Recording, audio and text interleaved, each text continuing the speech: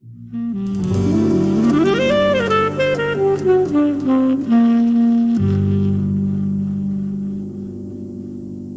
Lord, I'm the Honorable Priest Isaac, founder of the Priest Isaac's Institute of Holistic Knowledge. I welcome you to Evolution, creating the best version of yourself. Now, this is an innovative and inspirational course designed to bring the best out of any, I repeat, any individual. Whether you need the skills to stay motivated or the strategies to promote, market, and to effectively close your sales, this course promises to teach you the techniques to do so and more. Do you have a startup business? Do you have business partners? Are you the CEO, manager, or do you own the company? Well, the contents of Evolution was prepared specifically for you. It is a fact that once applied correctly, you will see an improvement in the standard and quality of your business, your team, and yourself in 21 days. Guaranteed. Evolution, creating the best version of yourself. Evolution is an online business course training. To purchase this program, go to the website priestisaacinstitute.com for pricing and availability, or email courseadmin@priestisaacinstitute.com.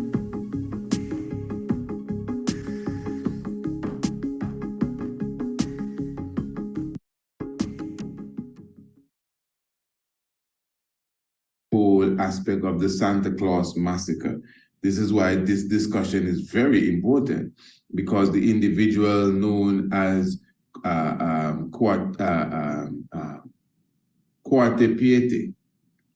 or the Black Peter, he is a Moor.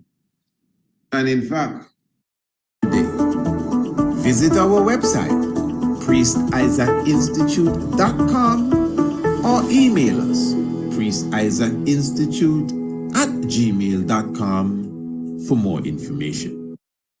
esteemed scholars, Dr. Ben Yochanan, you'd hear those esteemed scholars, like, for example, Ivan van Sertima, Dr. Henrik Clark, when they speak about the Moors, and some of the ancient saint Maurice the Moor, even the original term, name, Mauri, M-A-U-R, from North Africa, the blacks of North Africa. So this is where you get the term Mauritania, the place Mauritania, that's the Moors.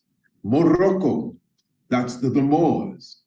The Moors are the black North Africans, and the Berber concept to somewhat even falsify the reality of the Moors. Sometimes you may be reading history and you're coming across information that, as far as you know, is directly connected to the people that you know as the Moors.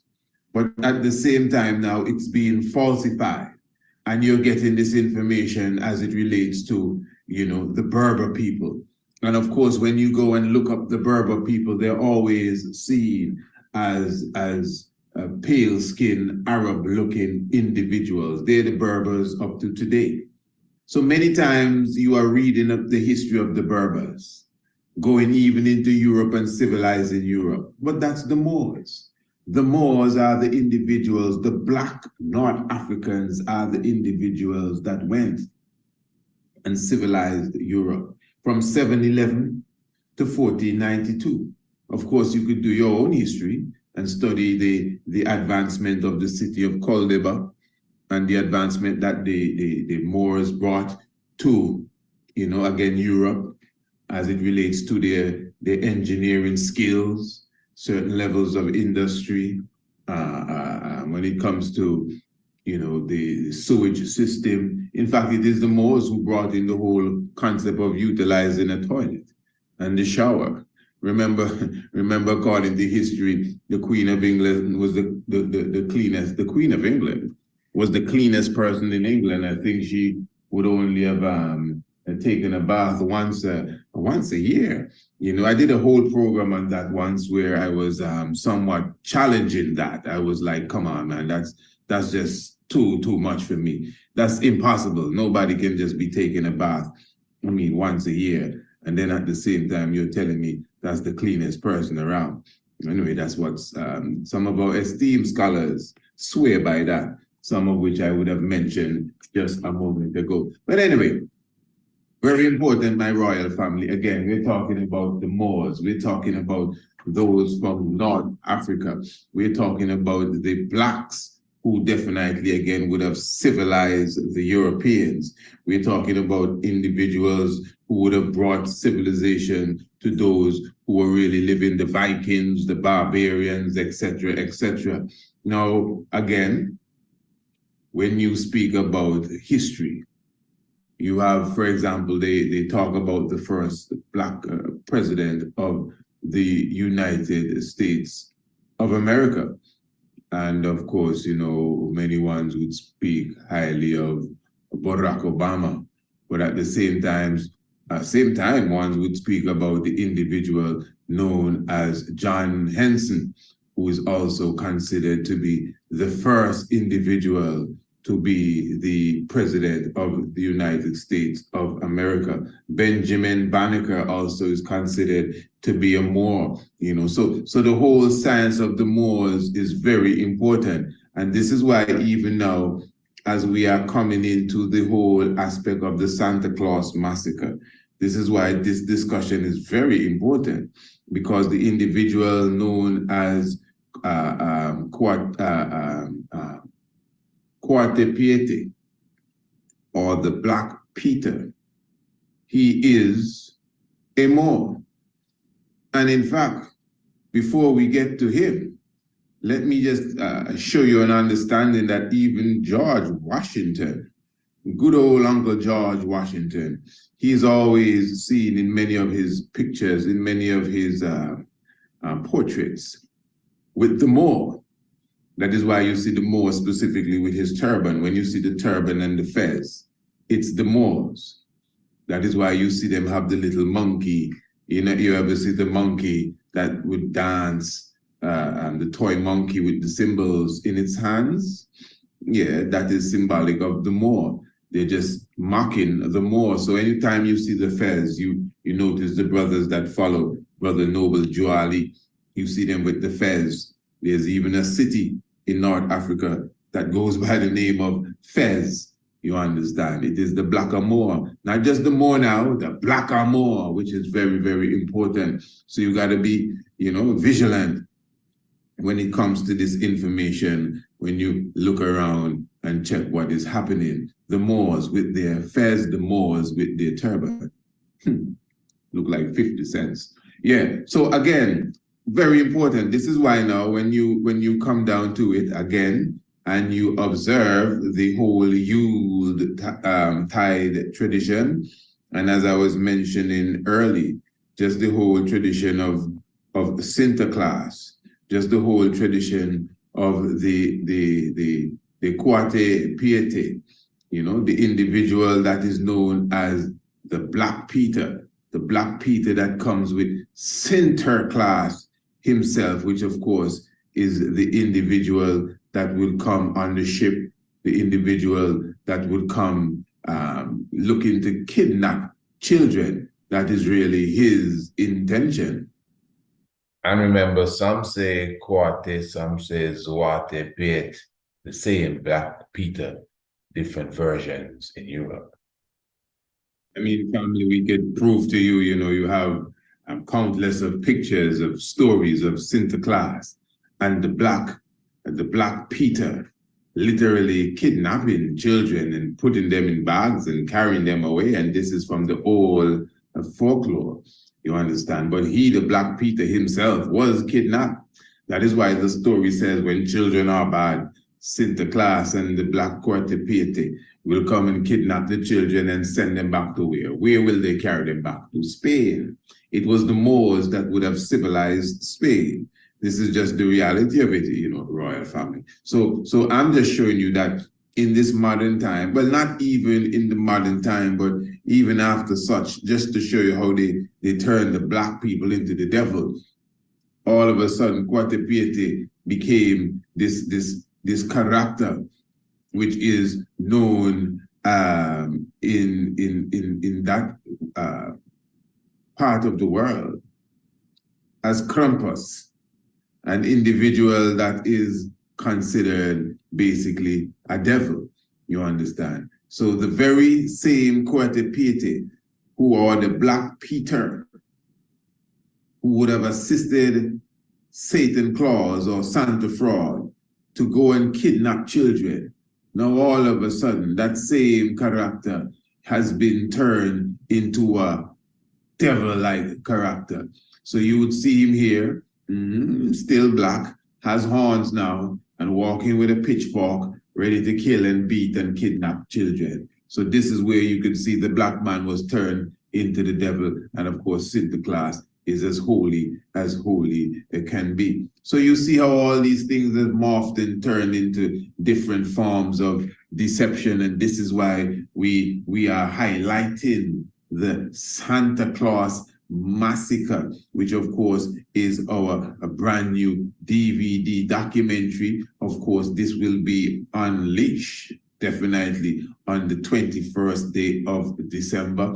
And we are talking about no mercy for the merciless. No matter how all of the fans, all you fans of Santa Claus crying and bawling, there will be no mercy for the merciless. Now listen to this. Some of our elders, some of our esteemed elders, some of which would have become ancestors, they argue that the Olmec people were actually the Moors. You understand? The Olmec people were actually the Moors. Now, I could only work with what the scholars would have said. And of course, as far as the ethnicity of the Olmecs, well, I mean, they are obviously black people, they are obviously African people, and I'm sure you can find many Moors that look exactly like the Olmecs. Some people argue that all black people are Moors. Of course, Moor does mean black, I understand that for sure.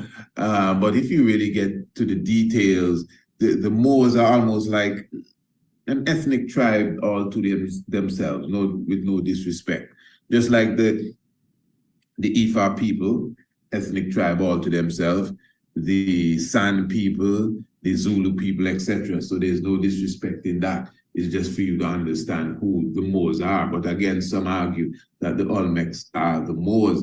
But as I mentioned that, I want to share some more information with you. I think we would have shared this already. This is some information as it relates to the Olmec Mayan calendar.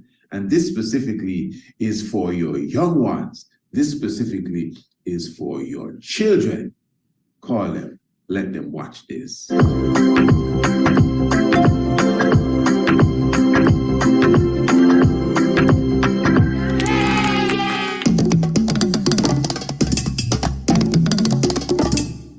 The Olmec Mayan calendar is a system of 3 interlacing calendars and almanacs which was used by several cultures in Central America, most famously the Mayan civilization. The Olmec Mayan calendar rose to fame in 2012 when a great cycle of its long component came to an end, inspiring some to believe that the world would end on the 21st day of December 2012. Of course, that did not happen. This was the alignment of the sun and planet Earth and the center of the Milky Way galaxy, where there is a supermassive black hole. The Mayan calendar, as it is most famously referred to as, dates back to at least 5th century BCE, and it is still in use in some Mayan communities today. However, Even though the Mayans contributed to the further development of the calendar, they did not actually invent it. The same system was used by most cultures in pre-Columbian Central America, including the Olmec. And let us be clear here, family. Let me be clear here. If you are sincerely seeking the same gift for a young one, well, I will definitely encourage you to take hold of the International Homeschool Program. What you just saw there a moment ago, that is just one of the many hundreds we've gone into now, hundreds of videos and classes and lectures that we have designed for the young minds. International Homeschool Program. Yeah, I know when you're buying gifts for children, they don't want to know nothing about learning right now. Well, trust me, if you're really serious, you would even make it a part of the assortments of gifts that you are getting. Reality, as I said in a previous program, you can't fool me. Eh? I know many of you are going to be buying your gifts as conscious as you are. But let's be serious, family. You could obviously see that the International Homeschool Program is designed to even captivate the mind of the child. It's not long, it's not extensive, boringness. It's just fast, it's quick. The child is going to come, mommy, we can't watch some more, and it's well set in a way that, of course, you have your 15-minute classes. It's not all short videos, No, it's not short videos alone. We have many short videos on many different subjects. But of course, we have the daily classes. That's what I'm showing you. On astronomy, we have the daily classes on your African history and heritage. We have the daily classes on the biology. I mean, well paced, as I said, between 15, 20 minutes, nothing too extensive, nothing drawn out, everything colorful, exciting. Myself, the youths, teaching the youths, the Kiswahili classes. I mean, the young ones that would have gone through our International Homeschool Program know about the Moors. That's my point. You see us come on the Tiger's Nest, we're talking about the heavens declare the glory. Our students that would have gone through our International Homeschool Program, they know about that. Our students that have gone through our International Homeschool Program, they know about the ancient god Asa.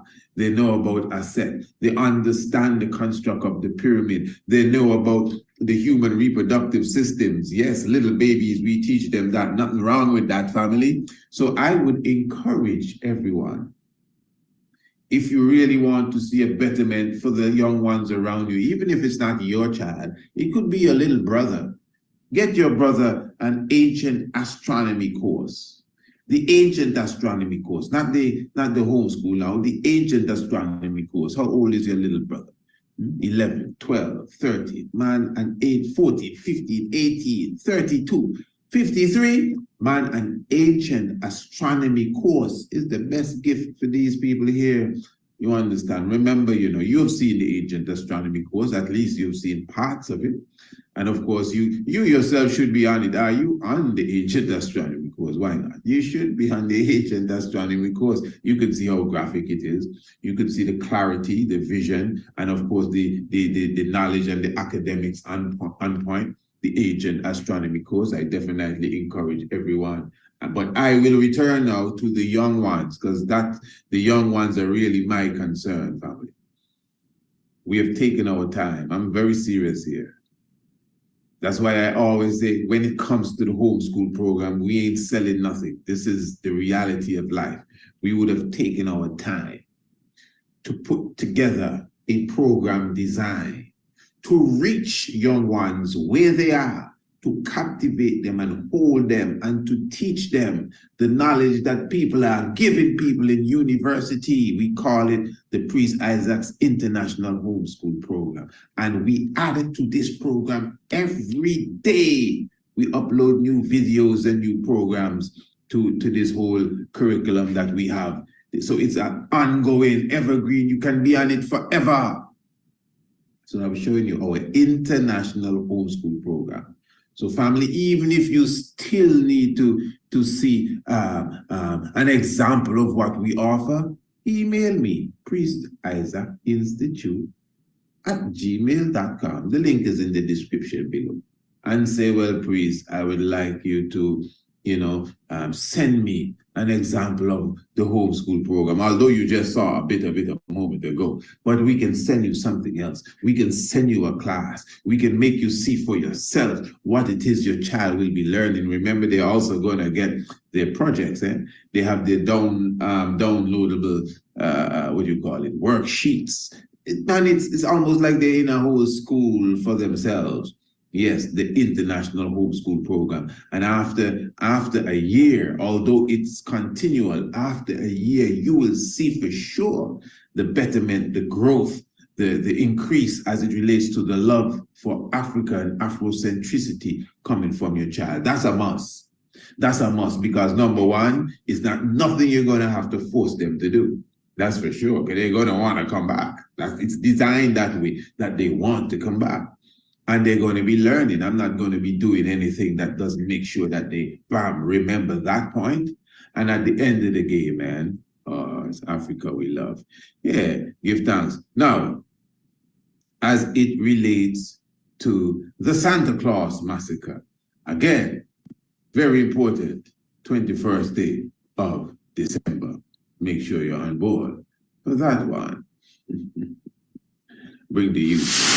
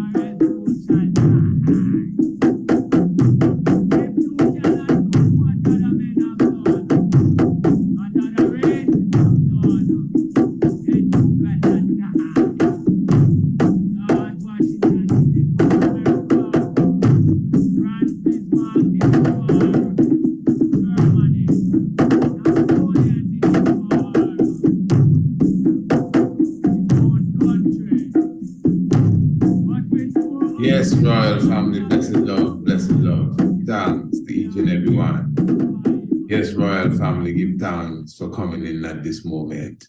Give thanks, Honorable Kes Westmore, also with us. Blessed love to the international community, what a joy and happiness, and give thanks to the oneness of life, and give thanks for this moment of celebration. Heart of celebration, four winds universal, earth, sky, and sea, Holy Emmanuel, I, Selassie. Yes. Royal family, again, welcome to another edition, talking about the Welcome to the House of Priests, nightly exclusively a radio annual program talking about the Priest Isaac Institute of Holistic Knowledge, priestisaacinstitute.com, radio annual priestisaacinstitute.com, and give thanks to those who will be seeing the premiere streaming even on the YouTube Radio Anu TV. Give thanks, Royal Family, for your presence with us. And before we go too deep into the depths of the program, I will ask the Honorable Priest Kes Westmore, pardon me, Honorable Priest Richie, to bless us with a introductional creed where we just bless the Royal House, bless the Royal Family at this celebration moment. So, Honorable my Lord, give thanks for your presence with us, looking shine and bright and beautiful at this moment. Heart of celebration. Heart of celebration, Black God. Give thanks to life. Give thanks to the Royal Family again, as we go into international reverence before we go into the fullness of the matter. Well, Emmanuel, Rastafari. Glory be to the Father, and to the Son, to the Holy One of creation. As Jah was in the beginning, is now, and ever shall be, Jehovah without end, Selassie, Jah, Rastafari. Behold how good and how pleasant it is for us, brethren and sisters, to dwell together in unity and love. It's like the precious ointment that ran up upon the head, that ran down the beard, even Aaron's beard, that went down to the skirts of his garments, as the dew of Hermon, as the dew that sent upon the mountains of Zion. For there the Lord command his blessings, even life and love forevermore. We give thanks to life and love forevermore. We give thanks to the resurrection of the Black House of Israelite. We give thanks to the resurrection of Iron as a people, God in flesh, Goddess in flesh, where we are from creation, where we shall evermore be from this time henceforth and forevermore. We give thanks to life. Above all things, we give thanks to our Trinity, Godhead, Emperor Selassie, Jah, Rastafari. Blessed happiness, blessed joy upon this beautiful day, my Lord. Majesty, give thanks. Give thanks to I know that all is well in your department. All is well, please. All is well. We give thanks. Love life. Yes, my Lord. Yes, my Lord. So again, just give thanks, celebration moment going throughout the earth. And today is the 10th of December. Just reaching out to the families, an interesting celebration that we keep as Bobo Shanti. As Rastafari, it is not really a celebration that you hear other Rastafari talk about, like the 7th of January or the King Earth Day or Liberation Day. It's unique really to I as Bobo Shanti. And it's very unique too. You have an interesting way about it, wherein that it was called up in 1993. It may appear to be just like a one-off thing, but ones have kept up the anniversary of this celebration that was summoned in 1993 by our father, the Honorable King Emmanuel. And I say it like that because in 1994, a year after he wasn't, in our presence like that to say, well, let's start a second one. He was an interesting feast. Months after. Months after, yes. It was an interesting feast, because that's the whole idea of the feast, where he said he was going to make a move, and call for ones to come in delegation. One wasn't too clear on what the making a move thing was all about. But so this evening I wanted us to touch upon it physically and spiritually. As concise as we can. Physically, meaning that for sure it's the Declaration of Human Rights Day.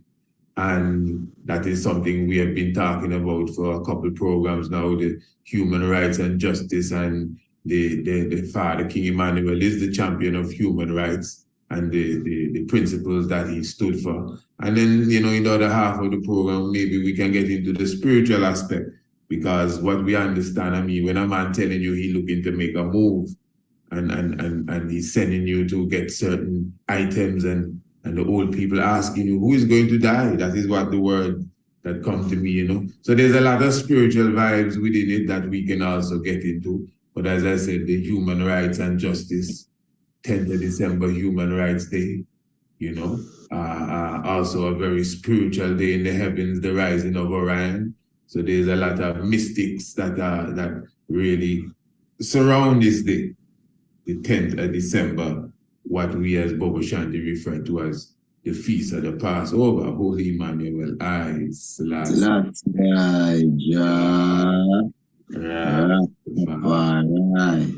So God and King, you know, anyway that I feel that I should start, but of course it will be good to even hear any knowledge that I have on the actual day itself. But I was always interested to know what the anniversary of the celebration is like. True, maybe I've never been on the hill, you know, especially in the 90s and the early 2000s when man celebrating the anniversary of it. Because I know certain things took place on that day that man don't keep up, you know what I mean? Certain rituals that took place as such that we don't continue, obviously.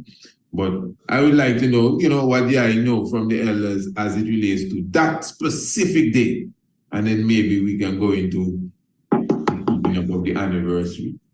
Anyway, I want to begin on your levels. My Lord, blessed Lord. Give thanks, life, above all things, my Lord. So, you know, the fullness is that, you know, we give thanks to such a day, 10th of December again, International Human Rights Day. There's so many mystics about that day, this date. The 10th also, and the 12th month also. And when you look at, you know, International Human Rights Day, it was even the 10th article that United Nations told Jamaica government, you know, to bring up this money, you know, within Article 10 again, you know. Everyone has a right to free and public hearing by an independent and impartial tribunal in determination of his rights and obligations. So, and in the criminal charge against him. So that 10 is a very powerful, not just a day, but when you look at it again as a human rights day, it's Article 10. They said, bring this man up with you. So we give thanks, you know, well, when I reached the foundation in 1997 still, you know, and we see the activity keep up still, right? But speaking to some angels that were before I and I, like, for example, Prophet Vera and, you know, Priest Archibald, those angels that came within that specific moment of time when the Father had made a move. And they were telling I that how I see the celebration going now when they just came to the foundation, because remember they came to the foundation right after that moment there. They say it's one of the biggest celebrations they ever see. But as the years roll on, it's not celebrated as big, gigantic as the other celebrations. Not knowing if it's just because it was fresh. You say fresh, you understand? So man and man keep it up, but as the years roll by, you don't see angels, because the brethren used to tell I the trucks coming full of food and everything. Was that moment of time that people really talked about. But as the years roll by, you know, you don't see ones and ones really keep it up like that, you know. You know, you don't see hearing people speak about it as much, I would say, you know. That is honestly speaking there. And I remember one year, you know, it was really, it wasn't celebrated as a celebration, but I remember that angels wanted to continue the same thing. I hear you. Yeah, that, you know, people decided that they want to, you know, sacrifice the animals and all the things, same way, you know, and man have to cut it out. And she said, no, man, it was just for that moment of time there. You understand? So, yeah, that was it at that moment of time. But it's a time now it reached to the point now in not just the Feast of the Passover. Man will speak of the Feast of the Passover, but man even more speak about the Human Rights Day. Even more. You know, man will link it. It's the Feast of the Passover Day, but when you observe it, man will speak of what the day really signifies on an international level more than even that moment of time. You understand? So when the man say International Human Rights Day, man will say it's even the feast of the Passover Day. You understand? So the young angels will come and celebrate, but you don't see a lot of ones that come up. But in my observation, it's really a time where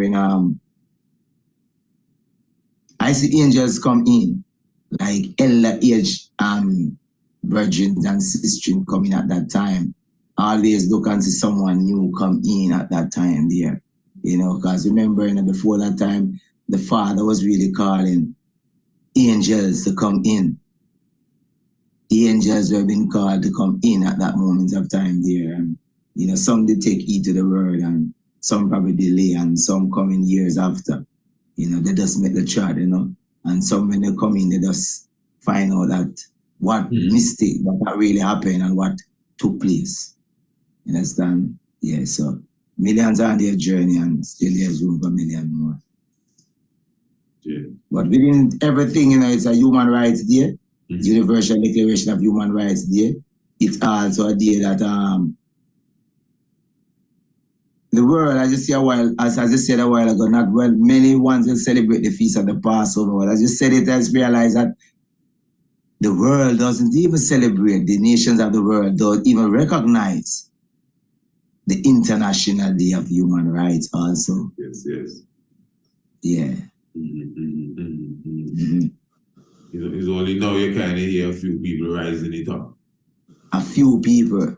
And it's still like the same few percent from that time. But because of the access now to social media and these things now, you will hear it even a bit more. So that was so on the date itself then, 1993 then. That was a big aspect of that celebration, the human rights aspect. Because I never get that feedback as like, hey, this is what we're talking about today. You know, this is the agenda, human rights. I more get the vibes, I'm going to make a move. That's the vibe, but not everyone knew that it was a move that was going to make. Right. Because as I was speaking to even and every prophet Clive, because he's one of the persons that really speak about that more than how I could hear other elders speak about it. Because he was the one that really got a word like that. And it was like months after, you know, like someone then said, what is the meaning? Why the Father keep that feast?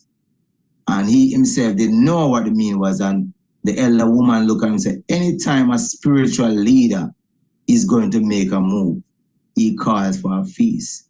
And that was the thing, you know? Anytime. And when you look at it, even the movement of the Father, these angels that observe these things and find out these things, they play that very important role in even when the Father put on that physical structure there on May 31st, 1994. They were like the angels that were running up and down and calling that person and getting that person, those same persons. So within that movement now, a lot of revelation even come up onto them because they start to study everything that's really taking place at that present moment of time. Still, everyone has their testimony of things that took place within that moment of time there. Because, for example, I was, you have angels that study the services at that time.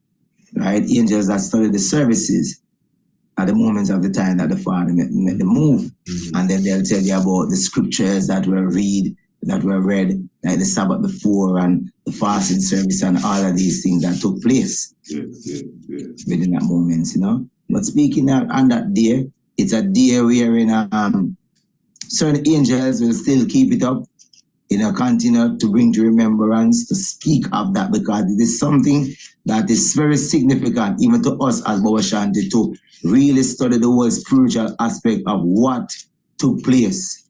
You understand? And not just what took place there, but it even sent us further in history to realize that this is something that all great men did.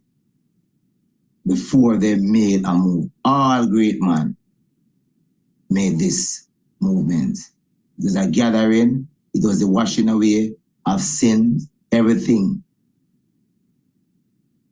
And a brand new. It's like a brand new page. Like a Watchful tradition say, forgive all thy sins be forgiven thee. Nothing are between you and your brother and your sister. It's a new page. And this is what I've done. I've made you all clean, all whole. Feast of the Passover, man. Feast of the Passover. Because there was really a Passover. You know, I think if I should bring this in this conversation, but I think I'm gonna bring it in. It's Yeah, not man. reasoning about, what was asking me as it relates to life and death then, and as we speak life, and maybe Rastaman don't want to speak too much death and so and so. But I was saying now it's a very deep reasoning, it's a very deep conversation, because my outlook was that, first of all, you have to really think when you get into this, and first of all, we didn't know about death. Now that's first of all. Now you might say, maybe we talk about. Like in Africa, we never know. I listen to the elders speak. I read the elders what I'm writing, and they clearly said that we in Africa, we never had a concept of death. Right. So you try to tell me, man, does live forever, never, you believe that? No, it's not the live forever, everything, whatever took place in the natural way and nature, we never had that concept that it was what them come and tell us about death, so we said, what are you talking about? Right. My father, he died, and a lion jumped out of the forest and ate him. Oh, that's what I mean. Well, listen, first of all, we are people, because that's very important, Yes. My reasoning to the family was this. Listen, if you really, as a historian, most of us, history began like 4,000 years BCE, when you have the unification of Northeast Africa, when King Nama or Menes united ancient Egypt or ancient Kemet.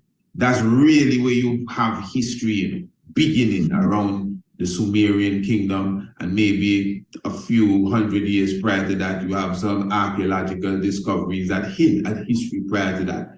But obviously, history is way before that, but I'm talking about history that we know in the books, what we understand. Now, what I'm saying, God and King, according to anthropology now, modern humans, people like me and you, modern humans go back at least 200,000 years ago. So between 200,000 years ago and 5,000 years ago, where we really start catch up on history, there's a long gulf of time between that, where we were doing things. Now, I'm positive. Listen, I don't want to get way out here. I don't want to get dogmatic, and I surely don't want to get religious. But I am positive that the human structure can live in the right environment. And I'm going to be minimal with this, at least 400 years. I know it's beyond that, but just for conversation, just so I don't lose nobody. In fact, let me just bring it to 300 years. No. I'm going to show you why. Way beyond that, but I'm going to show you why. Just for the sanity of the discussion.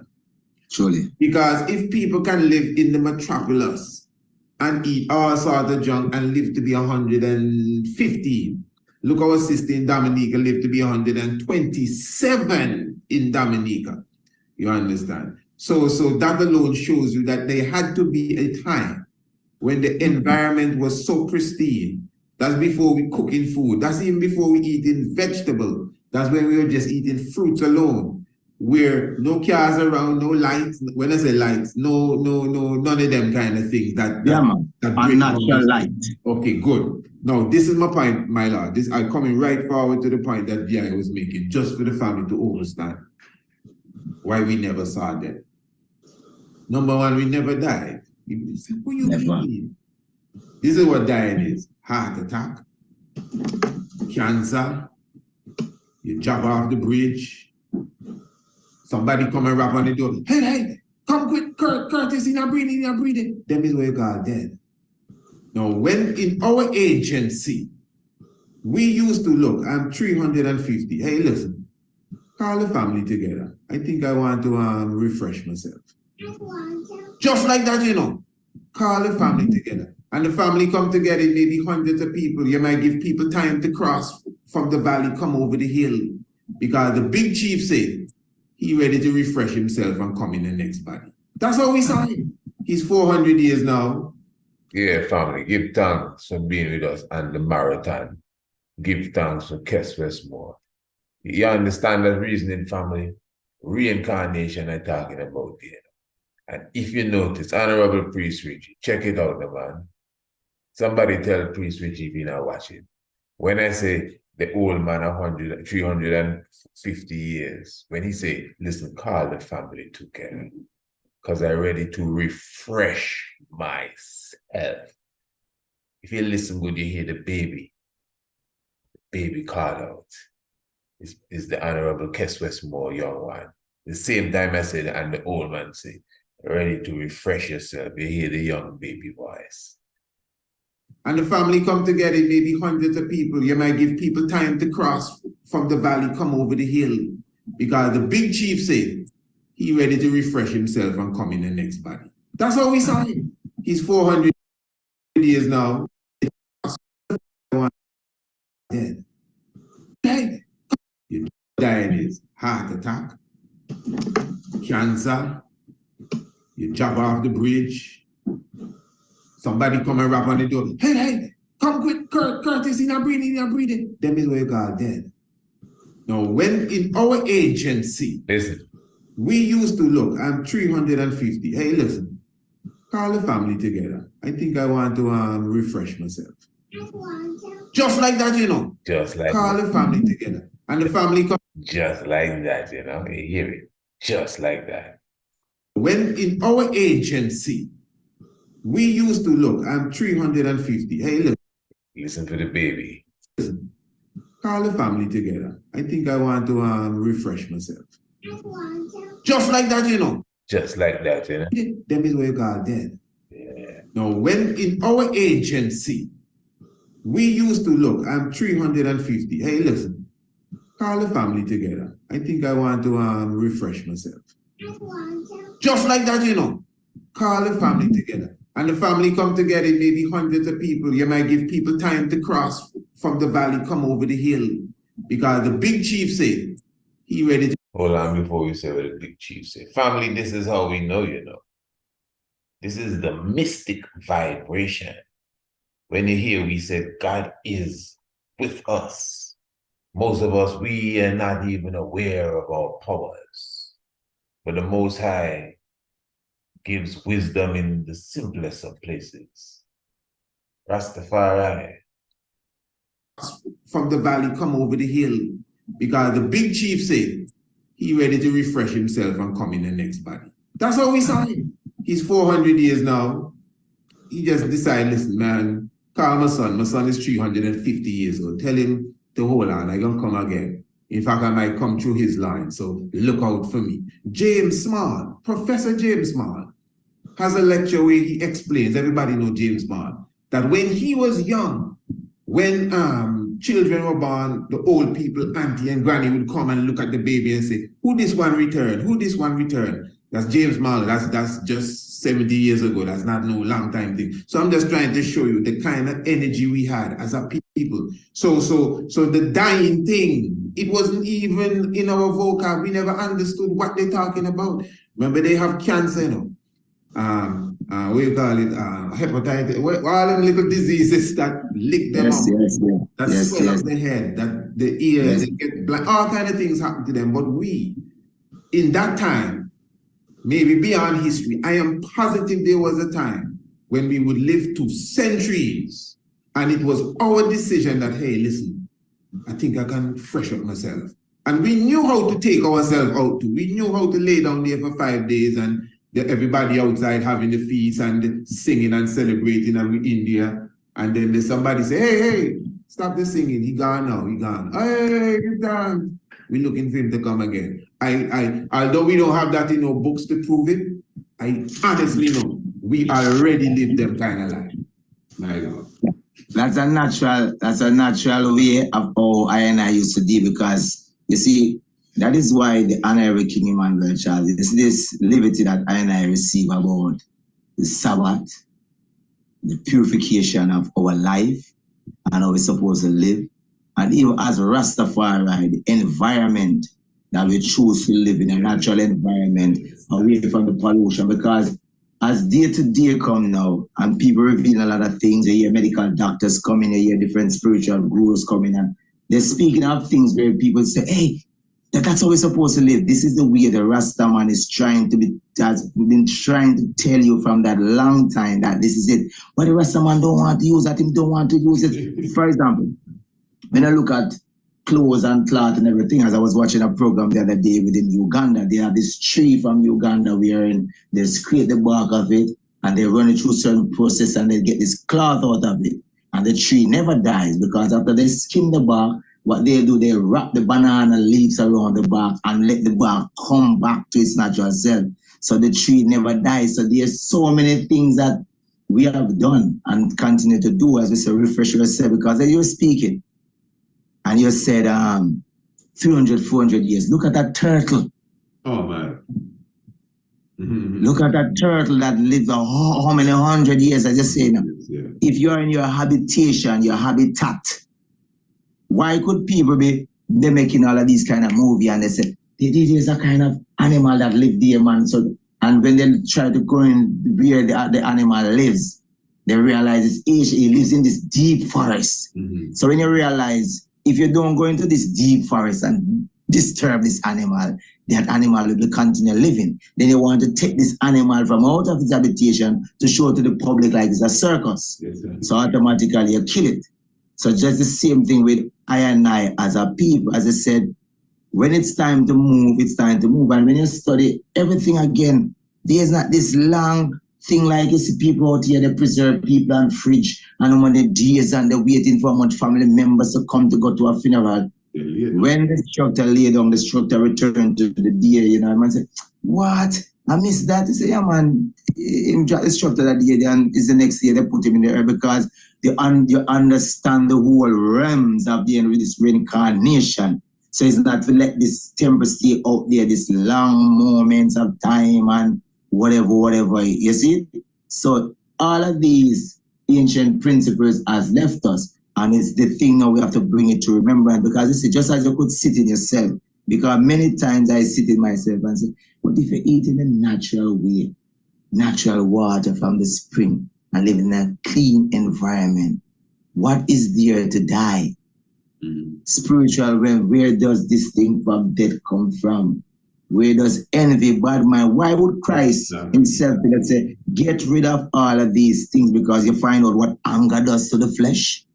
You find out what envy does to the flesh. You realize all these things, that not just the physical food that you eat, but the meditation and everything, what it brings forward. There's no one living in its creativity. When I say no one living in its creativity, we're in your mind. You make the thing in your mind, you go through. As Marcus Garvey said, everything that is around you is illusion. Man dies when man stops creating in his mind, because what is around is illusion. People worship and say, wow, look at that great thing, but you, the person that created it, know that there's greater things in you. So when you stop thinking, you stop creating your mind, you automatically dies. You understand? And this Western world now, it is there to affect your mind for you to literally die dead. You understand? Because it doesn't want you to advance, because there are so many things to affect the mind, to disturb the mind, disturb the meditation. That is why we agitate for our natural habitat. And that is where, again, human rights come again. All human beings are born free in dignity and rights. And everyone has the right to life, liberty, and security of persons. And these are the what we're agitating for. The Father say want a one room. And that was one of the things that many of the angels say. If Father say want a one room, you know, people probably think it's a physical structure or whatever, but He want a one room, you know. When this one was ordered, give me a little before he made the move, but he was saying that he wanted a one room. But after the movement, people start to realize and start put one and one together and say, oh, that's what you've been telling us from that time. Him going to make a move. Well, Christ did say, you know, there are many things I cannot tell you, you know, because you see, you wouldn't really understand. You understand? There are many things because if you don't even comprehend what I've told you before already, if I should go into the higher realms, and you're taking so long to comprehend in that because you're not practicing to go in that, I cannot tell you these things will be way above your heavens. You see, so man never come to die. You understand? Man never come to die in the physical structure. But as you were speaking again, remember an eagle. An old eagle will go straight up in the mountains and beat his head and mash up himself, and different feathers will grow and come back fresh again on the scene.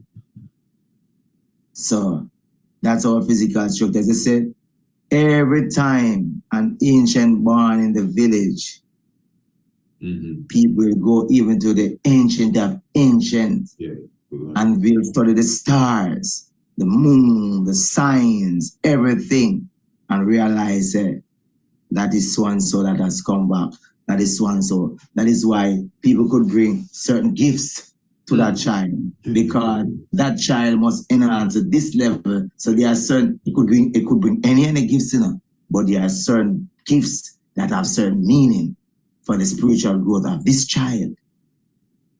Sometimes the father, the mother get a piece of property somewhere down there because that's the environment that this child must grow in. They say, take up that child and bring to so-and-so, bring it to Timbuktu. You understand that here, because this is who has come again, and this is where the knowledge is for this child to find himself to grow, because remember, you are there to help this child find himself, not because he's already himself, you know, but it's to let this child advance to bring up to where naturally supposed to be. So we never come to die. And that is the whole thing people say, Rasta, when I talk about dying, that and that. They actually push it on you and force it upon you, you know. They said, let God deliver him since he delighted in him. As the scripture says. He said he can't die. Yeah. But there's no death. Please. And you rather worse when somebody jump out. Oh, well, I mean, how I say again? Yeah. But you know, you were saying the 10th of December, but even December really is 10 too, with the EC is 10. Wow. About even the 10th article of the Human Rights Charter. So to me, yeah, when I meditated still, as Human Rights Day, as the king picked that day, this is the natural day, however it goes. It also show like a fulfillment, an apex towards his works, because a lot of the king work is really human rights. So to bring it on that day is a mighty strength. But again, you know, there are different aspects on that day, that day full of a lot of different mysteries. And even when it comes down again to the feast part, very prophetic, because, you know, it's okay. Again, I did a program I know once and I get some fire for it. I was just asking a question, you know, and it had to do with voodoo. Yeah, because in voodoo, killing goats and killing chickens is a big thing. That's how they do the thing. You know, yes. And it's around them kind of vibration there. People making a move by ancestral energy. That's just what it is. You know, as I said, I young to this and I wasn't there in 1992. I just saying what I hear. It's not me. I didn't tell nobody to get no goats, nothing. I just talking the truth. And as a researcher, the activities of the day were very, very, very, very similar to the voodoo tradition. And knowing King Emmanuel, you know, again, as the idea said, prophets and priests, old people meeting them, and you know, Jamaica is a different kind of place. Jamaica is not just a Caribbean island. Jamaica has some kind of spiritual people in it.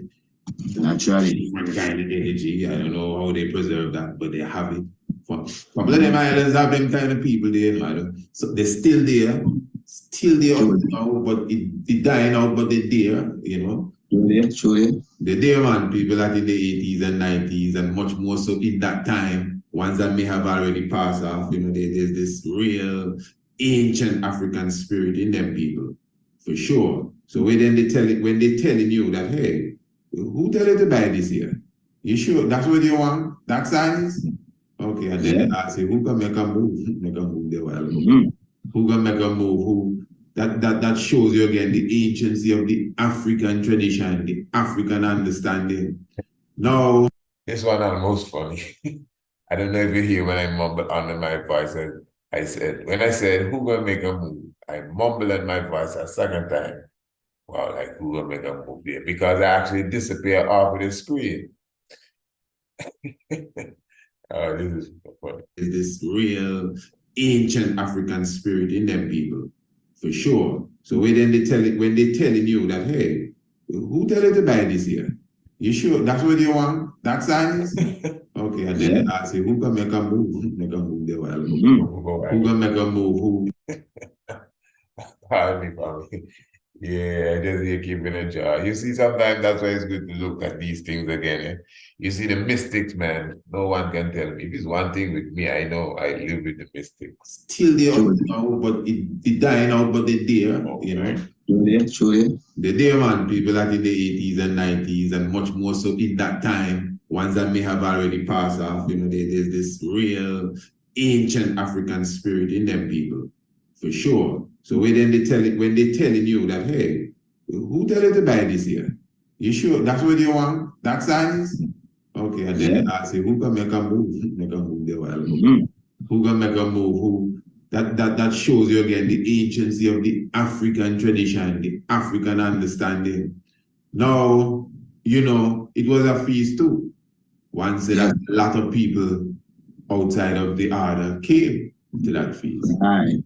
And it was said that the that level of the feast Let me just come in there quickly before, because come on, if I have 500 people watching this, they have to be at least, I'm not going to call the number, but somebody or some set will be there saying, oh, come on, man, what kind of spooky stuff is this?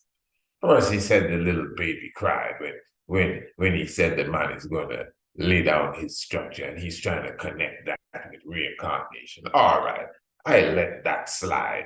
But now he's disappearing off of the screen at the same time. He said, the old people were asking who is going to make a move, and he just happened to disappear at the same time. And he's making this big thing about it like it's this spiritual, revelation. Come on, brother, it's just a coincidence.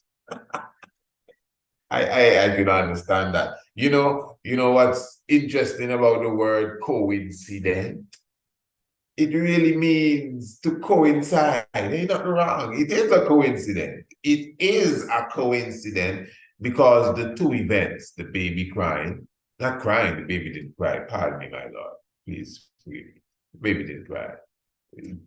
Sounds of joy. When the baby sang out, at the same time we say, the cycle gonna come through, and the man coming back in a new life, and what just happened here when I came off the screen. Coming off the screen, that's just a technical glitch. Come on, I'm not over the bridge. It's a technical glitch. It just, here, this one is real hilarious. It just so happened that the technical glitch happened when we spoke the words of making a move. And it so happened that the baby made the sound when we spoke of the cycle of life and reincarnation, And trust me, if we spend enough time together in the next 3 minutes, it so happened that this was said and this was done at the same time. In the next 5 minutes, it so happened. Wow, it so happened. 10 minutes. This is coinciding. Next hour, look at this coincidence here. About a midday, look at another coincidence. Now, all of these coincidences clearly show you I mean, come on, how many coincidences does it take to make a mistake? Oh, you with your mystic stuff, it's just a coincidence. I mean, 5 times in an hour? Clear coincidence. The Quran has a phrase that I like to recite, and Allah shows his prophets clear signs. Well, I'm telling you, I have seen some super clear signs. I'm just having a nice time here with this. This is small stuff. A glitch and all praises to the young soul there. But I mean, come on, man. Yo, come on. Even just on these programs, we would have revealed the heavens open. You understand? And just in the personal life, as I said, the Almighty speaks to everyone continually, every day, every moment. But it's just that some of us, our antennas are not up, satellite dishes, not taking in the message. But anyway, let's continue. The regular public, but apparently a few members of the choir Participate. participated. And I think the glitch might come again sometime in the video, I think. And you know, I always look at that scripture there Coincidence. when the Father was giving them manna to eat, angels' food. Because to me now, the manna now, because the manna is a next very symbolic vibration, the manna from heaven. I always see the manna as the order. I see the manna as morning devotion, but the order in general. Because the manna comes down every morning. Right. And you can't save this morning manna for tomorrow morning. You have to come get some fresh manna. Plus, you can't get it on Saturday or Sabbath. No. And you get a double portion on Friday morning, which is double Sabbath. That's how I see it. So I see the manna that comes down every morning is the devotion, the morning cup of tea. That's not even food, but it's called tea. You know, so remember now, once was saying, listen, man, they can't just eat manna. they remember, and the scripture said they remember the fish in Egypt and something else and something else. And God said, all right, and he sent them some quail. That's what the Bible says, and some fatted fowls. And they start digging into the fatted fowls, and he said that In the midst of their camp. yeah, man, even while they're eating it, judgment come and start to come out the nose, all sorts of different things. And you know, I mean, it's interesting because it's a spiritual thing, you know, not mocking nobody. It's a spiritual thing because even the morning of 1994, the 31st of May, no, when that whole vibe sealed up, many ones testified that a lot of ones got sick. Yeah, man. Not that because you got sick, you were one that partook, you know, it could be all sorts of vibes, but the point is that there was energy passing through. Ones were vomiting, ones got fever, that people that get sick tell me so, yeah, different priests and empresses. So it's just an energy. It's obvious that it's an energy, it's nothing to overlook. You know, we don't even gone into the so-called burial and the whirlwind. It's just obvious. It's obvious. You don't have to be a believer. You don't have to be a bobo. You don't have to be nothing. You just have to see that this is not a mystic thing, a string of mystic events that just go down the line. I'm sure things happen in between the 10th of December, 93 and the 31st of May, 94 that I don't even know about. Maybe we don't even know things of mystics happen between that time frame. Because that's a vortex there. From the time he said, I go make a move, to the time he make a move. That time space in between has to be powerful. Something must have been whirling around in between there that maybe we just have to check the history, go back to some of them pamphlets. The pamphlet we read the last time, the previous time, November. Okay, that was 1994.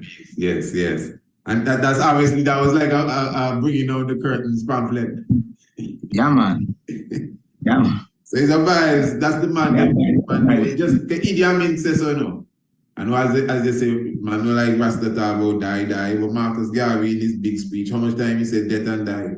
And Yeah, man, I've gone to hell a million times for thee, man. all of them. And died much times for thee, same way, so. Big Dad, as I said, Idi Amin said, him know when him going to drop.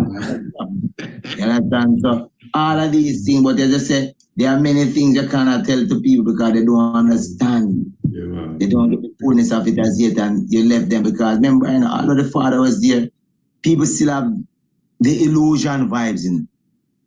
Yeah. People still wonder if it's a Christ or not, you know. One confess that too. Now that they're both the elder. So yeah, I must People say still that. don't grasp the whole fullness of what the Father is showing, the God in flesh, you know.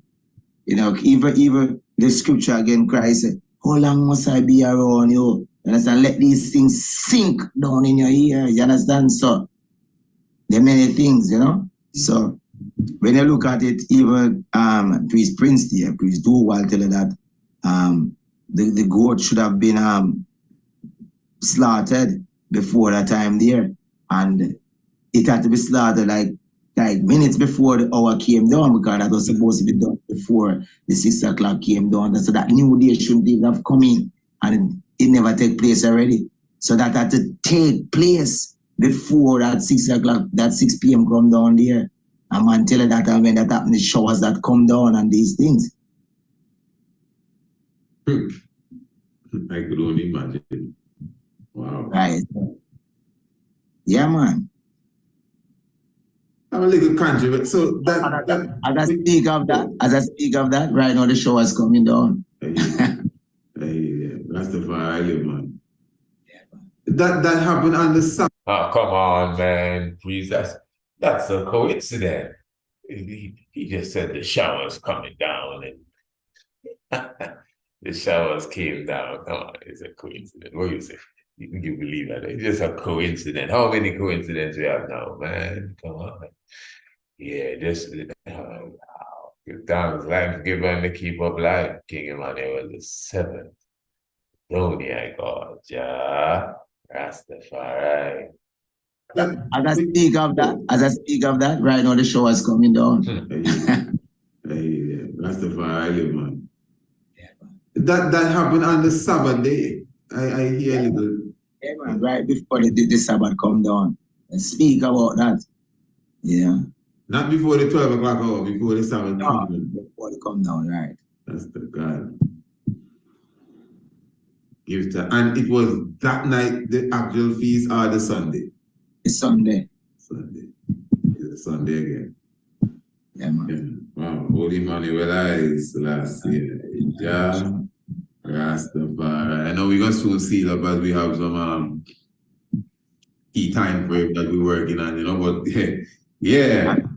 Remember these animals?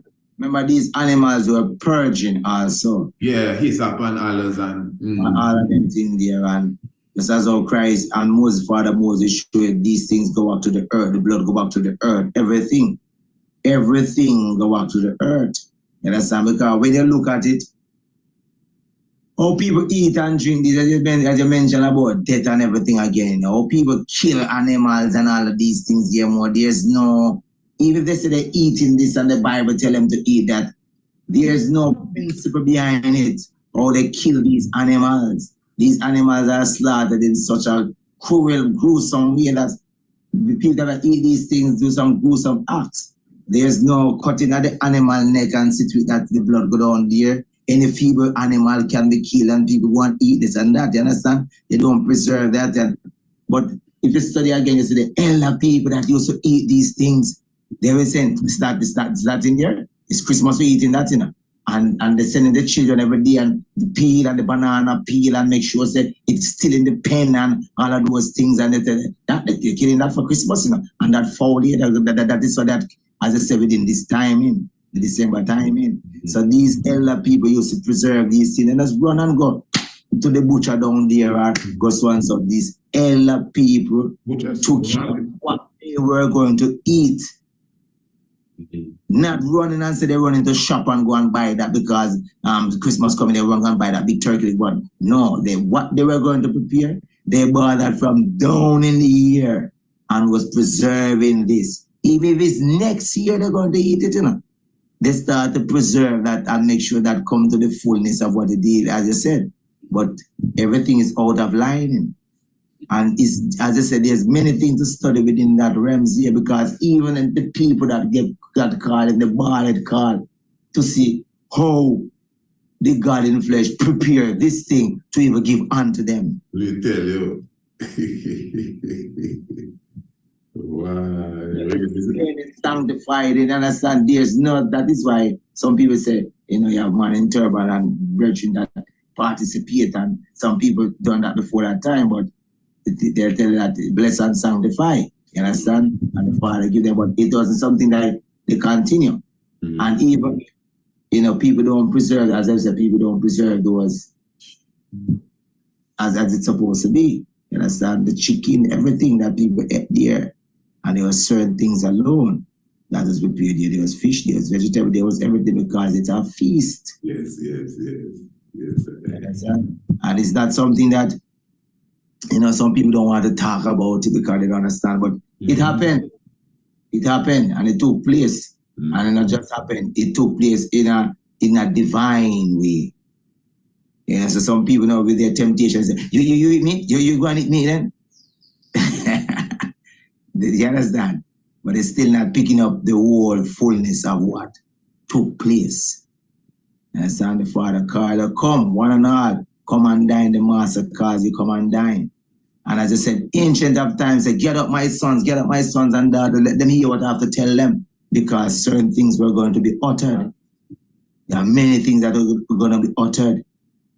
You understand? That is why sometime now some people will come and they'll come. That's why I always said angels again. There are certain things that the Father changed. And people don't realize and say, this is how it used to go in. And this is how it's supposed to go on Good Friday, and this is supposed to go on that time, and that's supposed to go on that time. But when you be called, when you were called, when certain changes gonna make in the last, you never did come. So when you return now, you're going to return with the knowledge that you had.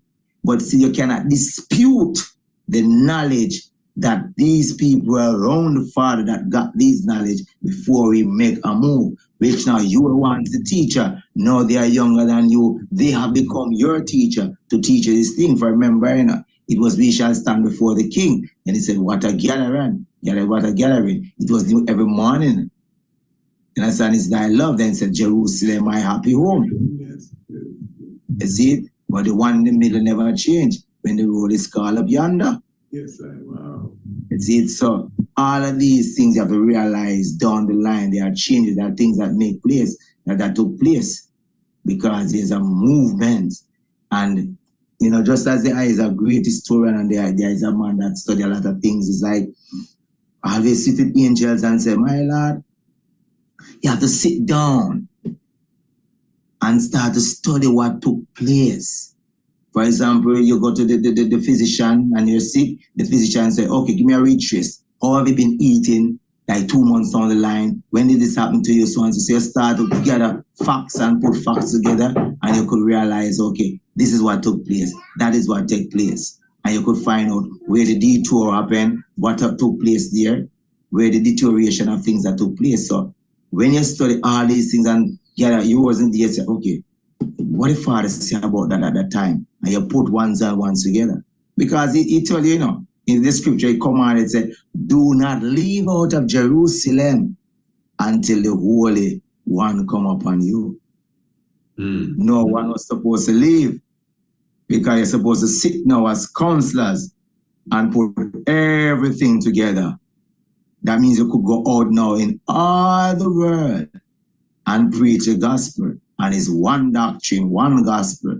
Follow on with you all the way. That's the bad. Yeah. My Lord. Give thanks again, you know, for such words. Yes, Royal Family, again, you know, we are here celebrating this marvelous moment, the marvelous feast of the Passover. And although a lot has been said, I can assure you, there's still a lot more to be said. even on this subject area. But again, it's also Declaration of Human Rights Day.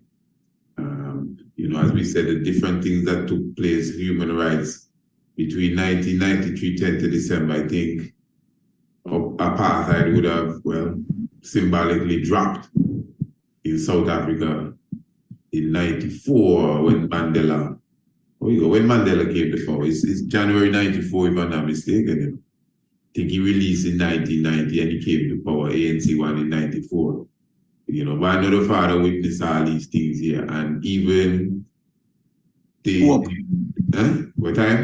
I think it was 93, the Pope came to Jamaica too, 1993, so it's a terrible year that. That's what I'm going there. I see. Yeah, man. What? And kiss the ground. Well, he has that. There was a terrible accident. I remember that accident that happened out by Rosal and some children died too, The same time? Yeah, man, the same moments of time there. Yeah. And Rwanda now. Rwanda, the genocide in Rwanda, it was for 100 days. So you go 100 days genocide. Right in the middle of that, the father make his move. Yeah. And Rwanda again is the red, gold, and green with the R. So just for man to look into the mystics. 800,000 people got slaughtered, Hutu and Tutsi. But you, my Lord, give thanks in all interest of time and everything. Every year, too, I remember just as I mentioned the Pope, there was this priest, another priest, Andrew, make a move out of the flesh. But those times he was a soldier there at Up Park Camp because, the soldier that was guard the Pope. And I remember him telling me that it's early that fella rise up in the mornings, and do what he have to do or whatever, But they tell me that he was one of the men that was on guard, So you wake up early, the Pope wake up early in the morning. Early. And do what he have to do. What you have to do. Wow. I'm going behind in the Pope. Even that year there, when you study everything again on our priest Isaac, when sacrifice and everything that took place there, washing, sanctification, 10th of December 1993, the seal up part of the year. Is a terrible thing, Washing, sanctification. That was that is a sanctification, is a cleansing, everything that took place. When you breathe the sacrificial of the animals and everything there, before they make the move, it's a movement, And I think that's the year I always hear about this feast, a full moon feast where the food was brought in the tabernacle and put on the floor. I think it's in October, and I think it was 93, but I can be corrected on that one. Nobody hold me to that. As far as you mean the groundation? I don't know what it was, but I think it's October and it was a full moon and all the food on a mat between the bandstand and the altar. And then you want to do the food or somewhere like that. And it was on the ground too. You have to come in the town. Groundation. Sure. Yeah, groundation celebration. That's same 93? I would have to check it to find it. Yeah, well, I give thanks. True, my Lord, I'll give thanks again, for all blessing, all strength, and thanks to the royal family for coming in this evening. Rastafari with us in all doings and saying, Manuel Charles Edwards, Marcus Mosiah Garvey. My Lord, I will ask thee to just bless the congregation with a sealing glory be, a sealing reverence, and, of course, a heart of celebration going out throughout the earth. Yes, my Lord, bless it. Emmanuel Selassie, Rastafari, glory be to the Father and to the Son, to the Holy One of creation. As Jah was in the beginning, is now, and ever shall be, Jehovah without end, Selassie, Jah, Rastafari. No one shall be held in slavery or servitude. Slave and slave trade shall be prohibited in all their forms, said the Most High God. We give thanks to thee, O blessed God of life. We give thanks to the Human Rights Day. We give thanks to the feast of the Passover, the Most High. If I bless and sanctify I and I as a people continually to walk within thy truths and thy rights, to observe thy laws and thy testimonies, because in them shall we find light of the Most High. Give thanks to life. Holy Emmanuel, Selassie, Jah, Rastafari, Kalamawi, Selassie, blessed Lord. Yes, my Lord, give thanks and just guidance to the eye, full family, and even to the royal congregation, you know. Selassie. Yeah. Listen, heart of celebration.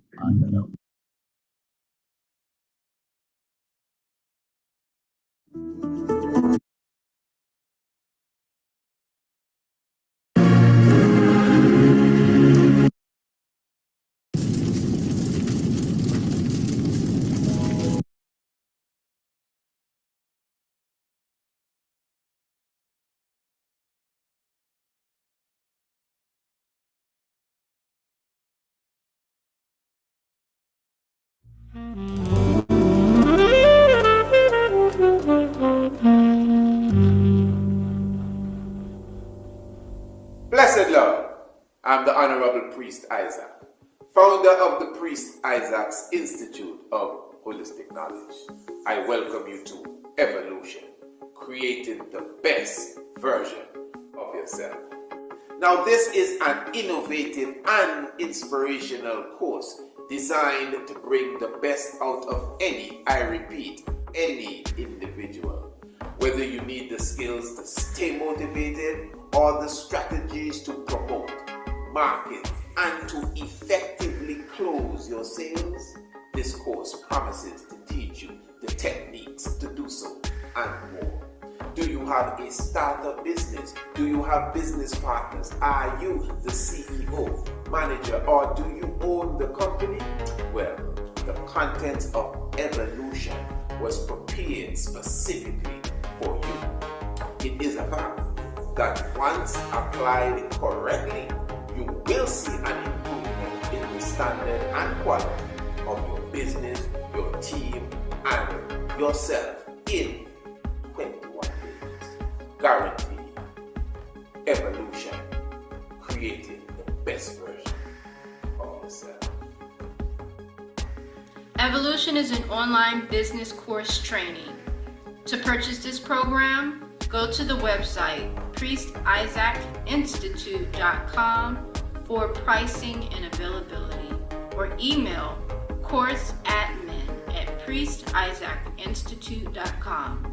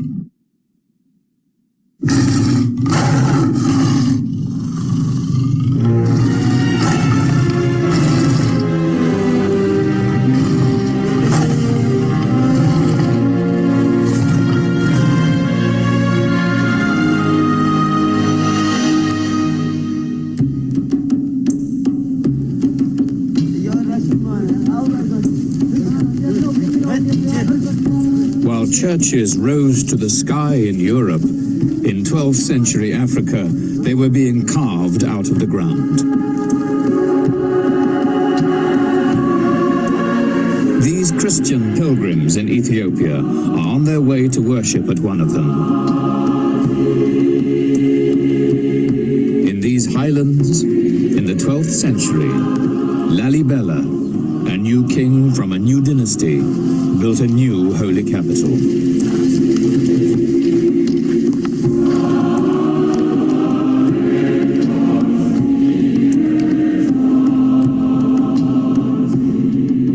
Today, Lalibela's legacy lives on in the physical splendor of the churches and the traditions of their guardian priests.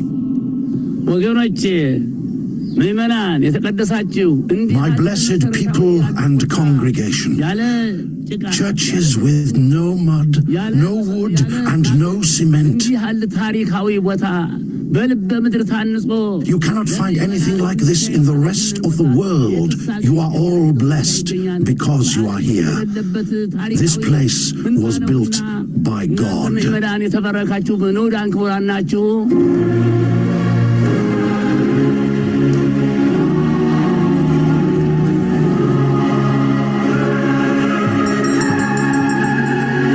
Every year on St. George's Day, pilgrims gather to celebrate a faith that has endured here for 16 centuries. These Christians claimed that God brought the Ark of the Covenant and the tablets of the Ten Commandments to their land. On holy days today, priests carry on their heads replicas of the tablets, wrapped in gilded cloth.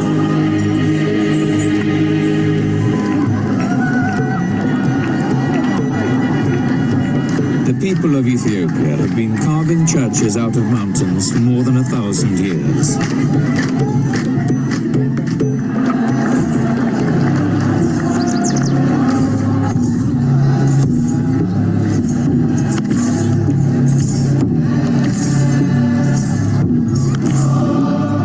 But the 11 churches of Lalibela symbolize their achievement to the outside world.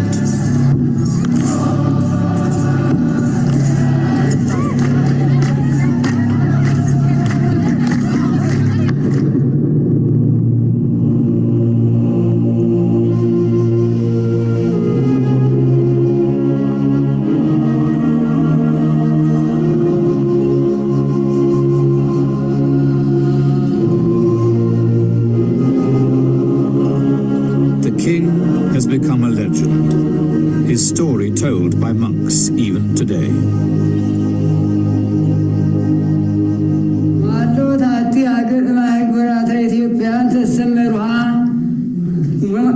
There was a city called Roha, where lived a man who belonged to one of the most noble of families, one of the richest in gold, silver, garments, precious stones, servants and maids.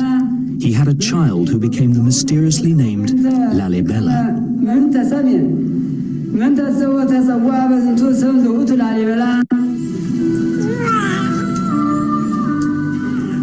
In the legend, the king's greatness was recognized at birth. A swarm of bees descended on his cot as if around honey.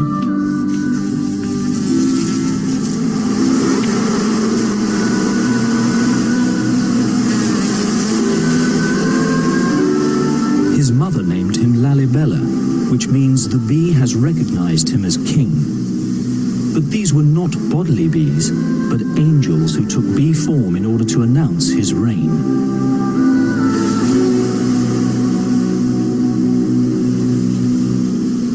God sent one of his angels to bring Lalibela to heaven to show him the most holy of churches. Lalibela, the story goes, ordered tools to be made to carve temples like those he'd seen in heaven.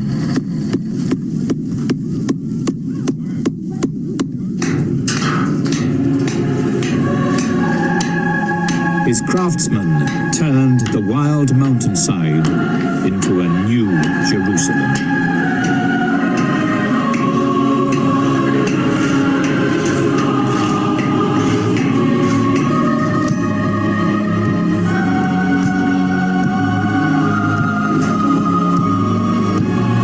Took 24 years. To carve out the inside, the masons first had to tunnel into the structure through what would become an upper window.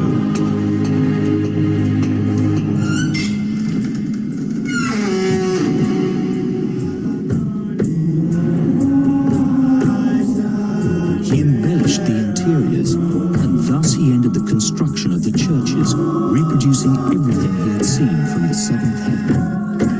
All carved without wood for the windows, nor mortar for the stones.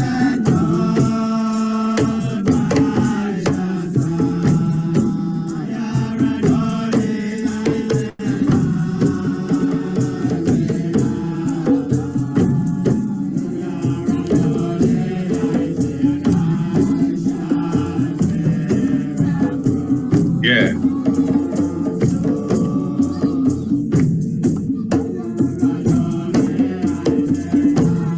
and love to each and everyone. Give thanks for your presence with us even at this moment. Of course, you know we glorify the life giver and the keeper of life, Adamawe Haile Selassie III. Give thanks to the Black Christ in flesh, the Honorable King Emmanuel Charles Edward.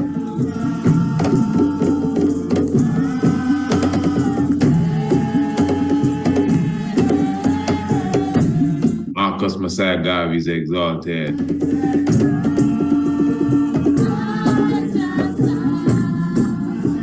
No time to argue with no one. The prophet, priest, and king is to be praised. You don't have to worry. We've been praising Mama Mega from day one. Hey, give thanks, royal family. This is the Tiger's Name. Give thanks for all the lions in the den.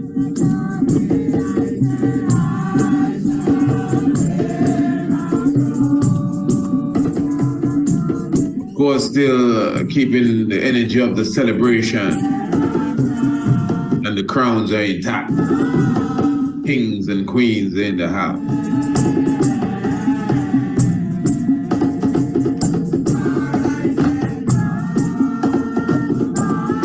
My lord and empresses.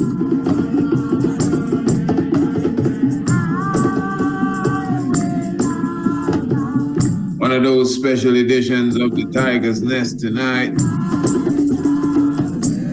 Hey, blessing the Radio Anu TV family on YouTube.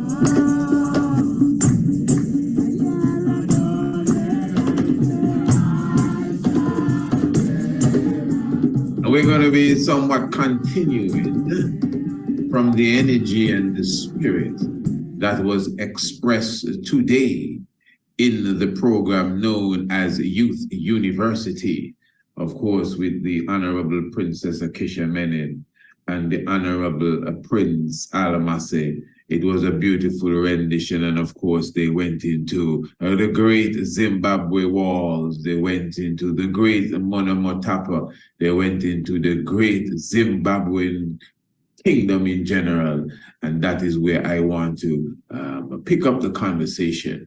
But we're going to speak of it in another level, on another level. We're going into the biblical realms and other realms, archaeological realms, philosophical realms, and we're highlighting Great Zimbabwe. Is it really the biblical city known as Ophir? Yeah. Give thanks. I know, I'm sure you would have already shared the link. Thank you very much. If not, thank you still, because you're going to do it, I'm sure. Hey, let your friend know, even let your enemy know.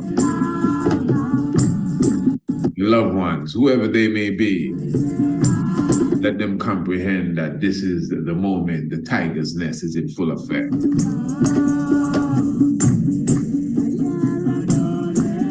For those of you who are watching, of course, yes, give thanks. Been a while, the Tiger's Nest has not been on radio and on TV. Hey, just press the thumbs up for us, please.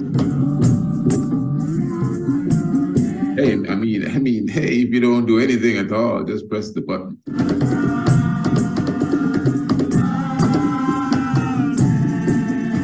Give thanks for all of those who do much more than pressing buttons. Thanks for all our Patreon, all the subscribers to the Tiger's Nest, all of those who are in our courses, our ancient astronomy courses, our homeschool courses. It's just a joy to, daily serve you with knowledge and information, I'm telling you.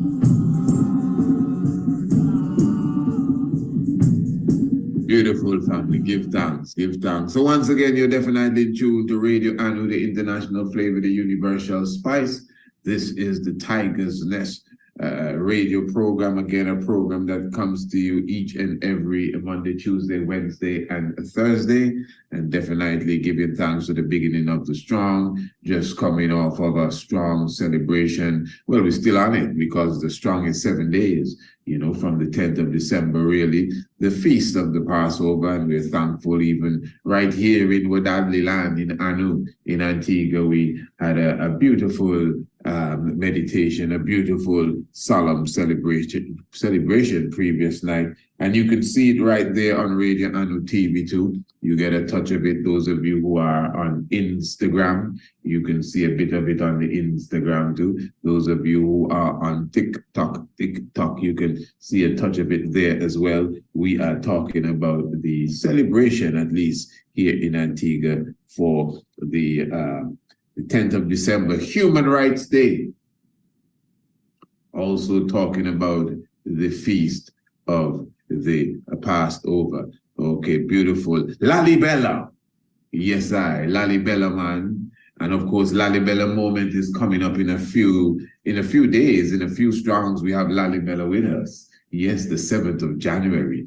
You remember the 7th of January is King Lalibela's Earth Day, Okay, so he was born on Christmas. He was born on Christmas. Man, Lalibela is more than born on Christmas, man. Lalibela is the Christ. What you talking about? And of course, give thanks for those who may be new subscribers to the YouTube channel, those who may be just coming in. Many times, you come across people that will tell you, man, I just came across you in the last 3 months. And sometimes you penetrate and think how far you would have come on this journey. But give thanks, Those, whether you come sunrise or sunset, you get the same penny according to the Bible. So give thanks for those who are coming in, But yeah, we would have done several programs. I think at least for the previous 3 Christmases, we would have touched upon the importance of not forgetting that Christmas is Lalibela's earthly, and Lalibela is an individual that is, to me, passed off as a Christ. In fact, since we are here, we don't even have to go that far. That a short documentary there that we were just giving to you. Where is it now? Yes, that short documentary really gives some really outstanding words as it relates to Lalibela. Now, first of all, it is considered that Lalibela is like the Tutankhamun of the Ethiopian kings, in a sense that, if you don't know no Kemetic king, you know of Tutankhamun. If you don't know of any Ethiopian king, differently than our Lord and Savior, the King of Kings, and Menelik. Even Menelik, I think Lalibela might even outrank him as far as popularity. Just Lalibela, of course, the great rock churches of Lalibela. So Lalibela definitely stands out. You comprehend? He's an individual that most ones know of. So he is a key figure. But in Lalibela, it's considered that, remember, the place Lalibela is seen as, quote unquote, the second Jerusalem. And when you read the works of Lalibela and the manuscripts that came out of that part of the world, out of Roha, out of Lasta, which is the same Lalibela, it speaks of if you visit Lalibela, you ain't got to go to the other places for no pilgrimage. You don't got to go to Mecca. You don't have to go to Petra. You don't have to go to Jerusalem. You don't have to go to Mount Song. You don't got to go nowhere. Angkor Wat. Once you come to Lalibela, you are okay. Some writings clearly say looking on the face of Lalibela is like looking on the face of Christ. What you talking about? Where they get that kind of talking here? Yeah? Interesting stuff. Listen to this. Let me see. This is some important information here. Tops and kept the surrounding Muslims at bay. Listen to this. Lalibela set out to build a religious state, a spiritual center that would rival Jerusalem. His holy books put new words into the mouth of Christ himself. No, all of that, rival Jerusalem and all of that, that's the opinion of the narrator, right? I want to separate. He could be right, but that's just his idea. Now, what you're going to hear is someone reading and, of course, an interpreter. I just want you to be clear what you're listening to, but you're listening to the words of Lalibela himself now, being read by an Ethiopian priest and interpreted, or at least the interpretation being read by a CNN narrator as such. That's who did the documentary. So the point is, what you're going to hear now is Lalibela talking. That's the point.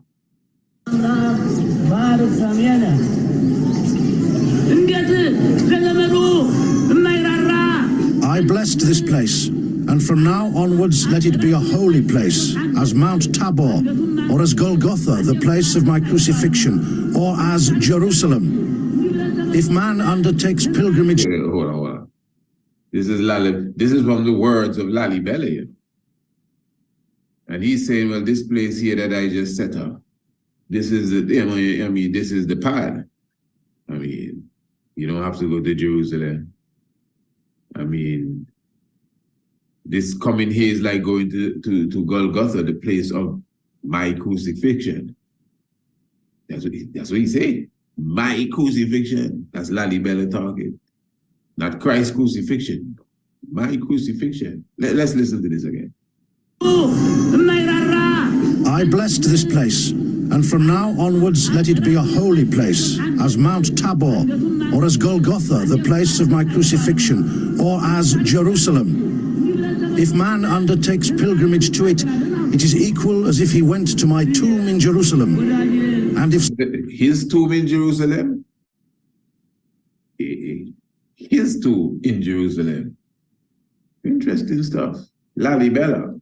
I mean, Lalibela is no walk in the park. I mean, the rock churches. That's why I said Lalibela stands out. You know, his works are miraculous, really. And he is not only him, many ones equate him to Christ, but yet still his own words to me sound very much, in the line of him aligning himself with the Messiah. Golgotha, where I was crucified, is that so? My tomb in Jerusalem, and you here talking with us where you get tomb already. Who are you? He was born the 7th of January. Hey, I can tell you straight up, man. When you see the 7th of January come around, I celebrated King Emmanuel Earth Day, and I celebrated Lalibela Earth Day, and I celebrated my Earth Day too. No, I mean, I know that's going to open a whole kind of whatever. But it's all right. We don't just talk off of our heads. We take our time and do diligent search. But anyway, let's continue. This is not even the subject for tonight, No, man, this is not the subject. This is the introduction. This is the tiger's nest. You see, this is why you should be a subscriber. Those who, for whatever reason, don't get the tiger's nest every night, you're missing a lot of soup, I'm just telling you, you're missing a lot of nutrients. If it's information and inspiration that you want. This is just the introduction, Yeah. Anyway, let's continue to listen to this. let it be a holy place, as Mount Tabor, or as Golgotha, the place of my crucifixion, or as Jerusalem. If man undertakes pilgrimage to it, it is equal as if he went to my tomb in Jerusalem.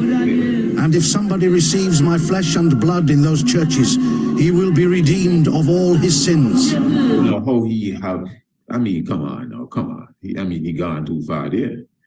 If you receive his flesh and blood, and I'm not talking of the vampire flesh and blood concept. I know many ones, that's the first thing that you jump at. I understand, I agree. But there's a symbolism behind it. So I'm jumping over that conversation there. We can talk about that some other time and look into the symbolism of it. The point is, only one man, flesh and blood, suppose can save you. And that's Christ. But he's saying, once you... is equal as if he went to my tomb in Jerusalem. And if somebody receives my flesh and blood in those churches, he will be redeemed of all his sins. What? No, come on. So if you go to Lalibela and say, yeah, man, I ain't going to no Jerusalem. I mean, Jesus Christ can stay there. You are dealing with Lalibela. You die for my sins and kiss up the church. You see it? You can go to heaven? But that's powerful. Who is this Lalibela then? Who is this? And of course, you're not being a bit sarcastic in the reenaction of all them things there still. But who is this Lalibela? What power he have so that he can replace Christ? And he was born on the 7th of January, by the way. The same man that built all these miraculous rock churches. One of the most outstanding, if not the most outstanding Kemetic, Ethiopian kings, outside of a Pennymek himself. Yeah, man, very serious vibration and very serious energy, So again, the 7th of January, Rastafari, is upon us. And we are very thankful, for the moment of celebration that we will be having continually as we are cutting and clearing and moving through the earth, even at this time. So we're very thankful again to each and everyone. Again, we have a wonderful program this evening. We are going to be going into another stone city in a few moments. We are going into Monomotapa. We're going into Great Zimbabwe. And again, we're going to be still on a somewhat of a theological level, because Great Zimbabwe is said to be the church itself, not the church, the city itself of Ophir that is spoken of in the Psalms. I think it's the 45th Psalm. And we'll get all that clear in a moment. But where is this Ophir? Zimbabwe. That's where the Queen of Sheba got her gold, according to historians. What do you say, family? Yeah, write your comments and, in the chat and, all of that. I have some chat here to deal with. Chat is a herb. In Ethiopia, they say chat, you chew your chat and you chat a lot. Yeah, it opens your mind, opens your thoughts. Hey, this is the Tiger's Nest. Give thanks for your presence with us. Rastafari.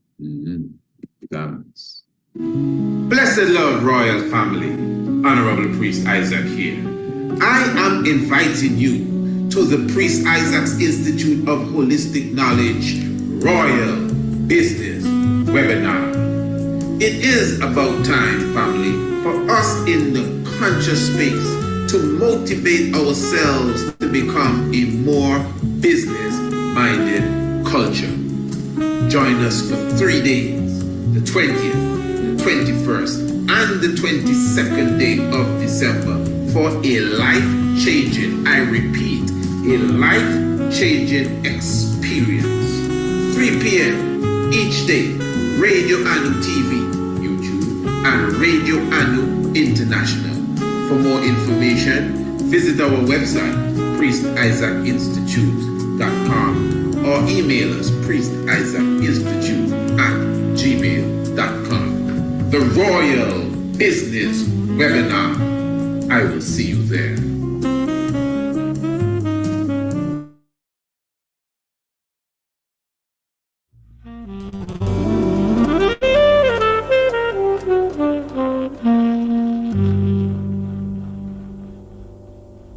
Blessed Lord, I'm the Honorable Priest Isaac, founder of the Priest Isaac's Institute of Holistic Knowledge. I welcome you to Evolution, creating the best version of yourself. Now, this is an innovative and inspirational course designed to bring the best out of any, I repeat, any individual. Whether you need the skills to stay motivated or the strategies to promote, market, and to effectively close your sales, this course promises to teach you the techniques to do so and more. Do you have a startup business? Do you have business partners? Are you the CEO, manager, or do you own the company? Well, the contents of Evolution was prepared specifically for you. It is a fact that once applied correctly, you will see an improvement in the standard and quality of your business, your team, and yourself in 21 days. Guaranteed. Evolution, creating the best version of yourself. Evolution Fusion is an online business course training. To purchase this program, go to the website priestisaacinstitute.com for pricing and availability, or email courseadmin@priestisaacinstitute.com.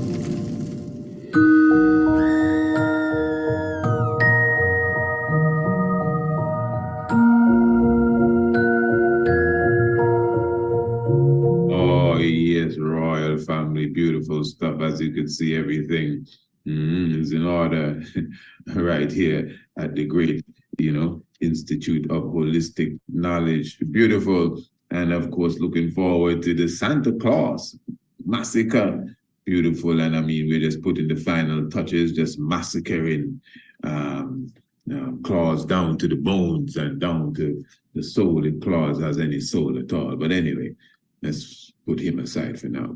Yes, family. So as I said, we're definitely looking forward to your presence as well on the 20th, the 21st, and of course the 22nd day. And of course, remember that the Santa Claus Massacre is going to be released on the 21st. The evening of the 21st. So you can see our agenda is real packed, and it's all about sharing the information and shedding misinformation at the same time. Yeah, looking forward to that massacre day, family. Bring all the little ones, man. Hey, listen, don't be afraid to bring the little ones on the evening of the 21st as we deal with Santa Claus. I mean, it's really going to be a massacre, but I mean, he has been massacring our people for generations. And psychologically, I mean, it's psychologically. Marcus Messiah Garvey told us this. If they have your mind, they have the rest of you. They have not just your body, they have your fridge, they have your car, they have your dog. Once they have your mind, that's it. That's it. Anybody that have your mind, that's it. They don't need to have your big toe. They don't need to have your fingernail. Once they have your mind, they have everything. Santa Fraud is one of the biggest mind games played on us. Bugs Bunny and Mickey Mouse and Scooby-Doo multiplied by 5 cannot equal what Santa Fraud would have done. You understand? That is why we deal with fairy tale folly days and nursery crimes by itself. He's in that too. But then we pick him out and he has his own agenda, the Santa Claus Massacre. For those who do not know, every year we do a Santa Claus Massacre. Every single year we have either a lecture or a webinar, and now we're coming out with the documentary, the Santa Claus Massacre.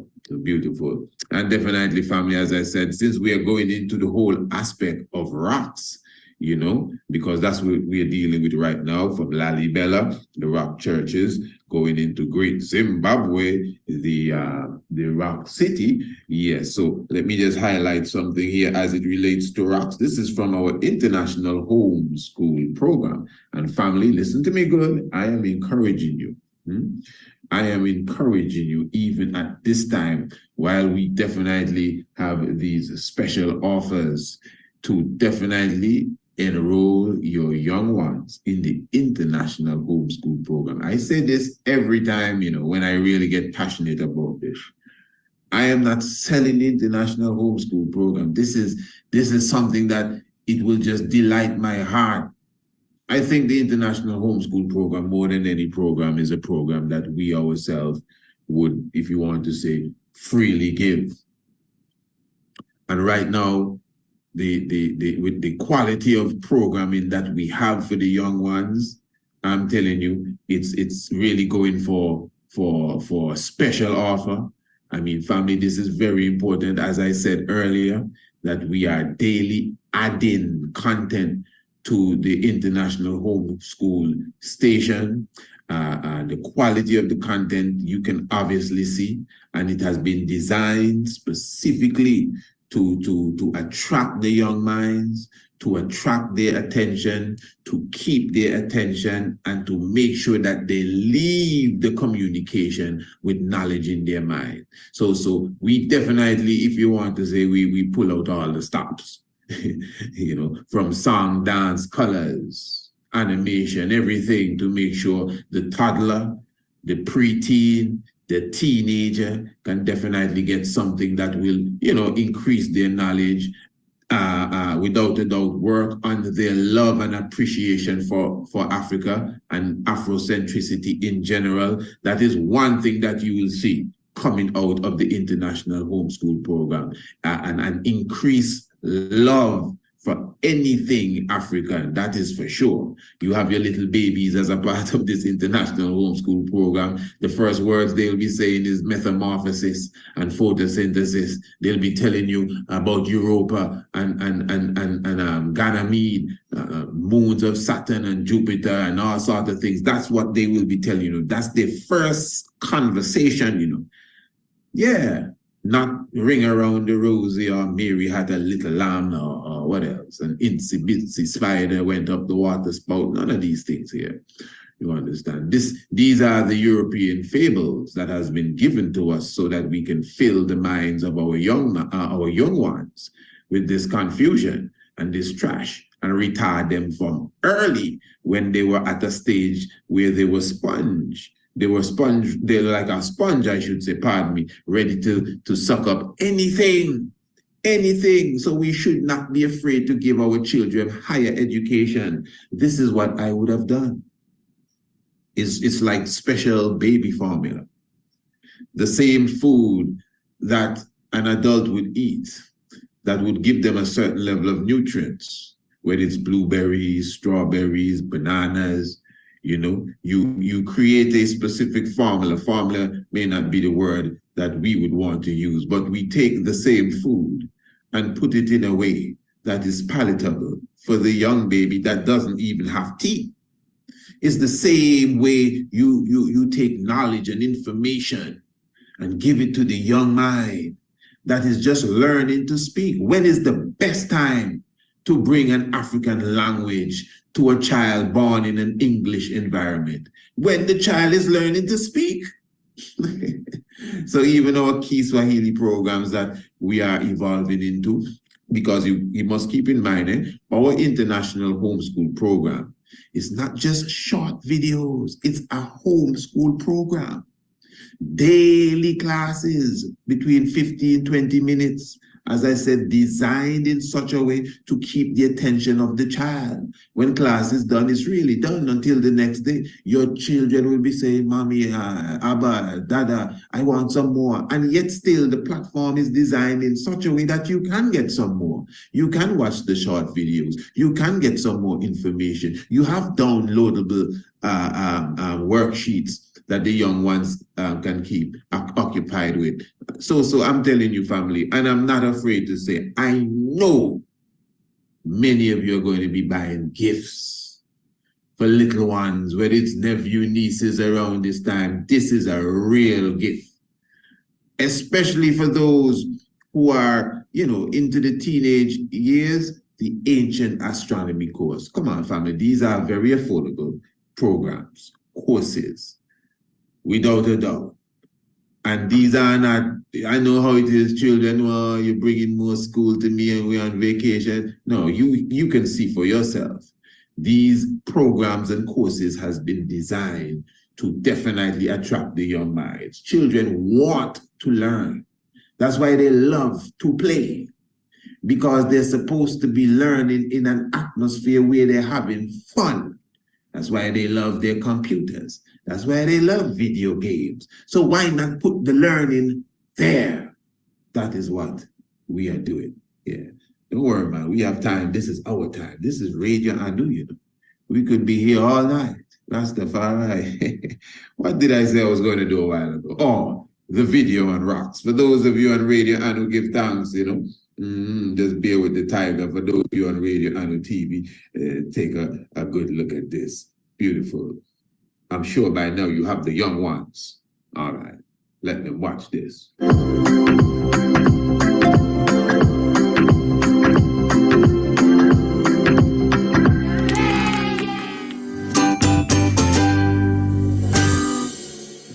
Blessed love, young scholars. I hope everything is blessed with you. Today we're going to talk about the different kinds of rocks.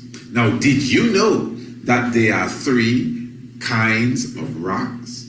Yes, you have igneous rocks, you have sedimentary rocks, and you have metamorphic rocks. Did you get that? Okay. Now, igneous rocks are formed when molten rock like magma or lava that comes out of a volcano cools and solidifies. That gives you igneous rocks. Then sedimentary rocks, they originate or they come from when particles settle out of water or air or by precipitation of minerals from water. They accumulate in layers. That's sedimentary rocks. Then metamorphic rocks result when existing rocks are changed by heat or by pressure or reactive fluids such as hot mineral-laden water. Most rocks are made of minerals containing silicon and oxygen, the most abundant elements in the Earth's crust. Now, here are some examples of igneous rocks. You have granite, basalt, and obsidian. Examples of sedimentary rocks are shale, chalk, and sandstone. And examples of metamorphic rocks are slate, jadeite, and marble rocks.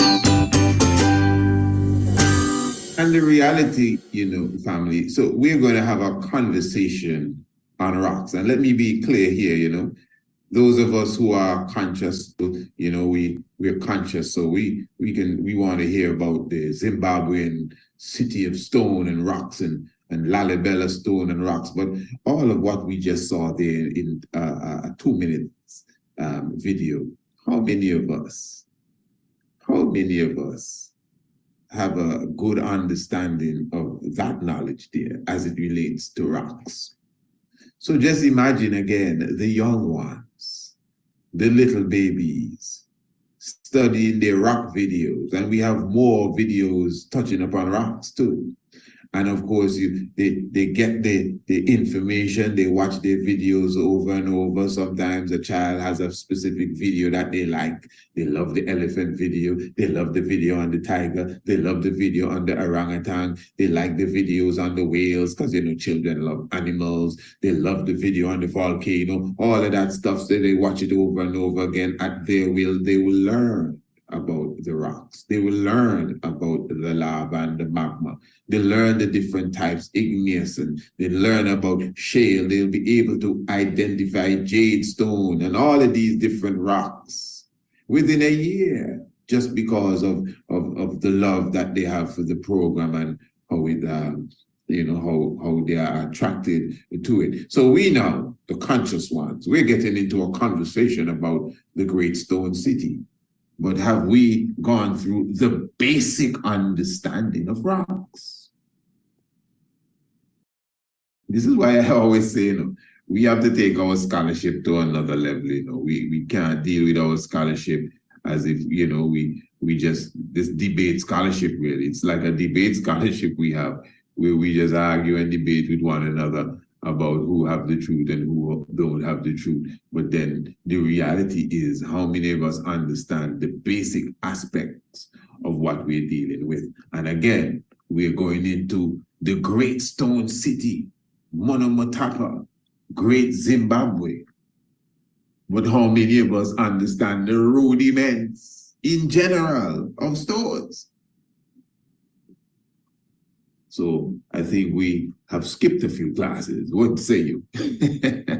Yes, that's my opinion there. But anyway, family, give thanks, and I must say, as we're speaking of the youths, give thanks for the young ones, Honorable Prince Almasi, Honorable Princess Akesha Menin, the Kiswahili programs, the graphics and the designs by the Honorable Prince as well. We are very thankful for that information coming forth. All right, very good.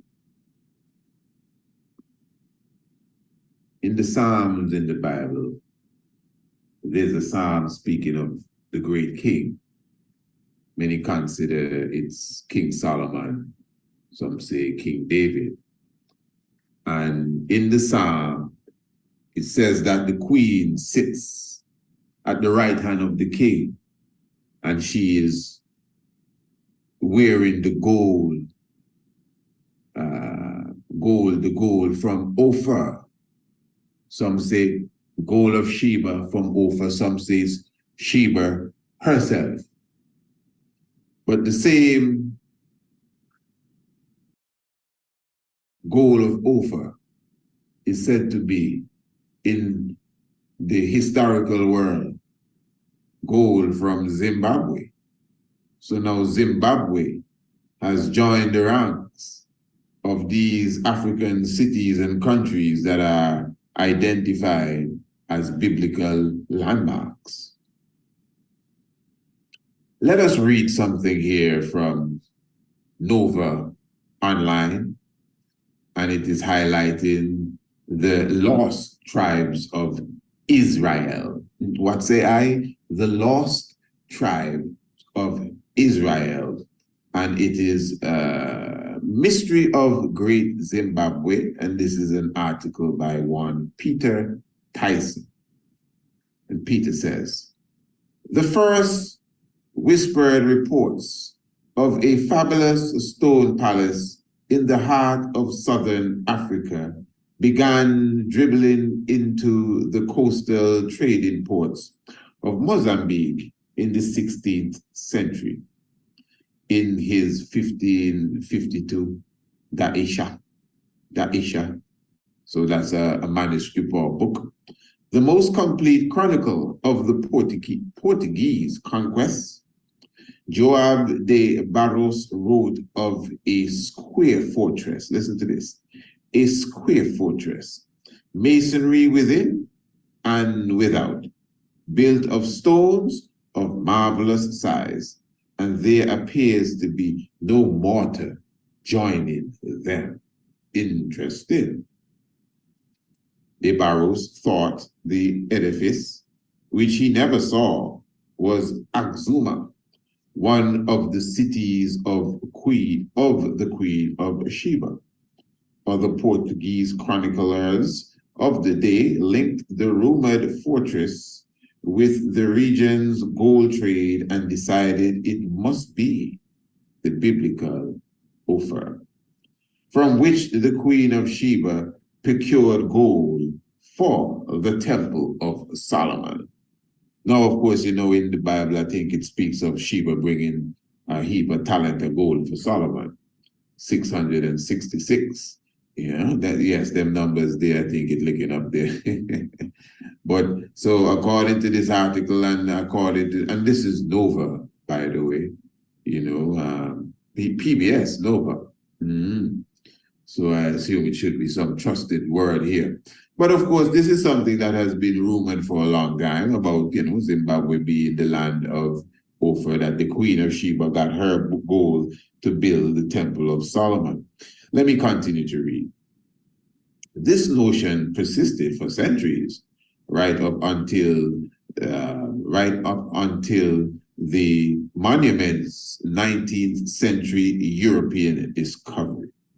And let me just say here, so as you could see, because when you make these claims, sometimes you're looking for concrete evidence. And even though someone may not have proof, concrete evidence, it may be evidence but not concrete. You may have, because evidence is not necessarily facts, you know. Yeah. Because when you have a court case, both sides will present their evidence. Yeah, but which one is the truth? So you're looking for concrete evidence according to what we're reading thus far. When those back in Portugal heard of Deborah's discovery, and even that they just heard of it. That's why it's referred to as rumored fortress, his rumored fortress. But so they never saw it, they just heard of it, and they already believe it that it's the biblical Ophir where the Queen of Sheba got her gold to build King Solomon's temple. I don't know what you think of that, family, if you believe as such, but let's continue to read. Again, this notion persisted for centuries, right up until the monument's 19th century European discovery. That distinction fell to a young German named Karl Marx in 1871, Marx, eager to seek for the fabled ruins of Ophir, penetrated deep into what is today southern Zimbabwe. In August, he reached the home of a lone German trader who told him of quite large ruins which could never have been built by blacks. On September the 5th, local Karanga tribesmen led March to the site.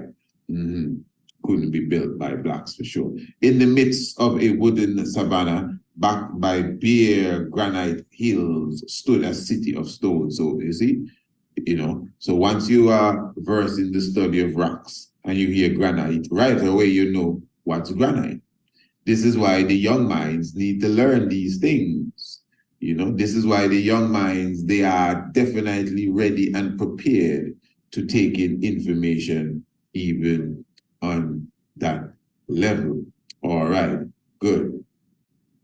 It goes on to say its beautifully coursed walls curved and undulated sensuously over the landscape, blending into the boulder-strewn terrain as if having arisen there naturally. Yes, the boulders, Similar, remember again, that region of the earth, the Great Zimbabwe region, Monomotapa region. At the same time, you have the Motobo Mountains region, all of that directly related to even that which you see in Antigua. All right, let me just skip a bit here into origins. Unfortunately, March, for all his tenacity, was no thinker. As Peter Garlick, it's Garlick, you know, as Peter Garlick, author of Definitive Archaeological Texts, the definitive archaeological text on Great Zimbabwe, deemed him, okay, I get it. So it is Peter Garlick who considered March a no thinker, and he is the author of the definitive archaeological text on Great Zimbabwe, and he deemed him, I guess, a no thinker. And March only boosted the Portuguese theories of 3 centuries before. Understand?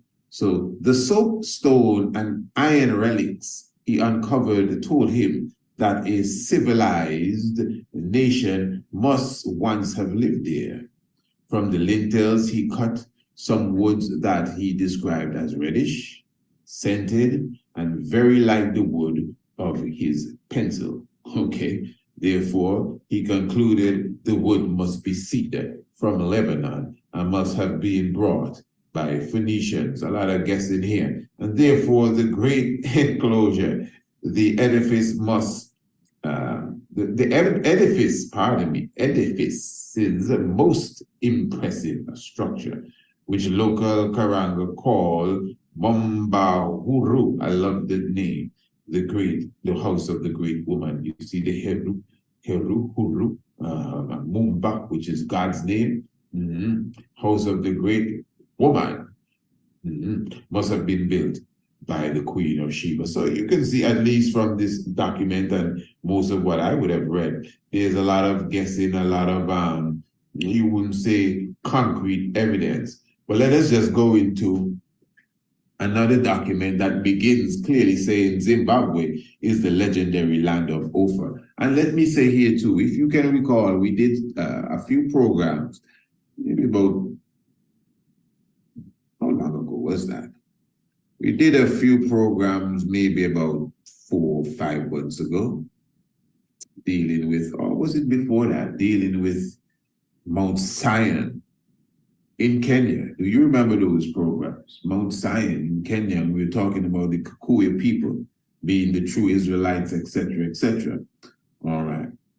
And that was deep. That was some deep stuff. The elders would have come out and proclaimed all of this, and we would have seen it on the maps, etc., etc. So this is something similar in the sense that you have a biblical region that is being identified with Africa as such. I do get the impression, though, that the Mount Kenya vibration, Mount Kenya being the mountain of God and Mount Zion in Kenya and all of that, is something that is to me accepted culturally more so than even Ophir being Zimbabwe. Because remember, it was the Portuguese, according to the history that we would have read, that basically sparked that idea. But anyway, let's just read this here.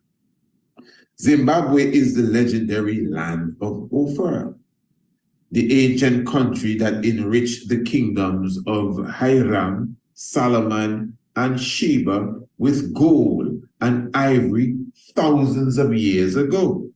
It is also home of the magnificent Victoria Falls, the mighty Zambezi River, and how will you pronounce it? Hawaridje National Park, one of Africa's best safari destination. So now, this is me talking. So it's such a marvelous claim, you know, as it relates to Zimbabwe, because you see what is happening here, you know, when it comes to, because this is really somewhat advertising Zimbabwe, and, you know, a lot of, you know, tourism is a part of this, but I'm just showing you, even from a tourism perspective, it is utilized. Hey, Zimbabwe is the land of Ophir, because this is the legend now that came with it. You understand? So I am asking to, because I'm a student as well, you know, is the land of Ophir concept being in Zimbabwe, is it the Portuguese that originated this, as history would make it seem? So in other words, if you go to Zimbabwe and you hear anyone saying, yeah, this is the land of Ophir, you will get the impression that they're saying that now because it just came with the package, and it works for tourism as well. Here in Antigua, it is said that they have 365 beaches here. Some people dispute that, but it sounds good, it sells, because there's a beach for every day of the year. You get it? Good. So Zimbabwe being the land of Ophir, it works. It does sell. It surely sells. And many countries use legends that have been attached to them and utilize it to even sell some tourism products. This may be one of the situations here, because what I'm actually asking in all humility is the concept of Ophir being in Zimbabwe. Is this an ancient concept outside of the Portuguese? Maybe I need Rasta Roundtable to come and sit around and talk about this. Because again, when we go to Kenya, then the sacredness of Mount Kenya, Mount Zion, nobody had to come from Europe to tell us that. We knew that. We were firm in that. That's a part of our oral tradition. We don't have to sell that for no tourist dollars. You understand? And I'm sure of that. That's from my research. That's what I get from my personal research. I do my research and I get the impression that it is a part of the foundational culture, specifically of the Kikuyu people, that Kenya, Mount Zion, the mountain of God, not only mountain of God, that's where Moses went and got tablets and came down, Ark of the Covenant, a heap of vibes they believe in. Nobody had to come from France, Portugal, Denmark to tell them anything. That's my point. But from history, I just showed you there, not just from that article, not just from Nova, from myself. I mean, it's been a while now, at least 20 years. The first time I would have heard about Zimbabwe being Ufa. Them days I was on ZDK, them days I was seeking for knowledge. You understand? Archaeological evidence, anthropological evidence, I don't think I would have come across any. Of course, we have a lot of archaeological finds, which is the Great Zimbabwean Walls, but maybe I'm not reading the right book. Somebody could lead me in the right direction. I'm not too pompous that I cannot learn something new that I don't know. So if I'm missing something here, I wish someone would show me where we have evidence and proof that Zimbabwe is the city of Ophir that is mentioned in the Bible. That's all. It could be. I'm not doubting it for sure. I don't have no bet to lose. I don't have no bet to win. If it is, I'll be happy that I figured that out for sure. But as far as my knowledge takes me, I see it from the origin of the Portuguese, who believe that it just happened to fit the description of Ophir, wherever they got that description from. And there we go. And if there's any light of it now today utilized by our people, it's coming from that. And it's utilized, just to add to the flavor of the country. That's the impression I'm getting. But I'm not afraid to say, well, if it's more to it, well, I'm willing to learn. And I'm sure those in the chat and those in the comments and those who always comment will put their comment in the comment and explain their knowledge of the situation. But for example, in Ethiopia, it is the Ethiopian culture that they have the Ark of the Covenant. Nobody, Indiana Jones, didn't have to come and tell them that. They know that. It is their culture that the Solomonic lineage is there. No one had to come and say they discovered it. Man come and say they discovered the book of Enoch and steal it and run away with it. So the point is that these are cultures that we already accepted. These are, if it's legend, we make up the legend then. Nobody brought it in and we say, hey, that sounds good, man. We will use that. No.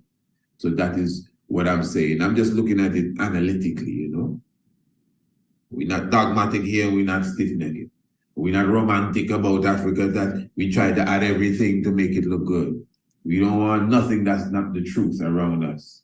Yeah, we don't need to pretty it up more than how pretty it is. The truth is suffice. It's sufficient. Nothing needs to be added. That's why even with the glory of Haile Selassie, I always tell brothers, man, you don't have to add nothing to the glory of the King. Because at the end of the day, when you add on extra, you're going to muddy up the water. And then, of course, you're going to actually maybe even, as they say, one bad apple spoil the whole bunch. And we don't want to do that. Yes, so family, give thanks, As I was saying earlier, it is important even at this time for our young minds, our young children. I'm encouraging everyone to take advantage of the opportunities that the Institute has opened, where you definitely can get the international homeschool program at this moment for a more economical price, definitely, and it will be there for some time for sure. Yes, but I'm encouraging ones also to enroll in the ancient astronomy course, even for the young ones, as it has to do with the building of their minds and giving them a good understanding of what is going on in the astronomical world. Because family, as you know, I just prepared a document, Preserve the Generations to Come. How many of you would have read that document, Preserve the Generations to Come, which I would have presented to this government here in Antigua? And really the document outlines how we could infiltrate, I would use that term because it's war, but I didn't use the term in the document, the educational system, and move a few things aside and fit in our Afrocentric program to bring a betterment, a better standard for the generations to come. People argue and complain, oh, the children too rude. Which children rude? Or the youths of them getting violent? Well, that may be true, but that don't mean they're rude. You may be surprised with what I'm saying. My point is, brothers and sisters, education is really the key. You understand? And this is why you have to get into the mind of the child while they're young.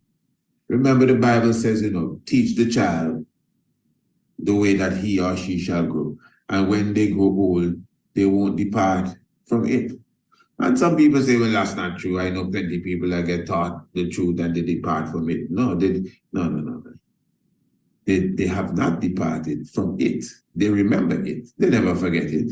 All the badness they're doing, they remember the teachings they got from their mother. That's why many people, even in old age, they come back around. They remember the teachings they got from their father.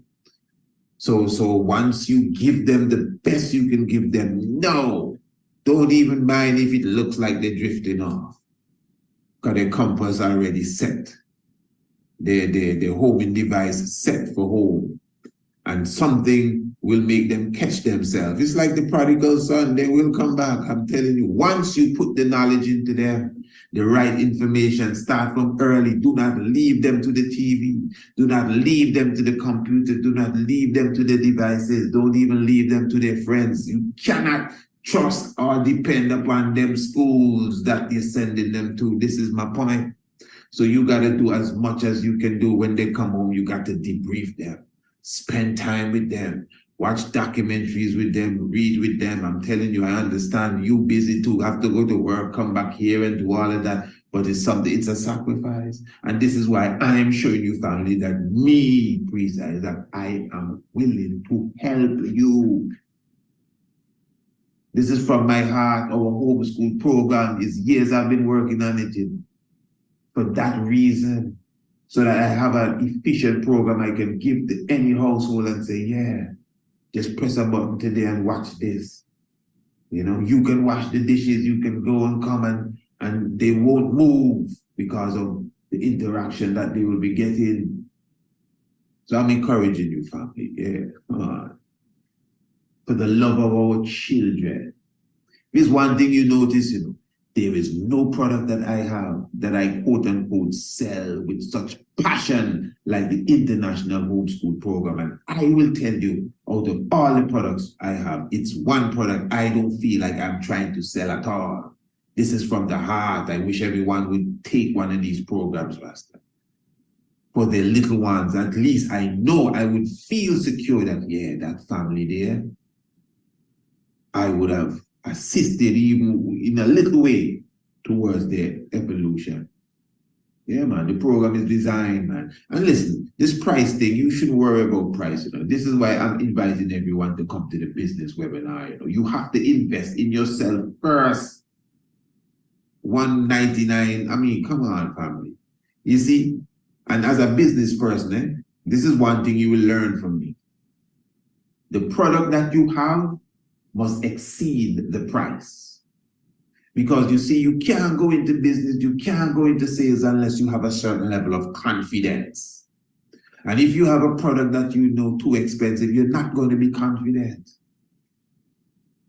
So whatever I produce as a product, I take my time and I evaluate the price. And when I come to the real price, I cut the price in half. And then I play with it from there. Sometimes it goes less, sometimes it's on sale, but it never goes beyond a half. So believe me, if I sell you a product for $200, believe me, sometimes it's worth $600. And that is why I don't feel no way. I'm not shaking. I tell you, it's $199. That's not no money compared to what you get in. So when you have a product and you know the value of the product goes beyond the price, you sell it with confidence. The homeschool program ain't worth no $199 business. Come on, that's $1,000 program there, that's for sure. The amount of content that's on it.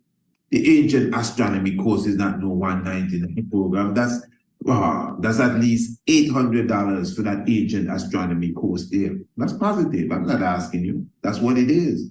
I would have also received counsel from individuals that are business people, and they would tell me, that's how much you sell that course for? Man, you're giving it away. You understand? So family, for the love of our children, I mean this from my heart. Don't be afraid, man. Even if you want a free, although you get a lot of exposure to the homeschool program, I mean, I don't know what, there's nothing else to see. There's nothing else to see. If you really love the youth, you should just say, yeah, let me enroll the youth in the program. And there's nothing else to see. I'm being honest here.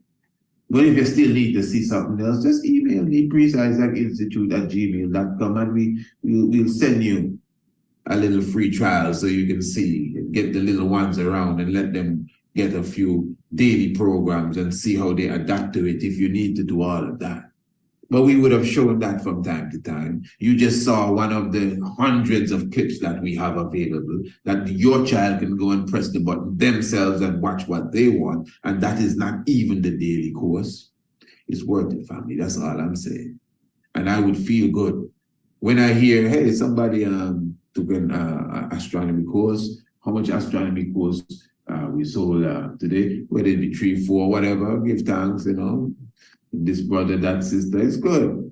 But when you hear, hey, we sold 2 homeschool programs, a family of 5, a family of 7, man, and sometimes I want to go aside and cry because I know what they will be getting. I mean this from my heart, you know, family.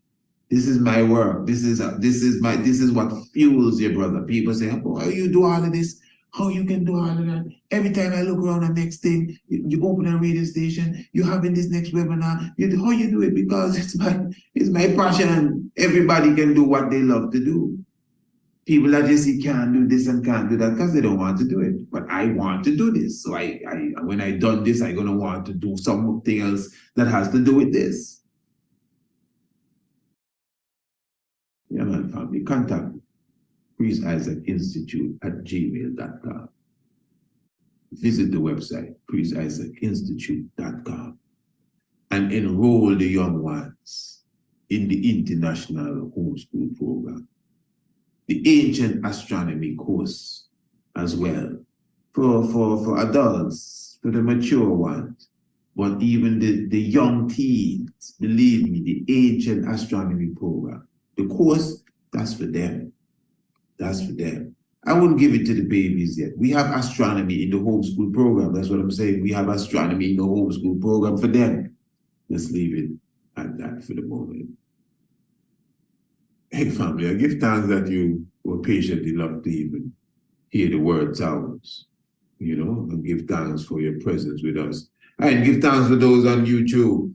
Yeah, man, give thanks for being with us. And listen, the Tigers Nest radio program is a radio annual program. So you got to come over to Radio Anno, 7 p.m.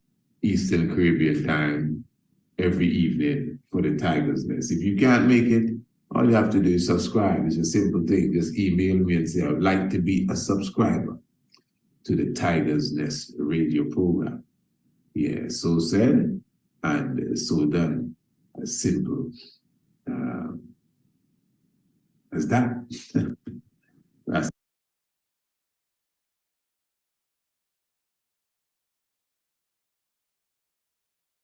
back.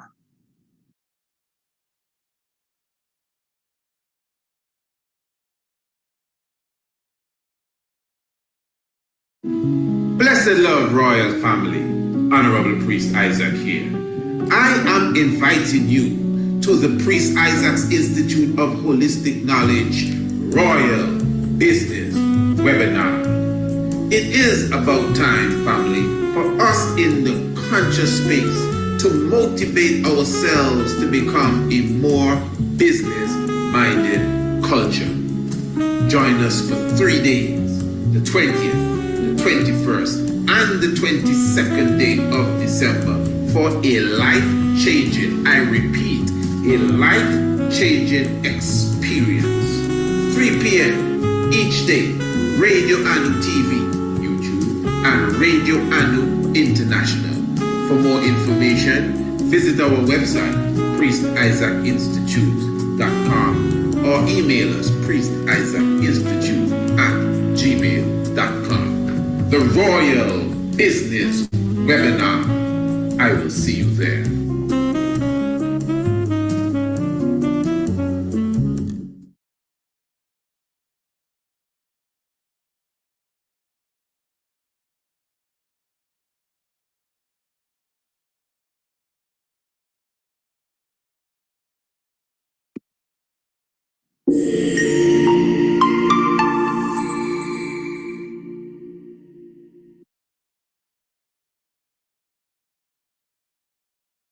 Yes, my royal family, blessed love. Welcome to the Priest Isaacs Institute of Holistic Knowledge Royal Business Webinar. What a joy, family. For the next 3 days, we will be going into creating a better version of ourselves. That is the whole mission here for the next 3 days. We will be talking about motivation. We will be talking about the mindset. We will be talking about your purpose. We will be talking about promoting. We will be talking about marketing. We will be talking about sales. We will be talking about pitching your product. We will be talking about expanding your pipeline. We will be talking about business. This is a serious sit down that we are about to have for the next 3 days.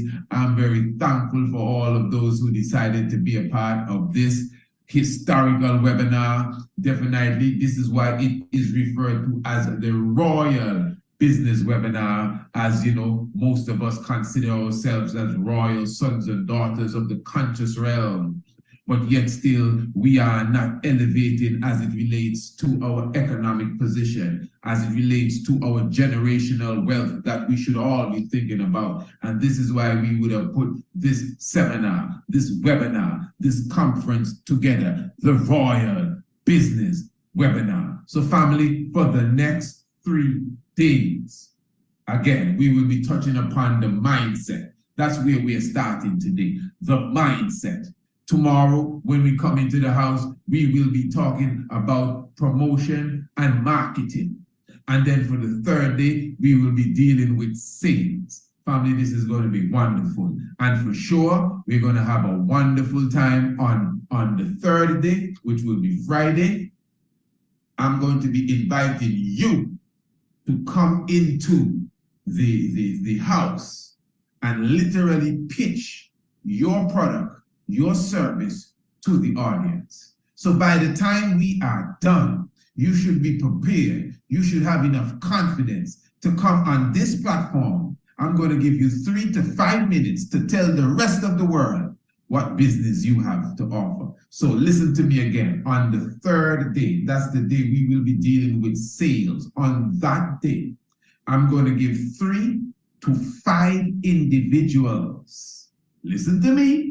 I'm going to give 3 to 5 individuals an opportunity to come online with me, and I will offer you 3 to 5 minutes to pitch your product or your service to the rest of the audience. Now listen, family, even if it's 500 people watching, remember, over 5,000 people, 50,000 people, 500,000 people eventually will see this. So this is not the time for you to cover down.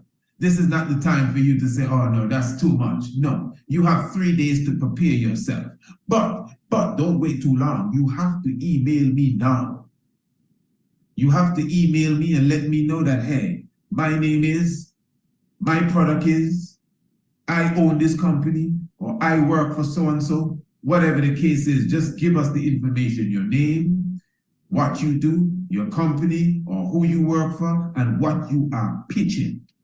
your service, your product, whatever it is, email me, priestisaacInstitute@gmail.com, and let me know that you would like to come on the platform to make your pitch. Now, as I said, I'm only taking 3 to 5 people. We may get 30 to 50 people that may want to do that. Well, only 3 to 5, so make sure you do it early. In fact, you should be doing it now. I mean, I'm sure you have a business. No, I don't have no business. No, you're wrong. You're the business. And you see, this is why we are launching this brand new course. We have a brand new course entitled Evolution. Evolution specifically, creating. Evolution is creating the better version of yourself. Now, the Evolution course is an online course, very similar, of course, to our international homeschool program. It is an online course, very simple, very similar to our ancient astronomy course as well, where you can learn and where you can study and take in the information at your pace. Now, the Evolution course, creating the best version of yourself course, is actually designed to strengthen, to inspire, and to carry you to another level.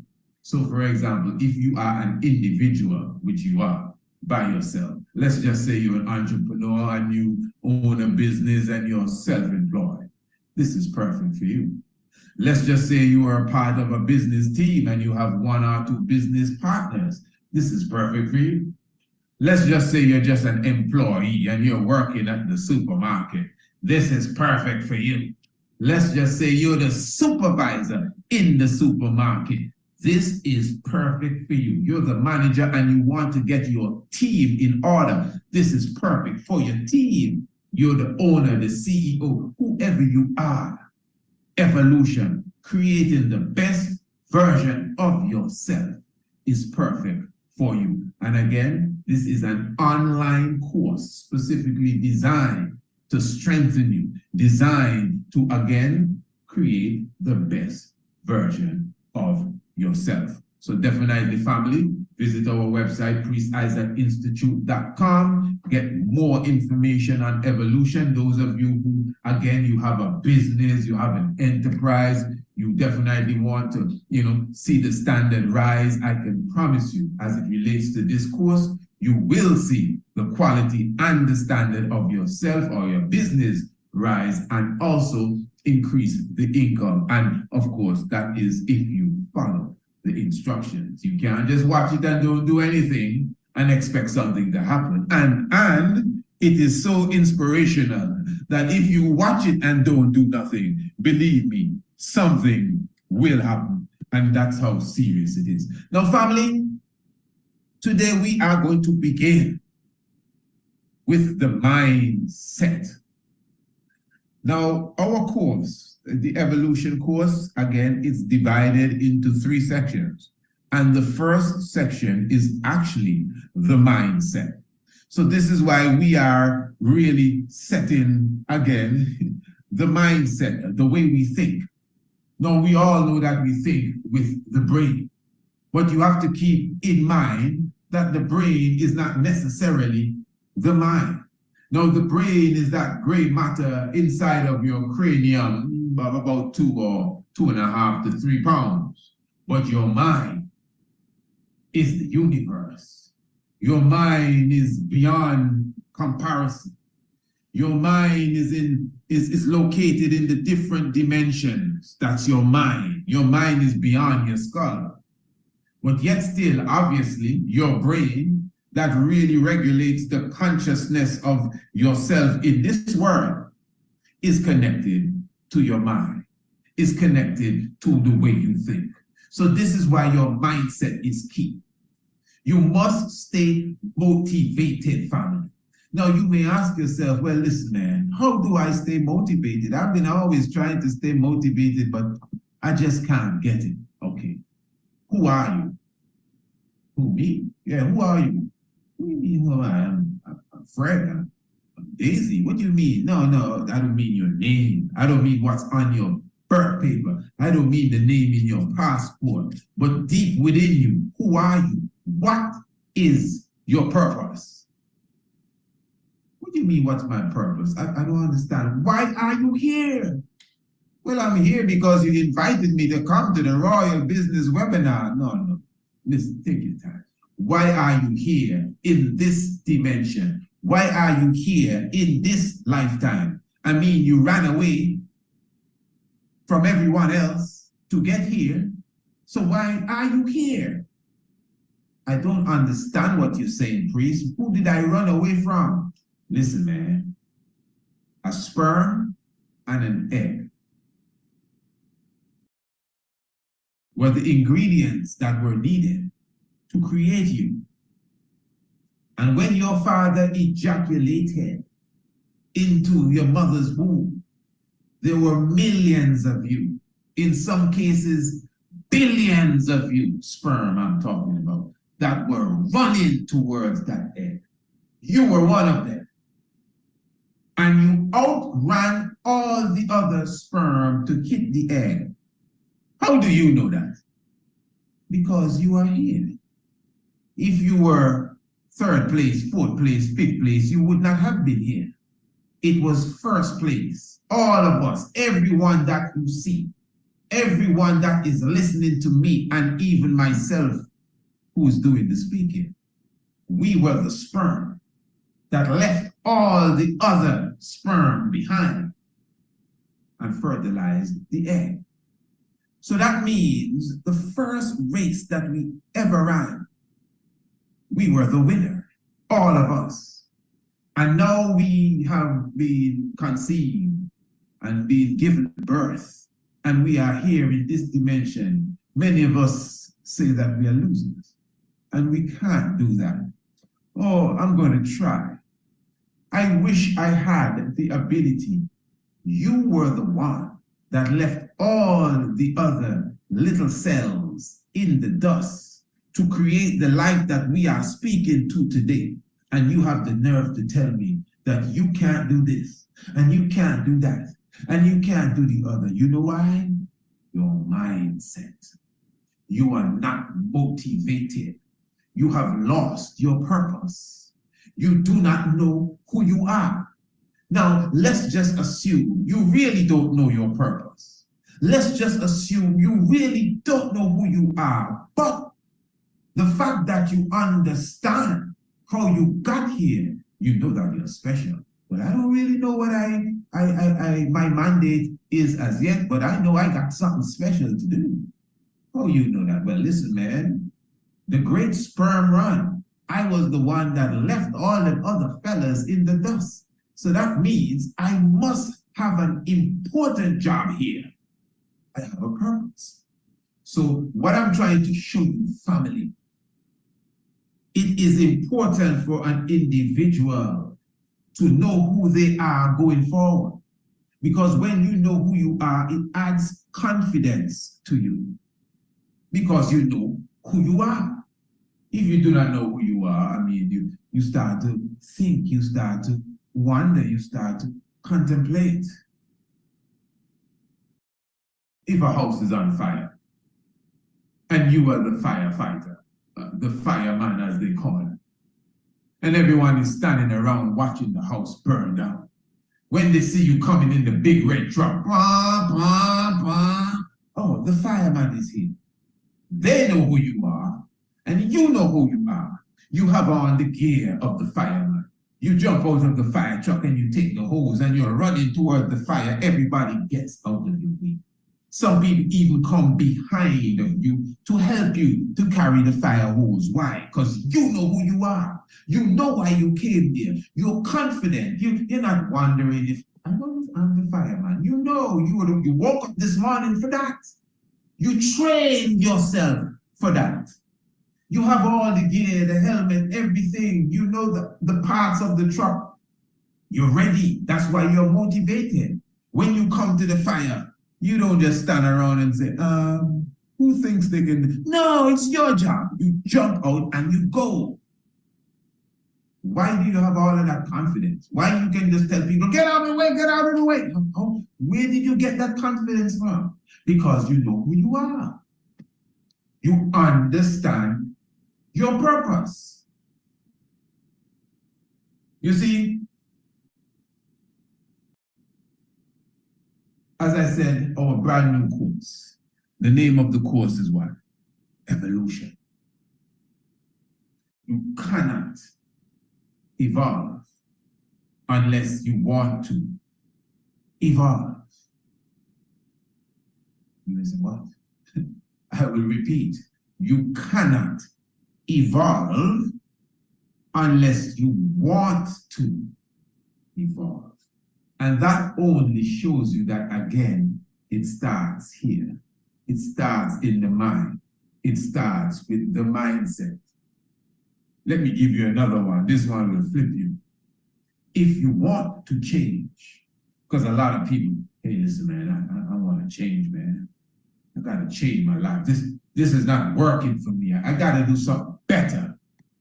I got to change. Well, if you want to change, the first thing you have to do is to change. Okay? If you want to change, you've got to change. As simple as that. You see, the reality is, and I'm sure many of you already understand the concept of you are the average of the 5 people that you spend the most time around. Now, what does that really mean? Birds of a feather flock together. Now, once you inspire and aspire for greatness, you are looking to be the best at a specific craft. And even if you are not trying to be the best, you just want to be a pilot. So if you want to be a pilot, you're not going to go around the sailor. Now, the sailor may have a tip or two that he can impart to you. He may understand map reading and compass reading and all of that stuff, but it's not enough. You want to be a pilot. So you're looking for that inspiration because you have the aspiration again. Inspire, aspire, you want to be a pilot. Who are you going to go around? Who? Birds? Okay, that's a good guess. But you need to go around pilots. Okay, let's just cut to the chase. You want to be wealthy.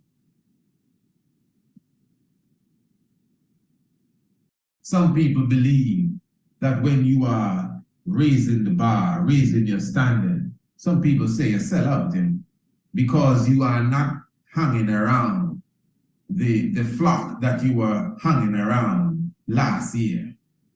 Again, you are the average of the 5 people that you spend the most time around. So let's just assume you want to raise your average. You got to find 5 new people to be around. Now, of course, when we decide to rise our average, as any good, loving person, we want to take the 5 people that are already around us and make them rise with us. But that's not usually the case. For whatever reason, maybe that's just the way God created the heavens and the earth. But when you want to raise your standard, when you want to get out of the box, usually the people around you are saying, oh, it's all right, Phil, don't worry about that. You don't need all of that. Just be content. Oh, you work too hard. Oh, it's all right, take a break. Oh, when you're gonna retire and all of that stuff. But you're on a mission. You see, this is why the mindset is important. Because if you don't have the right mindset, you will never set the right goals. Now, family, this is a webinar. And yes, you are receiving information, as I said, that will change your life depending on how you apply it. But this is why we take our time and prepare courses. And this is why the evolution course has been prepared.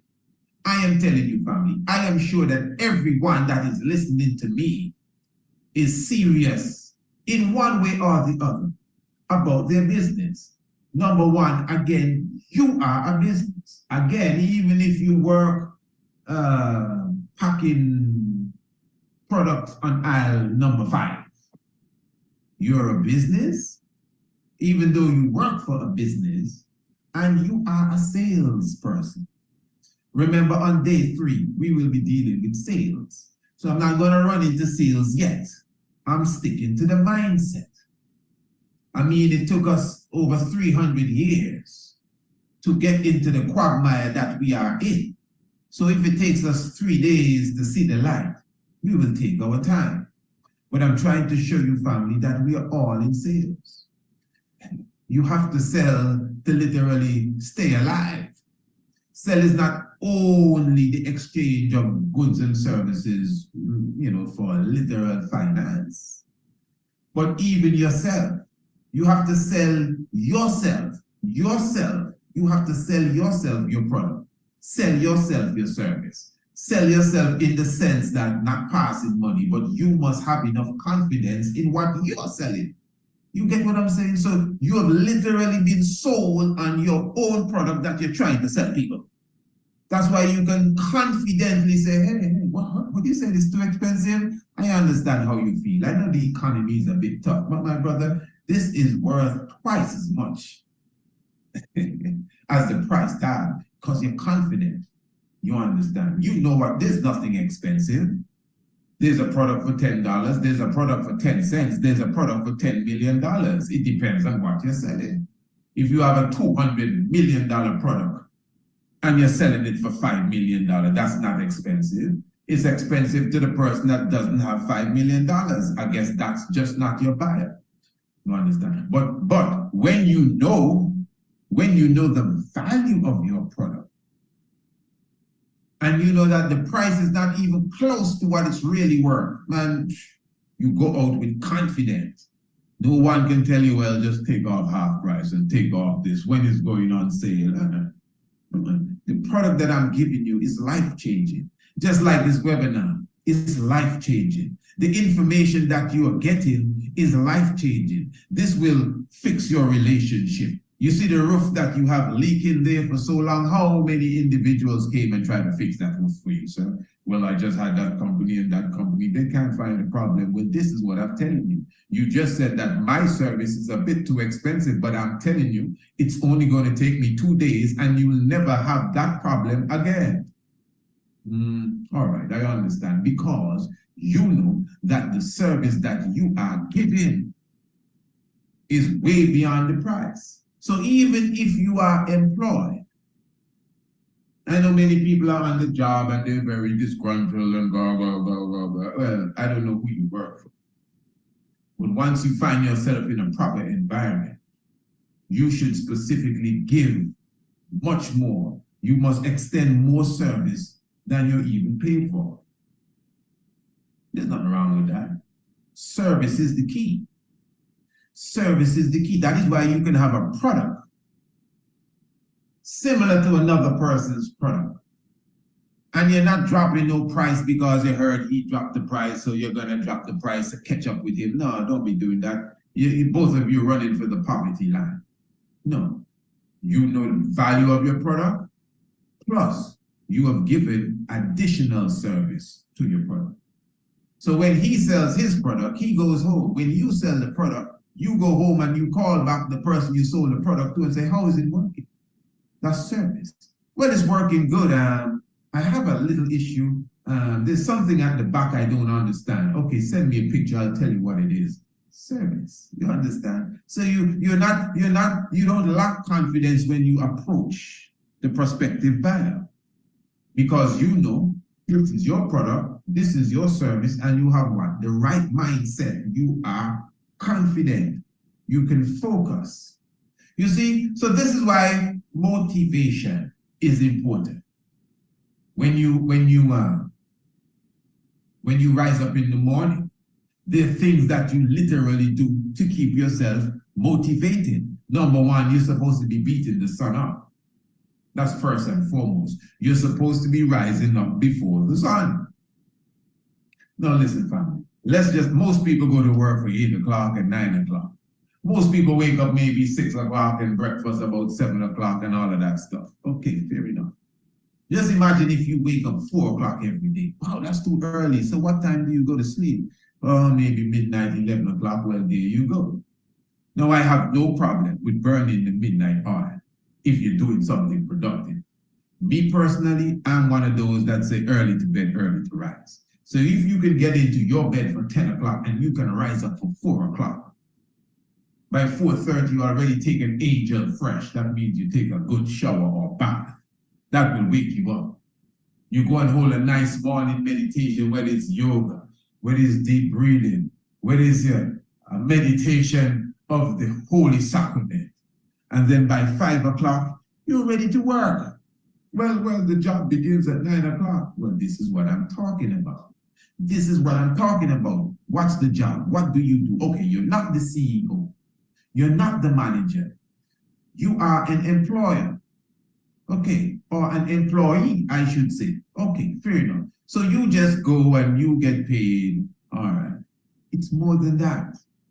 You see, this is the problem. You need to understand that the company that you work for, believe it or not, you are an asset to the company. I know people who say, well, we don't need you. Man, nobody needs nobody. You are an asset to the company. So again, even if you're packing aisle 5, you are an asset to the company. So when you rise up in the morning, by 5 o'clock, you're ready to work. So if it's domestic work, okay, let's just say it's domestic work, and you have to clean the house, feed the fish, make sure the dishes are put away and the clothes are washed. The fact that you wake up before the sun, you are already putting yourself in a position where you are taking control of time. When other people are waking up, you have already done 2 hours worth of work. So again, you work at the supermarket, you work at the building merchant, you work at the car dealership. When you wake up early, you build yourself, you invest in yourself. How do you invest in yourself? Education. So when you walk into the job place now and you go to aisle 5 and somebody comes in aisle 5 and say, I'm looking for Harrison's clear varnish. Do you have any? No, sir, we don't have any Harrison at all, but we have a product that is better than Harrison. Oh, I've been using Harrison for years. Well, no, according to the report, the statistic that came out in the 2022 magazine of varnishes, this product, which is Williams varnish, this product outclassed Harrison's varnish 2 to 1. Is that so? Are you sure? Yes, I have the information right here. I was researching it just last week, and you really were researching it. You work in aisle 5. You work amongst the varnish. You work amongst the the appliances, or you work amongst the pencil cases, whatever you work amongst. I don't work amongst it. You work amongst it. You work in the section that deals with pasta. You work in the section that deals with beverages. You have to know what you work amongst. So when a customer comes in now, I'm looking for this, that, and the third. You may be saying, well, I'm not in sales. We don't have any, sir. And then you continue to clean. But you don't just make him get away. No, well, we don't have that, but this one, most people seem to like this one. Okay, I've never tried it, try it. So I think they have a sale on it. When you buy one, you can get the second for half price. Is that so? Yeah, you should try it. You see, you're in sales. Now, what I'm saying, when you have that sort of attitude, and I hope you're working in the right environment, this is where the commission comes in. Now, you may not be working for a commission as such, but a promotion is a commission. Raise of pay is a commission. Specific incentives, these are commissions. In fact, when you are an employee and your performance is obvious and you yourself can produce the score sheet to show, well, boss, I noticed your sales would have increased by 3% last month. I must admit, although I'm not a part of the sales department, if you notice, you would have received more sales from aisle 5 than aisle 1, 2, 3, 4, 6, 7, and 8 put together. Why is that, sir? You understand what I'm saying? Because you're motivated. Now, if you notice, the examples that I've been given thus far is an example that you would give to someone, or an example of someone that is working for someone or for a company. I have not even gone into the businessman.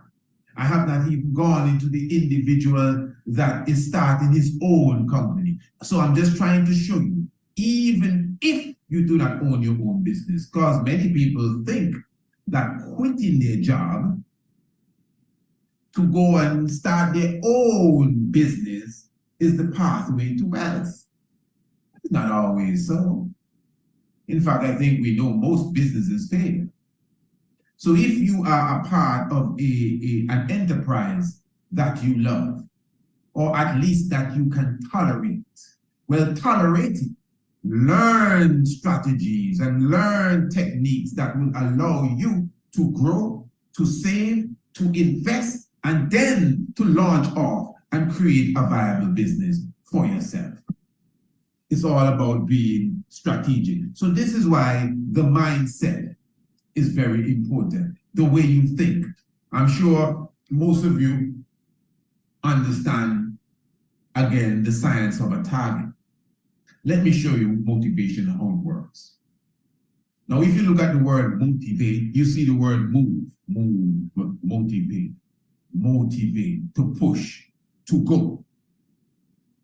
Now, when you're motivated, it's because you know where you're going. Yes, you can be moving and don't know where you're going. But when you know where you're going, you're motivated. Have you ever been driving and you're not too sure where you're going? Maybe you're speaking to the person in the passenger side. So which direction? I'm not sure. Come on, man. We got to know where we're going. I'm not sure. Okay, I know where. Look, the sign there. And when you see the sign, you press down on the pedal and you start to move faster because you're motivated. Now you know where you're moving to. So you get up in the morning. You're going to jump into the car.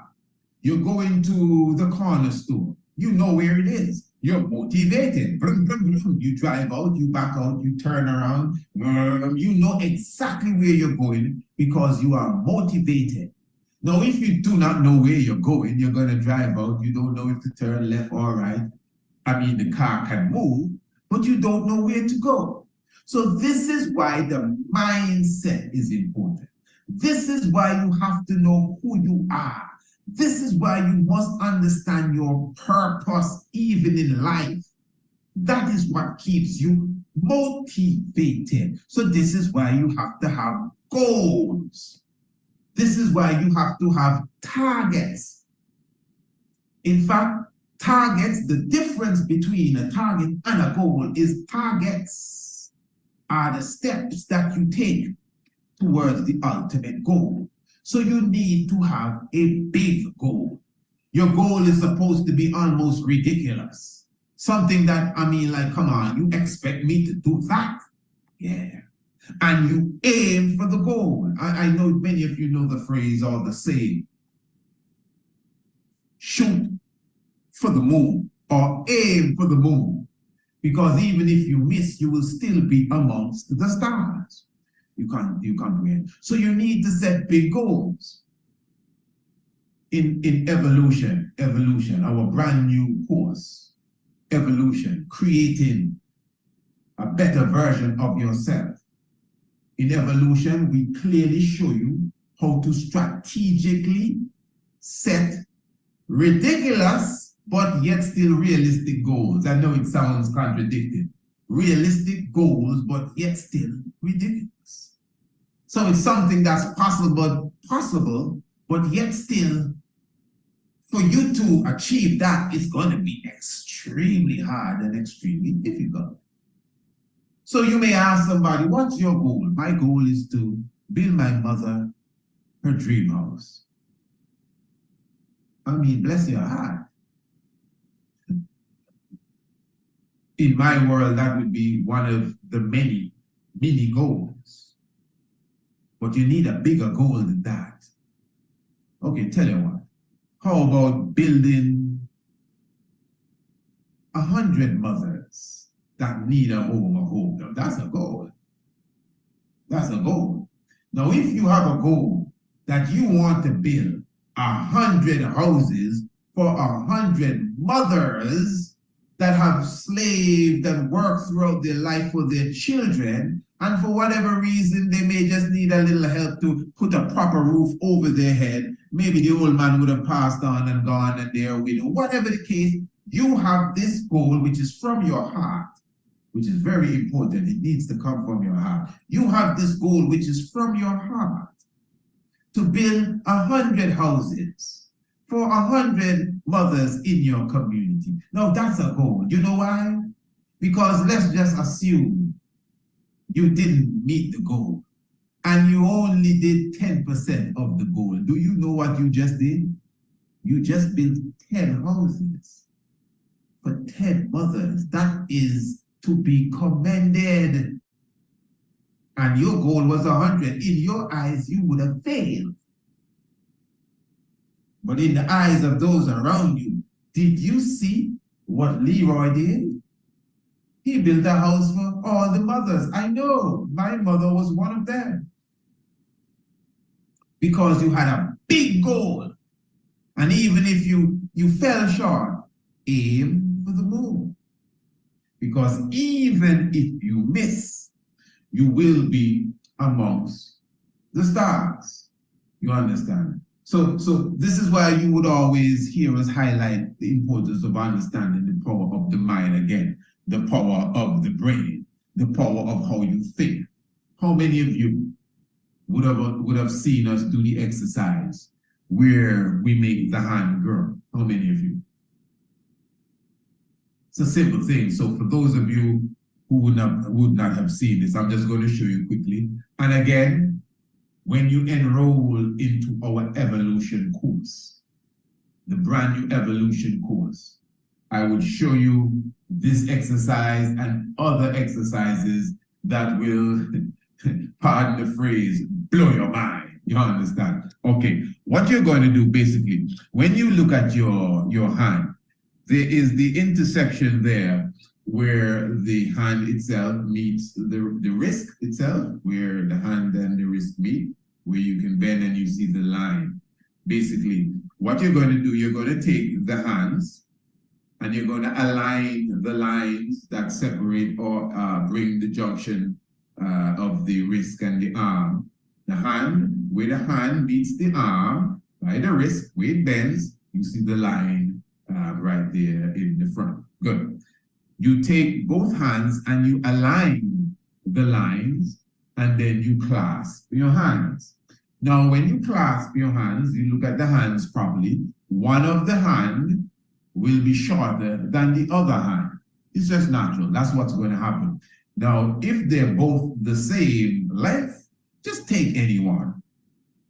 Now, the shorter hand, you're going to instruct the hand to grow. That's all. You're just going to tell the hand to grow. So you look at the hand and you point to the hand and you say, hand grow. But you got to say it with feelings, not just with your mouth. You say it with your brain, you say it with your heart. Or you say it with your mind, I should say, and you say it with your heart. Because what you perceive, you already achieve. That's why we say affirmations, because we affirm it to ourselves. You understand? That's why we wake up before the sun, because we understand we have power.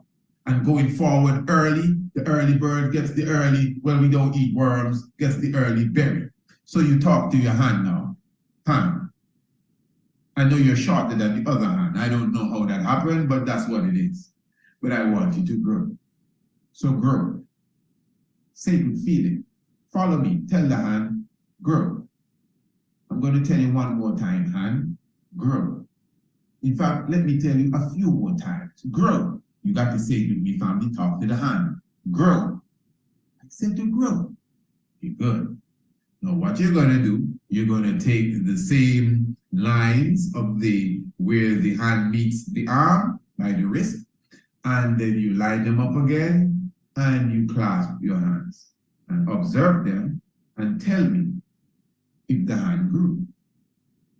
You could put it in the comments or wherever and let me know, did your hand grow? Of course it grew. How did that happen? What did you do? Did you pull it? Do you have a hand stretcher? No, you use your mind. Your thought. All you did was to talk to your hands and say, hands, I want you to grow. You understand? So this is what I'm showing you, family. The reason why I'm highlighting this is so that you understand the power of thought. Now again, in our course, evolution creating the better version of yourself, we have other exercises that we do just to reinforce the power of the mind.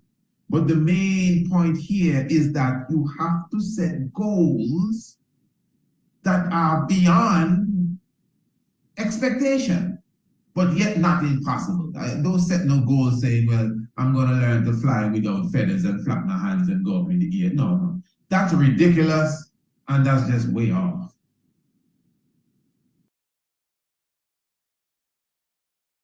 But I mean,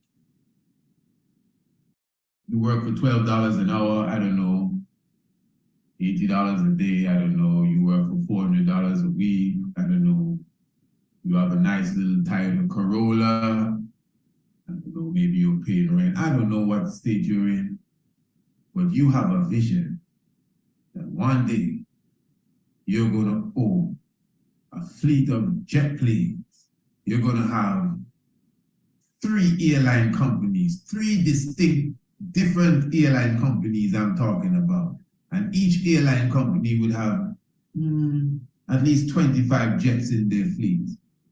And you're going to also manufacture high-rise cruise liners, as well as create rocket boosters that are used to send people to space. So you now living wherever in the ghetto, as they say, on the street corner with your friends, and that's what you're thinking about. Now share that with them. They're gonna tell you, man, that's ridiculous. How many jets? So that means you're gonna own 75 jets? You? Come on, man. You can hardly put gas in your car.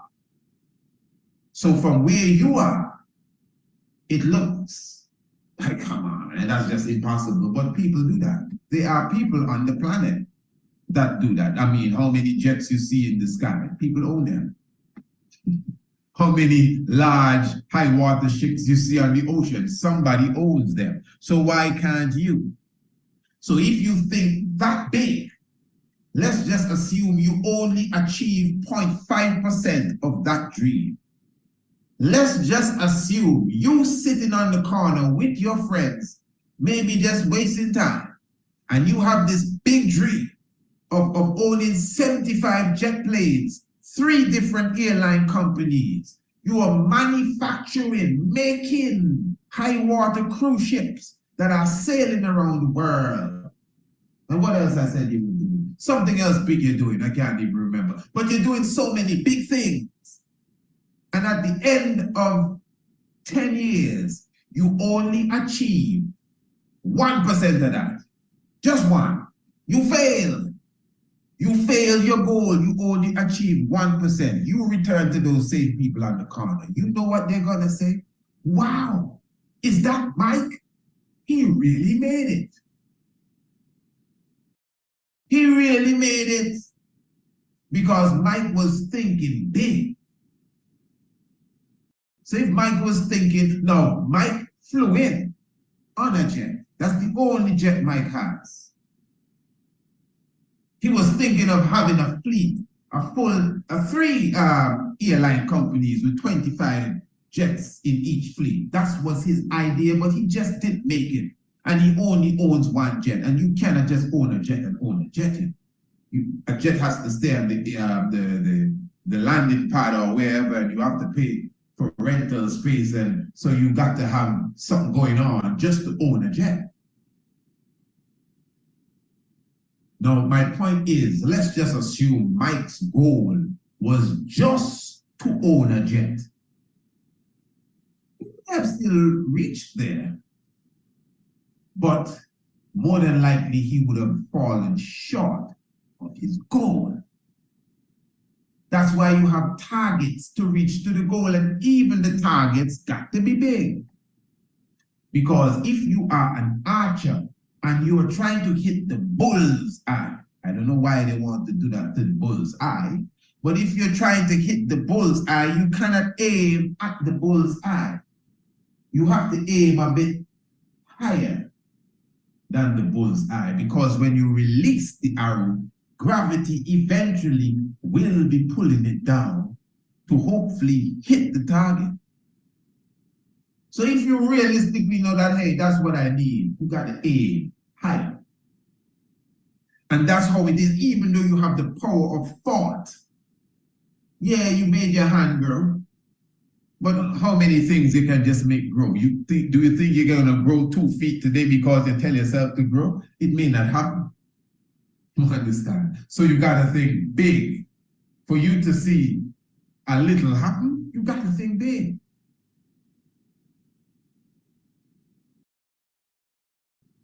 The brand new course that we have is entitled Evolution.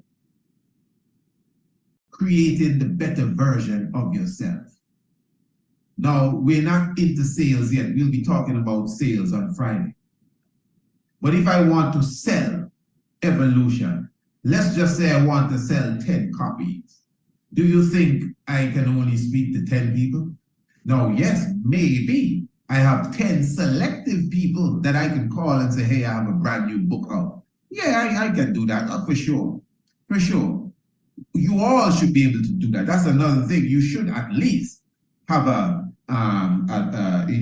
confidant of clientele where you know, I'm going to do a book today, I'm going to release a video, and I know I have at least 100 sales.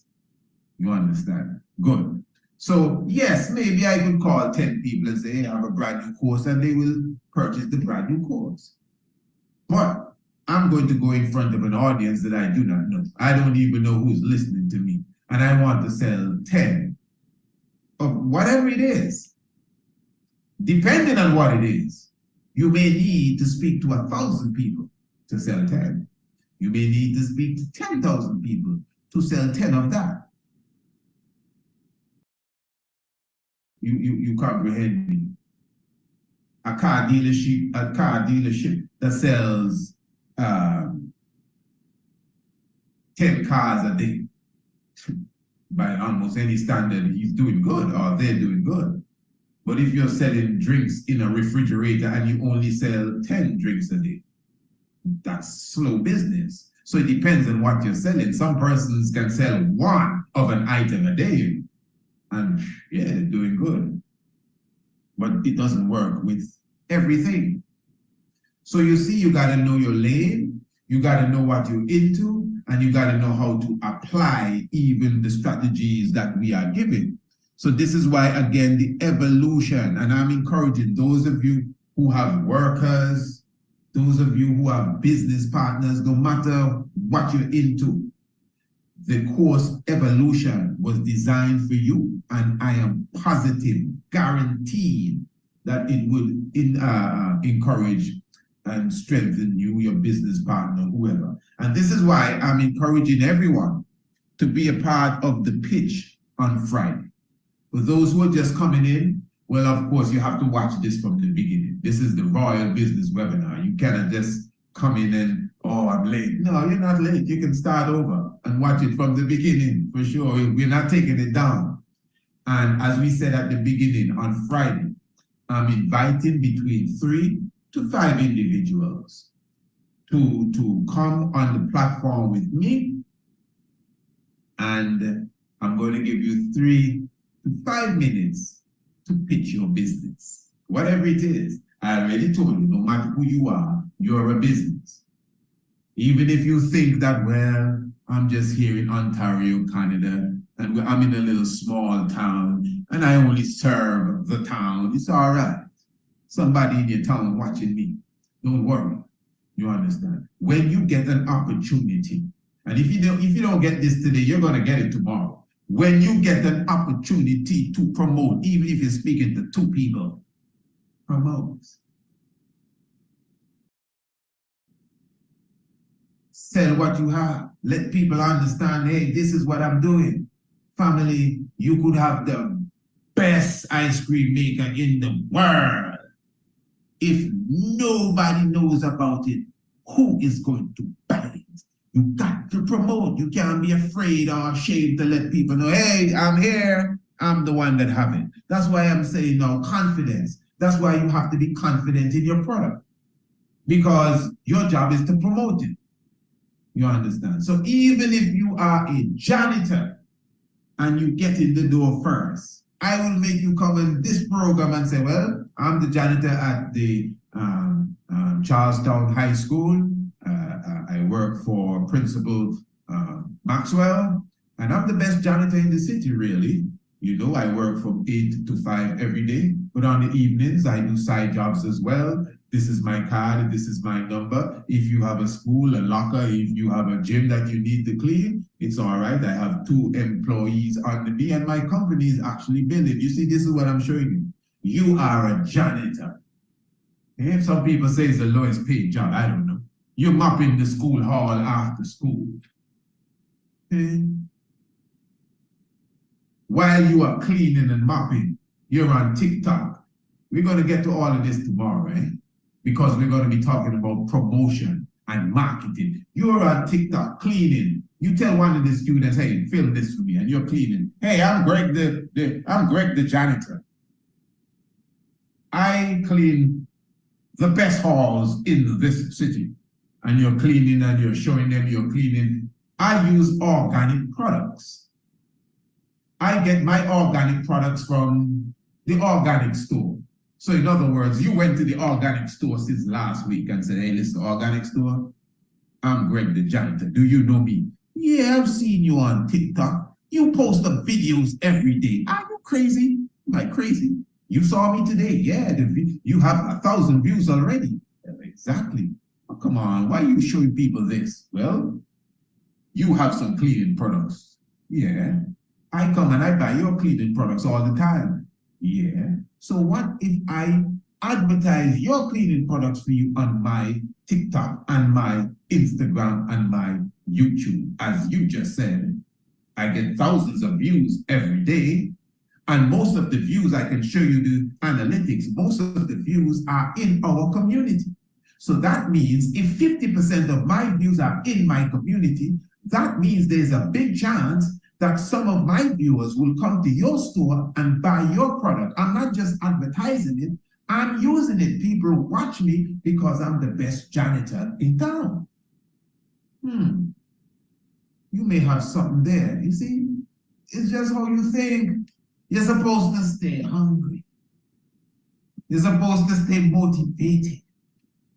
You're supposed to stay witty. Try to figure out what's the next step. You understand? It is sad that some of us only think like this when our back is against the wall. So that is why sometimes, depending on the character that you have, you need to keep your back against the wall. That's why some of us need to stay broke. Now, obviously, stay broke don't mean you're broke like that. But having money put aside here and put aside there, use the money. Invest the money. Yeah, put it somewhere that, hey, I ain't going to see that for the next 2 years, but it's coming back. So you got to go and get some more. You got to go and make sure the cash flow keeps flowing, because it's not about the bulk cashing, it's the cash flow. It's better you have a proper cash flow than some whole heap of money that then when it's done, you don't know where it's coming from again. A cash flow. You understand? So what I'm showing you, family, I know it is a lot, but there's a lot more. This is why we decided to begin with the mindset.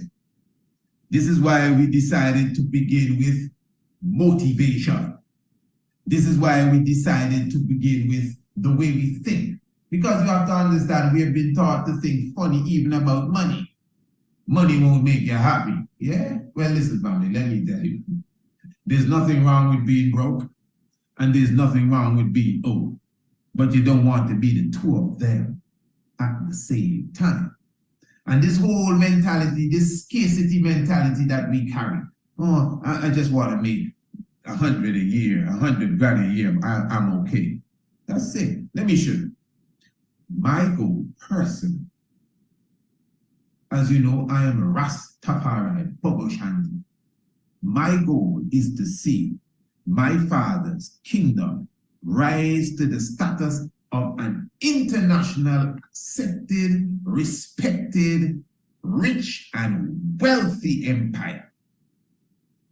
Internationally wealthy, commanding authority through its wealth. So all systems are go. As a hospital, an education system, a health system, a social system, a government, infrastructure, land, asset, wealth, internationally. That is my goal. And it's not no idea or a dream. It's something that I am strategically working on. So this is why you have targets now. That's why you have to have daily targets. I have a daily target. Doing this webinar was a daily target for me. I literally wrote it in my daily book to fulfill the webinar today. When I'm done here, I'm going to take it off. So I have daily targets. I have a target to hit before the end of the week, so I can go into the Sabbath properly, because I've made stars, moon, and plants, trees, and animals like God did before he took his Sabbath rest. He didn't just go to Sabbath rest and he didn't do nothing for the week. He did work. He created. He made life, and then he took the Sabbath rest. So you must have a strongly or weekly target. Have a target that you need to hit for the end of the month. Have a target that you need to hit for the end of the year. It could be a financial target. It could be a money target. And then again, yeah, it's good to have a money target. You want $10,000 a day. It sounds good. Sounds good. Some people say, boy, that's just, okay, good. So you work for $80 a day, and you're just going to wake up in the morning and start to think you want $10,000 a day.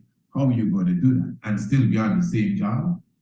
When you write it every day, I will make $10,000 today and every day. Come on, man, that's wishful thinking. That's good. You forgot all about the power of the mind already. Maybe you came in late. That's why I said watch the video from the beginning. You forgot that you made your hands grow.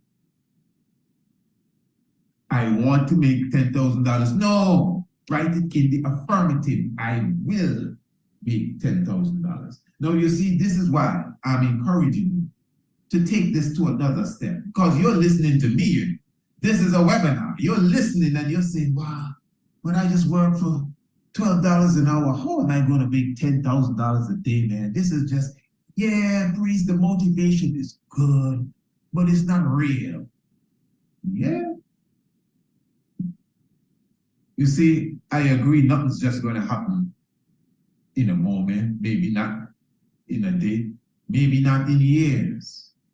Some of us, I mean, we had to be behind a disc for years, in some cases decades, to even reach to a specific point that we can look back and say, hey, let me show you how I got here. Didn't happen overnight.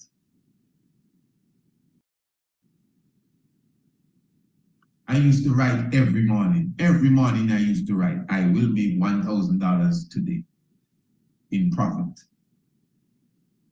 Today and every day. I still write. I write every day. Every day I write. Every single day I write targets, several targets. I'm just giving you an example of what I used to write. I don't write that anymore. I will make $1,000. And then after a while, I changed it to I will make $5,000 today and every day. And then I changed it to I will make $10,000. Now, some people are listening to this and they're saying, wow, what you need all that money for? All what money? What you talking about? I just explained to you what my goal is. My goal. I just explained an international empire. Why do you think we want an international empire? We have people to feed. We have people to clothe. We have houses to build. We have justice to mete out to all people who have been robbed of justice for centuries. That's my goal.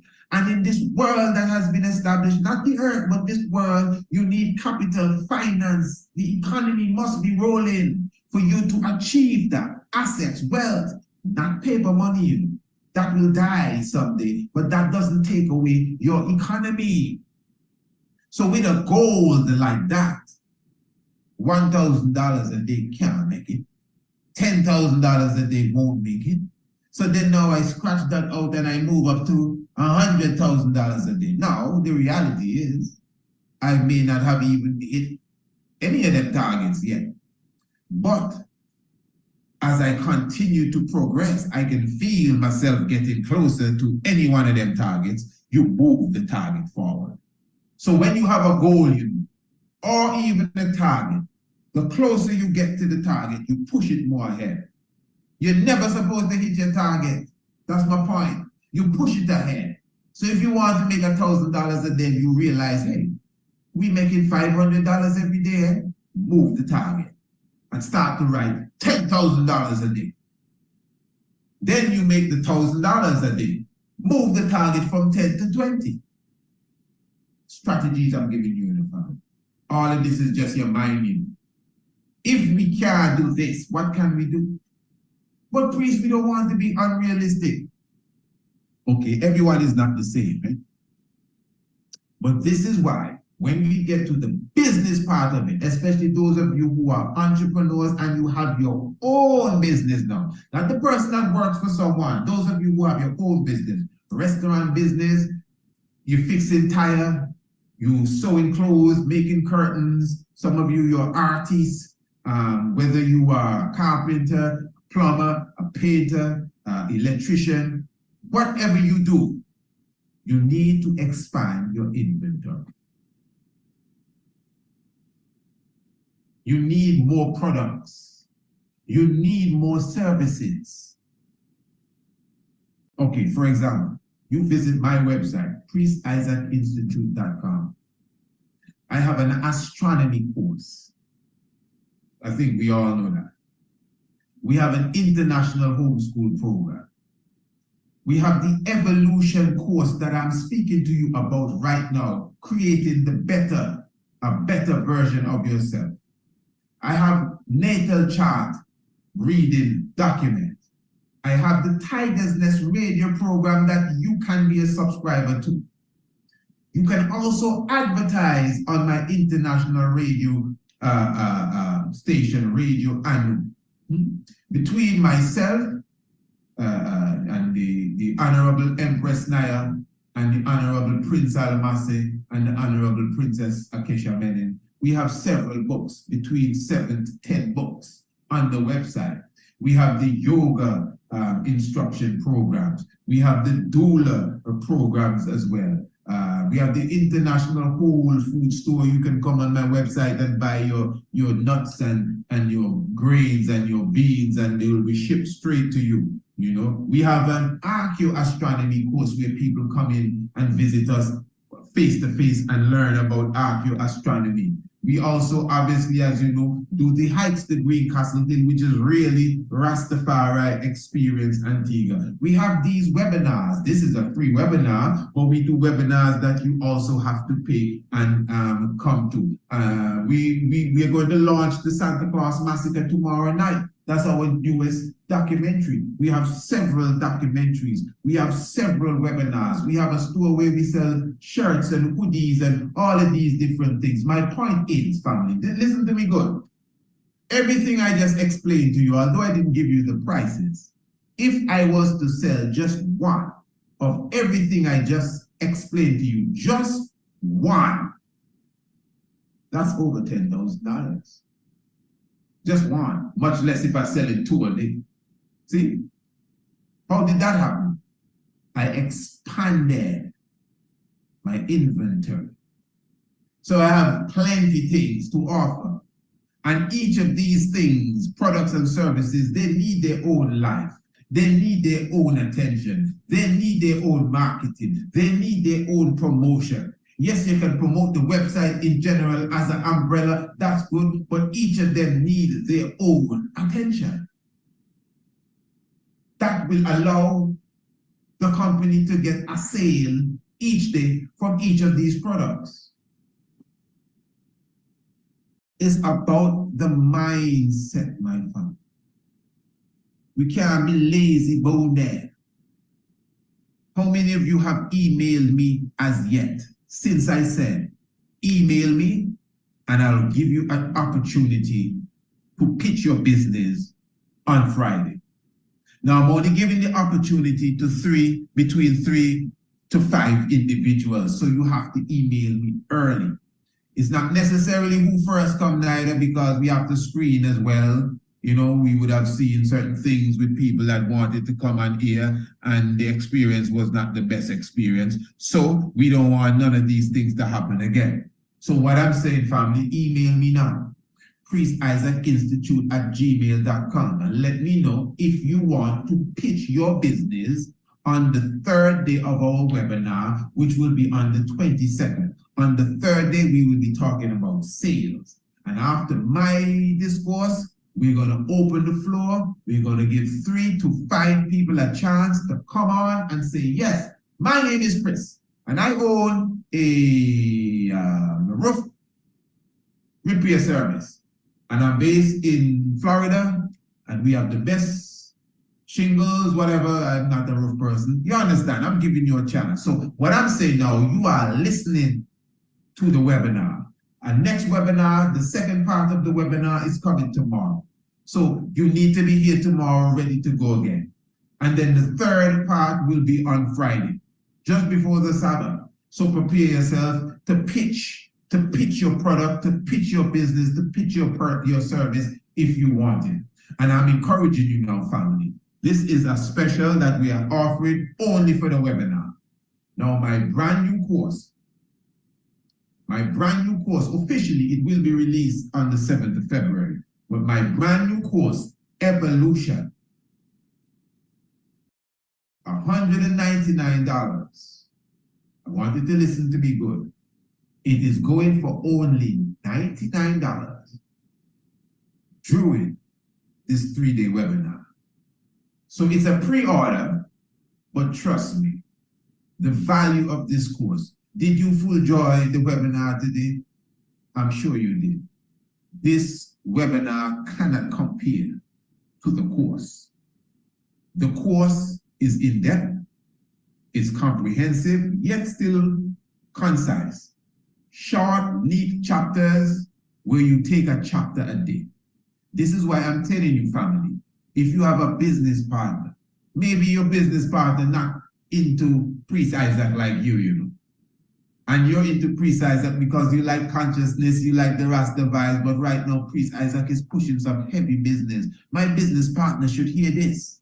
Get the course. You and the business partner sit down together. Just give it 5 to 10 minutes every day before you start work. That's all. That's all. And trust me, you, your business partner, your employees, even your employer, even though you're the one that is being paid to work for this fella, go and say, hey, boss, I have this program for you. If you're well paid, buy it for him and say, boss, that's your gift. Check it out. I'm on it. That's why you see I'm working so good. That's why you see me producing. That's why I'm so productive, because I'm studying from the Priest Isaac's Institute of Holistic Knowledge how to step up my game, how to be the better, the best version of myself. That's why I'm showing you, family, it begins with investing in yourself. Before you invest in anything or anyone else, invest in yourself. And then everything else will follow. So family, again, you can get the course for only $99. It is a pre-order, but you can get it for only $99 during this webinar. So when the webinar is done, unless we have we go back to the table and speak to the board, the $99 offer will be over. But hey, listen, man, the course is $199 US. It's worth much more than that. As I said before, when you create a product, this is my rule. When I create a product or service, I slash it, I value it first and say, okay, this is value 500, sell it for 250. That's it. So when I come and say, yeah, man, this is at 250, boy, that's a lot of money. I actually don't know what you're talking about. You understand? The value of this is way beyond 250. This will solve your problem. You understand? You're in dire need of this, eh? You shouldn't even be thinking about the price, because I know for sure your employees, your workers, I know, I mean, you like to get more out of them, I'm sure. You want more productivity out of them. Sometimes a person comes into the store and leaves without buying anything. You don't want that kind of volunteer around you. You want someone that will bring revenue into your company so you can pay them good. This course, my family, has been designed for all of that. So I'm looking forward to your presence tomorrow. Tomorrow we will be going into promotion and marketing. You know, I'm encouraging you to review this program here this evening, as we were really dealing with mindset and motivation. And I will repeat for you one time, that is the same way that the course has been designed.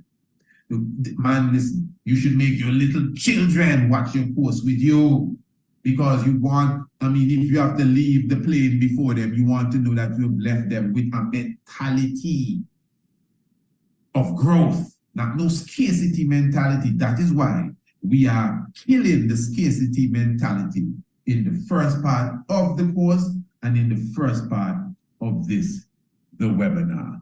Family, give thanks. Looking forward to seeing you tomorrow.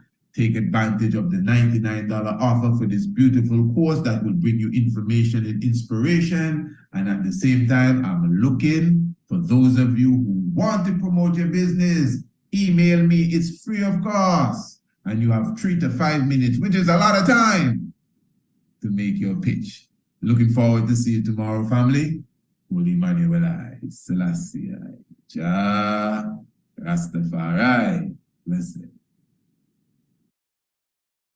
Blessed Love Royal Family, Honorable Priest Isaac here. I am inviting you to the Priest Isaac's Institute of Holistic Knowledge Royal Business Webinar. It is about time, family, for us in the conscious space to motivate ourselves to become a more business-minded culture. Join us for 3 days, the 20th, 21st and the 22nd day of December, for a life-changing, I repeat, a life-changing experience. 3 p.m. each day, Radio Anu TV, YouTube, and Radio Anu International. For more information, visit our website, priestisaacinstitute.com, or email us, priestisaacinstitute@gmail.com. The Royal Business Webinar. I will see you there.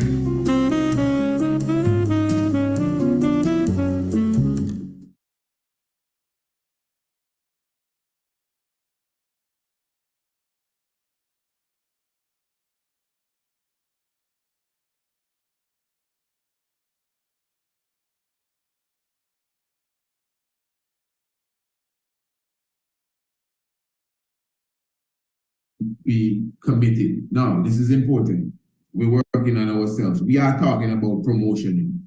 But as I said earlier, promotion, when you promote, you have to begin with yourself. You have to begin with promoting yourself. So before you promote yourself, you have to work on yourself and make sure yourself is ready for promotion. Just like you want to promote a credible product or a credible service. Blessed Love Royal Family, Honorable Priest Isaac here. I am inviting you to the Priest Isaac's Institute of Holistic Knowledge Royal Business Webinar. It is about time, family, for us in the conscious space to motivate ourselves to become a more business-minded culture. Join us for 3 days, the 20th, the 21st, and the 22nd day of December, for a life-changing, I repeat, a life-changing experience. 3 p.m. each day, Radio Anu TV, YouTube, and Radio Anu International. For more information, visit our website, priestisaacinstitute.com, or email us, priestisaacinstitute@gmail.com. The Royal Business Webinar. I will see you there.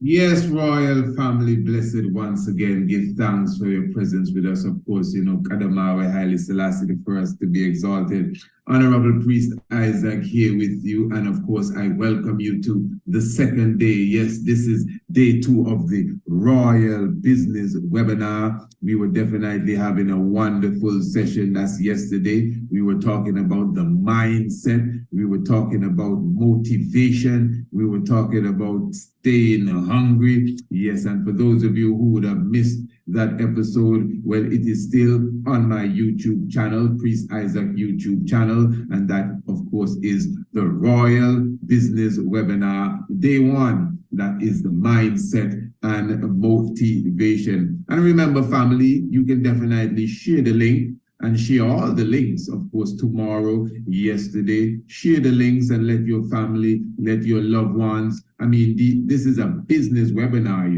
Many of you, I'm sure, have your own personal business, you know, whether you do it from home or whether you go on the road and you hustle, whether it's online. I know many of you have businesses. Some of you have business partners. Your business may not be registered. You ain't got to be registered to make money. But at the same time, of course, you know, when you're going to reach to a certain level, you don't know how the system's set. So if you have a registered business, whatever it is, LLC, whatever business you have a business. It could be a startup. It could be what they call small business and all of that. You could be a manager. You could be an employee. You could be an employer. You could be a human resource manager. You could be the CEO of a company, or you could be the owner of a company. This webinar specifically is for you. And again, you can share it with individuals that you work along with, because you must have a team. Your audience is your team. You are my team. You know, the people that buy from you, they are your team.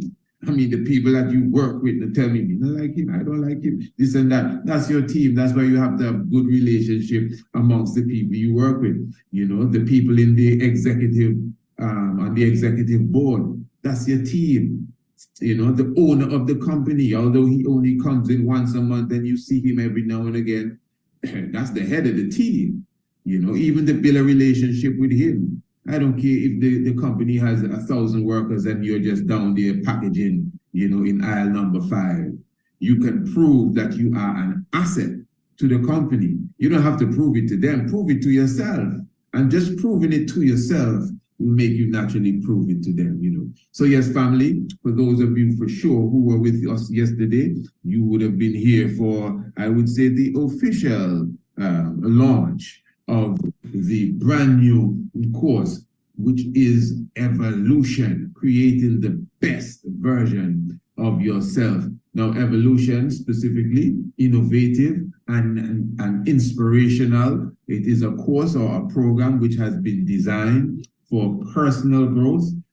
It's for business partners, as I said earlier, employees, employers, managers, CEOs, owners specifically, and it is divided into 3 sections. It is divided into the section dealing, number 1, with mindset and motivation. It is divided into the section dealing with promotion and marketing, and then you have the section directly dealing with sales. Now, this is a course, family. Let me be clear here. This is a brand new course, a brand new program that has been created by the Priest Isaac Institute of Holistic Knowledge. Many of you are already on the different courses we have.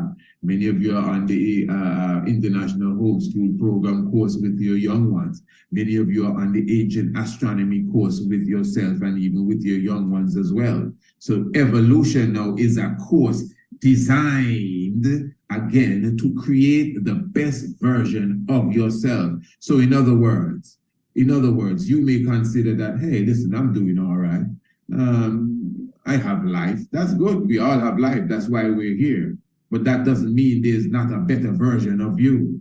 Yeah, you may consider yourself prosperous. You may consider yourself successful. I don't know who you are. I don't know where you think you are in life, but there's still a better version of you somewhere inside. So I'm telling you, in fact, I am guaranteeing you for sure that the evolution program, the evolution course that we have created specifically will create a better version of yourself. Even if you just sit down and watch the course off in a day or two and don't move again off of the couch or wherever you're sitting down. The evolution program is so powerful that it will not only motivate you as it promises to do, it will raise your income. These are two of the main promises and guarantees that come from the evolution course. That it will definitely motivate you, that is without a shadow of a doubt.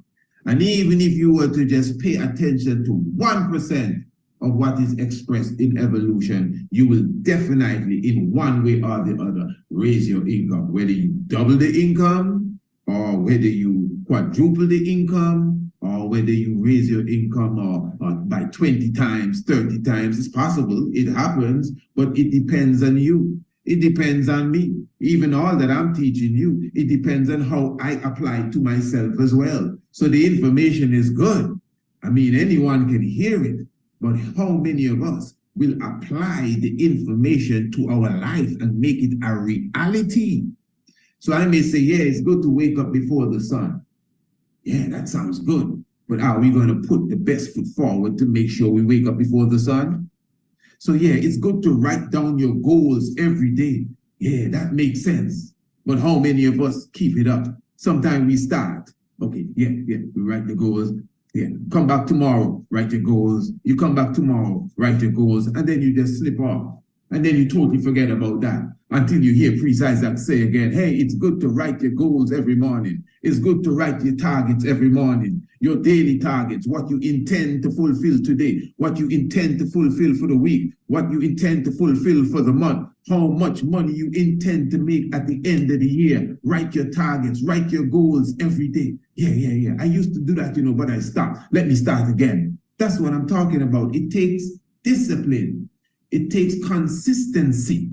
It will never work without consistency. Consistency is extremely, extremely important, So I'm just showing you, family, once you apply what you learn, because I know what we are teaching here, the webinar, and for sure what's inside of evolution, which is more set as a program, a strategic program, it has already worked.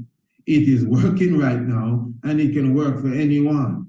That is why we begin with the mindset, because we all grew up in a culture, no matter who you are, we all grew up in a culture where the mindset has been dumbed down, where the mindset is mediocre, where the mindset is just everything is okay, let's just scale through. You cannot think like that, family, for sure. Let me show you something. And this is very important. This is a very important point.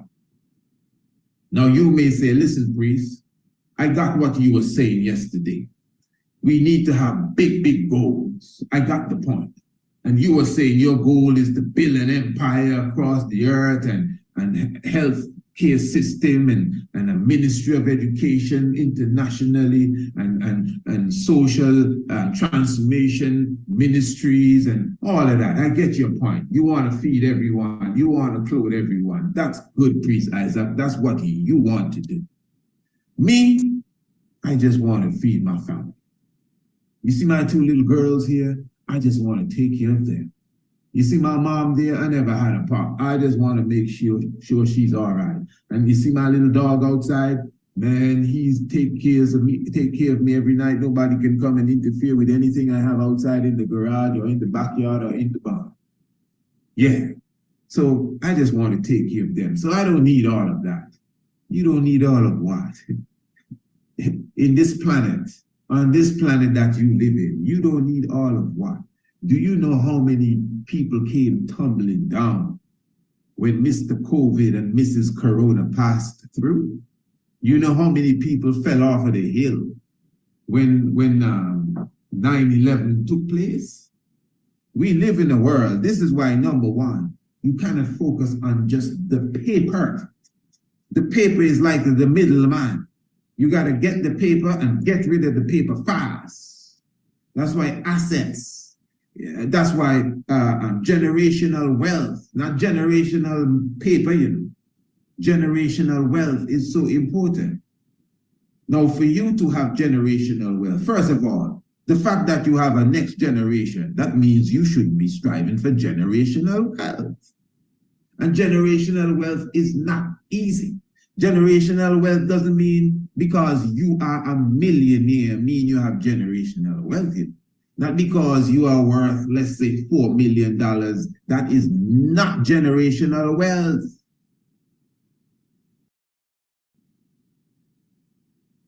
There is a saying that the higher the monkey climbs is, the more he is exposed. Do you know what that means?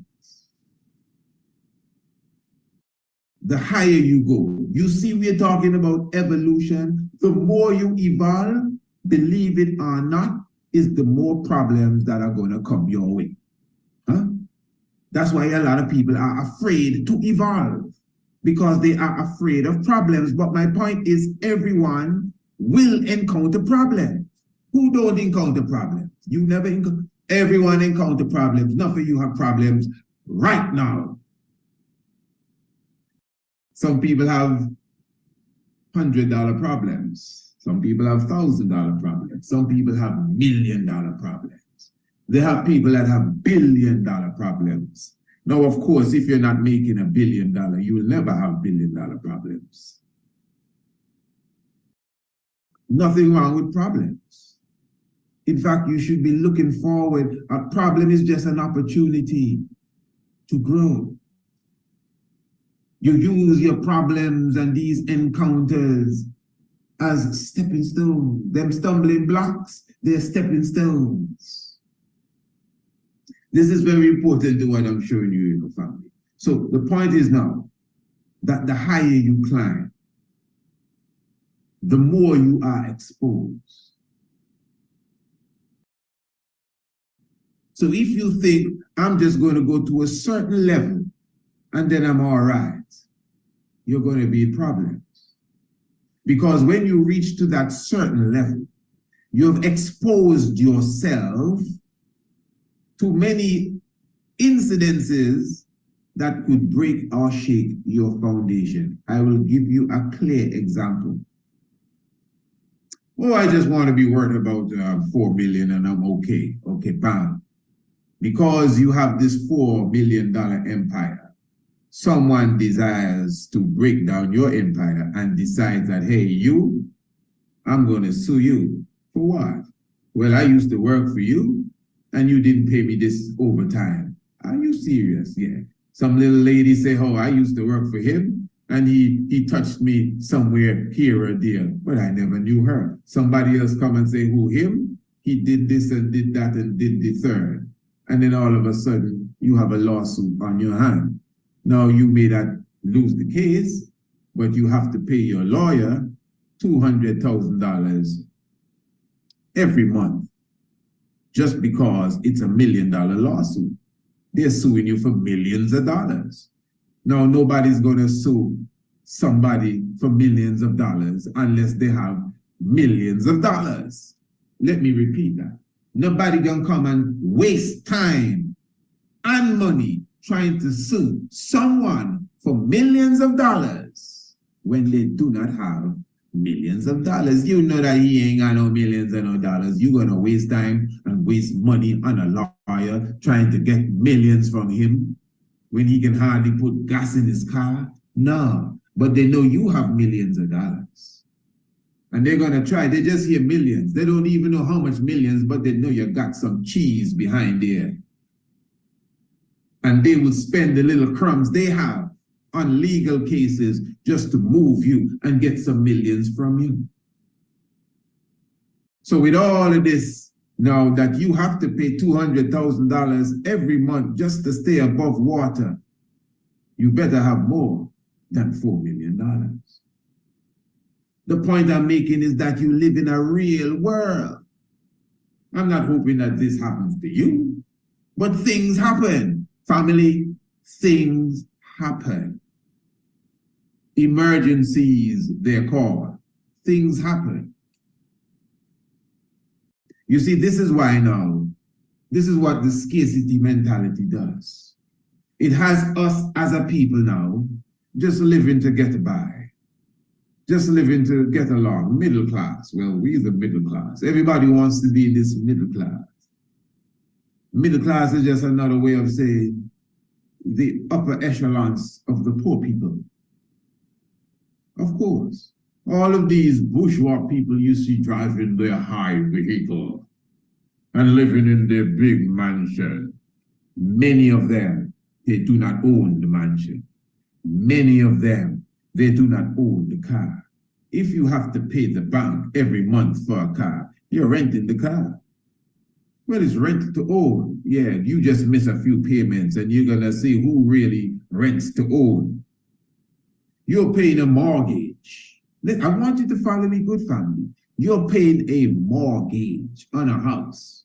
You're middle class. You're middle class, and yeah, you can shop in the top ranking supermarket because you're middle class. You understand? You wear the best high heels because you're middle class.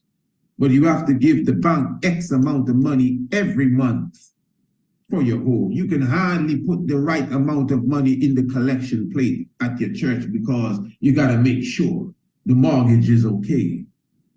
And hear this, reality speaking, you die and leave the mortgage on them, so the little children that you work so hard for, the same little children that, hey, everybody got to go to university to get some degrees so you can get a mortgage too. And then the little children can't pay this mortgage, they sell the house. The family house is sold. No generational wealth nowhere around because of the mediocre way that we have been taught to think, the way that we believe, our outlook on life. So this is why now the mindset is important. This is why now motivation is key. This is why you have to set big goals. Teach your little children to set big goals. They are not going to teach nothing like this in the schools. Have massive targets, but not wishful thinking. That's why I say again, evolution, because it's about strategic action going forward. Massive action, yes, but strategic action. So you have to take massive action. And to begin with this, you have to invest in yourself. So even evolution is an investment in yourself. Listening to this is an investment in yourself, because just the message alone will encourage you. It must encourage you to grow, but it cannot stop there. You yourself have to be constantly committed now to your growth. It has to be a constant commitment. So again, you listen to the message, you listen to the coaching, you listen to the consultation, but you have to put it into action. So again, if the action is daily writing down your goals, you have to daily write down your goals. If you want to be fit, you have to exercise, you have to work out daily, or at least have a specific routine, a regimen that will, give you the results that you're looking for. So it may be once every other day, but whatever the rhythm is that will give you the results, you have to keep the rhythm. And it's called discipline. So again, you have to invest in yourself. That's my point. You have to edify yourself. whatever field that you are in, you have to learn the rudiments, the fundamentals, and of course the basics, and even the intricate details of that field, whatever it is. Well, I'm in sales. Everybody is in sales. That's number one. So that's no excuse. Everyone is in sales because you got to sell yourself. I told you that yesterday. You specifically have to literally sell your own self. You got to be sold on yourself. I don't mean sell yourself like pass the money from one hand to the other hand. Not that kind of soul. You can sell somebody something without money. It's a mentality. You're sold on your own product. You have confidence in your product. But how can you have confidence in your product? Because you have confidence in yourself, especially if you created the product. Evolution is my product. The ancient astronomy course, I created it. It's my product.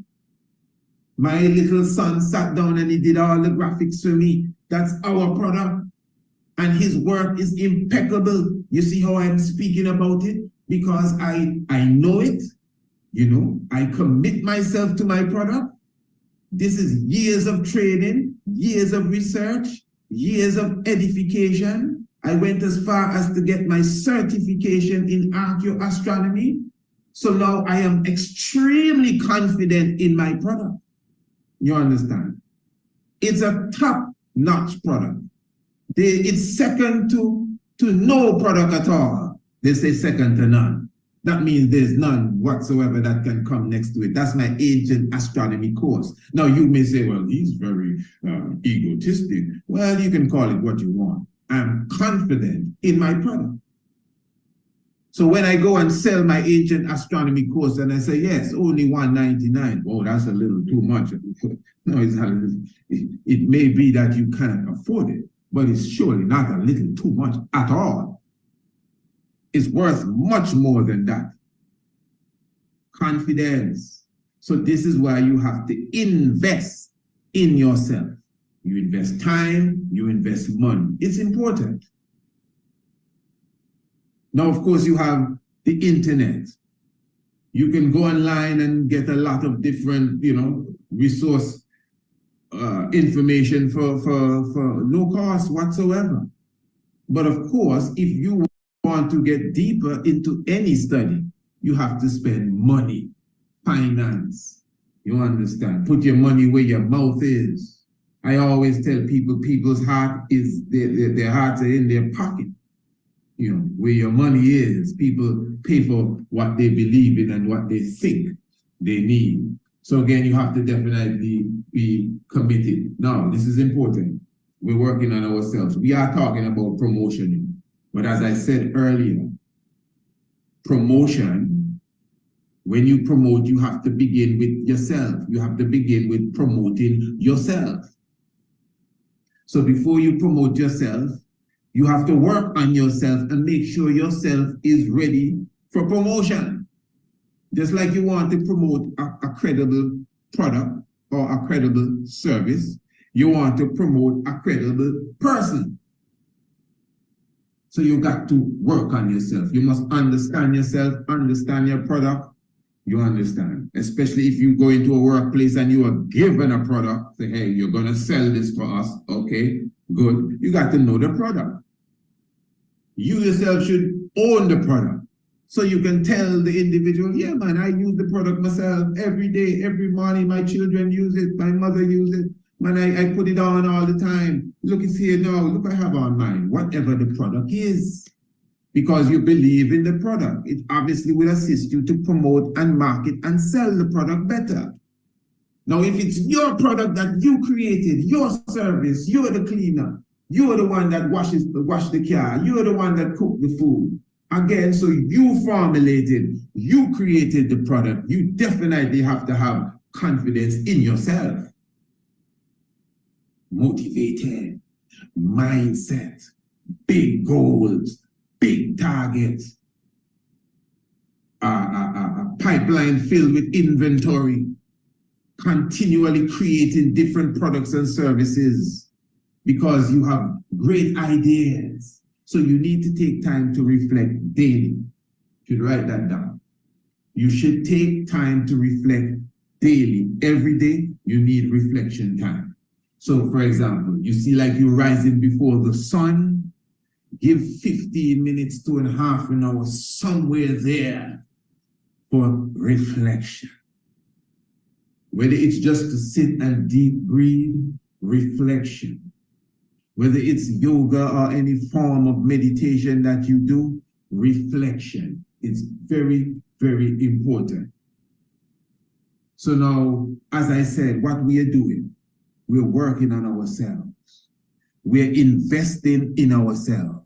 The time will come when you have to invest money into a product or into another service and see the money flip. But before you get there, invest in yourself. Your health, very important. Education in general, and of course, specific education as it relates to the service that you are into or the product that you are selling, whether it's the product you created, whether it's a product you and your business partner retailing, wholesaling, whatever, or whether you work for a company that supplies this product, supplies this service, or many products, many services, whatever it is that you are into, you need to invest in yourself. All right. So again, family, remember that the Evolution is only $199. Of course, it will be appearing on the 7th of February, 2024, Evolution, and you can get it for $99 throughout this webinar. You understand?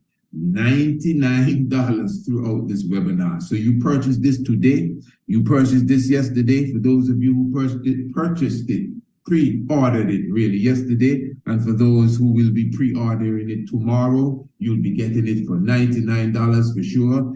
As I said earlier, it is $199, but it's still worth more than that. Now let me show you this little trick here, as they call it. Not because we say it's $99. Family, when you're confident of your product, you don't have to drop no price. You see, when you reach to a certain stage, dropping the price is not to try to get it selling.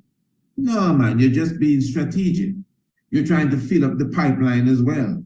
Inventory, again, very important, trying to remove inventory to bring in new inventory. That's why you see them every Christmas time, around them times there, what they call the stuff, Black Friday.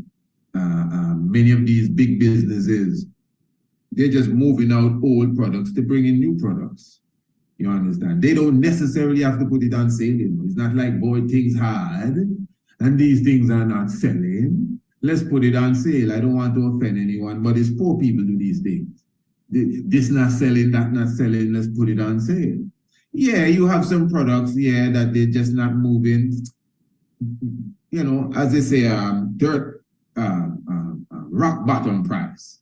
That's why these big enterprises, when you see them really put something at rock bottom price, they really put it at rock bottom price. But the end of year sale is not because it's not selling. That's just a ritual for them. You know, they're not losing anything by doing that. In fact, they need to get that out of the way to get the new stuff in. Yeah. So it's not like, oh, it's not selling, let's put it on sale. No. And you as well should have that mentality. So when you have something on sale, as they call it, and we're not into the on sale thing, we may have a special offer. Everything is on sale. We're selling everything, but we have a special offer. And the special offer that we're giving for Evolution is that you can get it for $99 during the time of this webinar. Today is the second day of the webinar, and tomorrow is the last day or the sealing day of the webinar. So after that, the 99-day special or offer, or $99, pardon me, special or offer will be up. Simple as that. But the price now is $199, and it's more than worth it. I mean, just this conversation here, this is a webinar, this is free. But if this was a 3-day webinar and the tickets were $199 and you had to have a special pass to come and all of that, it would be worth it too. You understand? But it's free. Why? Because it's something that we know. We want to get to the populace. Even people that may not be interested in hearing it, we still want it to get to them. And this is enough to motivate anyone, but we have more motivation for you. Yeah, we have more inspiration for you. Yeah, and we have more strategies and more techniques on how to not only keep yourself motivated, but to raise your income. Yeah, we're Evolution. And that comes with a price. Now, I'm not trying to sell you something here. This is a lesson I'm teaching you. I'm showing you something here. You understand? How you present your product. You understand? And if you notice, we literally morphed into this. I showed you that I'm confident in myself. I know who I am. Even before I understood who I am, I knew that I was special. And I used that to literally go into myself to find out who I am, my purpose, my responsibilities on the earth. That is why my goal that I set is so big, because it's my responsibility. As I said yesterday, even if you miss the moon, you will still be amongst the stars. So again, that's the mentality you have to have even about yourself going forward. So then now you feel as if you are, unstoppable, unbreakable. You are conquering even and to conquer. So now, promotion. So that leads us now, as I said, into the whole aspect of promoting. And when it comes to promotion, just like investing, you have to start by promoting yourself, who you are. Now, even if you have the best product and no one knows who you or your product is, no one knows who you are, and no one knows anything about your product, it could be the best. The best. I mean, nothing shines the windows like this anywhere in the world, the best. My bees make the best honey anywhere in the world, best. You can't find orchids like this anywhere with these colors and this and that and the third. But who are you? Never heard of you. Are you from around here? Promotion. Promotion, promotion, promotion. We live in a time, my family, where you don't even have to depend on the regular media.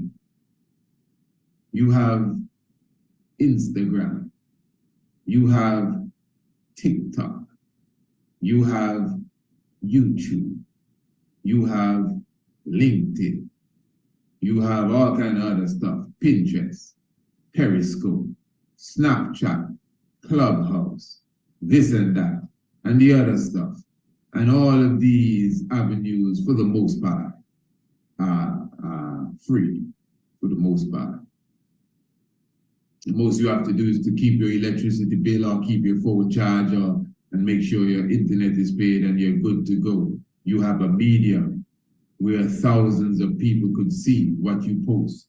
Millions of people could see, depending on your zeal and how rigorous you are in promoting yourself. You have TikTok, yeah. You have Instagram, yeah. You have YouTube, yeah. Put up a video every day on each of these channels. Every day? Yeah, once a day. You can put the same video on all three of them. In fact, how many subscribers you have? Well, about 123. Oh, sorry. You need 2 videos a day. What?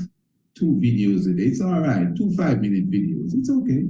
2 10-minute videos, YouTube, a 5-minute video for Instagram if you have to do a different video, and give TikTok a 2-minute video. You understand? This is a different time. Give it a nice thumbnail, or whatever they call the stuff. So that when the individual, when the passerby, yeah, that's what it is. People are just passing by. That's why they swipe. They're passing by. They're seeing all the stores. They may see something interesting. What's this? And they press your video. You got to catch their interest. You understand? We're not clickbaiting. We want to be genuine in what we're doing. All the years I've been doing this, I never tried to clickbait nobody. Never. Even though maybe once or twice the title may appear so to some, but it's just a genuine title. So don't try to clickbait, but genuinely try to attract attention to yourself. You understand? Even if you're not pushing your product as yet, but let the people know you. Let them know your organization. Let them know your company. Whatever it is, they have to know you. They have to feel you. They need to know who this is. I mean, what are you about? What are you talking about? What do you have to say? Huh? What do you say? Well, these bulbs that we use in our kitchen, they're very dangerous. Who is this fella here? I don't know. Yes, these bulbs, the radiation can cause skin cancer. Check me tomorrow, I'll give you a next video. Who is this guy? I don't know. But I'm going to listen to him tomorrow because I got them same bulbs in my kitchen. It's a start. You may be selling bulbs, or you manufacture the bulbs, or you work at an appliance store where the bulbs is just one of the products. But you didn't start by selling bulbs, you just was giving some information on the bulbs. And you have the replacement for the bulbs that you're throwing in the rubbish now, you know. You may do a program where you show yourself as a handyman around the house, but you sell these things that you use around the house as well. But because you are gifted, you're going to use your ability to promote yourself as a handyman. You may be a handyman. You may be selling your services. You have Instagram. You have Facebook. Oh, I forgot about the Facebook. You have all of these things. You have Twitter or X or whatever it's called now. People use these things to waste time. People use these things to gossip. People use these things to show you what they're having for lunch. You should use these things to promote yourself positively. And then obviously, eventually promote your product and promote your service. But again, you have to think big. You can't just be laying down in bed and just throw up some little picture on Facebook and then throw the phone aside and go to sleep. You got to work this stuff. You got to work this stuff. You got to monitor your posts. And just that amount of people, throw up a next one, I mean, people are always on Facebook. People are always on YouTube. People are always on TikTok. People are always on Instagram. They're all looking for something to entertain them. Yeah, many of the people that are looking for something to entertain them, what you have for them may not be exactly what they're looking for, but that's all right. You know, that's all right. Yes, it's good to know your audience, but your audience is still 8 billion people. Huh? There are 8 billion people on the planet. Who's your audience? What are you talking about? You're ruling out people? You prejudice? Are you a segregationist? No. We come for everyone. Everyone. Whoever you are. Wherever you are. You understand? That's how you're supposed to think. Don't be ruling out anyone. I understand for sure.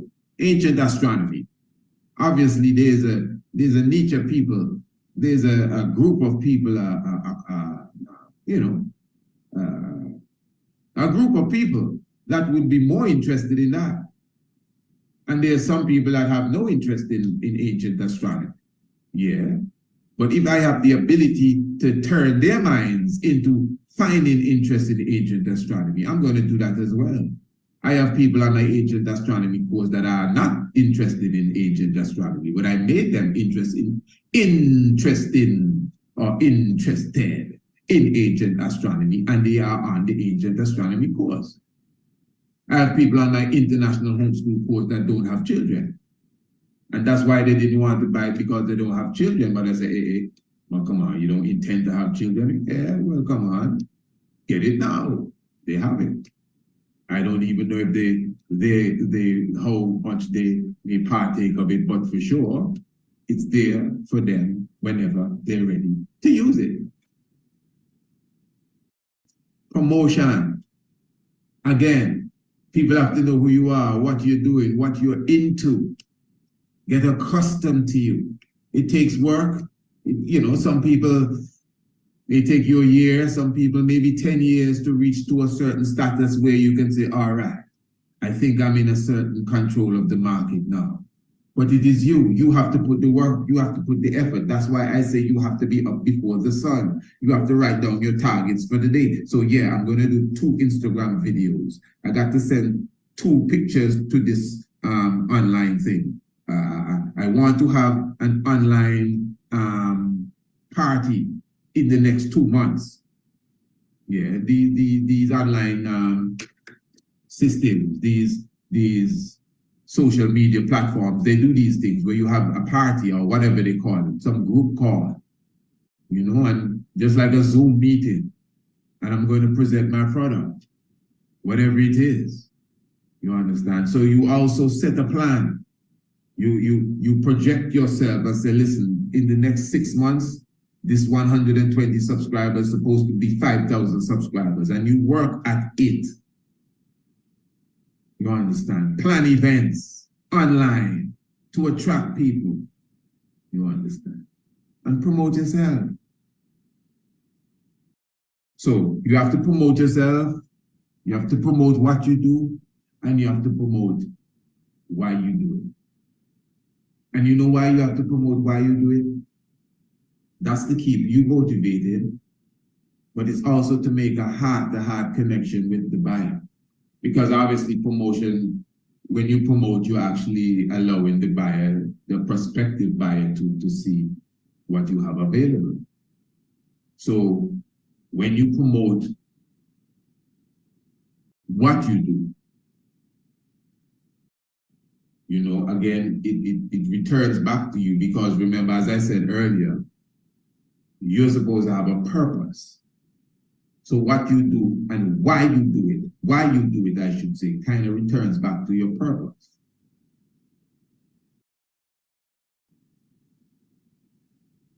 You see, the reason why you do it is very important to you and to those who you're pitching it to.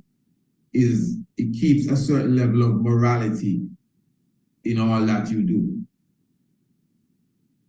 Because it brings you back home. It brings you back to base. Why are you doing this? Well, I'm trying to make $1 million. Okay, I get that, but why are you trying to make $1 million? There got to be a root to this. Well, I've seen my mother live a kind, okay, you don't have to say anymore. I get the point. I see why you're doing it. That's why you just want $1 million, because you're trying to satisfy a person. No problem. That's just why you're doing it. You're being honest. So you know me. Even during this one day 12 webinar, Royal Business webinar, I've already promoted who I am.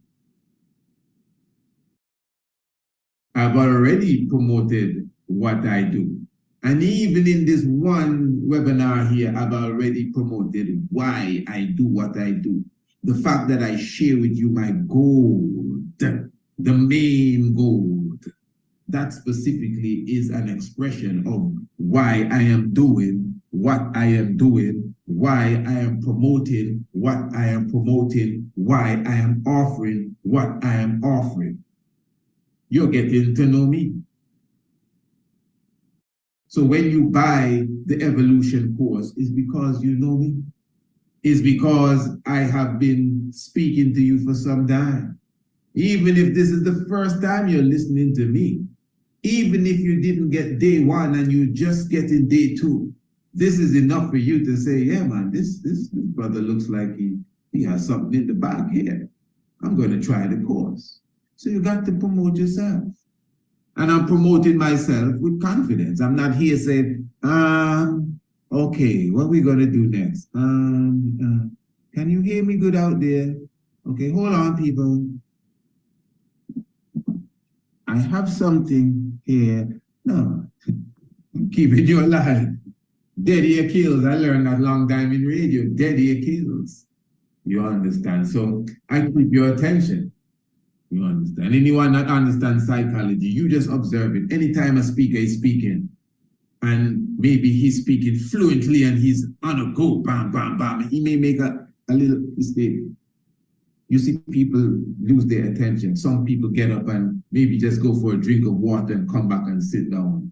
because they were captivated with his rhythm. They were captivated with the flow. But he just hit a little pothole and they shook out for a moment. And some of them maybe moved a little bit. Some of them put their phone in the pocket. Some got up just to get a bit of water. The man that wanted to leave for the last 10 minutes, but he just couldn't leave. But he needed to go, but he couldn't go because he was glued to the words. And the moment that the man made a little mistake, he said, wow, that's good. But anyway, I gotta go now. Because the rhythm was broken. Rhythm, you understand? So it's deep, again, because he's projecting himself with confidence. He knows what he's selling. Even if he's not selling something to take money from you, he's selling you an idea. You understand? So even though I say, hey, come, I'm going to have a webinar, we're going to be talking about Ethiopia, you don't have to pay. It's all right, we have nothing here to sell. And then I come and say, hey, Ethiopia is the oldest country, you know. Do you believe that? Wow, I didn't know that. I believe that. I just sold you an idea. And then you go on telling somebody, did you know Ethiopia was the oldest country? You bought the idea, you bought on to the concept. That's why I'm saying to you, you need to sell your own self.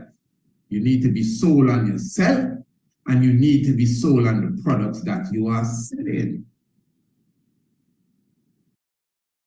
So obviously, after investing in yourself, you need to make sure you create quality products for the marketplace. All of this adds to the confidence.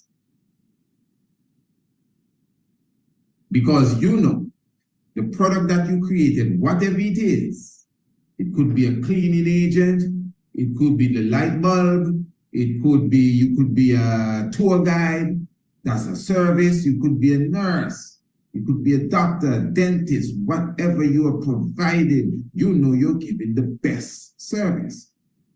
And now this is where service comes in. Every product comes with a service. Every product really comes with a service. That is why when you are in the business and you have a similar product to another fellow, this is where you see people fighting to see who can go the lowest with their prices. No.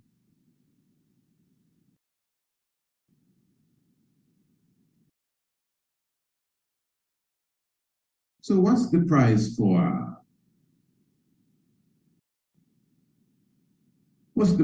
this telephone here, cellular phone? Oh, that's $300. $300. Okay.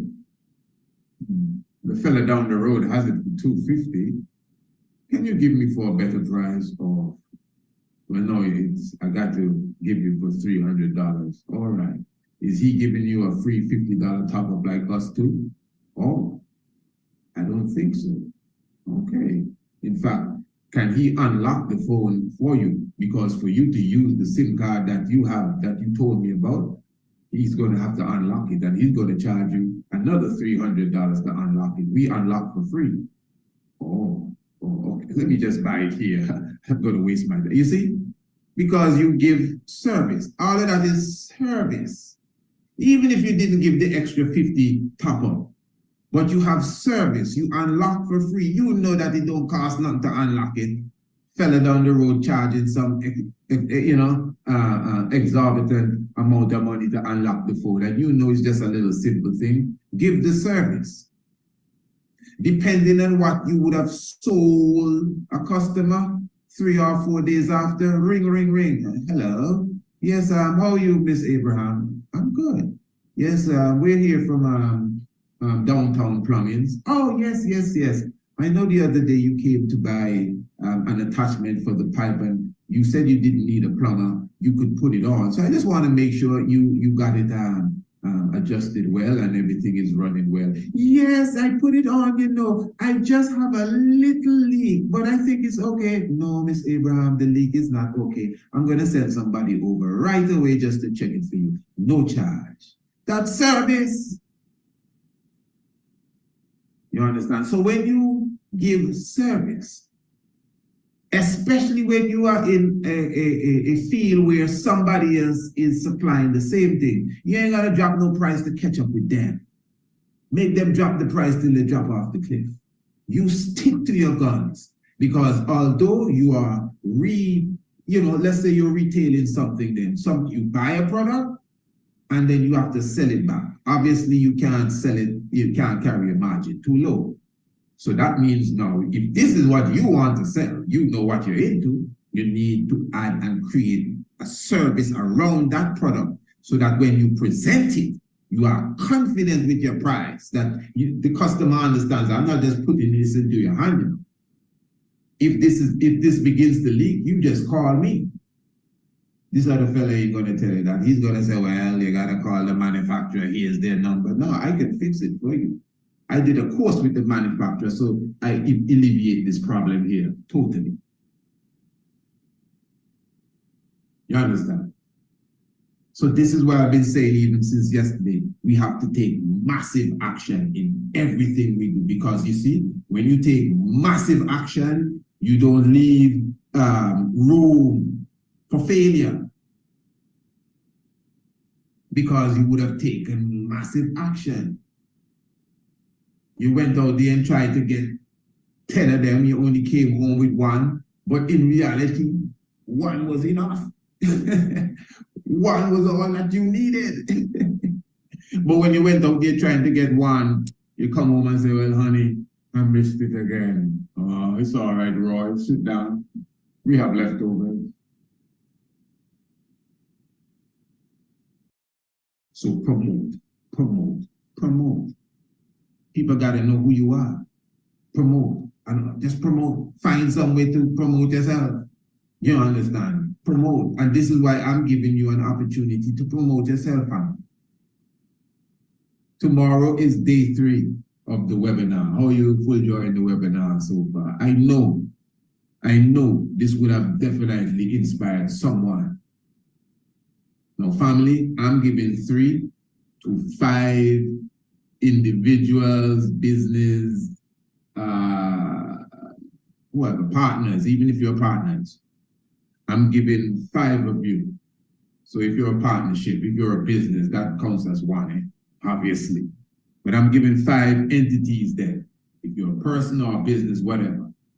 3 to 5 minutes to come on live tomorrow. You're going to get the Zoom link, everything, and you're going to come on live and you're going to pitch your business to the audience. Don't mind the audience that will be there with us.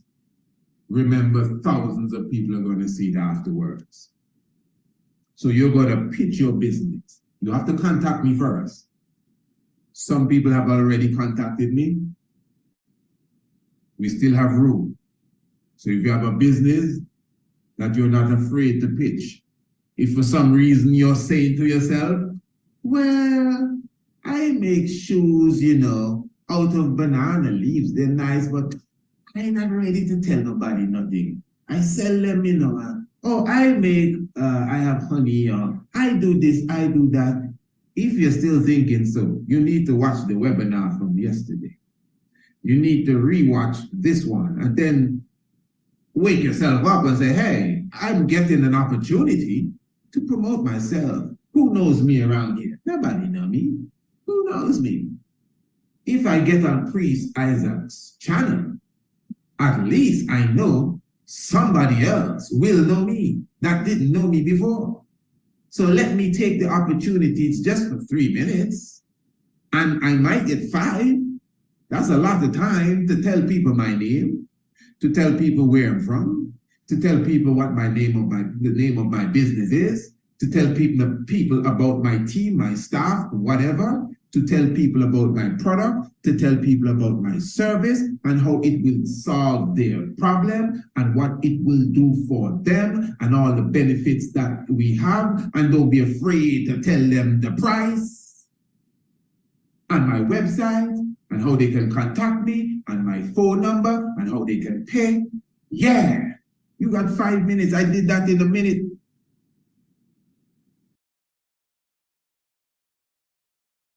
Promote, promote, promote, family. And I'm encouraging everyone, if you're serious about growth, the webinars are nice. The course is more detailed. And remember, the course should not just be for you. I know you have people that you work with. Nobody working by themselves right now. You have people that you work with. Share the course with them. You should share this with them. Share this link with the people you work with. Share this with your own boss. Share this with your manager. Say, hey, manager, I know you're not into no Rasta thing, but watch this. Give it 15 minutes. If you don't like it, lock it off. Tell him that. You see, you have to know how to sell it. Say, boss, give it 10 minutes. When you go on your lunch break, just give this 10 minutes. Don't start from the beginning. Start at minute 10 and give it 10 minutes. I bet you when you come back in half an hour, you still hear Priest Isaac talking to him and this man and say, boy, this Rasta man serious. Yeah. Is he you listen to Frank? Yeah. He's a serious Rasta man. This is good. You show this to the people on the ground floor? No, boss. You need to show them this video. They need to listen to some of this. Straight up. And then what you're going to tell him? Well, boss, you need not the video, boss. We need to get the course, boss, for all of us. Every man should get the course. Every morning, you get 5 to 10 minutes of training by Priest Isaac, and then we come to work and we put it into action. And at the end of the course, yeah, the standard will be up. The quality will be up. And even the income will be up if you follow the instructions. Yes, family, give thanks. Give thanks for your presence with us. Let me remind you one more time. Please contact me, Royal Ones, those who definitely want to, pitch their business to the community. Tomorrow will be the day for that. It will be about 4 o'clock. You'll come on live. I'm just going to do maybe an hour presentation, then bring you on live. You understand?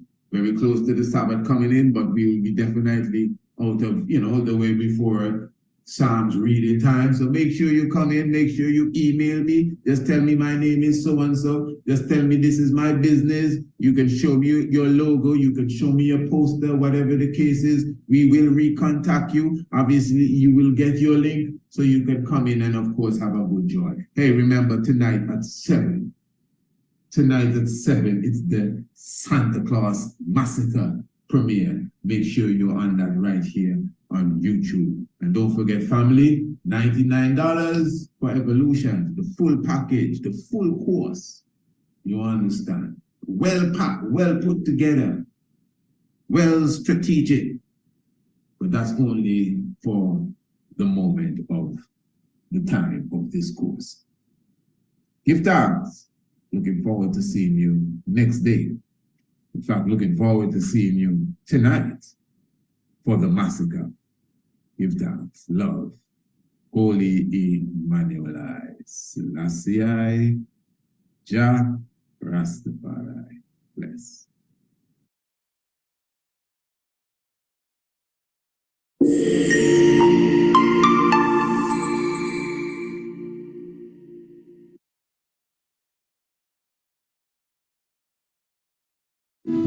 Blessed Lord Royal Family, Honorable Priest Isaac here. I am inviting you to the Priest Isaac's Institute of Holistic Knowledge Royal Business Webinar. It is about time, family, for us in the conscious space to motivate ourselves to become a more business-minded culture. Join us for 3 days, the 20th, the 21st, and the 22nd day of December for a life-changing, I repeat, a life-changing experience. 3 p.m. each day, Radio Anu TV, YouTube, and Radio Anu International. For more information, visit our website, priestisaacinstitute.com, or email us, priestisaacinstitute@gmail.com. The Royal Business Webinar. I will see you there.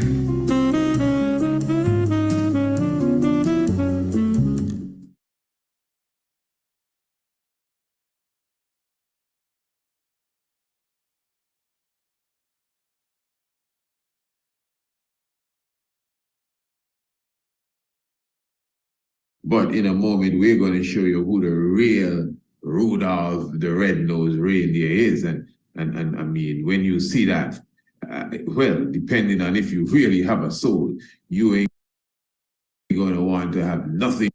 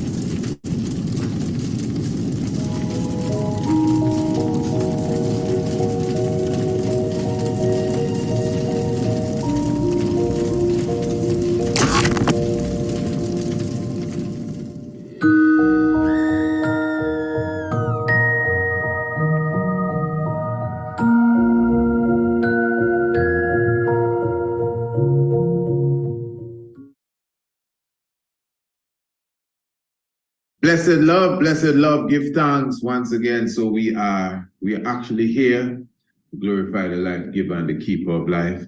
It is time. The Santa Claus Massacre is here with us. Everyone is coming in. This is the moment I'm sure that many would have been waiting for. Yeah, to see exactly how it all turns out. So it's time. We're here now and we're going to be viewing. This is the world premiere. Albeit not the full premiere. For you to get the full premiere, you're going to have to get the documentary. We are looking at the documentary tonight. Of course, we're going to have some intermissions where we comment on it. And we are still in between if you're going to get the full documentary tonight. But it's all right. You can get a copy for yourself. In fact, you need your own personal copy. You can't be coming to YouTube to watch this. You need your own personal copy so you can share it with your family and your friends and your little ones. I'm talking about the Santa Claus Massacre, just hot out of the oven, hot off the press. Honorable Prince Almasi, I'm talking about our chief coordinator here with me. I'm talking about the chief videographer, what's the right term? Videographer. I'm not getting the term. Videographer. Give the man a clap. Hey, yeah, so all right, so that's what's going on in the house. Yes, Honorable Prince, a mighty expression that we just did. I'm talking about the Santa Claus Massacre. Everyone will be viewing it at this moment, and they're in for a surprise. I mean, you did most of the work on this documentary, my lord. Anything you want to tell us about it? I'm talking about the Santa Claus Massacre. I mean, you yourself even said we should have some sort of advisory before people start to watch it. I don't think it's that gruesome, but Santa Claus did get a blow. What do you have to say? Well, there will be some things that people may see as vulgar content, but this is what the man deserves. Wow. For being this ruthless. As the subtitle says, there will be no mercy for the merciless. All right. You hear that, family? So he deserves it. And that's a very important point, you know. People might be saying, hey, what you doing, old jolly old Saint Nick? But people don't understand the psychological damage that jolly old Saint Nick would have done to our children and to us, and well, maybe not to you, I don't know, because you seem to have done some psychological damage to jolly old Saint Nick. Hey, listen, family, how many of you have a Christmas tree in your house? I just felt to ask, you know, this is the time, and I know many ones are celebrating the season, even though we are conscious we're still celebrating the season, you know, and happy holidays and all of that stuff. Well, listen, I hope you can brace yourself tonight. And hey, keep in mind, those of you who are shopping, because I know many ones are shopping, those of you who will be getting the homeschool program, the international homeschool program, you will be definitely getting a free copy of what you're going to watch right now. I mean, in its entirety, the full package, no interruptions, no commentary. I'm talking about the Santa Claus Massacre. You'll get it as a part of the package. You're ordering the international homeschool program for your young ones. You're ordering the ancient astronomy course for yourself, and even for the young ones, you definitely will be getting a free copy of the Santa Claus Massacre. So we're going to watch the Santa Claus Massacre. Family, I just want you to brace yourself. I hope you have all your snacks. Some people may be eating cookies and milk. Well, by the time we're done tonight, you may not want no more cookies and milk, but just brace yourself. Get the little ones, tell them to come around the TV or the computer or whatever you're watching, and let us have a good time as we go through the Santa Claus. All right, so family, are you ready? Are you ready? There will be no mercy for the merciless. That's the subtitle. Are you ready? All right, let's go.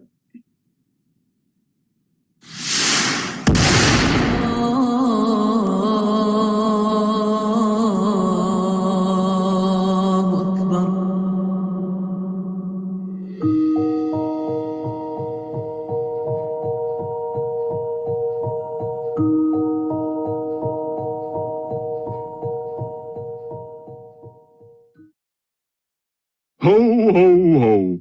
Merry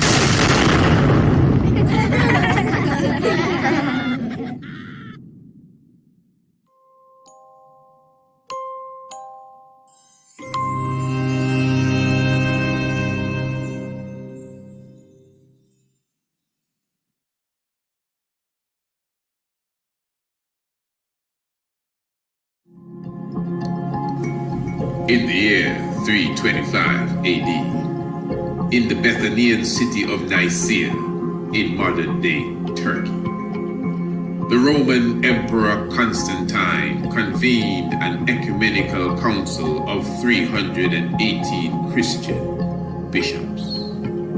This gathering, which is commonly known as the Nicene Council of Bishops, was designed to corrupt, water down, and whitewash the ancient African tradition of the Charis, the risen one, the Amsu of the Kemetic tradition, the Sahu of ancient astronomy. The Greek and Roman mythology took center stage. The philosophy of Serapis, Odin, and other fables were the standing principles of the event. The North African bishop Arius of Kemet was present. He was totally opposed to the concepts that were promoted. He represented the ideals of the Black Messiah, and his concepts were more rooted in Afrocentricity. In fact, the conference was held to repel the theology of Arius. One of the bishops, Nicholas of Myre, Turkey, was so disgusted with Arius and his philosophy that he approached the African bishop and assaulted him. This Nicholas of Myre is considered a hero and was even made a saint. European fable and folklore was created around him as a gift giver and helper of widows. But the reality is that this character has been morphed with other gods and goblins to create the modern day Santa Claus. Jolly old Saint Nick.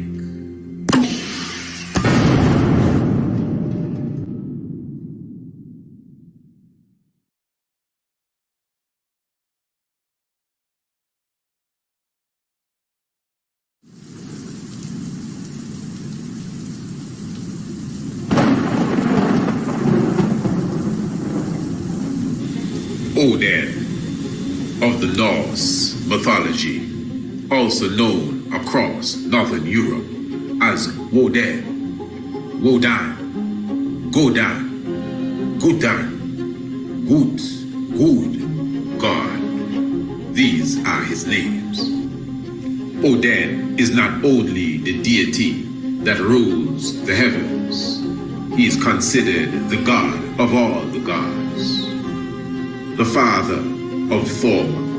Odin is usually seen with his crows and his wolves. In many cases, he is seen like Heru, one eye.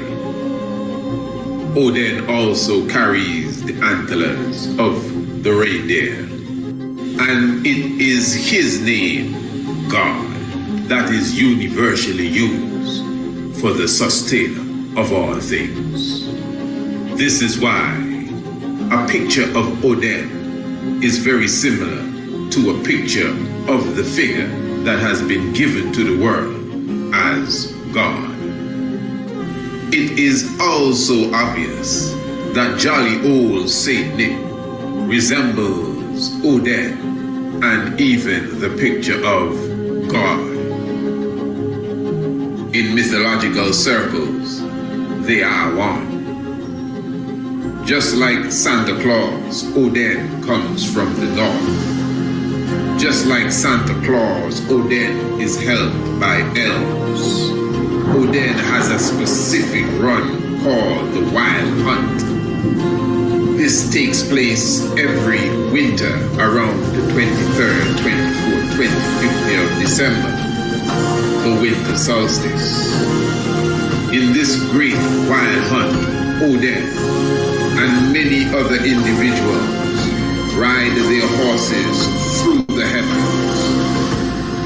They're all decked with the antlers of reindeer and accompanied by the wolves and the crows of Odin.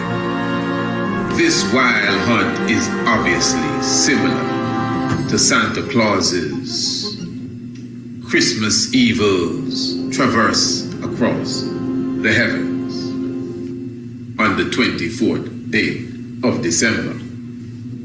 This obviously is not reality, but it shows how the Norse mythology has crept into the psyche of us as a people, even up to today. Odin is seen as a god. Odin's name, God, is used for the name of God. Odin's picture is similar to the picture that has been given to the world as the god. Plus, Odin can clearly be seen directly linked with Santa Claus. He knows when you are asleep. He knows when you are awake. He knows when you have been good or bad, so be good for goodness sake. That's Santa Claus. And he comes out of the North Pole, which has always been a symbol of power. The northern celestial pole of the heavens is the power point of the Supreme.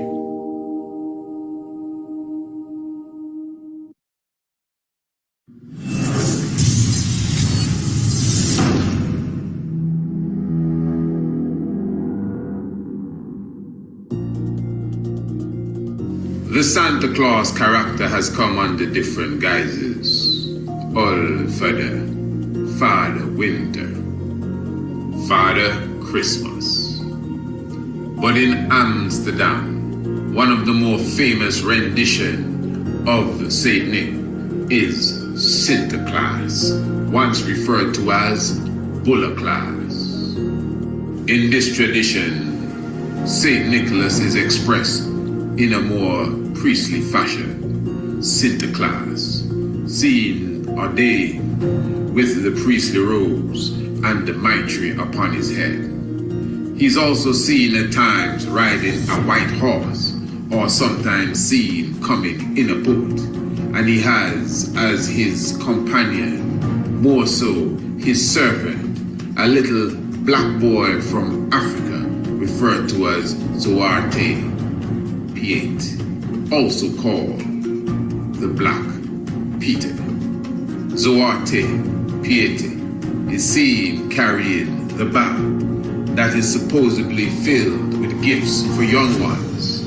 But according to the tradition, when young ones are naughty, they are placed in the very same bag and taken back to Spain. The tradition also says that the Black Peter had a broom a chimney sweeper that he would use to spank the little ones. Very interesting, a chimney sweeper.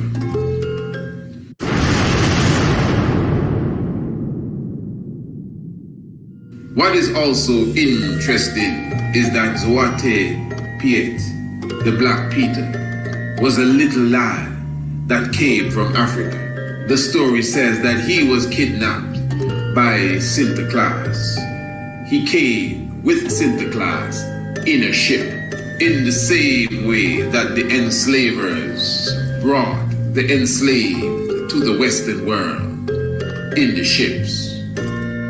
Zwarte Piet, the Black Peter, was of royal descent. He was a Moor, those who civilized Europe. In the same way that Santa Claus has Zwarte Piet as a young little subordinate slave, it's the same mentality that is placed on the young minds of this world as it relates to their master, Santa Claus. Santa Fraud is the symbol of the colonial master, and he does not come bearing gifts at the end of the year. In contrast, he comes to rob the poor of their hard-earned money with tricks and gimmicks disguised in the Yuletide tradition that is now called Christmas. The poor and the so-called middle class go on an all-out frenzy from Black Friday to Christmas Eve and beyond to keep up a cultural tradition that enriches Santa Claus and those in higher places that are stifling the poor. Now, you know, I think we need to, come to a clarity here. Everyone that is listening, everyone that is listening, what you need to do, you need to get a copy of you ain't got no excuse right now. I know everybody's watching glued to their little screen saying, man, this is some serious stuff. And we've just begun. We haven't reached anywhere.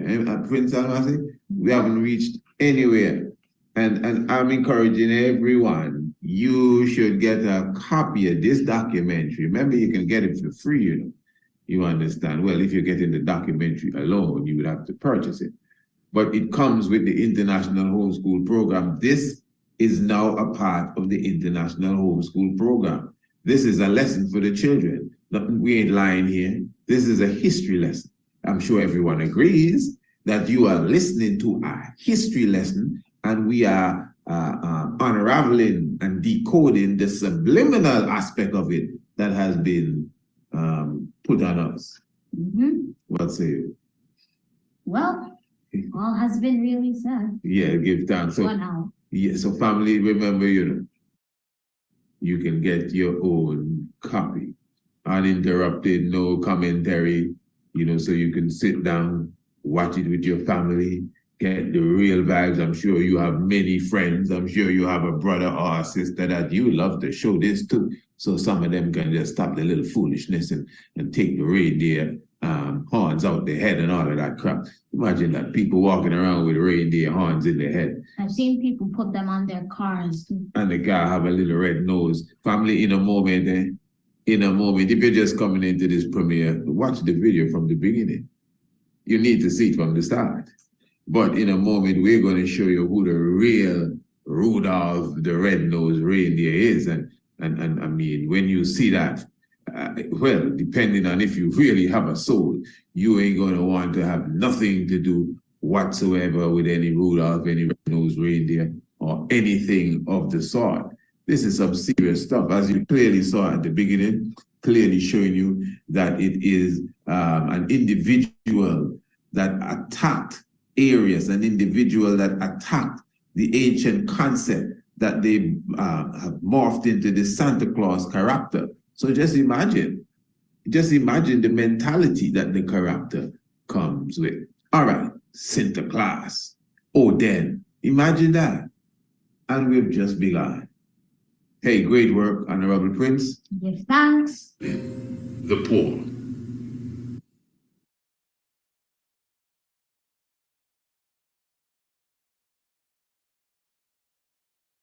So there was once a man with 3 daughters, right? And each of these 3 daughters wanted a husband. But the problem was that the father did not have enough money for the dowry. And St. Nicholas took notice of this. And what he did, he dropped each of them some bags of coins from a chimney. This is where we get the concept of Santa Claus dropping presents from a chimney. Keep in mind that he also put them under the Christmas tree. And he did this without the notice of the old man.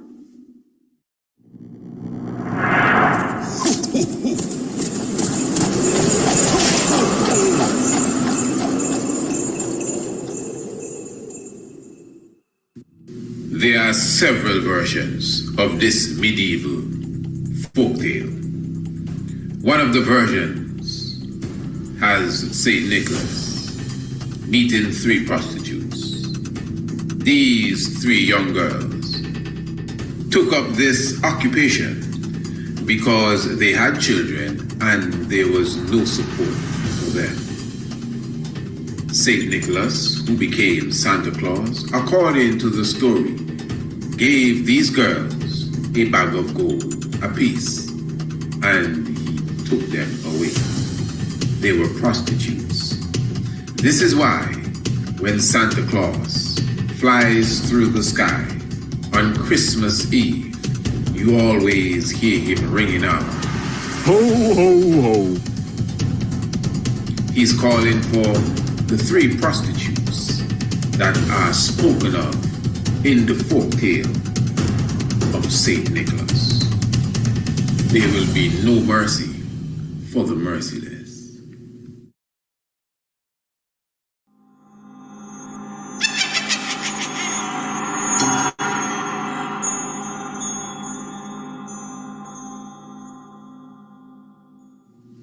Another character that has been morphed into the modern day Santa Claus is the fabled god known as Cronus. This Greek god, the father of Zeus, was also connected to Saturn, Saturnalia. It is well accepted that Santa Claus was also directly connected to the festival of Saturnalia. Cronus, like many of the St. Nicholas characters, was a kidnapper of children. But he, Cronus, took it one step further, where he would take the children and eat them alive in fear of them growing to become adults and taking over his throne. Children have always been at the mercy of the Santa Claus character. Father Christmas, Father Winter, Santa Claus. St. Nicholas is seen moving with Krampus, a devil-like character who comes with a pitchfork, ready to slaughter and kill any children who were naughty. And this is why the modern day Santa Claus should not be trusted. And I would advise you not to encourage your little ones to take anything from that strange one, that stranger.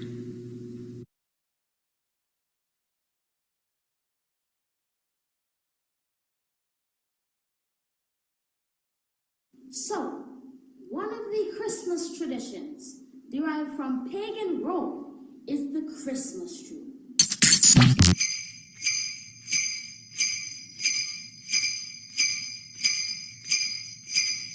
According to the book of Jeremiah in the Bible, chapter 10, Hear ye the word which the Lord speaketh unto you, O house of Israel.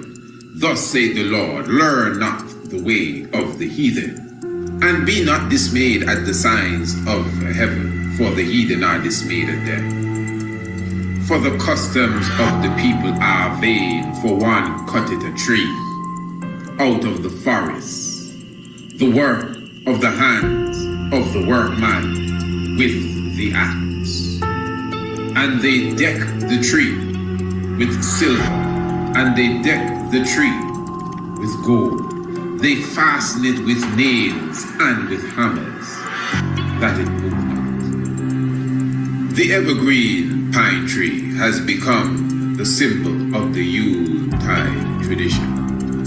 The Christmas tree. The pine tree is symbolic of immortality, as it doesn't die, despite the climatic conditions.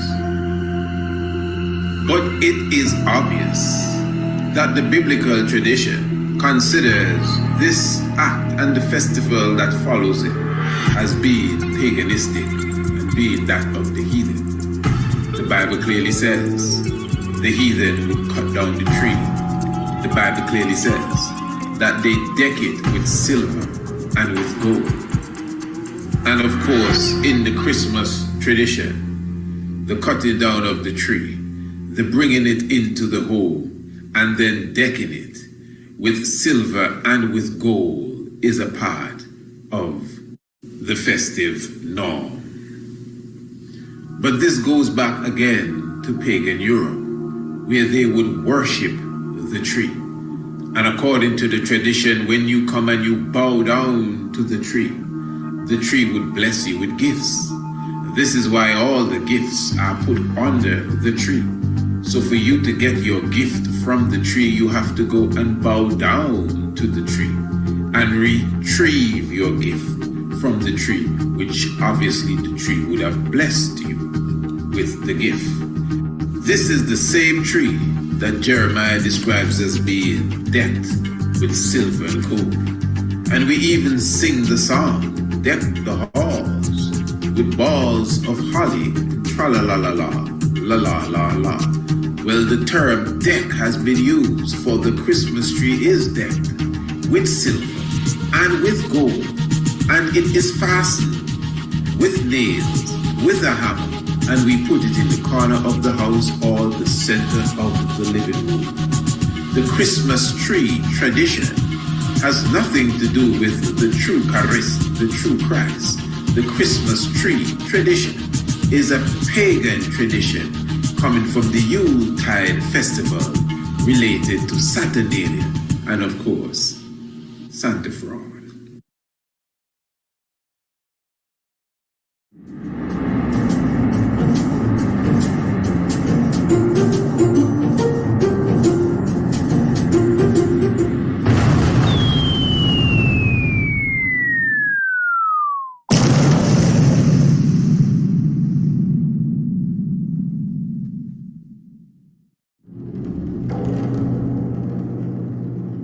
In the 1930s, the fascist Italian dictator Benito Mussolini attacked Ethiopia.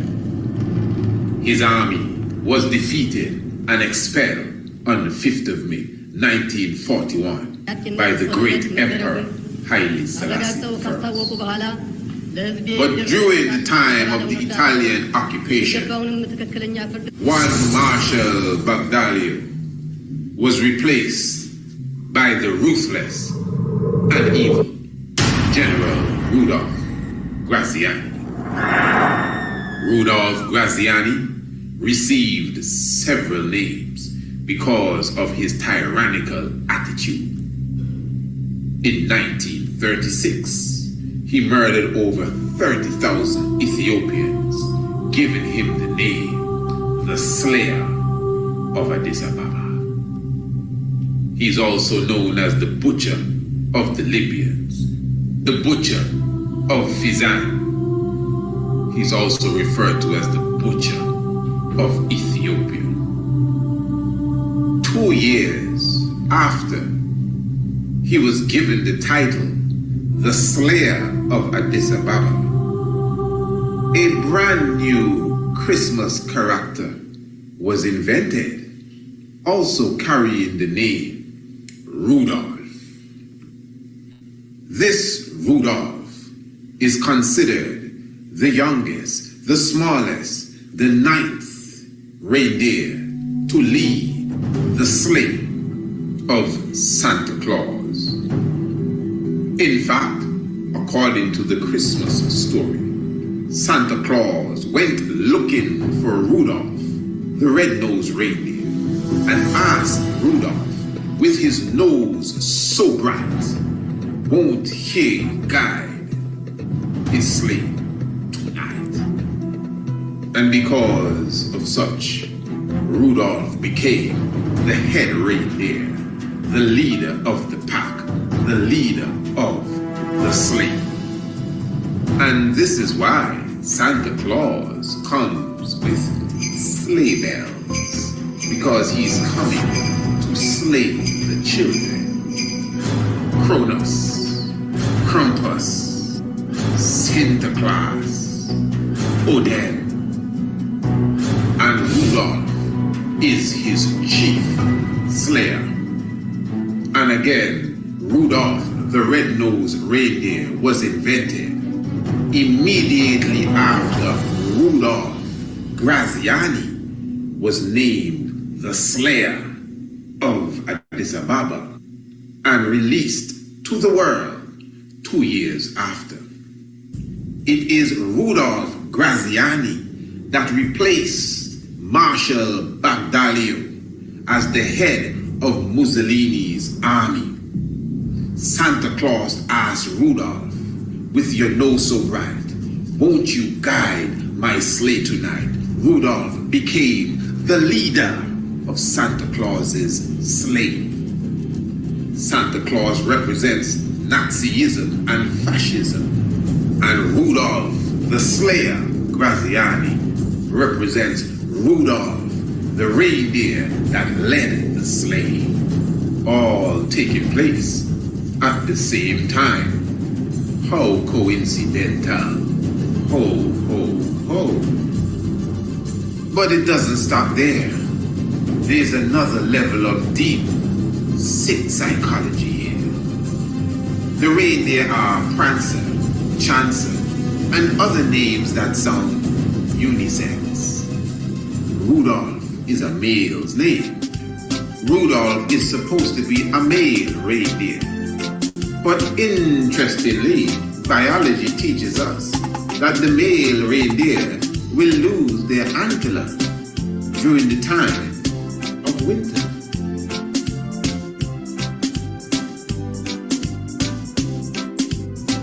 If that is so, that is interesting because Rudolph is always seen with his antler, and Rudolph is a male.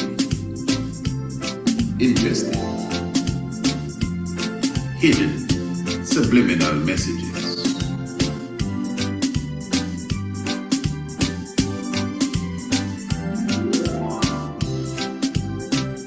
You better watch out. I'm telling you. You're not bothered. And I said, family, you know, the Santa Claus Massacre definitely being premiered here. Of course, no, that's not it. There's much more that still awaits you. But again, we just have to encourage you, family, to make sure that you get the full copy of this documentary, not just the full copy, but the full, complete copy that you and your family... Hold on. Let me just come in here and remind you, don't mind that you see the video is a bit choppy. It's only because I'm resuming it. But for sure, I will be premiering it again this evening sometime. Maybe before the Tiger's Nest, maybe after the Tiger's Nest. You just gotta stick here with us. You're gonna see the whole Santa Claus Massacre a little bit later. From beginning to end, uninterrupted, the whole Santa Claus Massacre, uninterrupted from beginning to end. Definitely, and make sure you get your own copy. Visit our website, priestisaacinstitute.com. So don't mind the little choppy features. Believe me, that is just because we are resuming it. All right.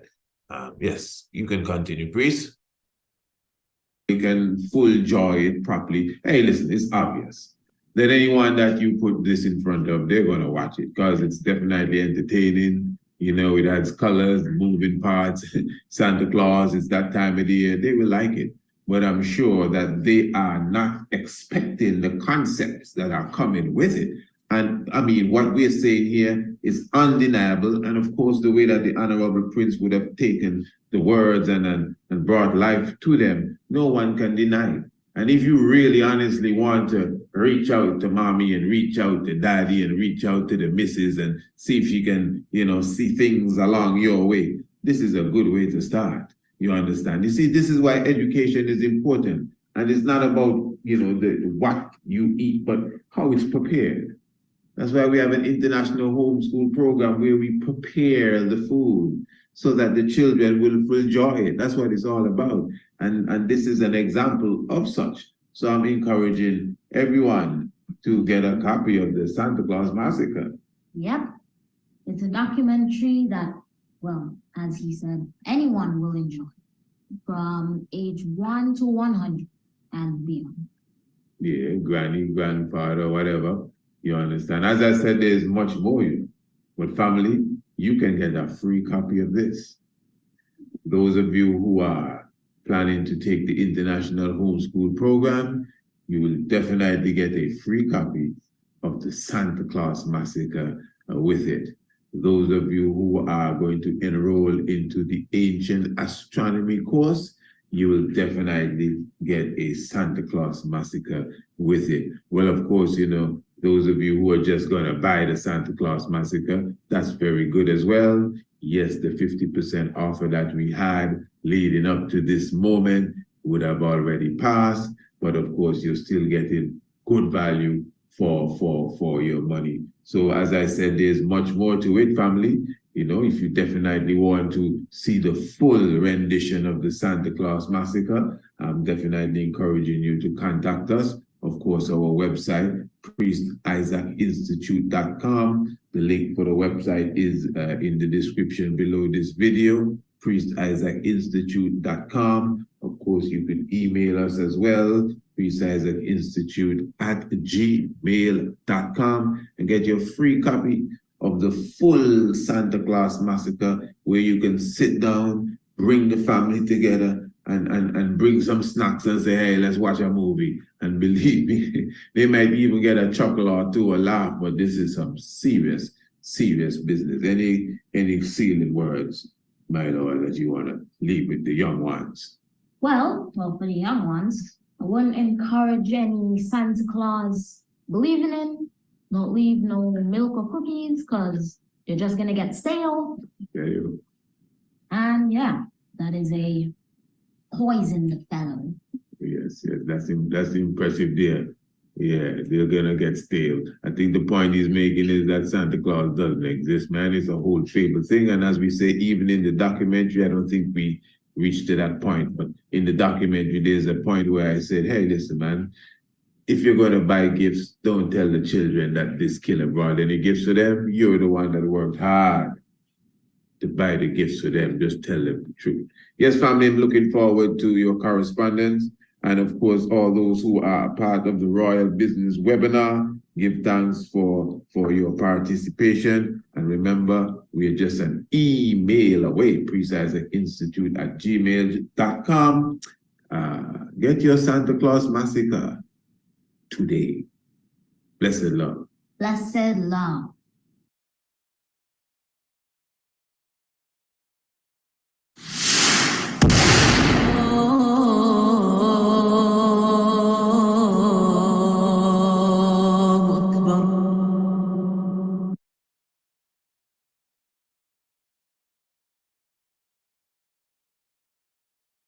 Thing. Yes, Royal Family, blessed love, give thanks to the life giver and the keeper of life, Adamawi Haile Selassie the First. What a wonderful moment. What a wonderful day, even at this hour. Hey, we're going to continue the premiere of the Santa Claus Massacre. Listen, so many people full joy. That one, everyone is talking about the Santa Claus Massacre. As I said, family, you could definitely get the full documentary for yourself.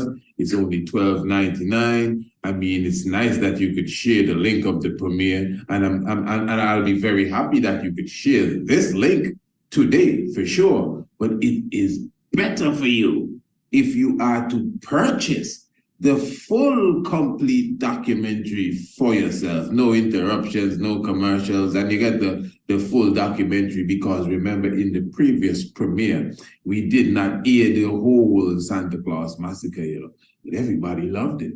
So we decided that we're going to give you a little bit more of it. In fact, what I'm going to do, I'm going to give you what you would consider the end part, the closing aspect of the Santa Claus Massacre. I have the Honorable Prince Almasa here. Blessed Lord, my Lord. Blessed Lord. Yes, of course, Chief Coordinator. Give thanks, we have the Chief Researcher here, Honorable Princess Acacia Menen. Blessed Lord. Oh yes, Youth University is in the house. Family, please don't be sidestepping Youth University. You're talking about knowledge. You're talking about information. Youth University is the place to be. Bring the children, bring the young ones, and come every Monday at 4 p.m. on Radio Anu, PriestIsaacInstitute.com. Of course, the link for the website is in the description below. So what I'm going to do, family, fasten your seatbelt.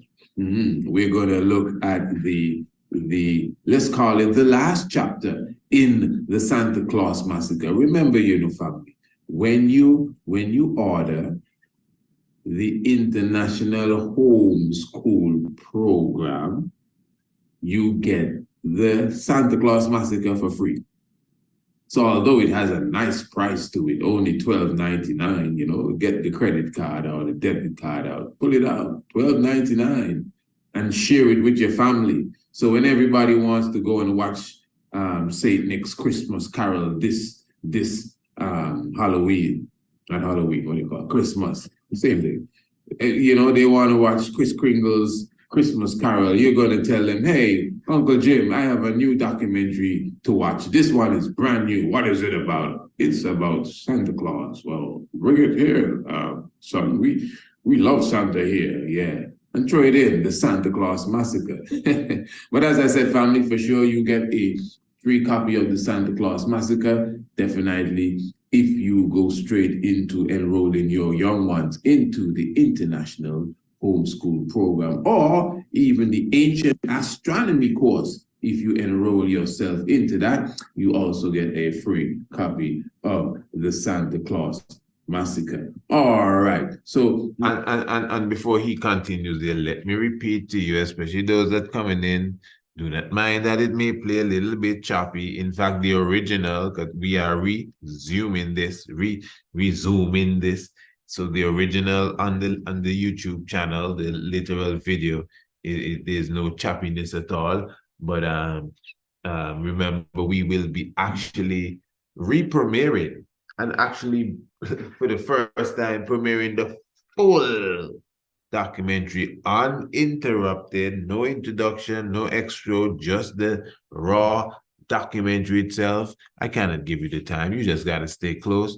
We may premiere it several times throughout the day, since today is Hagmas. So just keep the family close.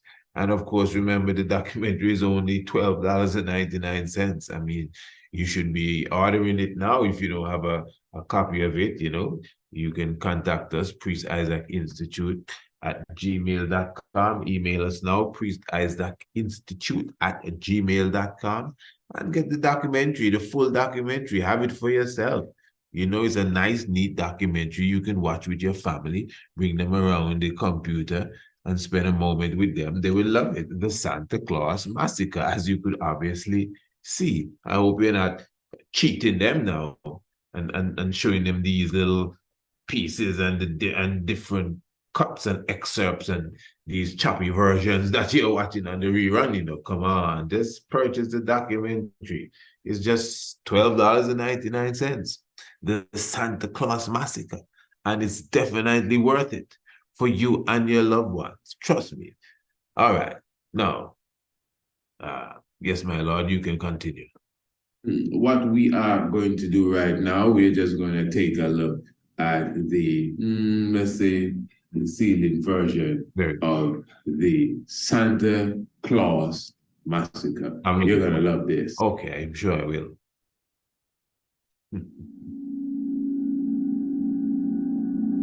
To prove to you that it's all mind games, there's a Christmas carol walking in the winter wonderland.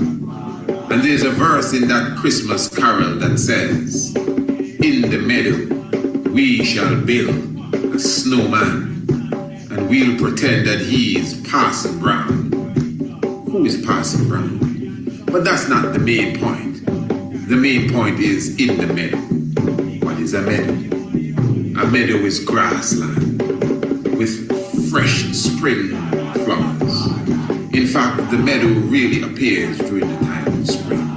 There is no meadow during the time of winter. Yet still the carol clearly says, in the meadow we shall build a snowman.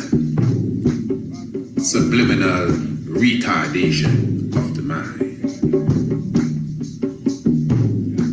So family, this is why we have no mercy for Santa Claus.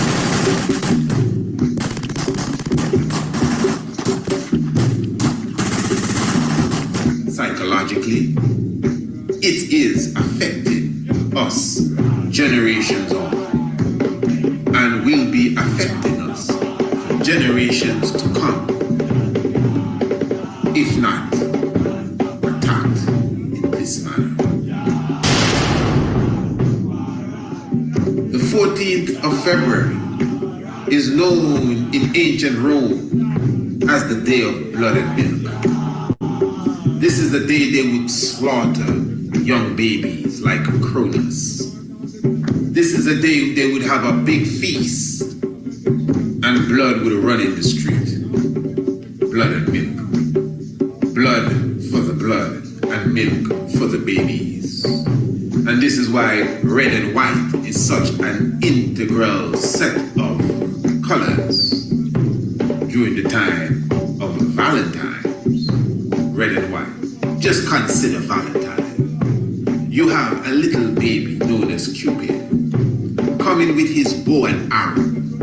And Cupid takes his bow and arrow and he shoots you and your lover in your hearts. And this is supposed to represent love, and this is supposed to represent life. But you have been stuck in your heart with an arrow. You're bleeding heart. Two hearts, shish kebab on a stick. Just like everything else, it has been prettied up for us.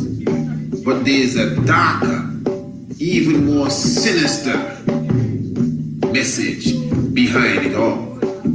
That is why the rose is the symbol that is used. The rose and the cross is the Rosicrucian. The rose and the cross is the red cross. And although we all love the rose, you must keep in mind that the rose has the thorns. The thorns will make you bleed. And this is why they send a little baby, Cupid, to come and stick up your heart. Because it's the day of blood and milk, the day of slaughtering children. Statistics have proven that after Valentine's night, abortions spike in specific states of the USA. And you could only imagine how many other unwanted children were thrown away because of promiscuous sexual activity. On that same night, Valentine's night, where that sort of behavior is promoted. Blood and milk, children are murdered. So this is why when Santa Fraud comes around, you see him in his red and white. And when he comes down the chimney, this is why he is seeking for cookies and milk, blood and milk. The milk is still there because he's here with Rudolph to slay the minds of the children. So we have no mercy for Santa Claus. We want no gifts from Kris Kringle, and jolly old Saint Nick can go and jump off of a cliff. Parents, keep your children away from this character. And if you give your little ones a gift, do not tell them it came from this killer here. It came from you. You worked hard to buy it. Santa Fraud is a rapist, he's a thief, he's a cannibal, he's a killer. Pedophile extraordinaire.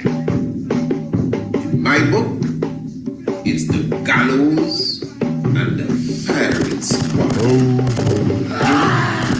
Mrs. Claus, all the elves, and the reindeer.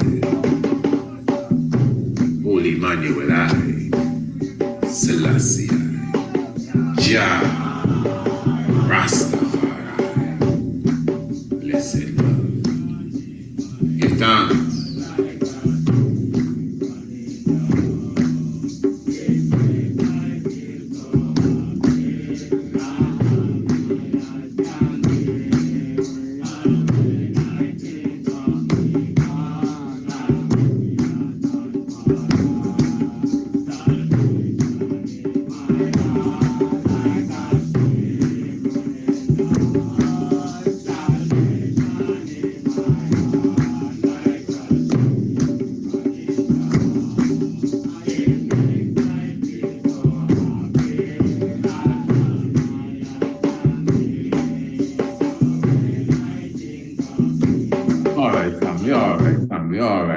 Okay.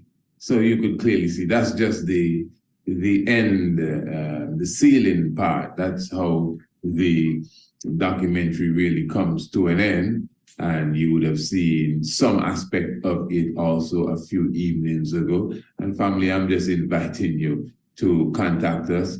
Get the documentary for yourself, the full documentary, not the piece of the documentary, not something on YouTube that you're sharing with anybody. This is obviously something that you need in your archives for this year. If you try to sneak in the chimney again next year, if you try it again the other year, you got the ammunition for him. The Santa Fraud Massacre. No, let's give it the right name.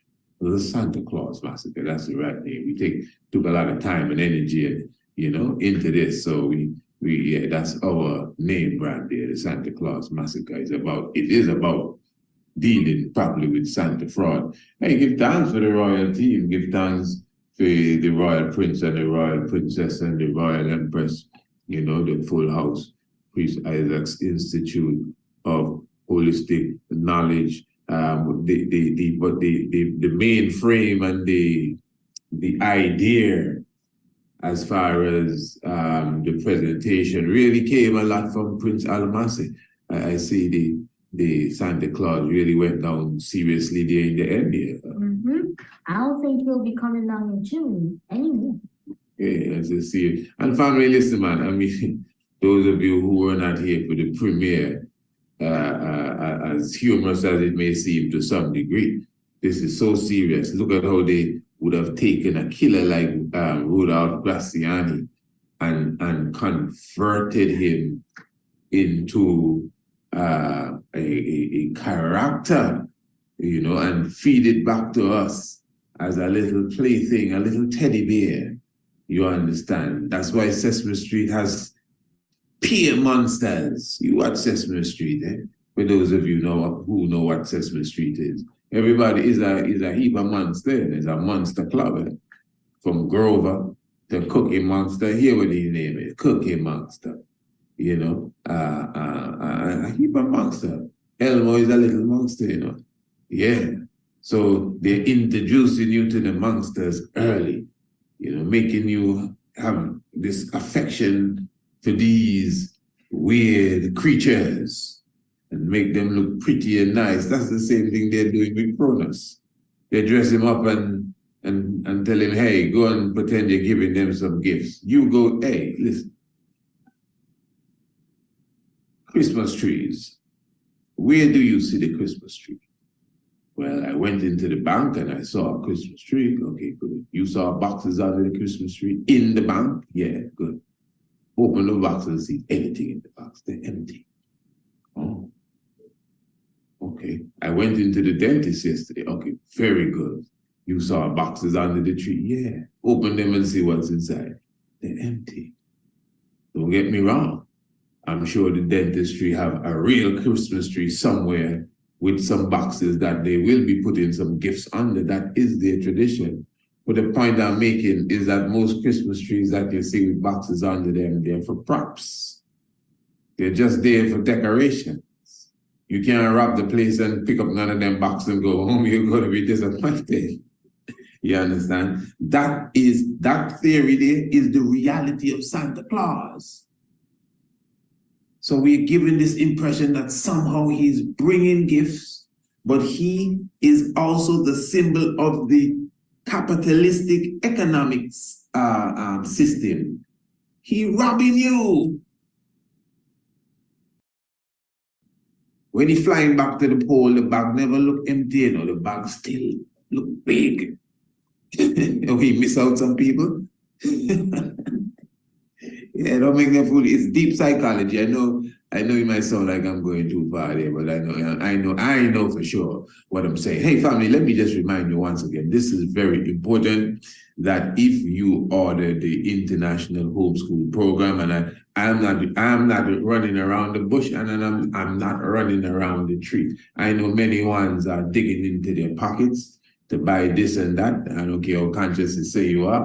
I mean, if you can go to Thanksgiving because you don't want to disappoint Aunt Mabel and Uncle Ferris, I'm sure you're gonna, you know what I mean? You're gonna partake. Don't fool yourself, and you can't fool me for sure. But be serious, family. If you're really giving someone a gift, I'm telling you that the International Homeschool Program, as I've always said, when it comes to the International Homeschool Program, it's a totally different thing for me.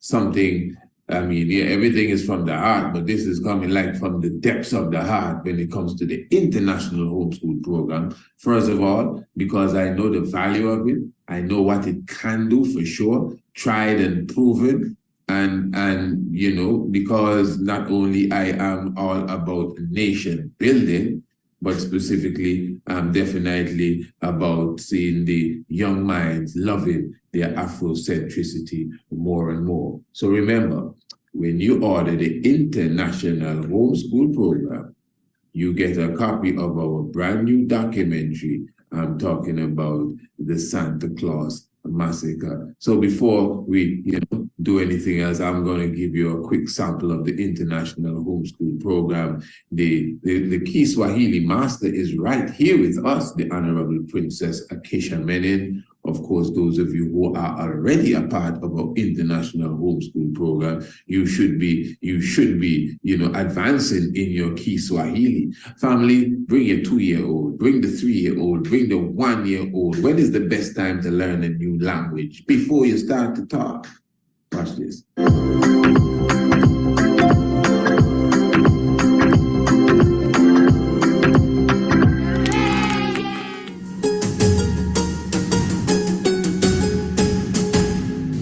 Jambo. This is the Kiswahili word for hello. Jambo. Habari za asubuhi.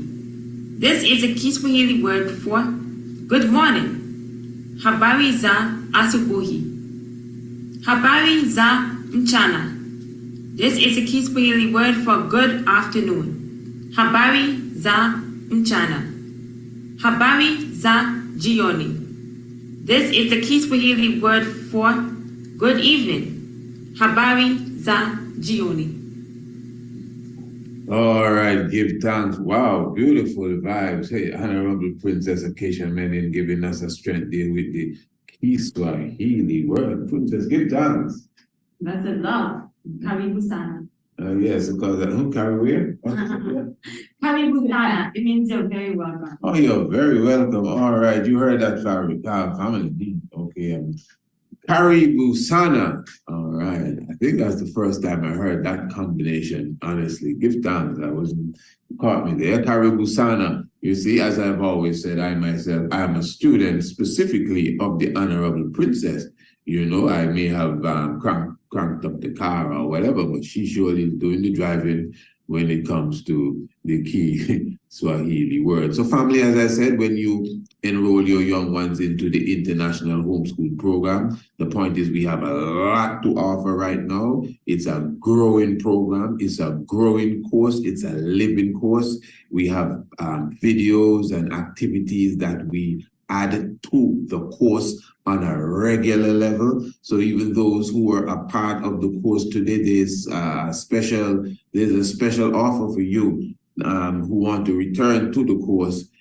There's so much more that is a part of the course, you know, the online international homeschool program, Afrocentricity, of course, astronomy, as you can see, your key Swahili, biology, yoga, and much more, language arts and much more, family. So just make sure that you enroll the young ones. Extremely economical for sure. Monthly plan. I mean, you cannot lose. Investing in the mind of your child. I don't think there's no better investment than that. And now the Santa Claus Massacre. Although it may appear like a massacre, but this is something that will benefit the psyche of your young mind. So when they grow up and go into the world of ho, ho, ho, and all the foolishness, you understand, yes, they will be, when they mature, you can't hold on to people forever. When they mature, it's up to them to make their decision. If they want to go and put on a Santa Claus hat and some reindeer horn and pretend they forgot everything you taught them, it's up to them. But that's impossible. They could never forget the truth. So you put the truth in their head early. So when they reach to whatever stage, yeah, they can make wise decisions. Hey, family, give thanks to the life giver and the keeper of life, Haile Selassie I. And as we always say right here at the Priest Isaac's Institute of Holistic Knowledge, I'm the best, and I deserve the best. And only the best is coming to me now. Holy Manuel Eyes. Blessed Lord. Jambo bwana, habari gani? Nzuri sana. Wageni mwakaribishwa Kenya yetu, hakuna matata.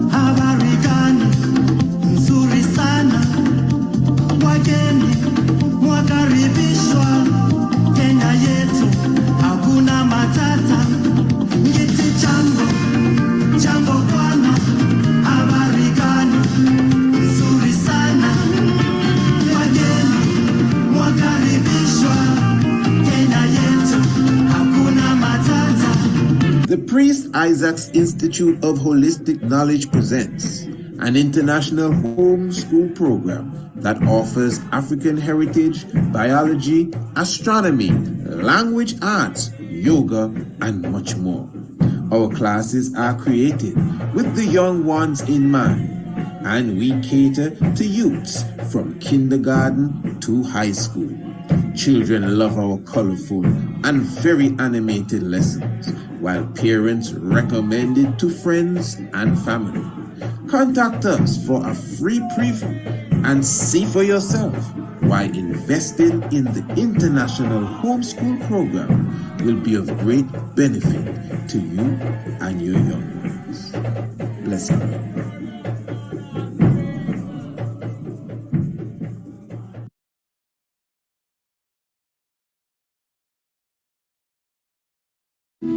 Blessed Lord Royal Family, Honorable Priest Isaac here.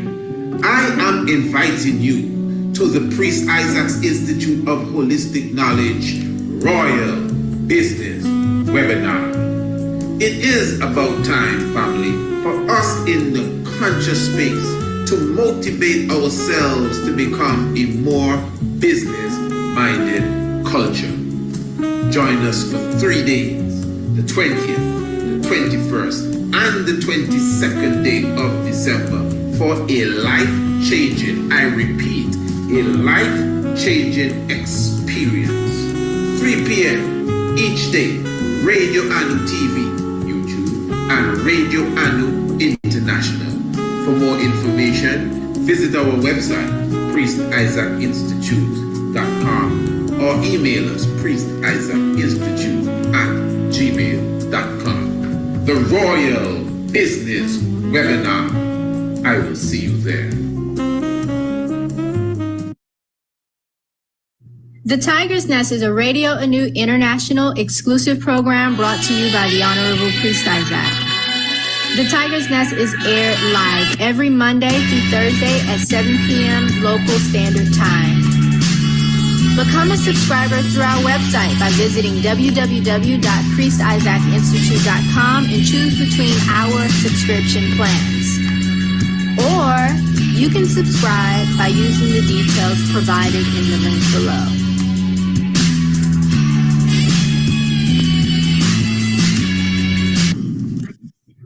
Meeting is non-confidential because I think that is why you see here there is a press people they are taking and they want to make a film about the cabinet.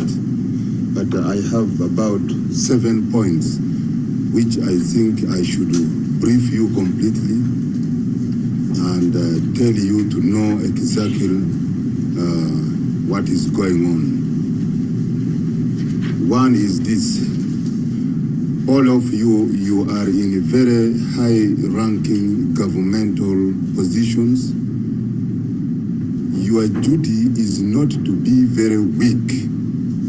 You must not be like a woman who is just weak and he can't speak, even talk. You must be a person who to approach everybody as a minister. You wanted to know, you must be concerned to know the problems as a minister, as a governor, as any high-ranking governmental officer. This is one point which I must tell you. You must be concerned in planning ahead for your ministry. Nobody is to plan for you, but it is you with your permanent secretary and the whole officer under your command to plan for you, for your minister in advance. Not general mean to tell you that you go and plan this and this for your ministry. You should not be like a Ministry of Foreign Affairs I'm speaking. Not even now when the Tiang was there, because some people who are rotten, they are there since Otiang was there and also is there. These people I never been informed. Since the former regimes, what they know is to educate people in a common man's charter only, but not proper educating people of the world's, the policy of the government, because this I know direct from international people whom I've been sending. They've been informing me that the people have been not educated outside to know what actually is happening here in Uganda. And this is the Ministry of Foreign Affairs. This is the weakness of the Ministry of Foreign Affairs.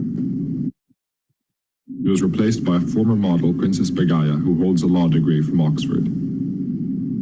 And everybody must be removed who have got the ideology or all the mentality of the capitalists who have no revolutionaries. I've been informed by the Minister of Foreign Affairs before even Ondoga came that this is good, must remain there. But I found that they are rotten completely. They are the one who have been putting even shameful. But while our position is very good, we are not bankrupt completely in Uganda. We are very rich.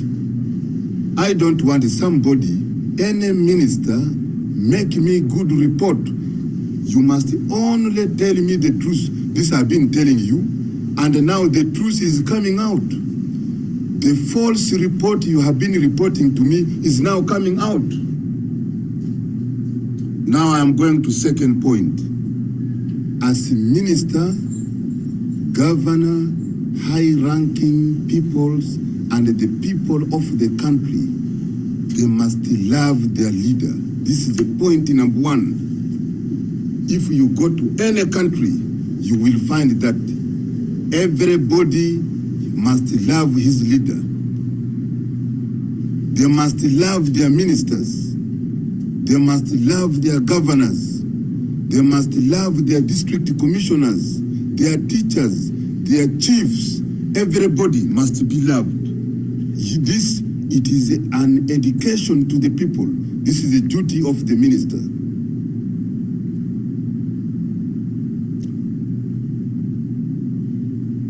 If I see the minister is a coward, automatically I kick you out of my office. Because I know that you have got something wrong with you. I will put another person straight. Or any governor or anybody. This I must make it absolutely clear. And even whether you hide, you will be known in the light completely. This I must make it absolutely clear. Whether you hide, you go where, you will be known completely. But this particular second point is very important. You must teach people to love their leader. This is the only most important, like any country. And the people also must love their ministers. But loving, it is a well known in Uganda. You can't change as a minister.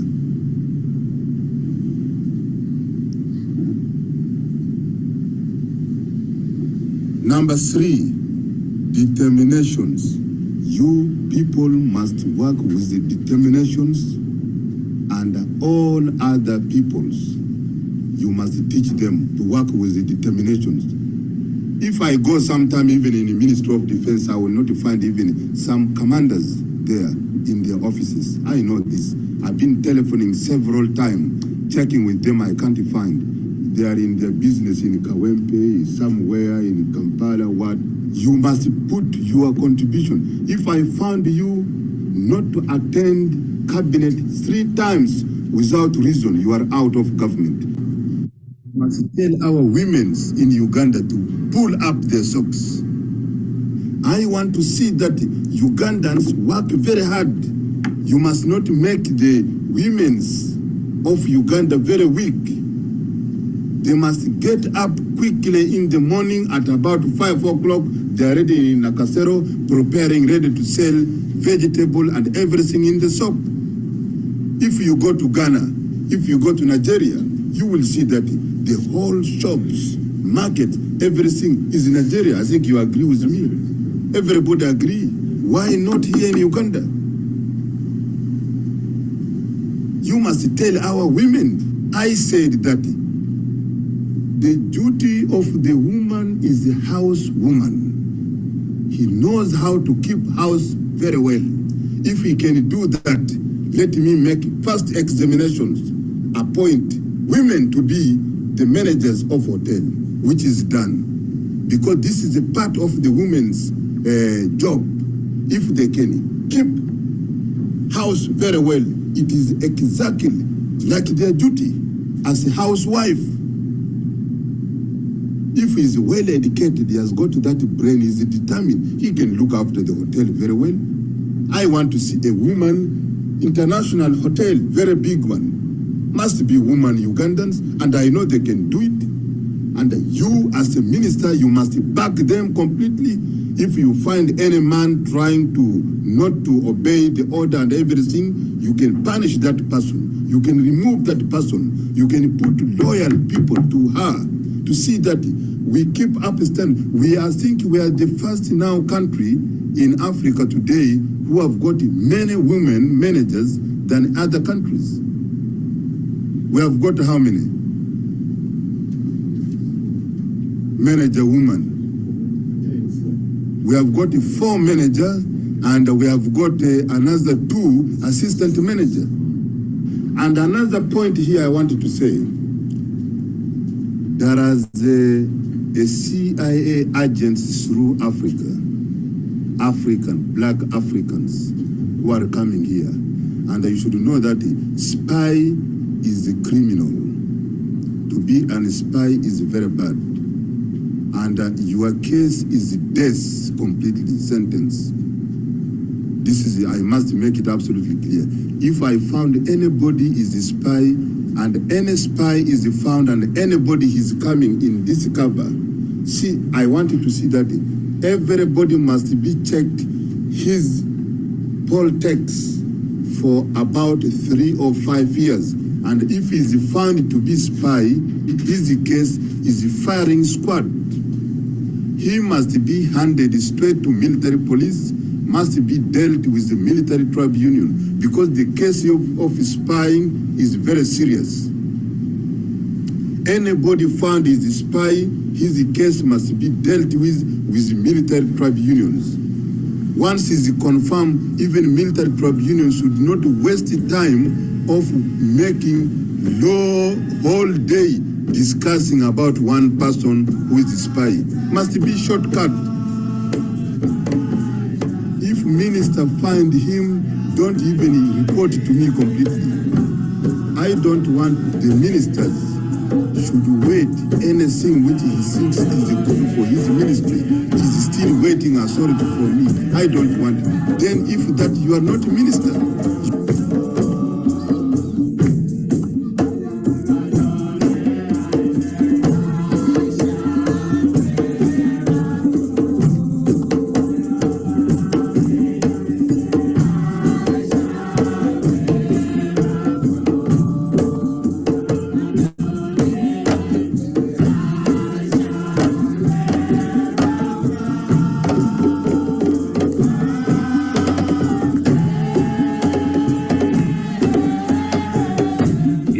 Give thanks.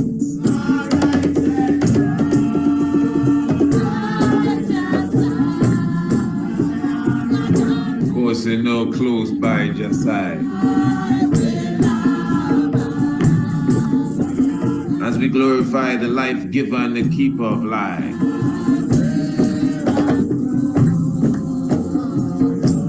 The Maui Haile Selassie. Power and might of the Holy Trinity. Family, welcome to the Tiger's Nest. For sure, you're gonna get the best. Yeah, the God of childbirth, you hear the child. Of course, the Honorable Priest Isaac here with you.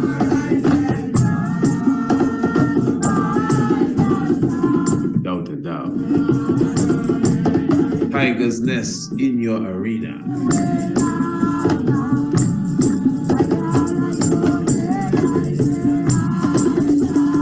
Radio Anu International, the international flavor, the universal spice. Wonderful looking Wenza.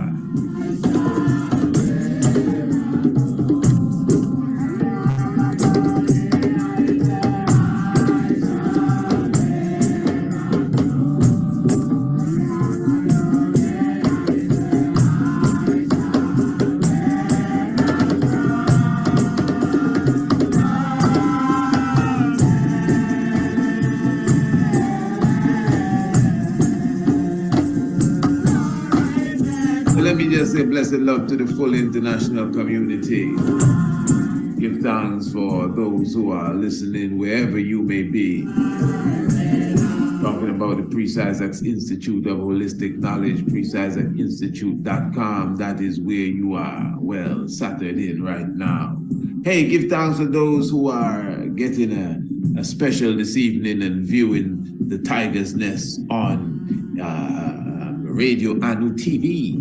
Yeah, telling you truth through the vision. So we give thanks for that and give thanks for those who are definitely at home here.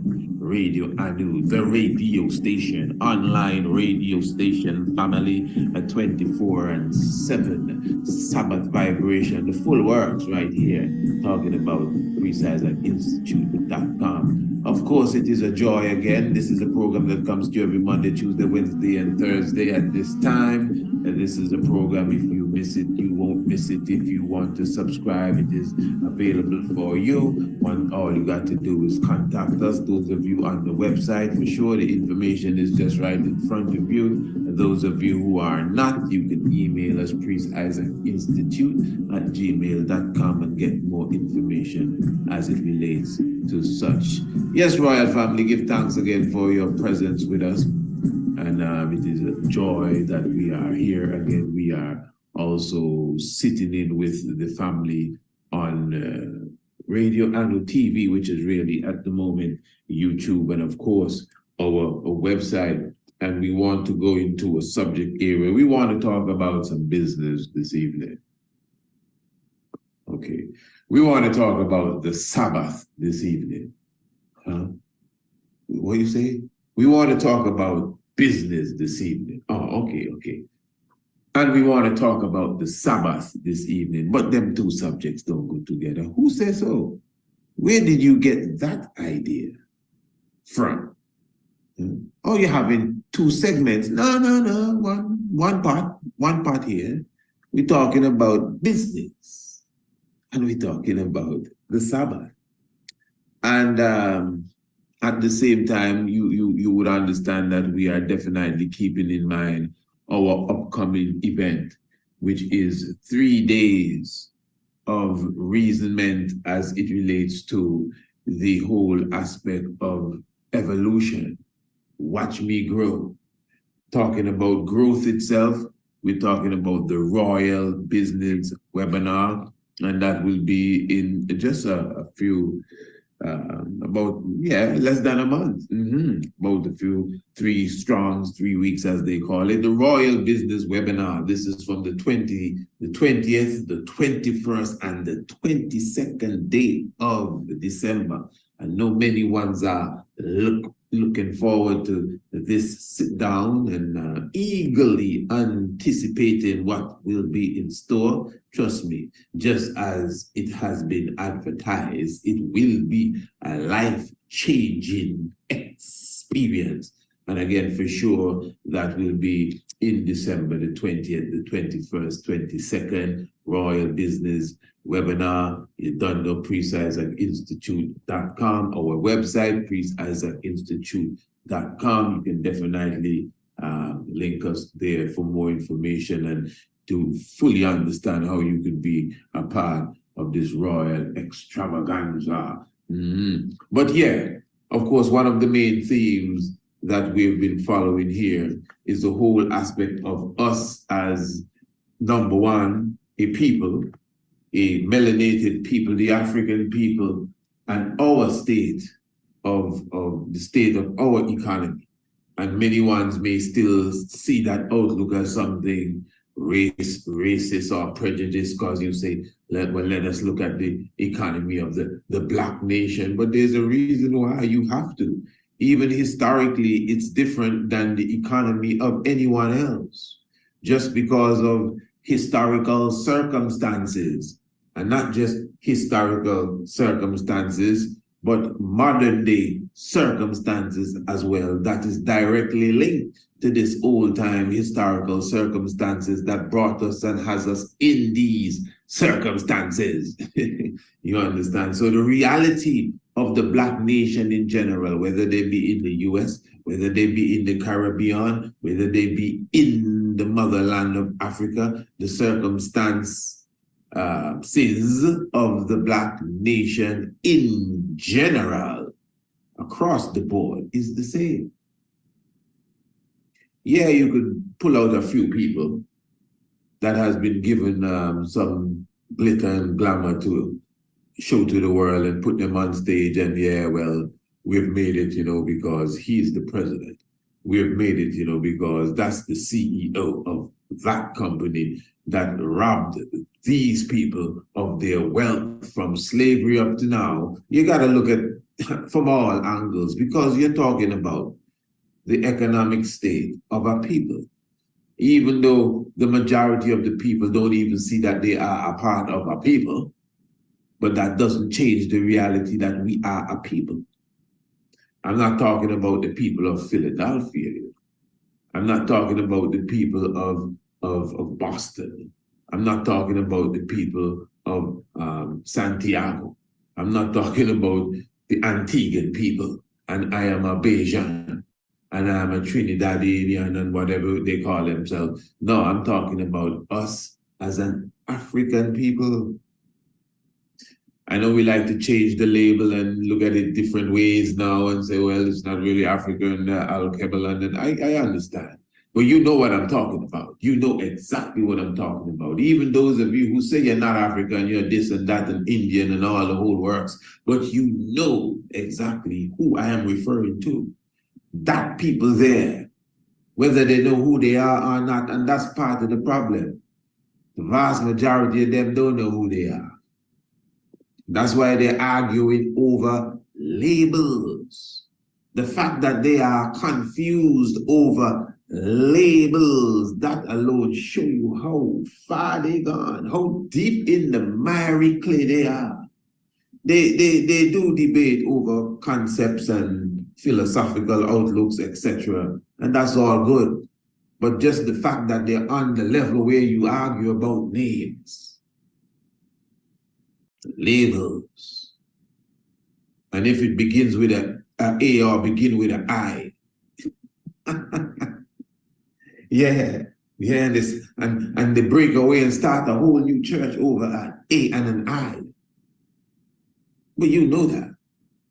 So all of that kind of behavior in a people that has become second nature and second culture, bickering, and a lot of different things, which keeps you not focused, not engaged, not networking, not communicating, then there's a serious level of mistrust amongst yourself and your people because of all of these different things. The economy cannot be right.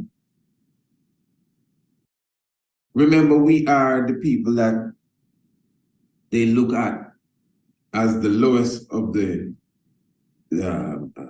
we are at the bottom of the ladder, really, when it comes to the understanding of circulation of the dollar.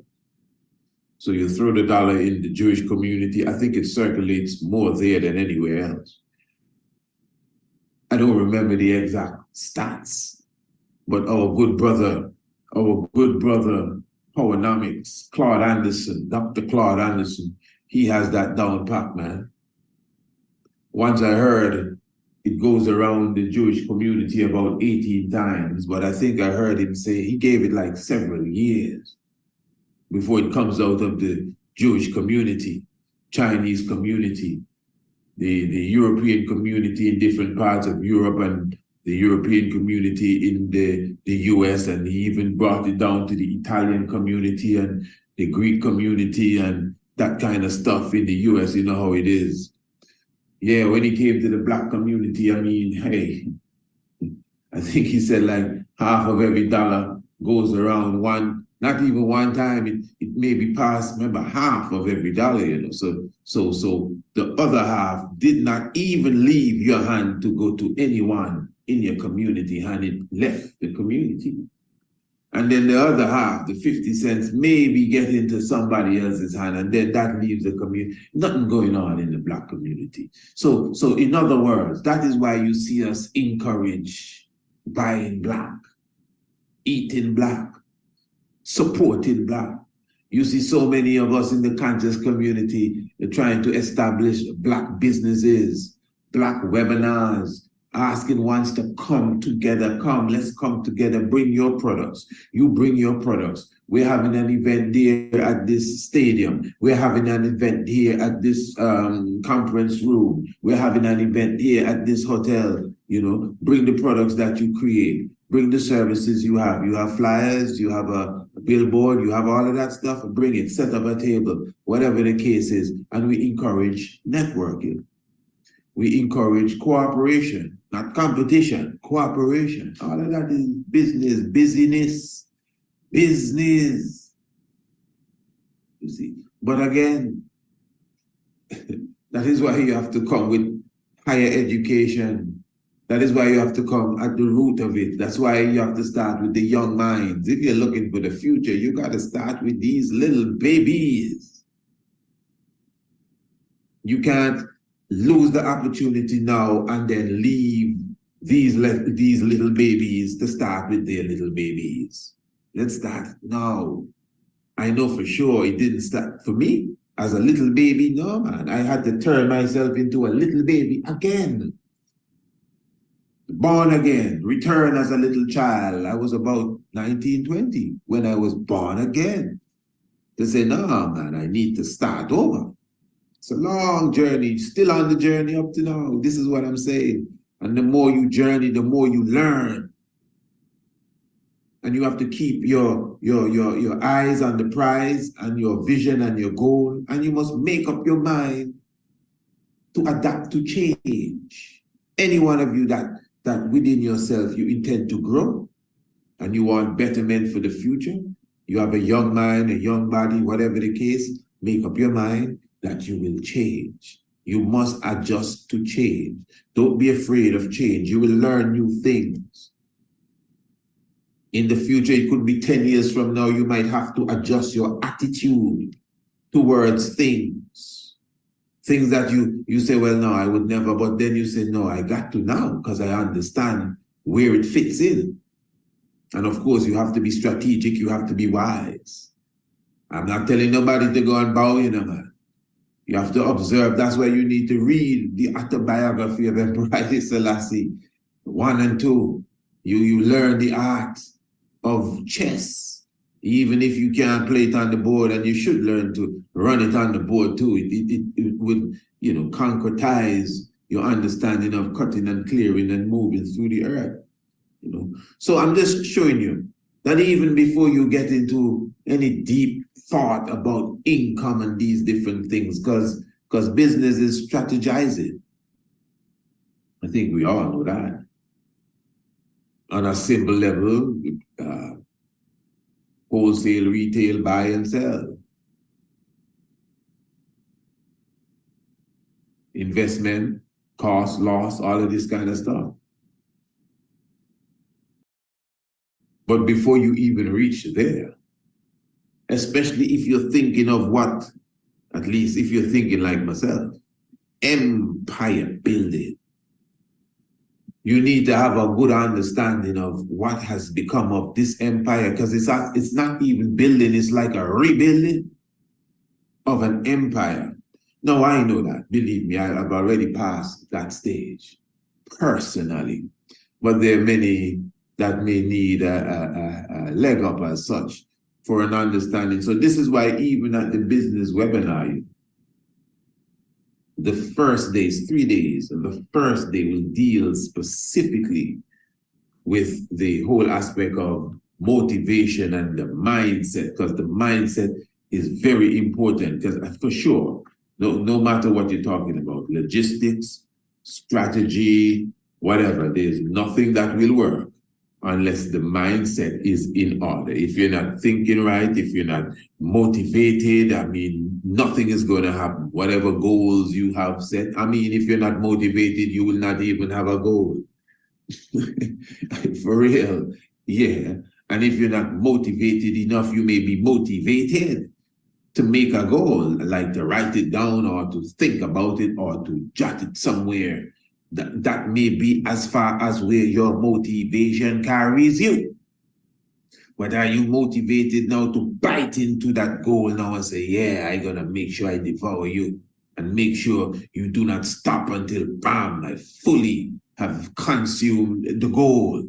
That's a different level of motivation.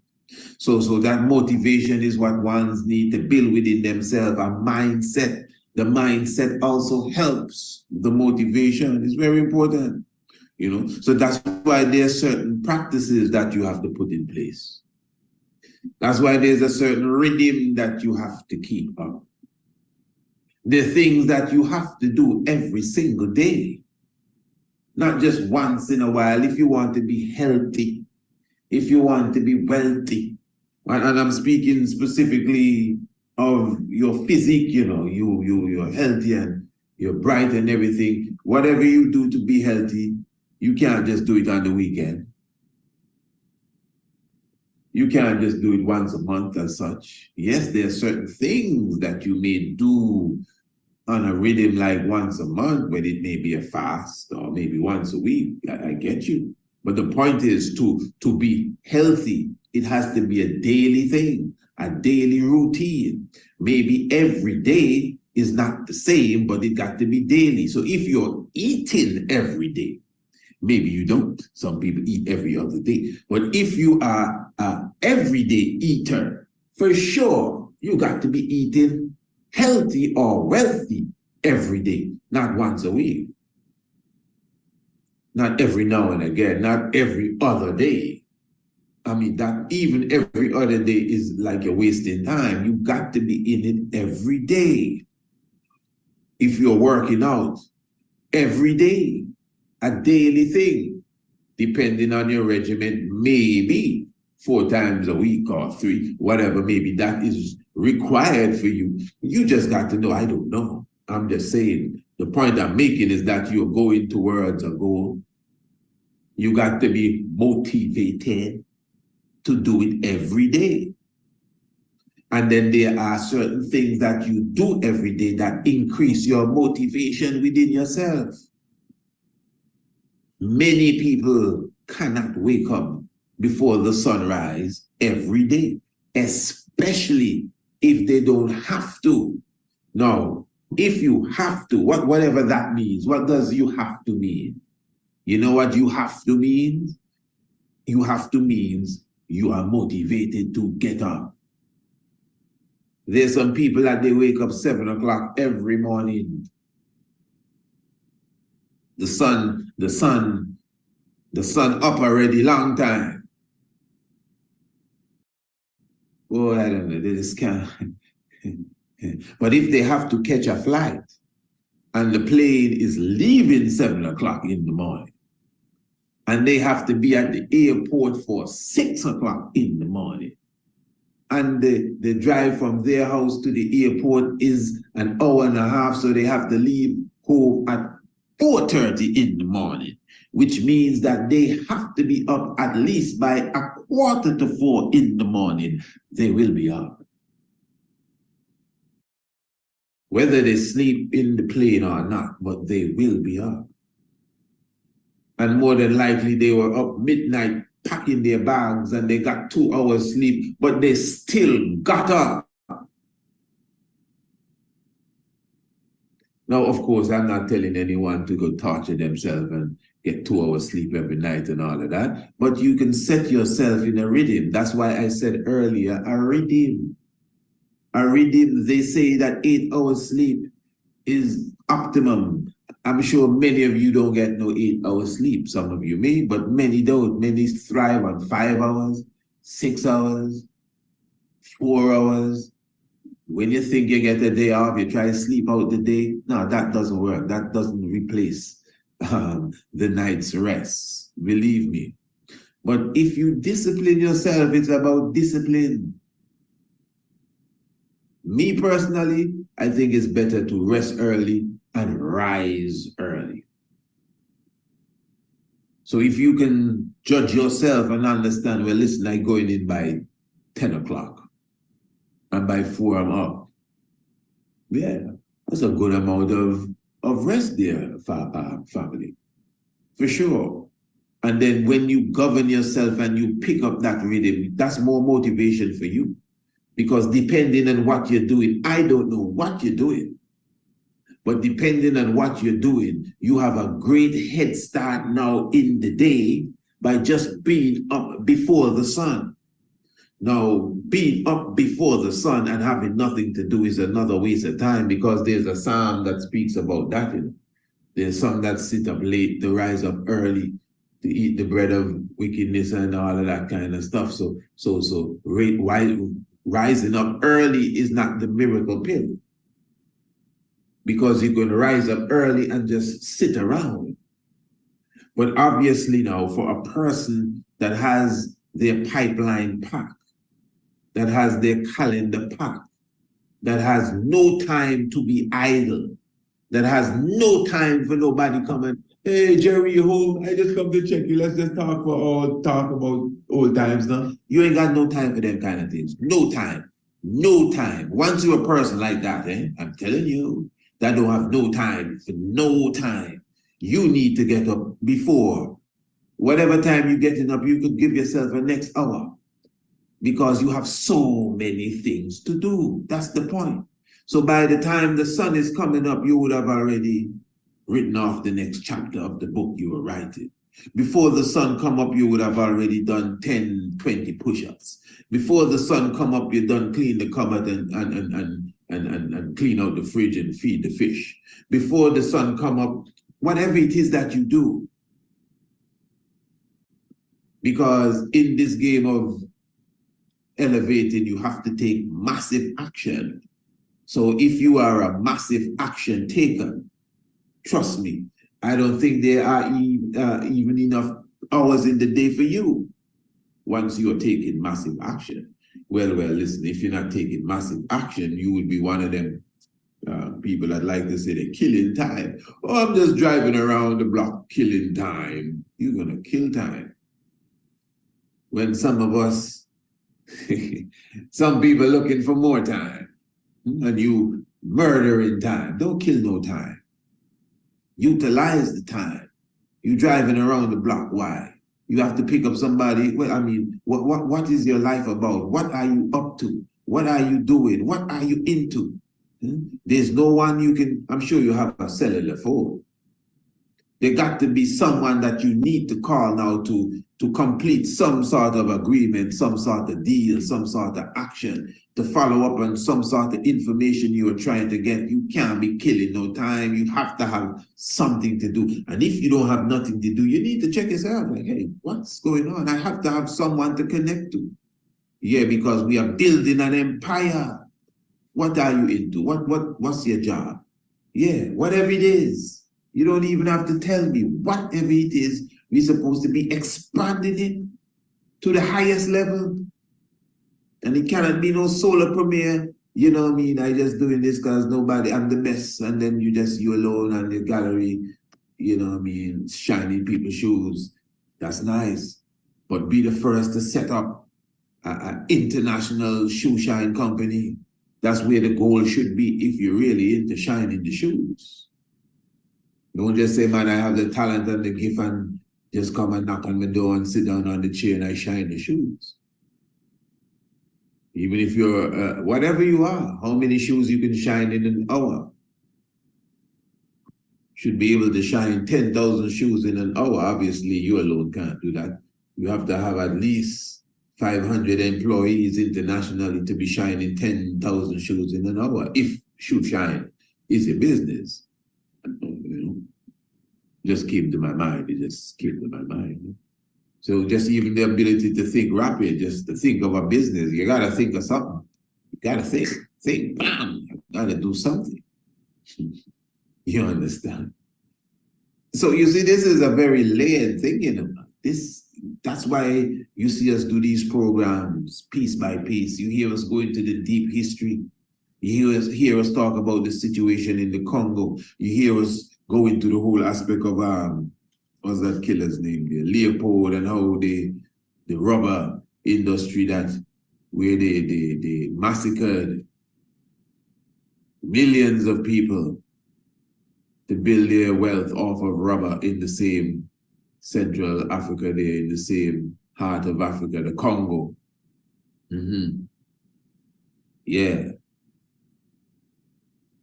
One of the richest in minerals, the Congo. Considered one of the poorest in wealth, the Congo. Why is that? And the fact that you are of the Congo, it affects you. I don't care if you think you're living in a mansion and you have a Lexus and a Rolls Royce, brother, and diamond rings. Believe me, how much you have in the bank? You have an 8 million in the bank, brother. Take your time.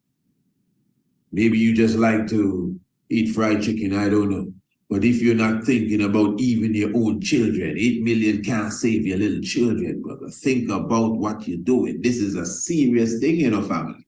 I don't know if you understand this. This is more than that's why we are talking about money yet, you know. We don't even mention money. We're talking about the economy. We're talking about nation building. We're talking about wealth, generational wealth. We're talking about an economy that is crashing, you know, a system that is going to real hell. Oh, far right. We're talking about King Emmanuel 4-point agenda. That's what I'm talking about all the time in freedom, redemption, international repatriation. All of this discussion is about that. Well, we so far off the chain, far off. We gotta start from scratch, like we're scratching. That's why I'm pitching an idea to my family, hoping that we catch on quick and move towards it. Not time for debating, time to move towards it. So this is why, you know, the conversation this evening is business and the Sabbath. And some people may be saying, oh, well, finally, I was waiting for him to start the discussion. Man, the discussion started long time. You just wake it. So what do you think we were talking about there a moment ago? Even if it doesn't sound like we were talking about the Sabbath, we surely were talking about business. That's why I'm saying business is not, well, you know, to run a good business, you need to understand your inventory and your margins and your volume and your spreadsheet. Get your spreadsheet out, children. All of that is good. Of course, you got to know the mechanics of the field. But many in the field don't have the real feel for it. That determination, that motivation, the mindset. Many have degrees. Many have their PhDs. Doctor this and doctor that of economy.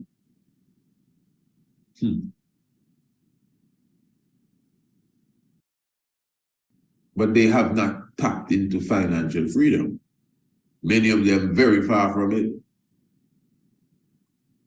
PhD in economy I'm talking about, you know. I'm not dissing no one. I'm just showing you. All right. Most millionaires and billionaires ain't got no PhD or nothing in economy or in anything, to be honest. They just learn its street smarts and use their wits. Now, when we look in the book of Genesis it is, it speaks of the creation of the world, really. The book of Genesis, chapter 1. In the beginning, God created the heaven and the earth was without form and void, and darkness was upon the face of the deep. And the Spirit of God moved upon the face of the waters. And God said, let there be light, and there was light. And God saw the light, and it was good, and God divided the light from the darkness. And God called the light day, and the darkness he called the night, and the evening and the morning was the first day. And I know a lot of debate can come up around this, which we would have debated, we would have reasoned upon. So, you know, no need to get into, well, it's Bereshith and Illuma, Elish, and all of that, and it's really the Elohim, and verse 1 and verse 2 are eons apart, and we know all of that stuff. That's not really where I want to concentrate here. Well, you know, this was really taken from the Memphite stela and the Shabaka stone. I understand the fullness. We're talking business and the Sabbath, eh? Yeah. Good. Verse 6 says, and God said, let there be a firmament in the midst of the waters. Firmament in the waters? Wow. And let it divide the waters from the waters. Serious vibes. And God made the firmament and divided the waters which were under the firmament from the waters which were above the firmament. And it was so.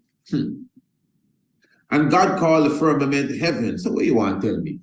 The heaven, which heaven? Heaven, The one on the movie are heaven like the sky above. Because the sky is the firmament. The sky is the firmament. So heaven is the firmament. That's why heaven is the sky. But you say the sky divided the water from the water. Well, the firmament, it didn't say sky, the firmament divided the water from the water. So you mean there's water above the firmament? What's the firmament? The heavens, the sky, what we're looking at. Wow. This is why people tell you the Bible said that the earth is flat and, these different things, because the description here, would give a sense, just like saying the sunrise. If the Bible said the sunrise and Joshua stopped the sun, once literally tell me that already, that if Joshua stopped the sun, that means the sun was moving. So that means what they teach us all the time about the earth spinning can't be so. The Bible say that. The Bible say that the sun move and not the earth. But anyway, that's not the discussion here. And the evening and the morning was the second day. And God said, let the waters upon the heaven, under the heaven, be gathered together unto one place, and let the dry land appear. And it was so. That's planet Earth. Okay, make you consider. So I guess all the other planets are in the heaven too. And God called the dry land earth. And the gathering together of the waters he called he seas. And God saw that it was good. And God said, let the earth bring forth grass, and the herb yielding seed, and the fruit tree yielding fruit after his kind, whose seed is in itself upon the earth. And it was so. And the earth brought forth grass, and the herb yielding seed after his kind, and the tree yielding fruit, whose seed was in itself after his kind. And God saw that it was good. And the evening and the morning were the third day. And God said, let there be lights in the firmament of the heavens to divide the day from the night, and let them be for signs and for the season and for days and years. And of course, you have the sun and you have the moon that was created, and you have the greater light and the lesser light. And then it goes down to say, and God made the beasts of the earth after his kind, and the cattle after their kind, and everything that creepeth upon the earth after his kind. And God saw that it was good. And God said, let us make man in our image, after our likeness, and let them have dominion over the fish of the sea, and the fowl of the air, and the cattle. And it just run down. I'm just jumping over some things. And God said, behold, I've given you every herb bearing seed. He talking to the man here. This is interesting too, This is not the subject, but I'm going to touch upon it here. And God said, behold, I've given you every herb bearing seed, which is upon the face of the earth, and every tree, in which is the fruit of the tree yielding seed. To you it shall be for meat. All right, you see, that is to prove. You see what the Rasta just read here? That is to prove man not supposed to eat flesh. According to the Bible there, meat is not even flesh, it's food. Which it is, that meat really represents food, bread and so food. Yeah, every tree. Yeah.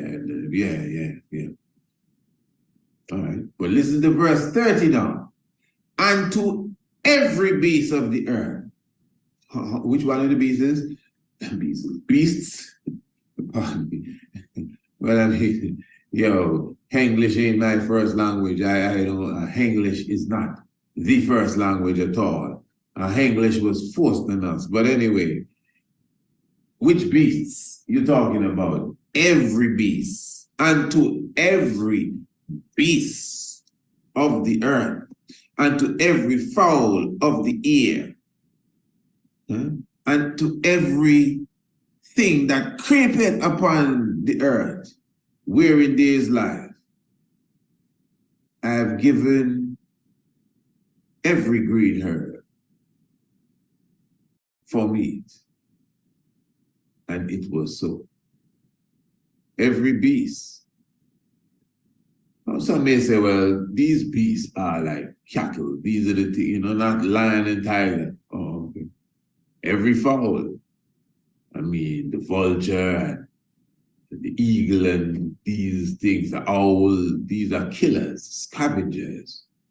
Well, and everything that creepeth, even the creeping, which animal that creepeth now we talking about? And the green herb shall be for meat. All right. Now it's interesting because, you know, you have to find a way to get around these things. A person may say, well, listen, brother, even a dog eats green herbs when it's sick. That is true. So all the animals still eat the green herb. It doesn't mean they weren't supposed to eat the other animals. All right. I'm so glad that's not the discussion. Let's go to chapter 2 now. We're almost done. We're not going to read off chapter 2. We're just going to read the first 2 verses. Thus the heavens and the earth were finished, and all the host of them. And on the 7th day, God ended his work which he had made, and he rested on the 7th day from all his work which he had made. That's God. In chapter 1, it was God. Now, if you continue to read chapter 2, you get a new creation done by the Lord God. But I won't go into that discussion here. Let's stick to the business and the Sabbath. Now, in conclusion, really, to some degree, what would we have noticed? I don't have to go into the Sabbath. We know what the Sabbath is. Whether you keep Sabbath or not, you have an idea what the Sabbath is. Those of us who are Sabbath keepers, you know for sure what the Sabbath is. Bobo Shanti keeping Sabbath for sure, you know what the Sabbath is. The Sabbath has certain rules. I can only speak as a Aya Shanti. The Sabbath has certain rules wherein even from the time the Sabbath done and it goes straight to Broomfield, you are already preparing for the next Sabbath to come. These are the rules of the Sabbath, the Shabbat. Yeah, of course, you know, we cover ourselves in white for the Sabbath as Bobo Shanti. You should be in white from way before the sunset, the Friday afternoon, from Friday to Saturday sunset. The sunset, that's the Sabbath. Certain levels of fasting on the Sabbath, tabernacle order on the Sabbath, liturgical order and specific hymns and psalms chanted on the Sabbath.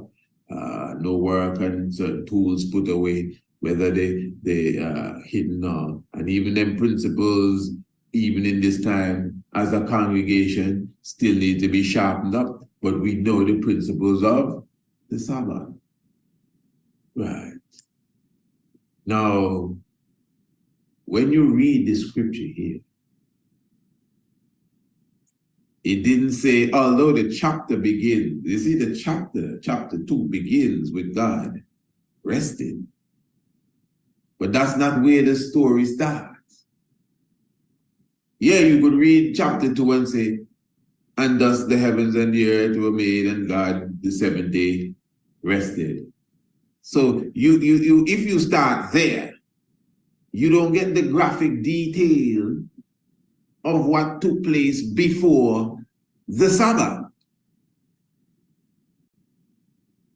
God created, hear this now, man, the heavens and the earth. Now, that line alone, you know, thus the heavens and the earth were created, that's good enough.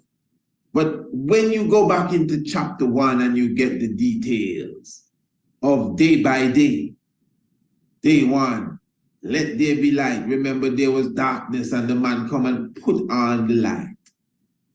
Let there be light. And he called light day and he called night darkness night. Now, no sun or moon or nothing yet, you know, but we don't have day and night. Interesting how this thing set up. And then he made the firmament and he bust the waters in two, so there was waters, and he licked that in two, and the heavens divided that. Not even the heavens, heaven with a capital H, different than the heavens, divided that. And then the 2nd day, the 3rd day, and the land appeared, and he called that earth. All of this was done, and he brought forth the green grass, and he brought forth all the herbs and the trees and yielding fruit and all of that kind of stuff there. Yeah, no, I don't think no sun coming to being yet. So I don't know about the photosynthesis, but anyway, it happened. The trees are yielding fruits and everything there, prepared for when the beasts and the people come.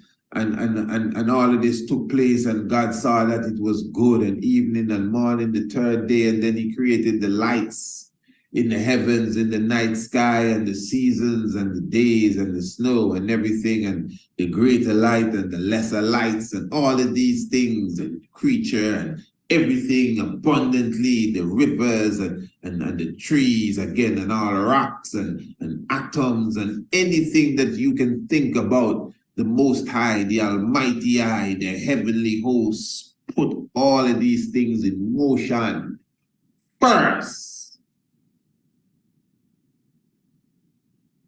and then took the sabbatical rest.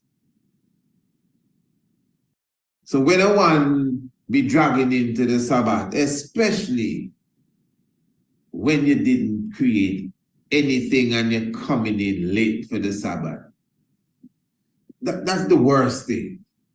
It's bad enough that you're not coming into the Sabbath correctly. You're coming late. You know, you don't prepare properly. You don't even have on your whites. Some man putting on whites 9 o'clock in the night.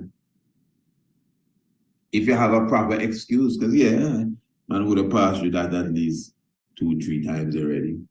But I mean, how much Sabbath I would have already kept in my life thus far for 2 or 3 times, and obviously there would have to be serious reasons why that happened. But to have it as if it's a habit that you just continually run into the Sabbath late, cooking late for Sabbath, and then the worst thing is you have not even created anything for the week. The week has not showed that you have earned the Sabbath rest. That's where business come in. That's why the Father burned fire on sluggards.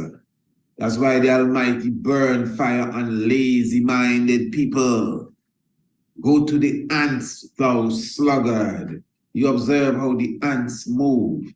That's why when you find the ants, you see how you get finance, because you find the ants. If you want to make finance, go and find the ants. And you see how the ants operate with each other. The ants don't find a piece of anything, a piece of bread or whatever, and say, what? I gonna break this in half and hide this behind this grass. I coming back with this man. Hey fellas, look what I have. And then he bring the half to them.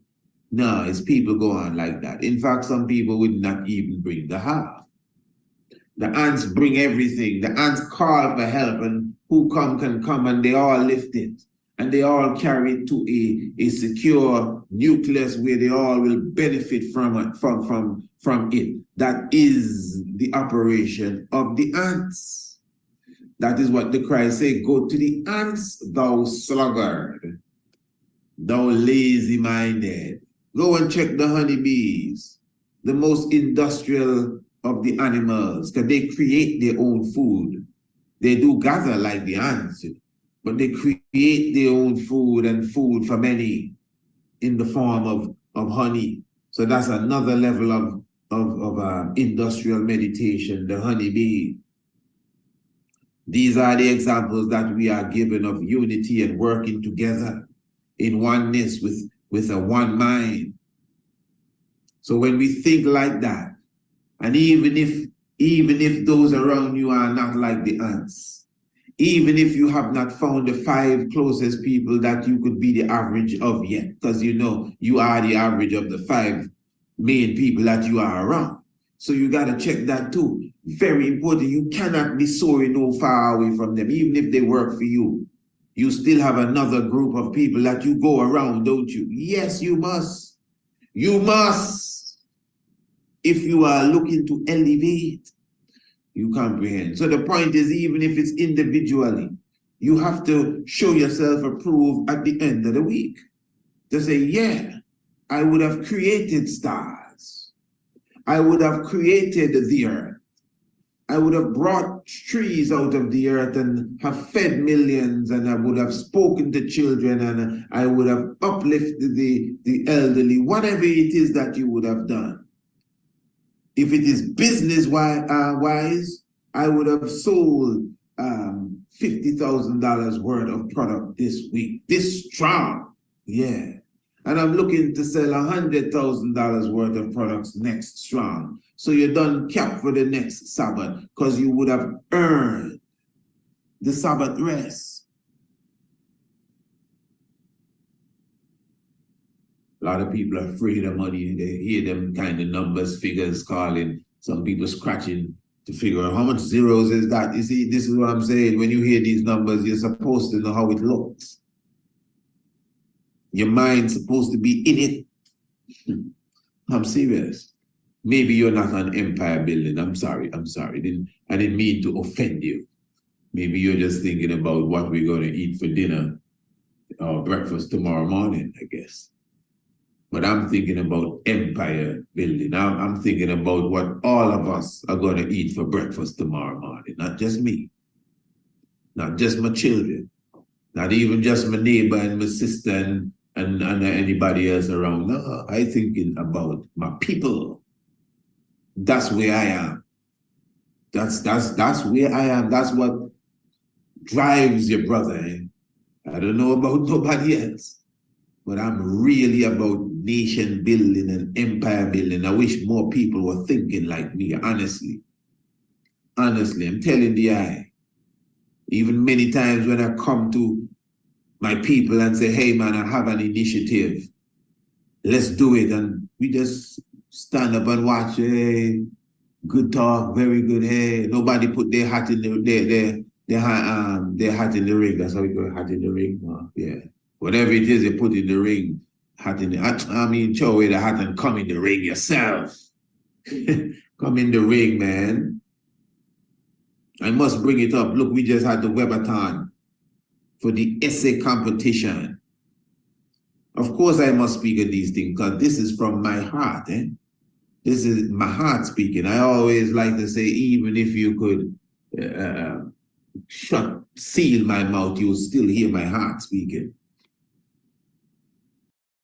And we brought, with all explanation, proper explanation to the family, the essay competition and its value and what it's all about and the full works. I'm not even going into that now. And to me,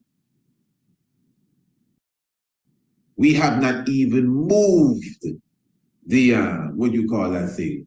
On the meter there. You know, the arm on the meter. That shows that, well, you know, when you put something on the scale, it moves. They say, well, yeah, you drop a gram on the scale. The gram, not even a gram we have. As far as, for my opinion, give thanks for those who would have contributed. Give thanks for those who would have even answered the call after we had to come and reiterate the call. And I'm thankful, very much so. Yeah, very, very much so. And I would have expressed that. So I don't want to lose that. But that's not even the point I'm making at the moment. The point I'm making at the moment is as a collective, these ants forget who they are. These ants don't remember the code of the ants at all. They need the honeybees to come and teach them. That's why Lalibela is here.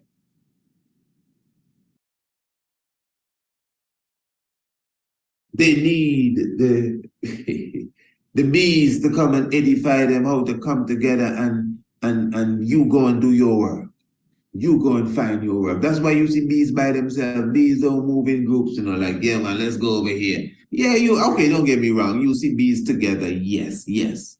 But we know bees, when they're on the mission, they're gone on their mission, but they come back together at the end of the trip and then go in the hive and work together. So there's nothing wrong with going and checking for your own individual standing, footing, wealth, growth. That's why I always say we can't be talking about let's pool our resources together and no resources there. What are you pulling together? Feathers? So we got to get resources. Go and get your nectar and bring it back and let's make some honey together. That is what the business webinar is all about. When I say Webathon. So yeah, let me return to the Webathon.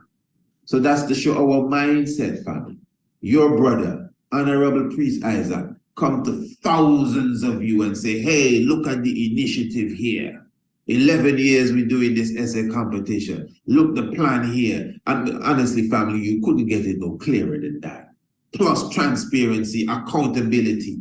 And my people just stand up and watch and say, yeah, good work. Yeah, that's what I'm saying. So all of that to me is a mirror of the state of our economy. Yeah, to be honest, yeah. If we were more conscious, most of you would have contributed to the Webathon. There's no excuse. You ain't got no excuse. You're just not on that. Straight up. I don't have no time to pet it up. I have to say it like that. It's empire building I'm about it. Empire building. I'm not here to play around. Yeah, you see an initiative that will assist in empire building and you, as a so-called conscious being, you just sit and watch. No, man, I don't support that. Even to the point where we say, hey, even if you don't got it, which has to be the only excuse. I'm very serious. And then there are those who are going to try and make excuse for 10,000 people. Listen, no, if you have an excuse for yourself, keep it for yourself. That's about you. Don't try to make excuse for people you don't know. To me, that sounds like a fighter. You just start to make excuse. Well, a lot of people have. Yeah, I know. Don't worry about a lot of people. You don't even know them. Talk about a lot of people who have, for real, who really have it. And just talk consciousness. Talk about them. A lot of people just talk consciousness. They don't spend their money nowhere close to consciousness. His business we're talking about him. I ain't getting into nobody's personal life. I'm talking business. This is a lesson. This is school. If you came to the Tiger's Nest, you came to school. You understand? So if you want to learn, I'm teaching. Many of us just talk consciousness. We do not buy black. We do not support black. We just listen to black and jump in when we get a chance to debate and to show that we have more knowledge than the other fellow.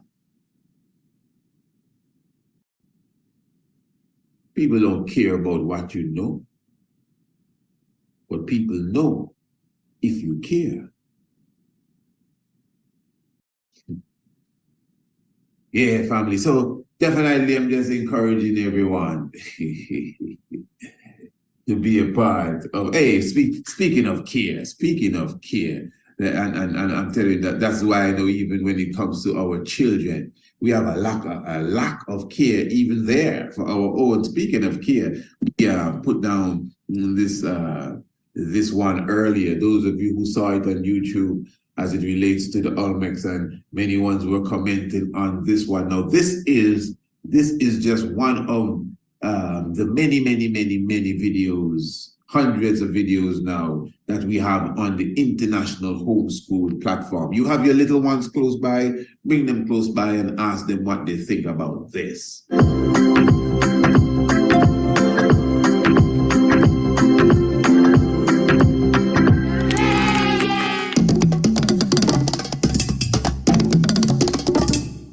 The Olmec Mayan calendar is a system of 3 interlacing calendars and almanacs which was used by several cultures in Central America, most famously the Mayan civilization. The Olmec Mayan calendar rose to fame in 2012 when a great cycle of its long component came to an end, inspiring some to believe that the world would end on the 21st day of December 2012. Of course, that did not happen. This was the alignment of the sun and planet Earth and the center of the Milky Way galaxy, where there is a supermassive black hole. The Mayan calendar, as it is most famously referred to as, dates back to at least 5th century BCE, and it is still in use in some Mayan communities today. However, even though the Mayans contributed to the further development of the calendar, they did not actually invent it. The same system was used by most cultures in pre-Columbian Central America, including the Olmec. Oh yes, and hey, listen, as we are even highlighting the youths, we got to give thanks for the youths, give thanks to the Honorable Prince, who really did the work when it comes to the videography and all of the whole graphics and everything for these videos that we have been putting together. But what I'm sure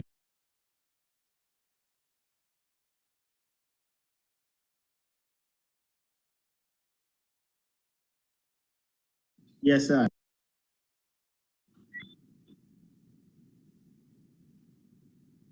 Yes, royal family, give thanks. Blessed love, give thanks continually.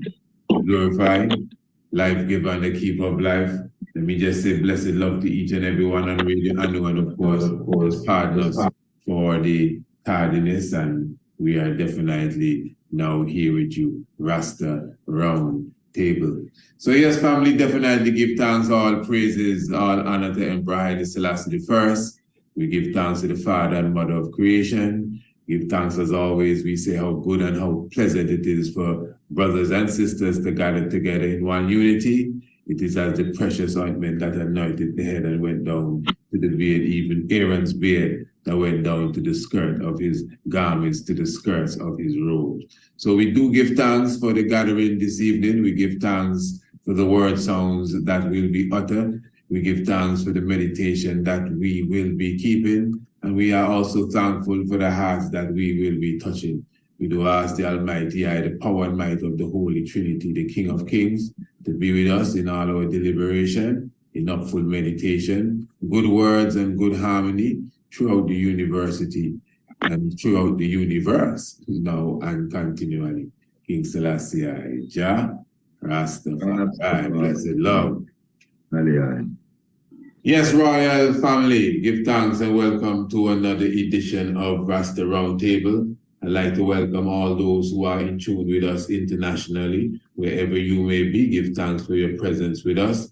Myself, the Honorable Priest Isaac, Ras Adonis Tafari, of course, Ankoma Jed, Ras Cypher Selassie, Ras Iser, and also with us. Brother Ras Kwama is not with us this evening due to certain other circumstances and other things that he has to attend to. So it is a joy that we are gathered in full force this evening. We have a very special topic, subject area that we have to continue with this evening. Last week, Previous Strong, we were talking about the Nicene Council of Bishops. We were specifically more than anything else, speaking about the doctrine, the Arian doctrine, and we went through some very mystic reasonings and went down some interesting corridors. I would like to highlight even a presentation that King Cypher Selassie gave as it relates to related to Haile Selassie, the King of Shoa, and his stance as it relates to the whole Arian doctrine. It was a deep conversation. I'm sure the brethren will bring it up again sometime this evening. But we were anticipating the presentations by one Rabbi Ras Adonis and Ras Iser. Now, we missed that last week. So we are very happy that those brothers are here tonight because we are eagerly anticipating their point of view as it relates to the whole concept of the Nicene Council of Bishops and the whole concept of Arius and his presence. Now, interestingly, this conversation came about because of a segue discussion that we had on this program here, Rasta Roundtable. And it was actually more so between Ras Iser and Ras Adonis. So the fact that they were absent in that previous discussion, as good as the discussion was, it was definitely missing the salt in the pot. So now, I would definitely like to pass over the floor to Ras Iser, and then of course, the rabbi would also bring his presentation to the forefront. And, it's all about the Nicene Council, and it's all about Arius, and it's all about the Arian doctrine. Give thanks. Yes, I sir. Yes, greetings to the panel, round table family, and of course, greetings to the listeners as well. In the name of His Benevolent Majesty, Emperor Haile Selassie Jah Rastafari. First song that I man try to get on a lot, you understand? But I love the way the reason developed nonetheless. And a lot of the points that go down kind of give me some time to go back over some reasoning, you understand? Because we've been forward in the position that Arius had a problem with this human nature attached to the Christ icon. And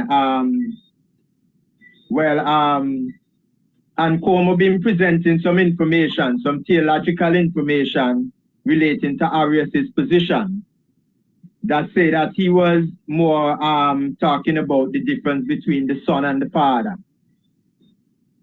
and so forth. So we're going to have to go back and go over that so that I can justify in a matter of speaking the idea that Arius had against the human nature. And by the way, all the succeeding council meeting after the Council of Nicaea actually show evidence that there was an issue concerning human nature.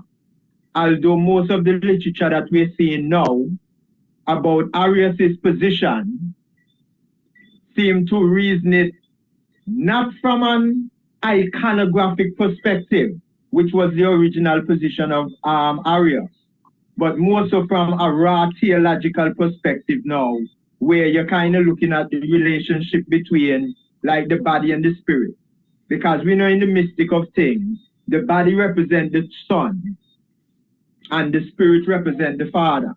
Because the spirit is of ancient, is of eternal. You understand? And man himself have a beginning in time and space. So the part of man that connect man back to the Creator, that one energy, you understand, qualitatively is one and the same as the Creator. You understand? That's a theological reasoning. But what we have to remember, we have to place that whole conversation with Arius within the context of what happened after Alexander the Great conquered Egypt and what they were trying to achieve when they were suggesting the creation of the Serapis iconographic character, right? Because what we're looking at, the Egyptians have a triune. They already have a triad of Asa, Aset, and Heru. They already had that. And so when the question about the human nature of Serapis came about, Arius was querying more from an iconographic standpoint, particularly when he will say that the character is dissimilar from the Father. You understand? Because you have in the Egyptian iconography, what you have is three Negroid characters, Asa, Aset, and Heru. What Ptolemy got that small priest in Memphis to do was to remove Heru and insert the iconography of Ptolemy I Lagi, because it was the image of Ptolemy. You understand? That white image that they were putting in the place of Horus, Heru, of the Egyptian triad. So the argument that Arius initially started was the argument against the defacement of the ancient Egyptian iconography. Hence, the argument about the son being dissimilar, and by the son it was referring to Serapis. What a lot of us do not know or appreciate is that in the first council meeting, they weren't discussing about Jesus. You understand? They weren't discussing about Jesus. They were actually continuing what was started by the Greek in establishing this icon of Serapis, because this was to be the new god that replaced the Egyptian traditional god of Heru, or the sun. Heru playing the role of the sun.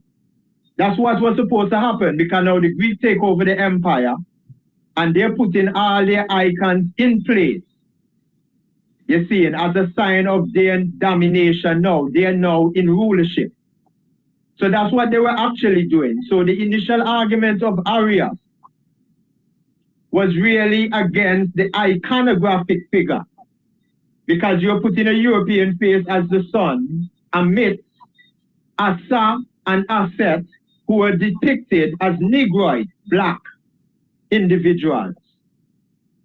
You understand?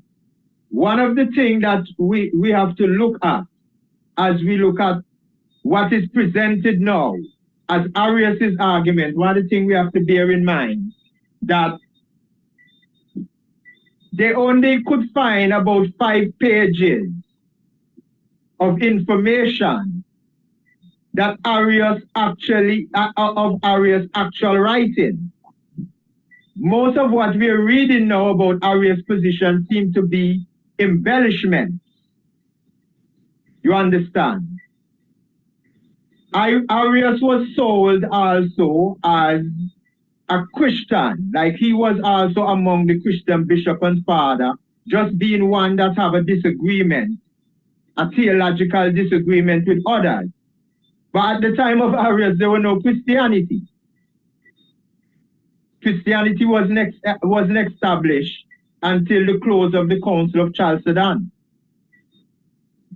You see? So Arius was not making theological argument in the way that we're seeing the information today.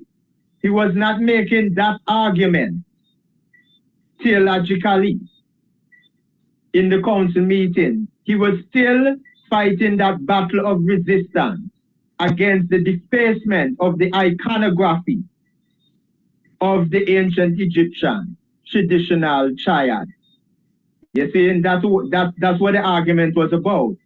Now, what we are seeing here from Arius seems to suggest that he was saying, well, okay, seeing that the mortal side of the character of the Christ have a beginning in time, meaning that it was part of that the things that were created that set apart the Son from the Father, who is of eternal and did not have a beginning in time and space.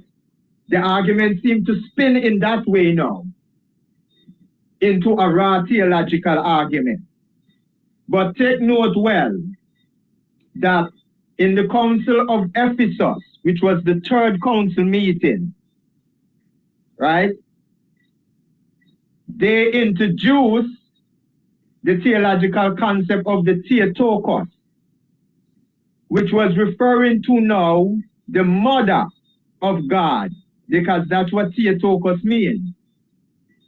And at that point in the Council of Ephesus, what they did was to enter again into the Egyptian triad, remove Isis or Aset, and replace that with the Virgin Mary, and gave the Virgin Mary the title of Theotokos, Mother of God. All right? Now, I'm going to stop right there and ask a question just to close off my introduction here.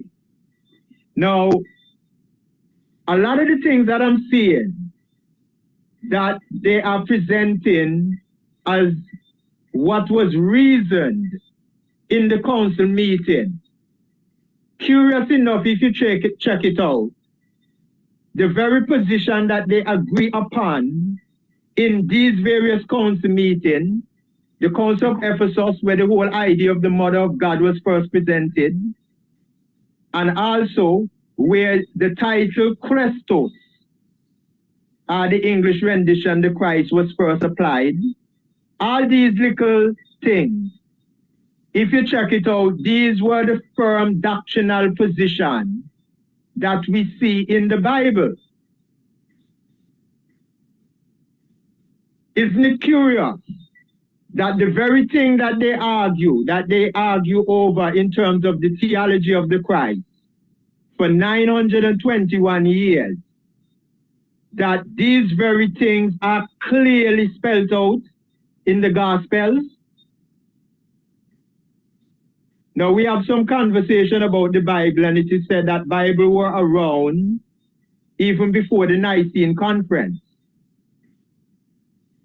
Now, if we already have Peter and Paul and John and all these things, which would be the New Testament, already in circulation before the Nicene Conference, and in the New Testament already firmly established the theology of the Christ, in that Jesus was saying, I and the Father are one. You look upon me, you look upon the Father. That's a firm theological position telling us what the relationship between the Son and the Father is. So you have to ask yourself now, why would they be having queries in so many ecumenical council meetings over these same matters that were already spelled out in the scriptures? Was it already clear that Mary was the son of Jesus and that Jesus was the Son of God, also referred to as the Son of Man in the gospel? If that is so, why would they be going through these same arguments in the council meeting to make these positions official?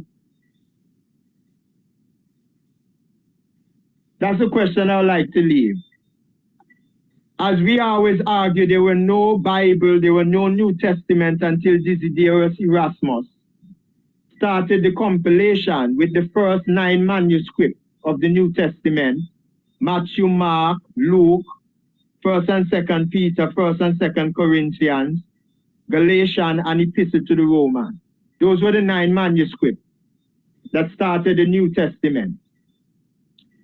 That compilation was issued in 1516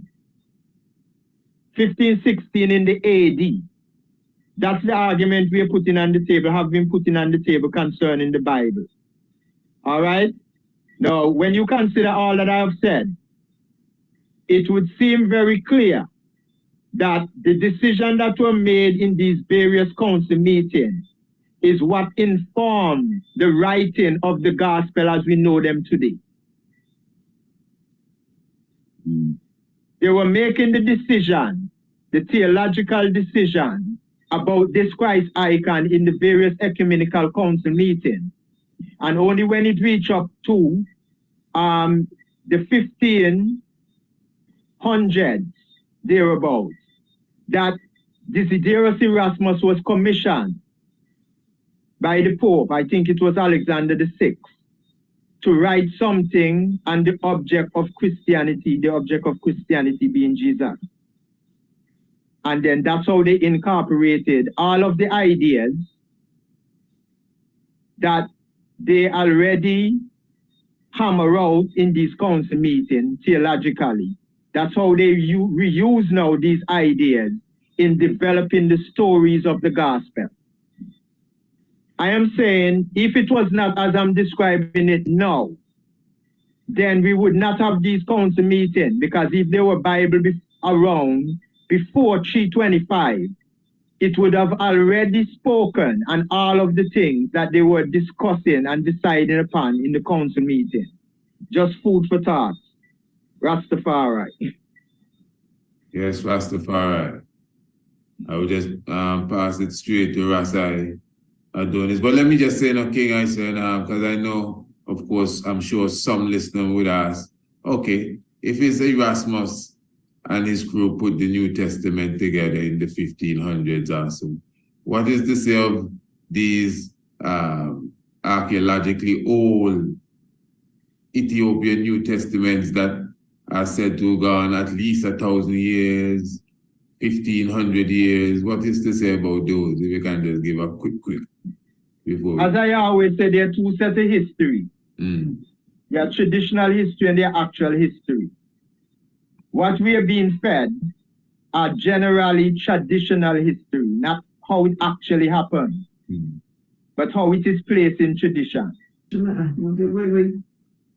All right, and Ethiopia, by the way, I do not have a particular prejudice in favor of Ethiopia in whatever Ethiopia presents, because it is the same biblical tradition, it's the same rule that apply. All of these religions that we know, all of their stories in their sacred documents are by and large mythological. They are designed by theologians and they have allegorical meaning to them. It is not what play out on the surface. All right. Pastor Adonis? We don't remove, I personally do not remove Ethiopia from that tradition of myth creating. As a matter of fact, they seem to be very natural at doing that. Right? I personally, I know different ones. I mean, as Rastafari, I and I mainly will be prejudiced in favor of anything Ethiopia or African. But when I deal with the truth, I don't deal with the personality and the race and these things. I just deal with raw truth. And what I have researched, me and Raskwama, even about how Christianity began in Ethiopia and differences, we have reason to think, well, it's the same tradition of mythology that Ethiopia also follows. And we're not saying that they are liars, because we know the purpose of the myth. We know what they are designed for. You understand? But we classify them as such. The formula of Matthew, Mark, Luke, and John was created by Desiderius Erasmus. The very idea of testament, referring to these books, came from Desiderius Erasmus because he's the one that created the Novum Instrumentum. Novum means new, meaning Novum means new, which means either they would have had an Old Testament, or this is a new instrument in terms of religious dogma that was being introduced into the Christian history.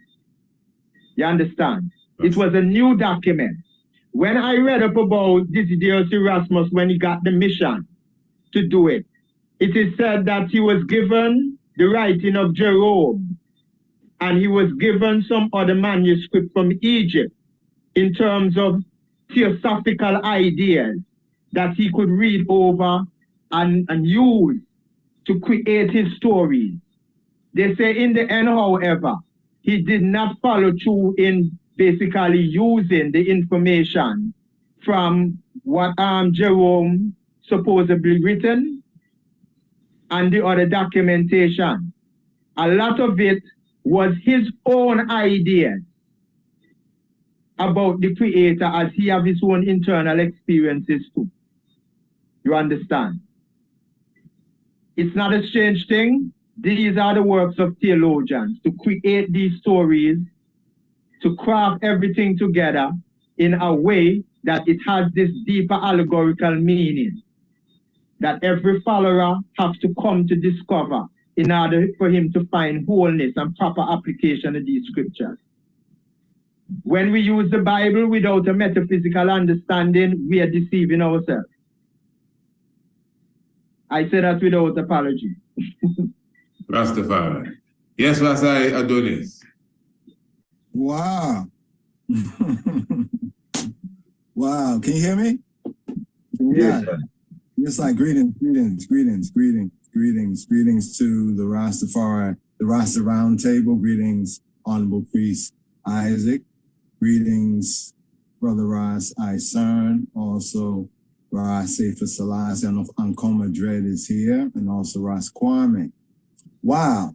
Some of what I heard right there is, it's a very interesting theory. It's a very interesting theory. And I think that, as he says, myth making also goes into making up some theories. It seems as though a lot of the evidence that's being referenced is from a Western European tradition. I'm not saying white people per se, but I'm saying from a Western tradition. because in my research, I get to find other traditions, sometimes agreeing, right? But many times disagreeing with this popular Western Constantine, these council kind of traditions that we find, and that we refer to. But I have a couple of questions about reference, like what points of reference, like when you speak about Arius, right? Arius, and you speak about Serapis.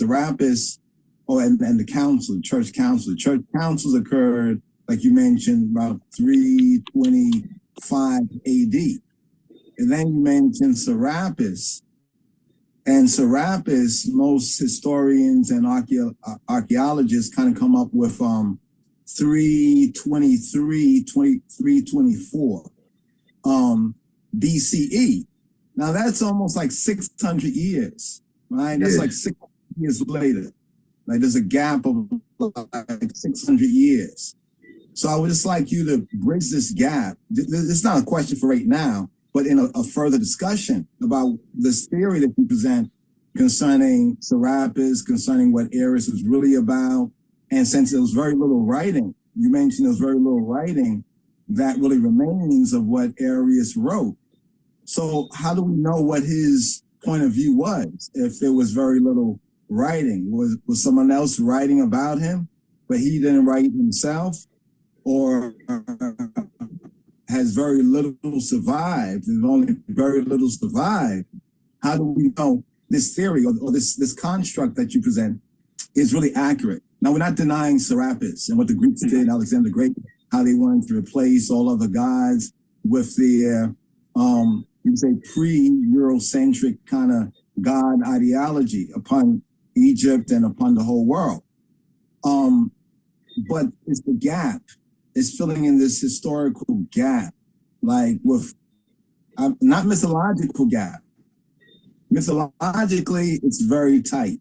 What you present there is very tight, like from a allegorical, mythological, even metaphysical construct of what Arius was about. But I'm saying, where is the evidence?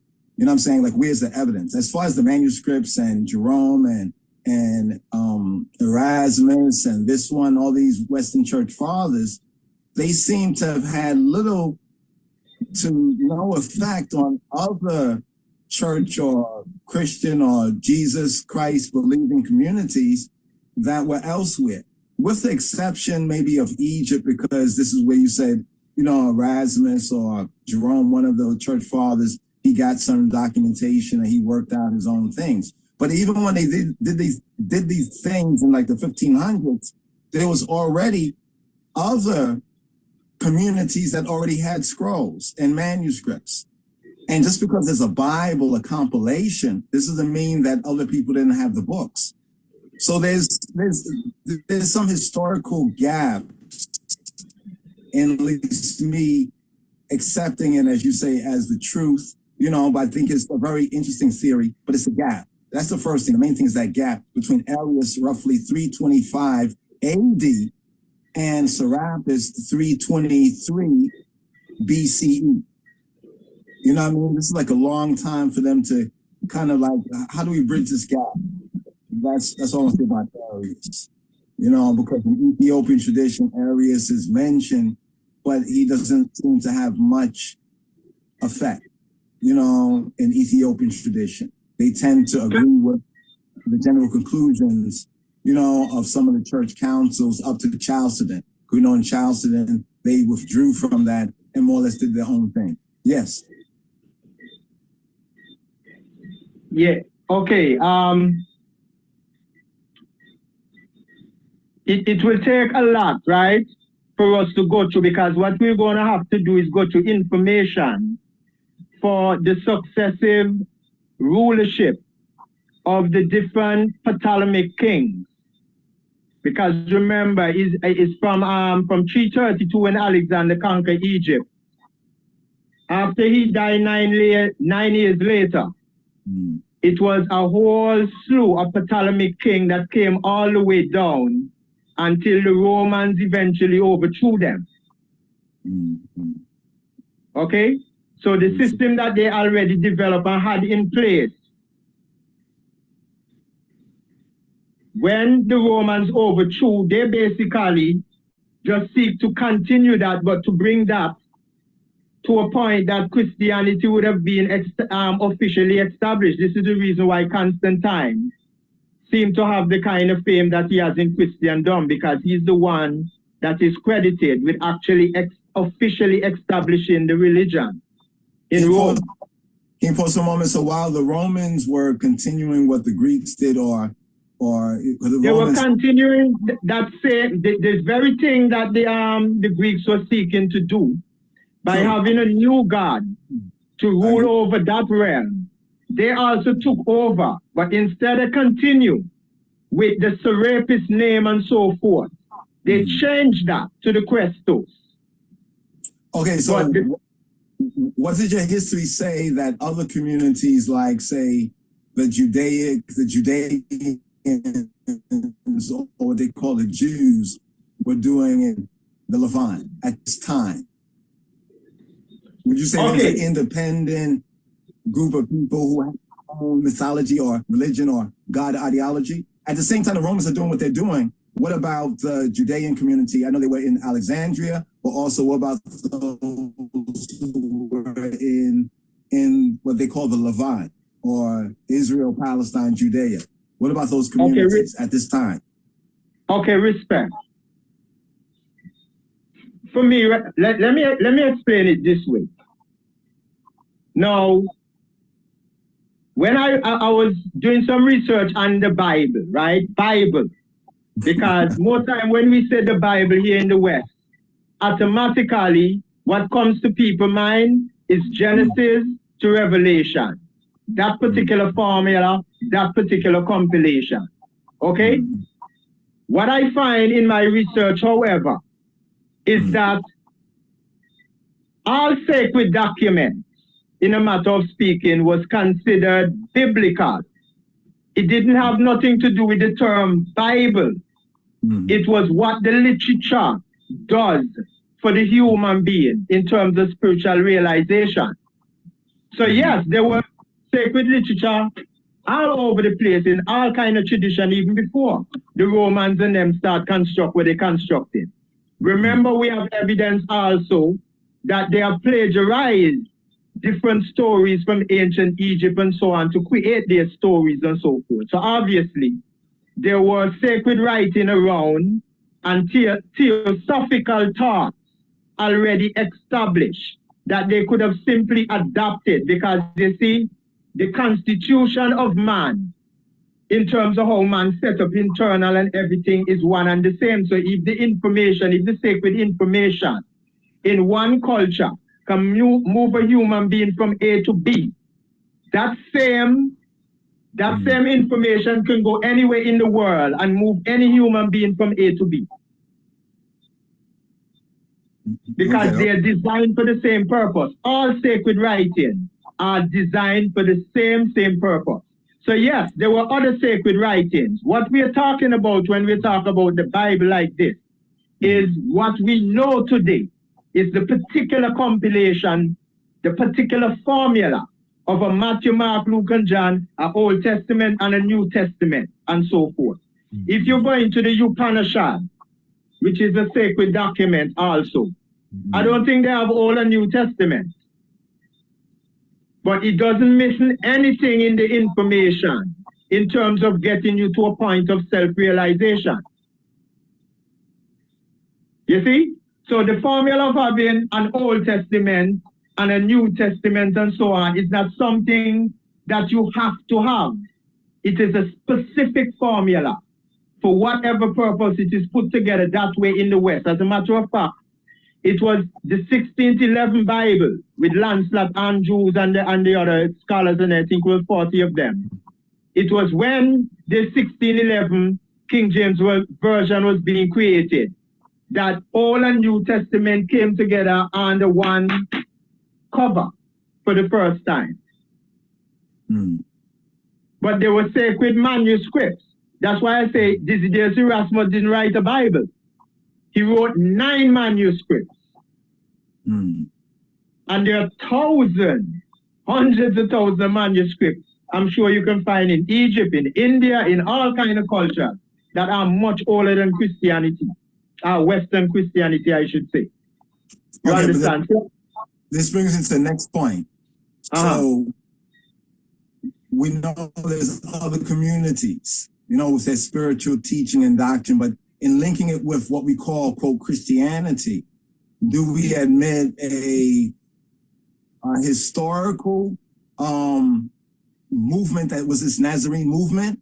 Because they have found things of other movements that are similar to John the Baptist movement and other movements. So I'm saying this historical character, or this believed to be historical character known as Jesus or Yeshua, how does this figure in what you see in this picture? Does this figure that there was a historical before Christianity? Because just the same way you say that there were these manuscripts that were compiled by others later, right? As they compiled these manuscripts that already were floating around and existing, and they put it in a Nouveau Instrumentum or whatnot, Nouveau Testamentum or whatnot. They were compiling and creating something based on something else that already exists before. So what I'm saying, this Christianity that they were discussing in, these ecumenical councils, wasn't this based on something even more than the Serapis, something closer to the historical timeline, like what occurred within, we could say, the Levant or Palestine or Judea? Because we know there's a historical place called Judea, just like there's a historical place called, Gaza.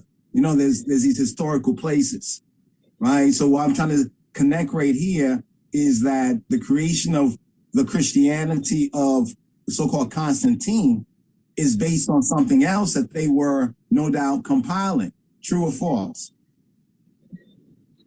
I lost you for a little bit there. In other words, to go from 325 or so AD, all the way back to, say, the concepts of 323, or even when the Romans came in, it kind of ignores something that even historically has some sense of legitimacy, that there was some sort of messianic community among these people called Judeans, or nowadays Jews. Now, I'm not talking about the Jews today, but, according to the translation, that there's something in the history that's being jumped over. You know what I'm saying? Going from 323, you know what I mean, to 3. I see what you're aiming. I see what you're aiming at. But let's consider this. Let's consider some other information that we get in terms of validating an Israel existing, or even a Judah existing. Because to me, we cannot speak about a Judah without a Abraham. Is that fair? No, that's not necessarily fair. Okay. So where would the line of descendants come from for Judah? No. But listen. I can speak to you without knowing who your great ancestor father is, because you're here. You could tell me your great ancestor fathers, whoever. But if you are claiming this identity, unless I know otherwise, I will accept you as the identity you claim. I don't know who your great ancestor is. You claim your great ancestor is Abraham. Admittedly, I'm dealing with the Jew now, or the Judean now. That's what I'm trying to say. Historically, even Roman history points out that they encountered these people who had this strange belief. They didn't want to worship our gods and burn incense, but they had this one God. These people are crazy. So we have historical testament of the same Romans carrying on the Serapis, remixed tradition, saying that So are we holding to the position that it was these Judaic people, that first created the concept of monotheism? No, I'm not going into that. I'm not going into 10,000 BC right now. I'm trying to keep it within this. Well, I'm not even talking about timeline. I'm just talking about the idea of these particular people with this strange belief of this one God. I'm not saying they were the first. Even the Bible says to Israel that you were not the greatest of the people. You were not the first of nations. You actually came after everybody else. So from that perspective, no, I'm not saying they were the first.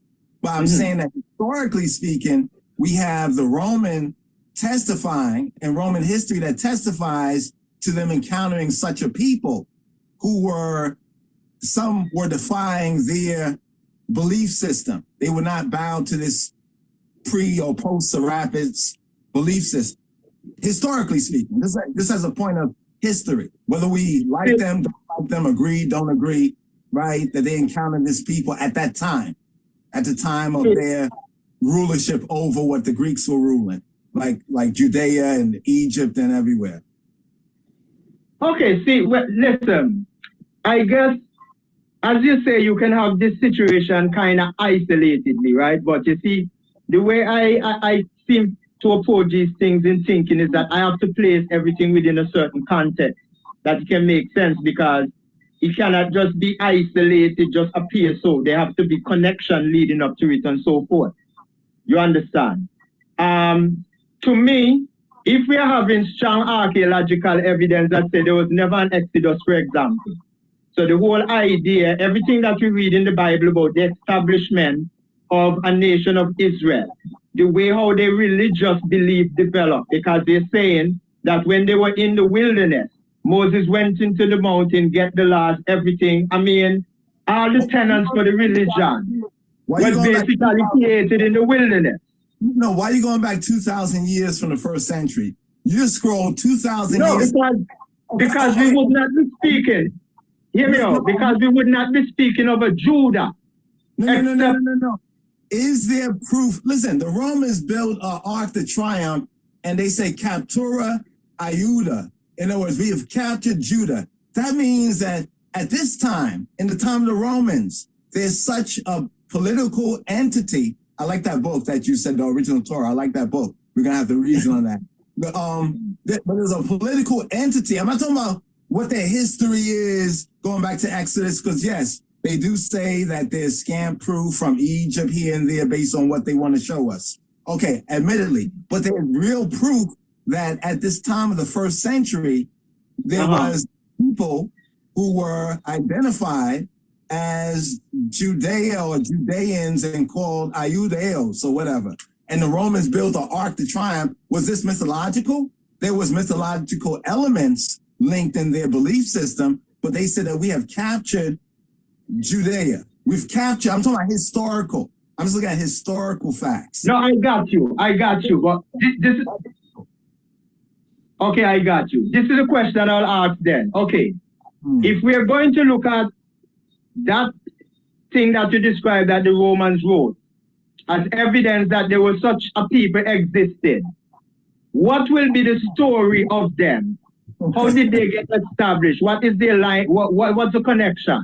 Okay, that's a good reasoning. That's good reasoning, but that goes outside of, I'm just trying to address your Arius presentation, Serapis connection, and that picture that you painted. You know what I mean? You know, the theory, some of the things I do agree with, but overall, it's like, it's almost like mythological history, in a sense. It's taking history and then adding a contextual interpretation of a big picture that I don't disagree with, but it's jumping over, it's ignoring certain facts.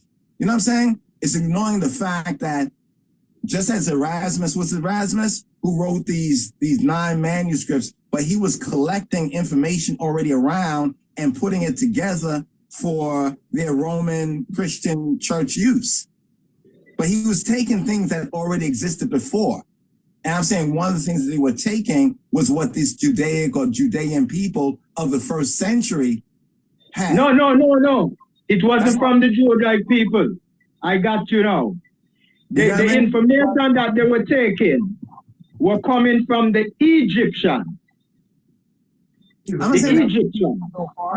not saying that Egypt plays no part. Even in that Bible that we're talking about, it says, "Blessed be Egypt, my people, Assyria, work of my hands, and Israel, my inheritance." So if I'm the inheritor, it doesn't mean I did all the original work. You know, I had an ancestor who was blessed. I had someone else who built it, and I inherited. So yes, you know, we inherit the history of those before us. You know what I mean? We inherit and we have to rework it or we reshape it for our use today. Yeah, but you're familiar, right, Adonis? You're familiar with how Europe itself came into civilization by the fall of Egypt by Alexander the Great, right? You know there's where their civilization effectively started. Because they got exposed to civilization in that way. And gradually over. Well, actually, they did gain a lot from Egypt. Yes, they gained a lot from Egypt. Even the whole Julian, the calendar, so forth. That's putting it mildly. But we have to say again a lot is putting it mildly. They're actually people in Italy. There are actually people in Italy and tour buses, right? That will announce about the time when Rome got their civilization from Egypt. They all say that. Everything that they know about psychology, how to set up a leadership structure, everything like that, they learned that from Egypt. I was gonna I'm not saying nobody else existed, but I know. Go ahead, sorry. I'm going to point to the earlier time period, such as when the Hellenistic people overthrew the Minoan or the Keftio people who are written on the monuments in ancient Egypt. You know, the original Greeks were actually people called Keftio by the Egyptians, and they're written on the monuments. You know, they call them the Minoan people. And when the Etruscan people were overcome by the Latin people. So there were already civilizations in you can say in Europe that were probably by Black people, which were overthrown, so to speak, by other tribes that we can safely speculate were the European tribes. So they were always getting here something from us. So I'm not disagreeing with you with Rome and Egypt, Alexander, but there was already precursors to that. You follow what I'm saying? That you know what the Hellenistic people are? How is it that they would have had civilization in Egypt, over in Europe, before the fall of Egypt? How do we explain that? What is the civilization look like? Do they have writing system? Do they have leadership structure? Do they have these kind of things? Wait. Well, you don't know about the most ancient Ionian people. You don't know about the Ionian people and the connections of Ionian people with the Keftio people who are testifying. I'm gonna have to share some of the exhibits so you can see that the people who occupied the Greek islands before the European Hellenistic civilization conquered them were known to the Egyptian people. But where did the Hellenistic people come from? Where did they come from to conquer these other people that were there originally? No, but that's a good question. Where these savage people who overthrew a more civilized people and adopted their culture. So the same thing that the European has done elsewhere, he has done even before Alexander the Great. That's what I'm trying to say. You know, like the Etruscans. You know about the Etruscan people? Were they white people? Would you say they were white people? The Etruscan people. I'm not familiar with them. Okay. Well, I'll put that on the side, and I'll agree with you that the European civilization came up mightily when they finally, conquered Egypt under the time of Alexander the Great. But Europe has always been feeding off of Egypt. I found that out from my research, even from before. So Egypt was very important in across the green, what occurred in Europe. You know what I mean? So I do agree with you on that. It's not to deny that right there. But I just want to tie in the historical aspects because from the Ethiopian aspect, they don't talk too much about Arius. Besides, take a view that he was a heretic, so forth and so on, because of whatever they said his doctrine was. But that's a strange. I find that a strange position for them to take against Arius. Let me show you. Now, in the theological argument, there are two fundamental positions. You have the monophysites and the diophysites, right? Now, you have some say that Arius was not talking about no human nature. All right? But the idea of monophysitism and deophysitism is about how you're viewing the nature of the Christ in the first place. The nature of the divine, yes. The nature of the divine, if you like. Well, the Christ represents the divine anyway. You understand? The link to the divine. You know, but anyway, like the download link to the divine. The Christ would represent that link, the download link. That means you're applying the term Christ to the physical man. I'm applying Christ as a bridge within the physical man to the divinity. Yes. As a bridge. Okay. That's what I'm saying. You know? Okay, I see the theological position. They refer to that Christ as the living soul. That's the entity that created out of the blend of the mortality and the spirituality. In a matter of speaking. But anyway, I lose my train of thought. That's a good reason, man.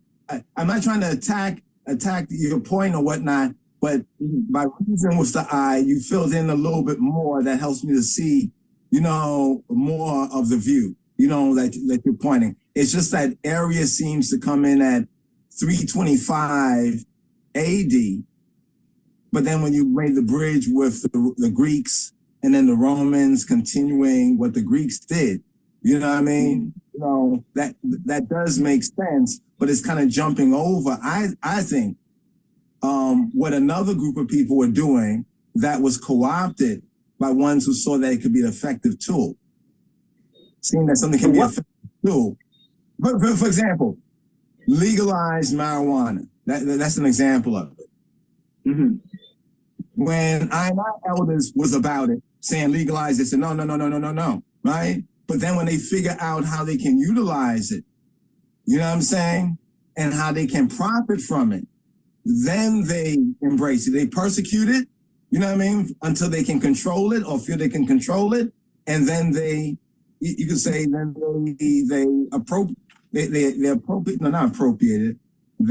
they steal it basically, but they utilize it. They take it to themselves.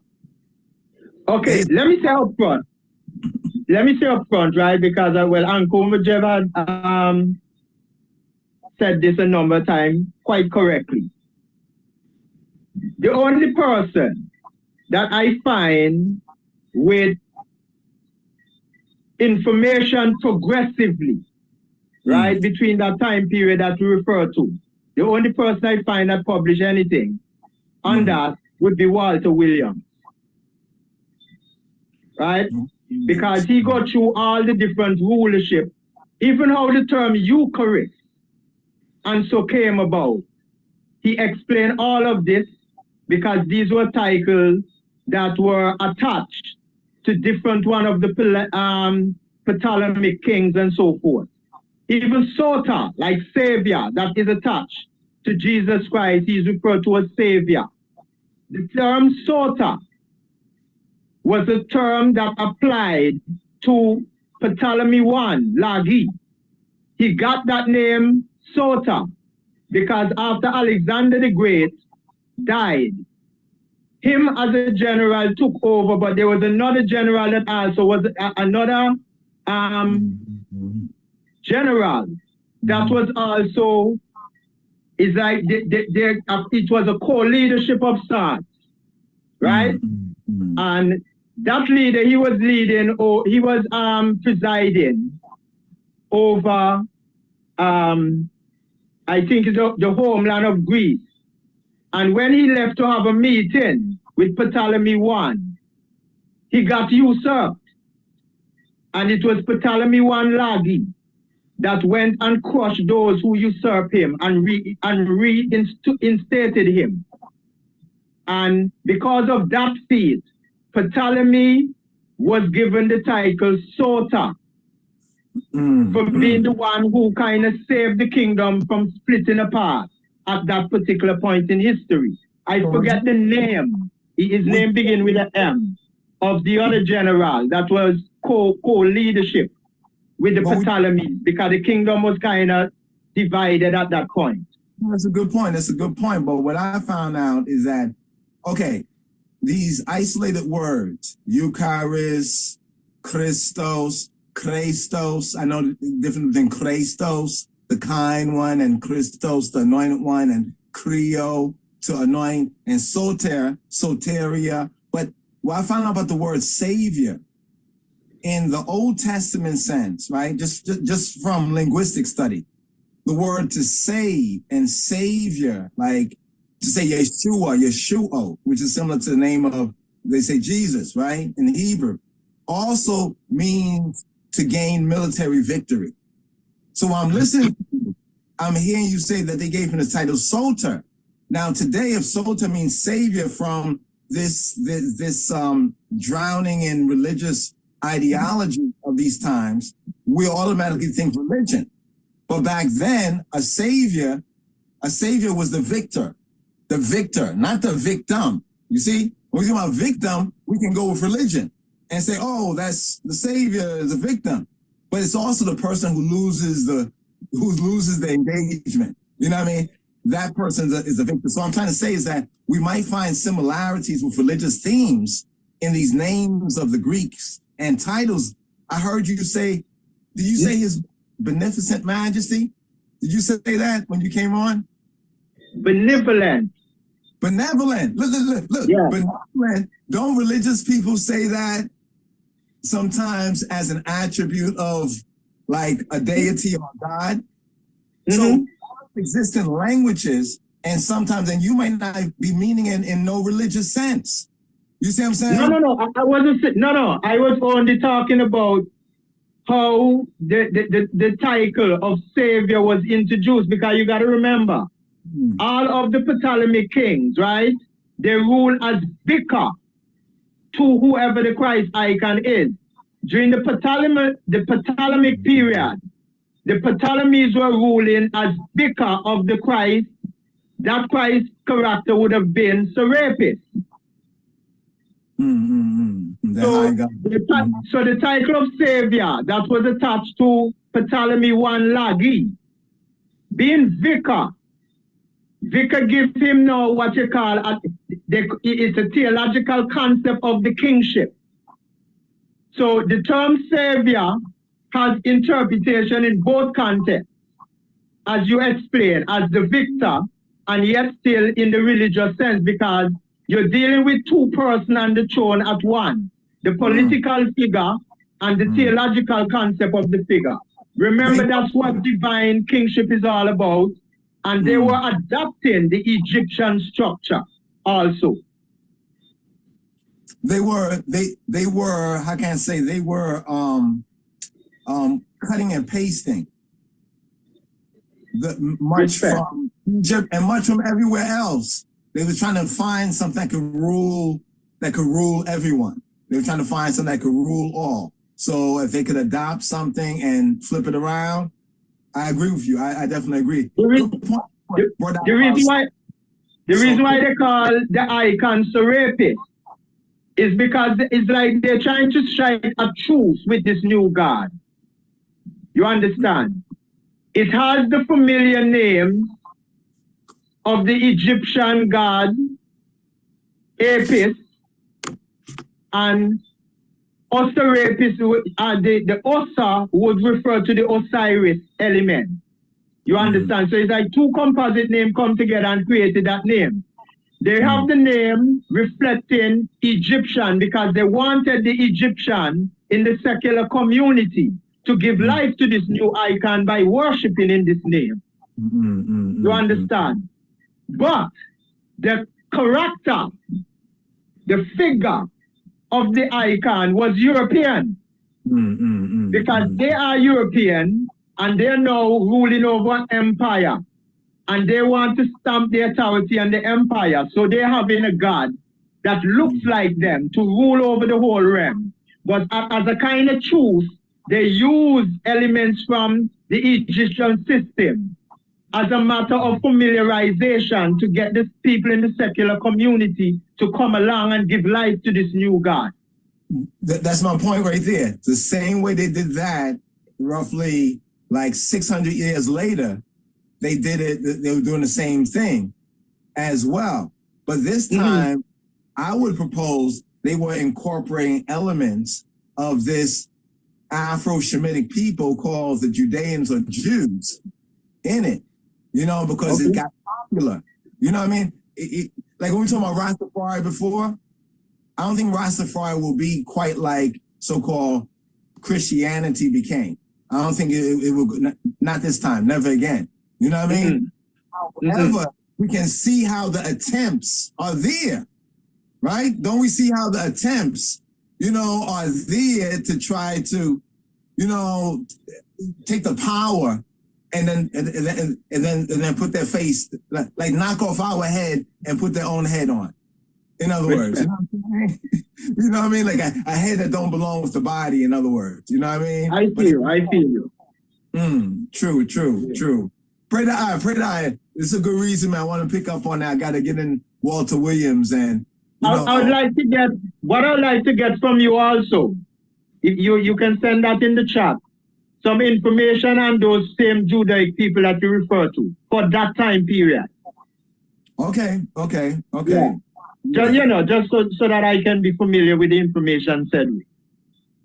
True. Anybody else want to contribute? Me and Ras Iodon has been going on for a while. Anybody wish to weigh in? Give thanks very much, you know, give thanks to the reasoning, you know. I personally appreciate love it, you know. There's great strength, man. I would like to hear, I know King, you were saying something, King Angoma? Yeah, well, you know, I want to jump in the reason. True. And I know King Cypher Selassie. I do want to hear what King Cypher Selassie, especially that Ethiopia aspect of it, but I humble, you know. Don't worry, I humble. Yes, my lord, you go through, man. Go through now, Cypher.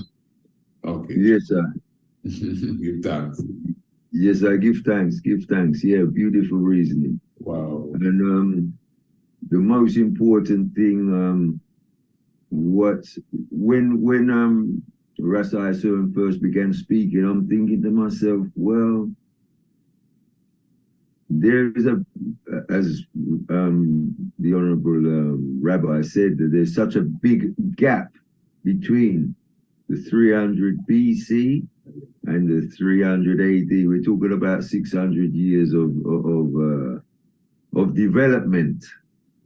So one thing I would have asked Ras Ison, well, what I'm confused with really, because this is where I think a lot happens with I as Rastafari, and also as conscious as in the black conscious world, is that trying to reject the white dominated world that we live into right now gives us a confusion.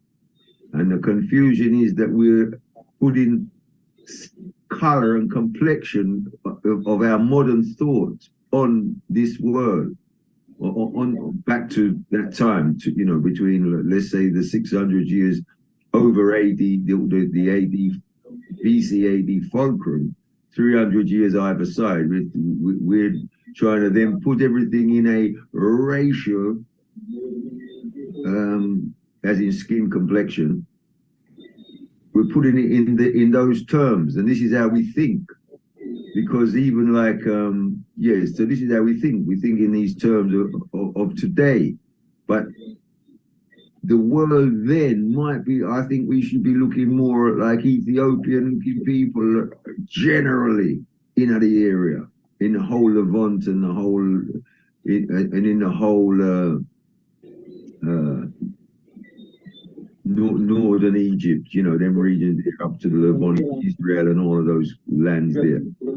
So we're looking at like the image of Arius. He was a black man as far as we're concerned. So we then become confused we become confused in what part we're going to grasp. Which aspect of this thing we're going to grasp, because I don't understand really Ras Ison's what he's saying, because there is a definitive path coming out of Egypt, and he's saying that. So what's the problem? Are you saying that now because Christianity has got a developed state, you know, a developed story, but it's coming through that African Egyptian, I call Ethio-Egyptian really, it's coming from an Ethio-Egyptian root into the Ptolemies. Well, we know that they're invaders. When they came in, they're invaders. They've come to take over something and continue it. And if you look at their temples and everything that the Ptolemies, for instance, you know, the Temple of Edfu, that, you know, they built that. If you follow the root of everything through the Temple of Edfu, they're tying it back to a couple of thousand years before. And I don't want to go back there, but they're going back to a couple of thousand years before. There's ample evidence where you can see astronomical evidence that they're tying it back to the ancient world. So that means then from 323 supposedly, or about 330 of Alexander the Great, and then these Ptolemies taking over. But the Ptolemies are supposed to have took over from about 297 or 297 and 294. I've seen two different origins of the Ptolemaic dynasty. The first Ptolemy up to there's so many of them, even into the 1st century AD. But when you see these people, like the Ptolemies, they're taking on the Ethio-Egyptian root. And then if they're coming into what we're saying now is Christianity, and this is Roman, and the Romans are white people, and now it's a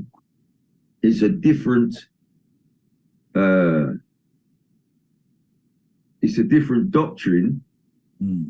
Well, as Ras Isaac did say, there's a fundamental, I'm only paraphrasing, this is not what he actually said, obviously, but there's a fundamental spirituality, what they're all adhering to, that's coming through the different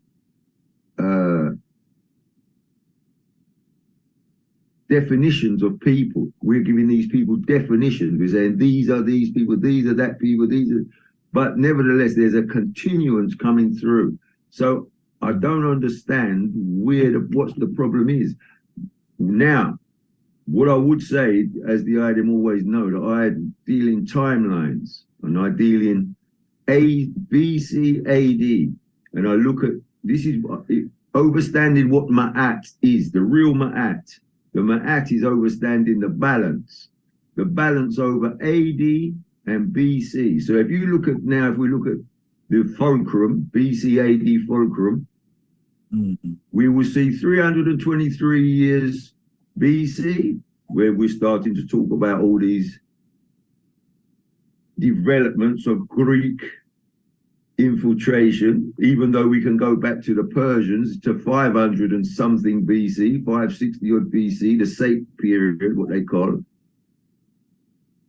But when we now balance this over the AD, you're going to see 323 AD. Now you've got 323 BC, and these developments happening with the Ptolemies, and now we've got it happening in the AD 325. There's a perfect balance. This is Ma'at. So this is what these people are getting to. You know, this is what they've inherited from ancient Kemet, Ma'at. So they're doing things they're mirroring what happened. So that's the reason they're coming to make something happen in 325 is because something happened in 323 BC. They're balancing out these things. And then if you go back to the Sate period, these are the first, when the Assyrians came into, you know, the Sate period are Assyrian people, Persian, Assyrian, that region of the earth, come and overtook Egypt. Well, if you look at 560 odd BC when they came in, if you look at 560 odd AD, if we look at what happened in the world in 560 odd AD, you're going to see, boom, Muhammad, you know, the Muhammad, the prophet of the Muslim. You see him come 560 odd, perfect parallel now, perfect balance with the Sate period when they invaded Egypt, the Assyrians. And then now we've got Muhammad, the Prophet Muhammad, they say the last prophet. Why do they say he's the last prophet? Well, if we go back, I don't want to diverge too much, but if we go back to that reason, why is he, his date of birth and everything, if the item remember, I'm saying from the end of the age of Amen, or which is Aries, into the age of Pisces, the age of Christ, the Christos, when we're coming through that period, it's 430 years from the end of the age to the heliacal rising of Sirius 139 AD, which is the anchor of all Western chronology. You know, I know the item know that I bring this up it's so important. This 139 AD, that heliacal rising of Sirius. And if you now add on the, like we're talking about the making a balance, you know, using this balance, even though we're not using the zero now, we're using the from the end of the age, the cusp of the age to the heliacal rising of Sirius, it's 430 years. But there's two, it actually adds to 428, but there's the two hidden years, what I always talk about, from 1 BC to 1 AD, there's 2 years in there. So you've got 430 years, which is the 430 years of Ezekiel, and, you know, the 390 years plus 40 years for Israel's iniquity, Judah's iniquity of him, the 430 years. Abraham talks about the 430 years. I've mentioned it so many times. But from 139 AD, if we add on 430 years, we come to 569 AD. Don't forget now, that is in parallel with the Sate period invasion in BC. Now we've got 569 AD. Who was born in 569 AD according to history? The Prophet Muhammad. You see, exactly 430 years after that heliacal rising of Sirius. So these things are, these people are, this is what they're playing with. So when I look at this now, we're studying the history of these periods, you know, we're talking about a broad, you know, from the Sate period up to the time of Muhammad, and also the time of Muhammad, who is it in the Ethiopian church? We have to always look at Ethiopia. The time of Saint Yared. Who is Saint Yared? Kiddush Yared. Yared, he's the founder of the church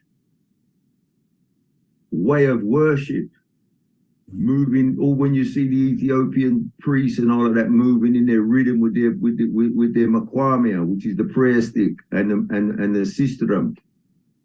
When you see them moving with that, this is all been founded by Kiddush Yared. Kiddush Yared is contemporaneous with Muhammad.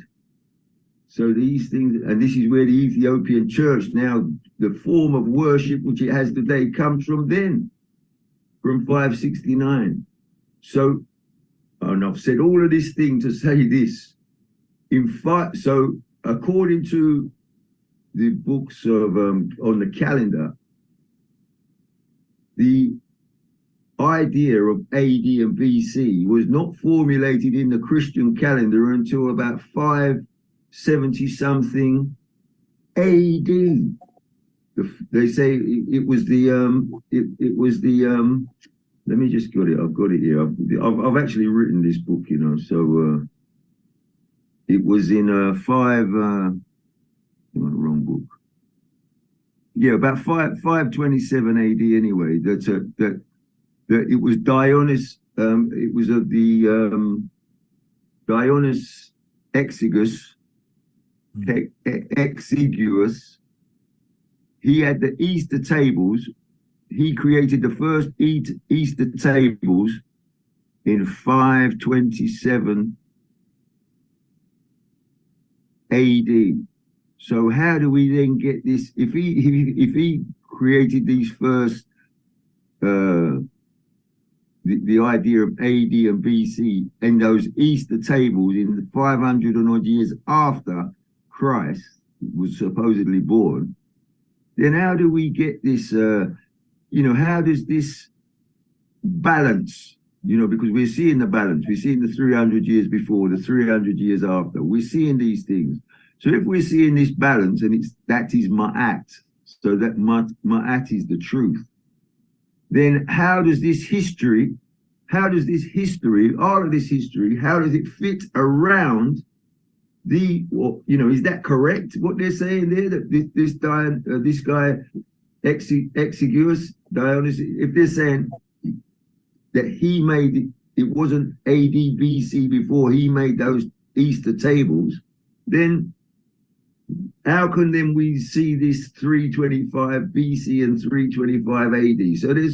So what I'm saying, the history that we've been given, when we examine it with this balancing, you know, balancing it with Ma'at, because Ma'at is the ancient Egyptian knowledge of the zodiac. It's not only the zodiac, it's time, knowledge of time. That is what we're able to investigate, because if you investigate time, it doesn't matter what story they give you, you have a standard of judgment, you have a criteria. So I think I'll leave it there. I hope I've made my point clear. Give thanks. True, Rastafari.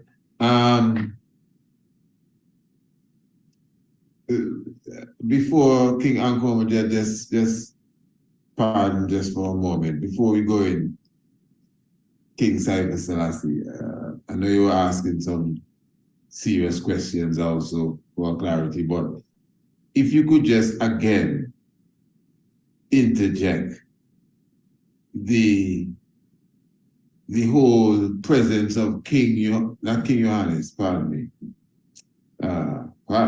for sure, because the guy then done bonfire and King Johannes the Fourth. Pardon me, who are we talking about? Haile Selassie, King of Showa. Yes.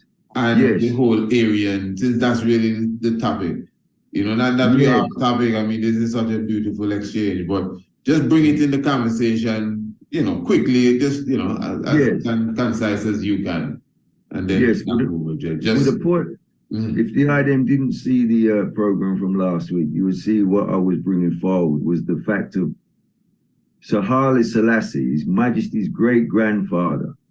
He did not adhere to the doctrine of Arius, which is the two-birth doctrine, which has been also the two-birth doctrine in Ethiopia has been with the two-birth doctrine. The problem they had with Arius is that is where the Ethiopian church became separated from the Roman church, which by the time it had reached up into 451 and the Council of Chalcedon, the emperors were becoming weakened. So the Pope then, he became the vicar of Christ. This was the major problem, that he became the vicar of Christ. So now they found the divinity in the Pope.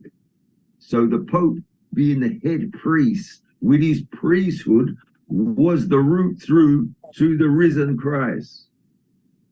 The Ethiopians did never accept the Roman Pope. Well, they did actually, but they say they didn't, but they did. They say they never accepted the Roman Pope.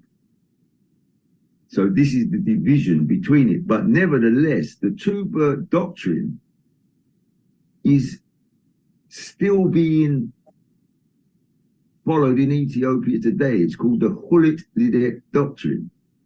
Now, the Sos Lidet doctrine, if we're just going to put it into Ethiopian history, just to find an I place, if we're following Kadamawi Haile Selassie, and Kadamawi Haile Selassie wrote in his constitution that he is descendant from Menelik I. That is even though it says from Solomon and the Queen of Sheba, it actually says from Menelik I.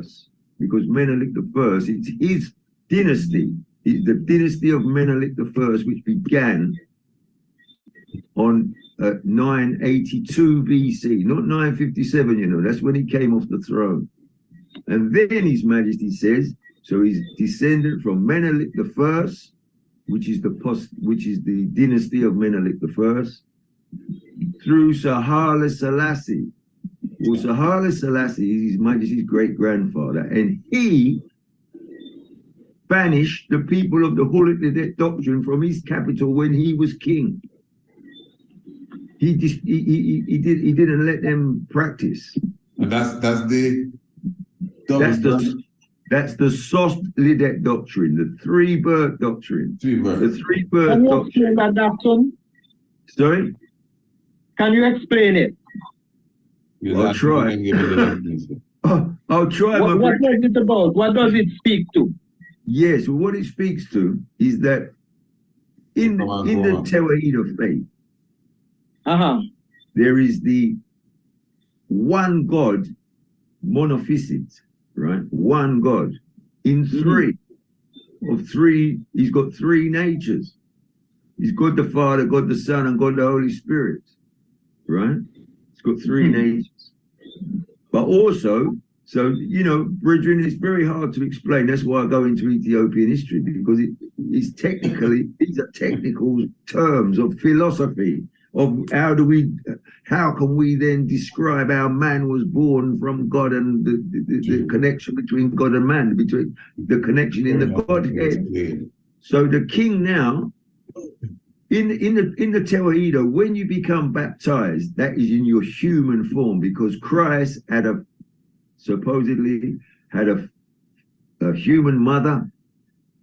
He was born of the Father, that is of the Spirit. Now this is African spirituality, right? He was born of the Spirit, that is of the Father. He was born of a human mother. And when he was born in his human self, he's baptized. So there's three births. There's the God the Father, there's the Holy Mother of Earth, the Mother of the Earth, who represents the female element. And then there is the birth of the Son through this human element. But in the baptism, when a child is baptized, that is when they are, according to the monophysite doctrine of Ethiopia, they become Christ. They are Christed. That's how I understand it. The third birth is the human birth taking the baptism of the Holy Spirit. So that is the third birth. Now, with the two birth doctrine, which is Arius, supposedly, I'm not saying this is Arius, my brethren, but I'm just... It's Arius. Anyway, go ahead, sorry. Yeah, but the two birth, Ras and Komajay brought up the creed last week of Arius, which is very similar. They're so similar. The two creeds are so similar.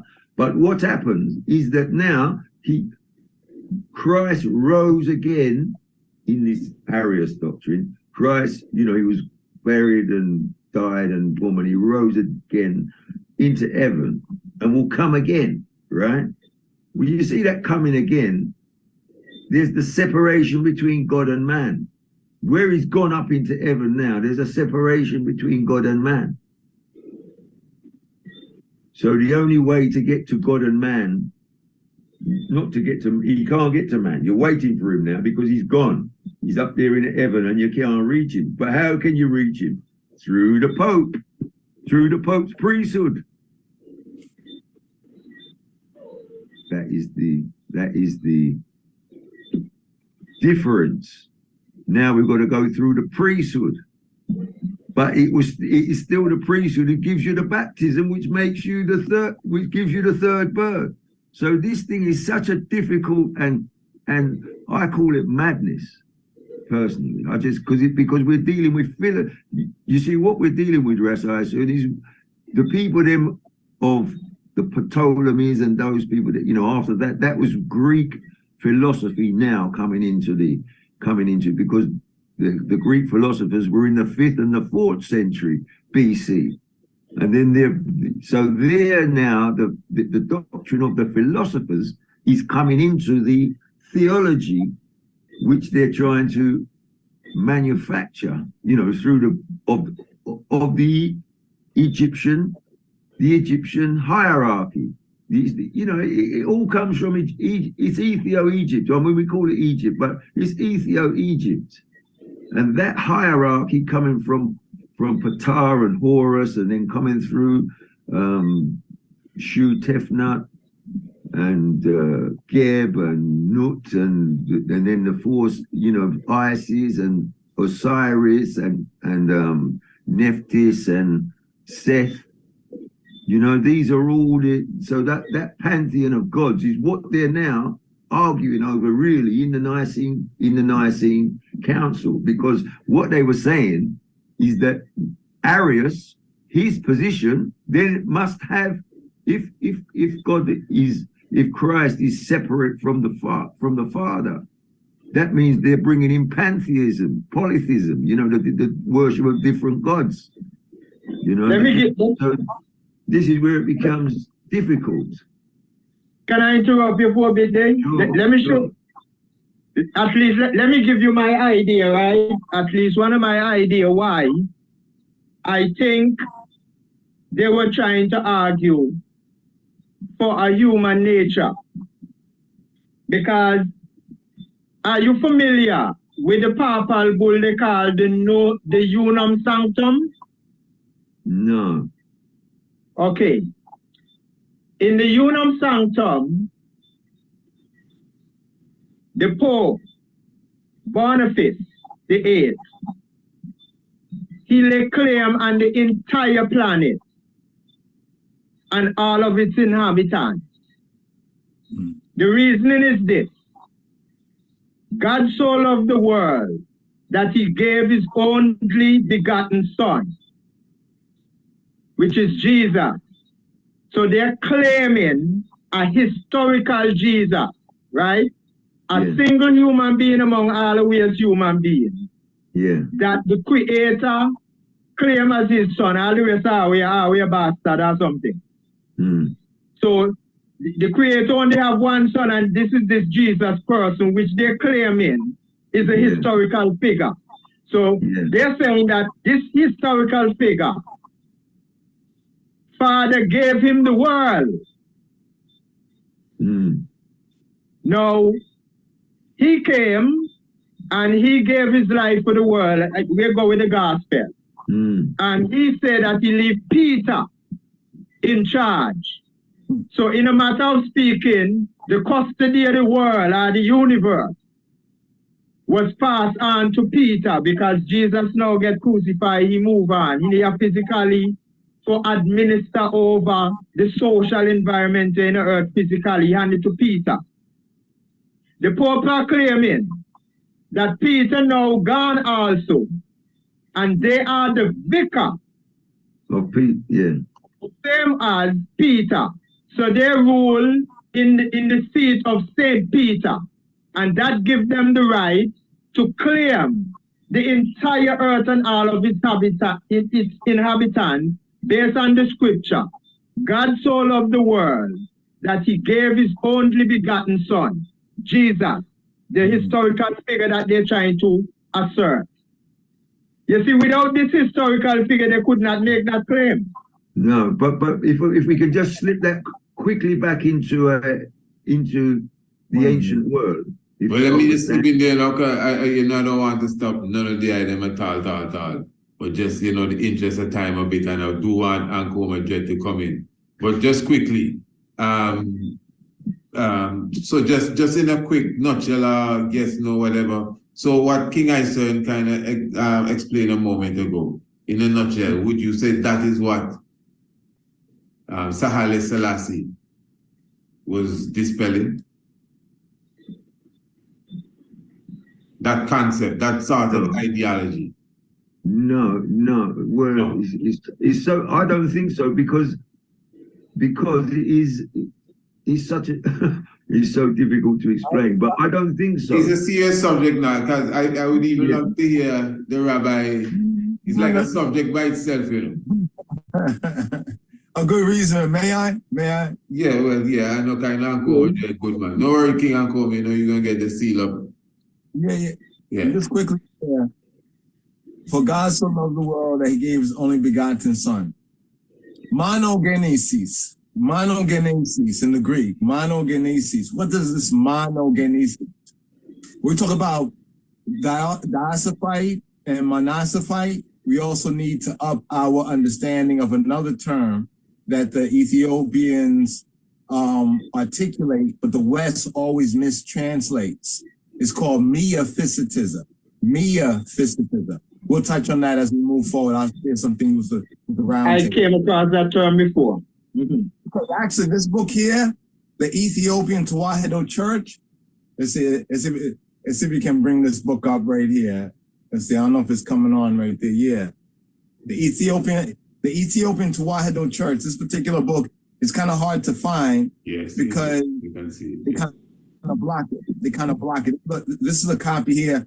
And as the item of reasoning, you know, I kind of go to two sections. One on Arianism, that's in this section on Tewahedo, the doctrine and practice of the church. And then as our brother Ras Sefer Selassie was speaking on the controversy of Hulet Ledet, also known as Wold Kib, and Sos Ledet, known as three births. But here's the point. Monogenesis. And who's the author of that book? Quickly. Oh, yeah, you know, Rastafari. Archbishop Yitzhak. This book was by Archbishop Yitzhak. It looks similar to a book King Cypher Selassie show I already. It looks similar to a same book, Brethren. It's the same book. Okay. You know, we need to get more copies of this book because this book represents from, you could say, one who His Majesty kind of appoint to show within the Majesty point of view. Whether we agree or we don't agree, I think this book is important because there's a lot of ones who will, like His Majesty said in his preface to his autobiography, tell the story of his life, representing as fact what derives from error, ignorance, or envy. You know what I mean? So there's many others who will tell the Ethiopian story, but we need to listen to the Ethiopians themselves. And I would say this book is a highly recommended book because Archbishop Yitzhak and because Massey sent him to the West to show we Black people who are interested in Ethiopia and the church, you know, show we Black people what really was going on. I want to share this one part right here. Monogenesis. He said, well, we are, only He is the Son and we are bastards. That is the interpretation that they try to make the illiterates believe. But if you look in the scripture, that's not really so. Monogenesis basically means that He is born of the Father. He's the only begotten in the sense of He is of His nature. Like we are born from our father's seed and our mother's seed or ovum. You know what I mean? And from those two, you know, the chromosomes come together and so be it. But this is the part I want to point out right here, where it talks about just to understand this doctrine and what happened, that the church was preoccupied with theological controversy, which greatly hampered its progress. The Ethiopian theologians, that word that Rasai's son brings up, the Ethiopian theologians became divided over the question of the number of births of Christ, a controversy that was centuries old, to the point of Sefer Selassie, centuries old. Two major divisions are known regarding this controversy. Hulet Ledet, Hulet means two, Ledet means birth. It's also known as Wold Kib. And Sos Ledet, which means three birth, and it's known as Yetzega Lij. I'm gonna go through this quick. Wold Kib means the sun anointing, while Hulet Ledet means two births. The spiritual birth of the Son from the Father without mother, and the second birth of the Son from the Virgin Mary without father. Wold Kib is also interpreted as Kara Hymenot. Kara Hymenot, which means the belief of the knife as it cuts off the third birth, right? Wold Kib, the Hulet Ledet, which I think the brother is saying is more of the Arianism, right? States that being divine, Christ had no need to be anointed or receive the Holy Spirit at His incarnation or during baptism. He anointed Himself and was born from the Virgin Mary through His own will. While what Salah Selassie promoted, the Sos Ledet, is known as Yetzega Lij. That means the Son of Grace. Yetzega Lij, the Son of Grace. While Sos Ledet, another name for it, it means three births. But here's the point about the monogenesis. eternal birth of the Son from the Father, you know, the Word. You're like, when you speak a word, isn't the word your word?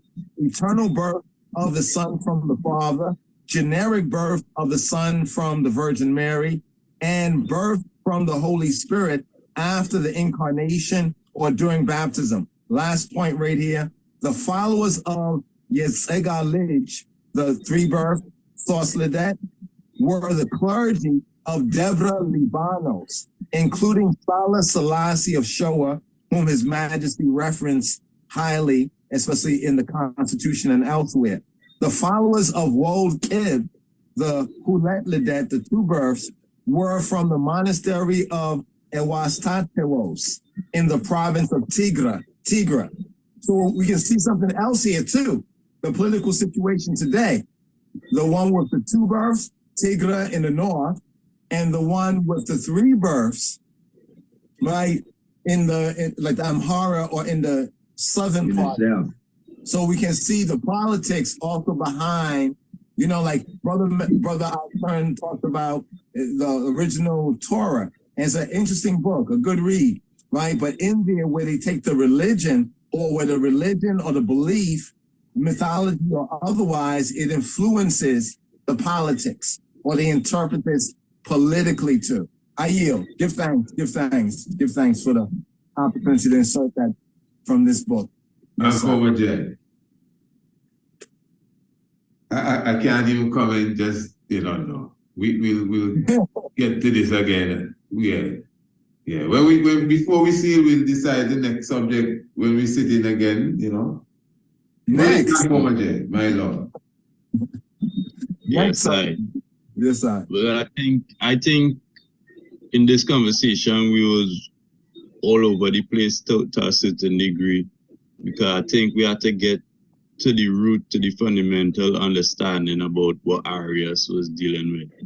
So we have to understand what's the source documents, what's the primary sources for us to get up some kind of perspective as to what Arius' theology is, or what even his issue is. You know what I mean?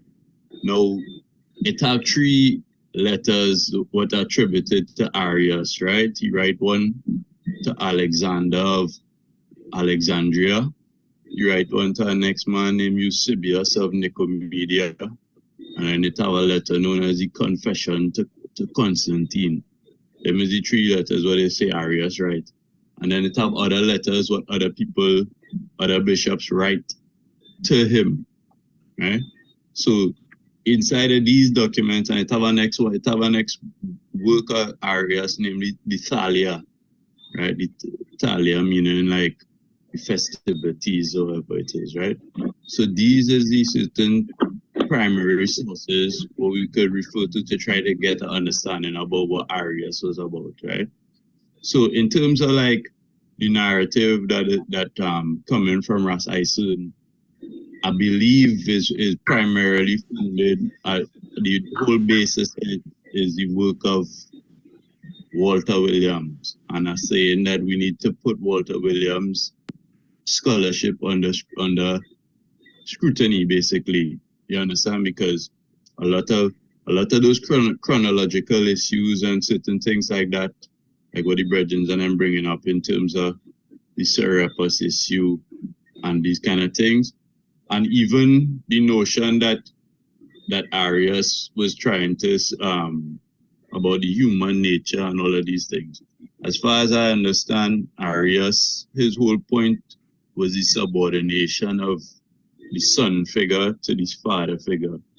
His whole thing is that the father exists since eternally, and then his first act of creation is to create the son, and then through the logos, all other things were created, right? So that's Arius' concept. And he is a Christian bishop, and his form of Christianity had gained popularity and whatnot as well too. So the purpose of the Nicene Council was to basically iron out doctrinal disputes and whatnot. When it went to the Nicene Council, it had 22 other bishops who came on behalf of Arius, who was Arius type Christians as well then.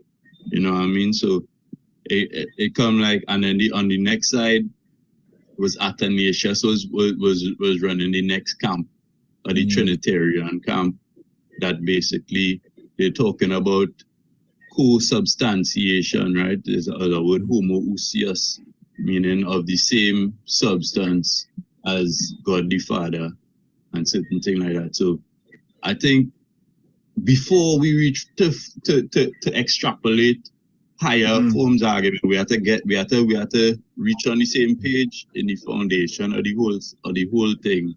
You understand? So we're gonna, if we continue in this Arius topic, I think we have to bring forward the source document. So even some of the ideas espoused by Honorable Ras Eisen and possibly Ras Kwame in their research and whatnot, we need to actually get down to the references as to where was the origin of this idea and was the origin of this explanation of Arius come from.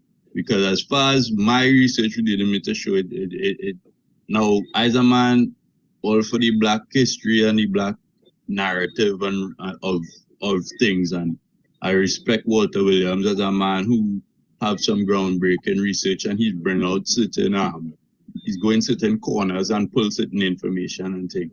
But I think in the overall cohesiveness of his whole narrative, it have some hiccups and things found within. And I think that becoming the source of some of these misunderstandings what I have been now. So that's what I would say about today's conversation. I see Ras Kwame come in the last piece there. What do I say, King? Respect. Yes, greetings. Yeah, I'm trying my best to really make it at this one, we're talking about Arius, and the king is really right in that we have to look at the foundation at Arius' view, how Arius look at the whole argument that we're making. Pardon me, King. I was listening on radio, Anu. Just for a little bit, because as soon as I got home, you see, and I just heard when Ras I Danis. Okay.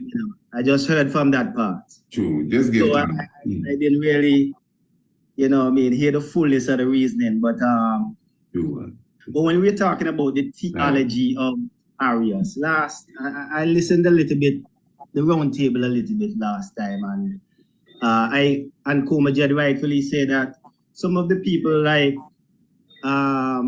Eusebius of Nicomedia and others who really mention stuff about Arius. What the scholars have recognized is that, and they all agree that there is nothing much about Arius that from his specific point of view. There's no text, maybe about 4 pages of text in addition to I mentioned last time about there was a council in Alexandria a year before the conference of Nicaea. You see, so that with Arius and quote unquote his supporters gave their theological perspective, and another I think there's another instance where he wrote a letter to Eusebius, that same Eusebius of Nicomedia. But let us look at Arius, what we can gather from Arius. Arius, as the I rightfully talk about, his theology was about Christ is not divine. That's it. Christ is not divine. That's his theology. We had to put a pin in it right there, because I don't think that's his theology at all.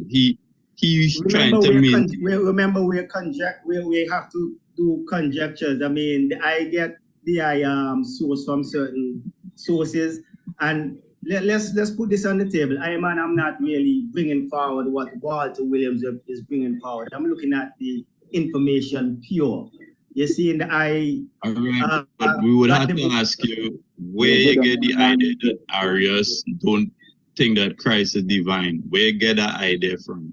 Where I get that idea from? I mean, there's a couple of books that like for instance, let's look at the Arianism and barbarianism. Arianism, you have this, you know, you have a few books that really speak to people's perspective of Arius, and this is what we're doing, speaking to people's perspective. And as I laid out before in the round table before that, is that we can't trust these people, because people like Eusebius of Nicomedia, he became the advisor to the crown, to Constantine, and so on. And he was one of those people who also supported Arius when he made his stance in that conference in Alexandria. So what we're doing, we're pulling from various sources and looking at Arius. Arius' specific theology was the Son was not divine. Okay, now if the I want to challenge that, I think we have to get that is not my point, perspective. Specifically, well, we gotta see it in the book, because we have to see the inside of them too. Can I come in? Really and truly, Arius' whole thing is that the Son figure is subordinate to the Father, but he not removing the divinity of the Son figure. He just saying that is basically a lesser divinity than the Father. We can on a different show. We can do is we can deal with the sources, because the sources is here. Yeah, beloved. But give me 1 second, King Cyber. 1 second here. Because I was just wrapping up right now, but I was just saying. All that aside, right? Last week I put up the quote unquote the confession of Arius, or the creed of Arius. I put up the creed of Arius, right? That's what I wanted to bring up. I put up the creed of Arius and Kumajet. And what I want for look at is let's do some analysis. Now we have the Bible. We have John chapter 10, verse 30, right? Remember, Arius said that he believed in Jesus Christ and believed in he was raised, resurrected, and whatever within that creed. Now, John chapter 10, verses 30 say, I and my Father are one. If you see me, you see the Father. Now, this argument have already been settled in the Bible from that scripture. So why would there be, if he believed in Jesus, and Jesus said this out of his mouth, you see me, you see the Father. I and the Father are one. It's like I'm from the same essence of the Father. If you see me, you see the Father. So them arguments you have already been settled in the Bible, or should have already been settled in scriptures. You see what I say? Well, it might seem so, but it have other parts of the scripture where Christ is say that the Father is greater than I, and other things. So it had certain other passages that Arius' theology was quoting from the scriptures to develop. And listen, and another thing that we have to understand too, and we have passed, there's nothing about Arius. Everything that they brand Arianism after the conference of Nicaea is not Arianism. Everything that they brand Arianism after the conference of Nicaea, because Arianism was squashed, and it wasn't even Arianism. It was just Arius' view. This whole Arianism come about at the eulogy of Athanasius. You see, when I think it's Gregory, the theologian Gregory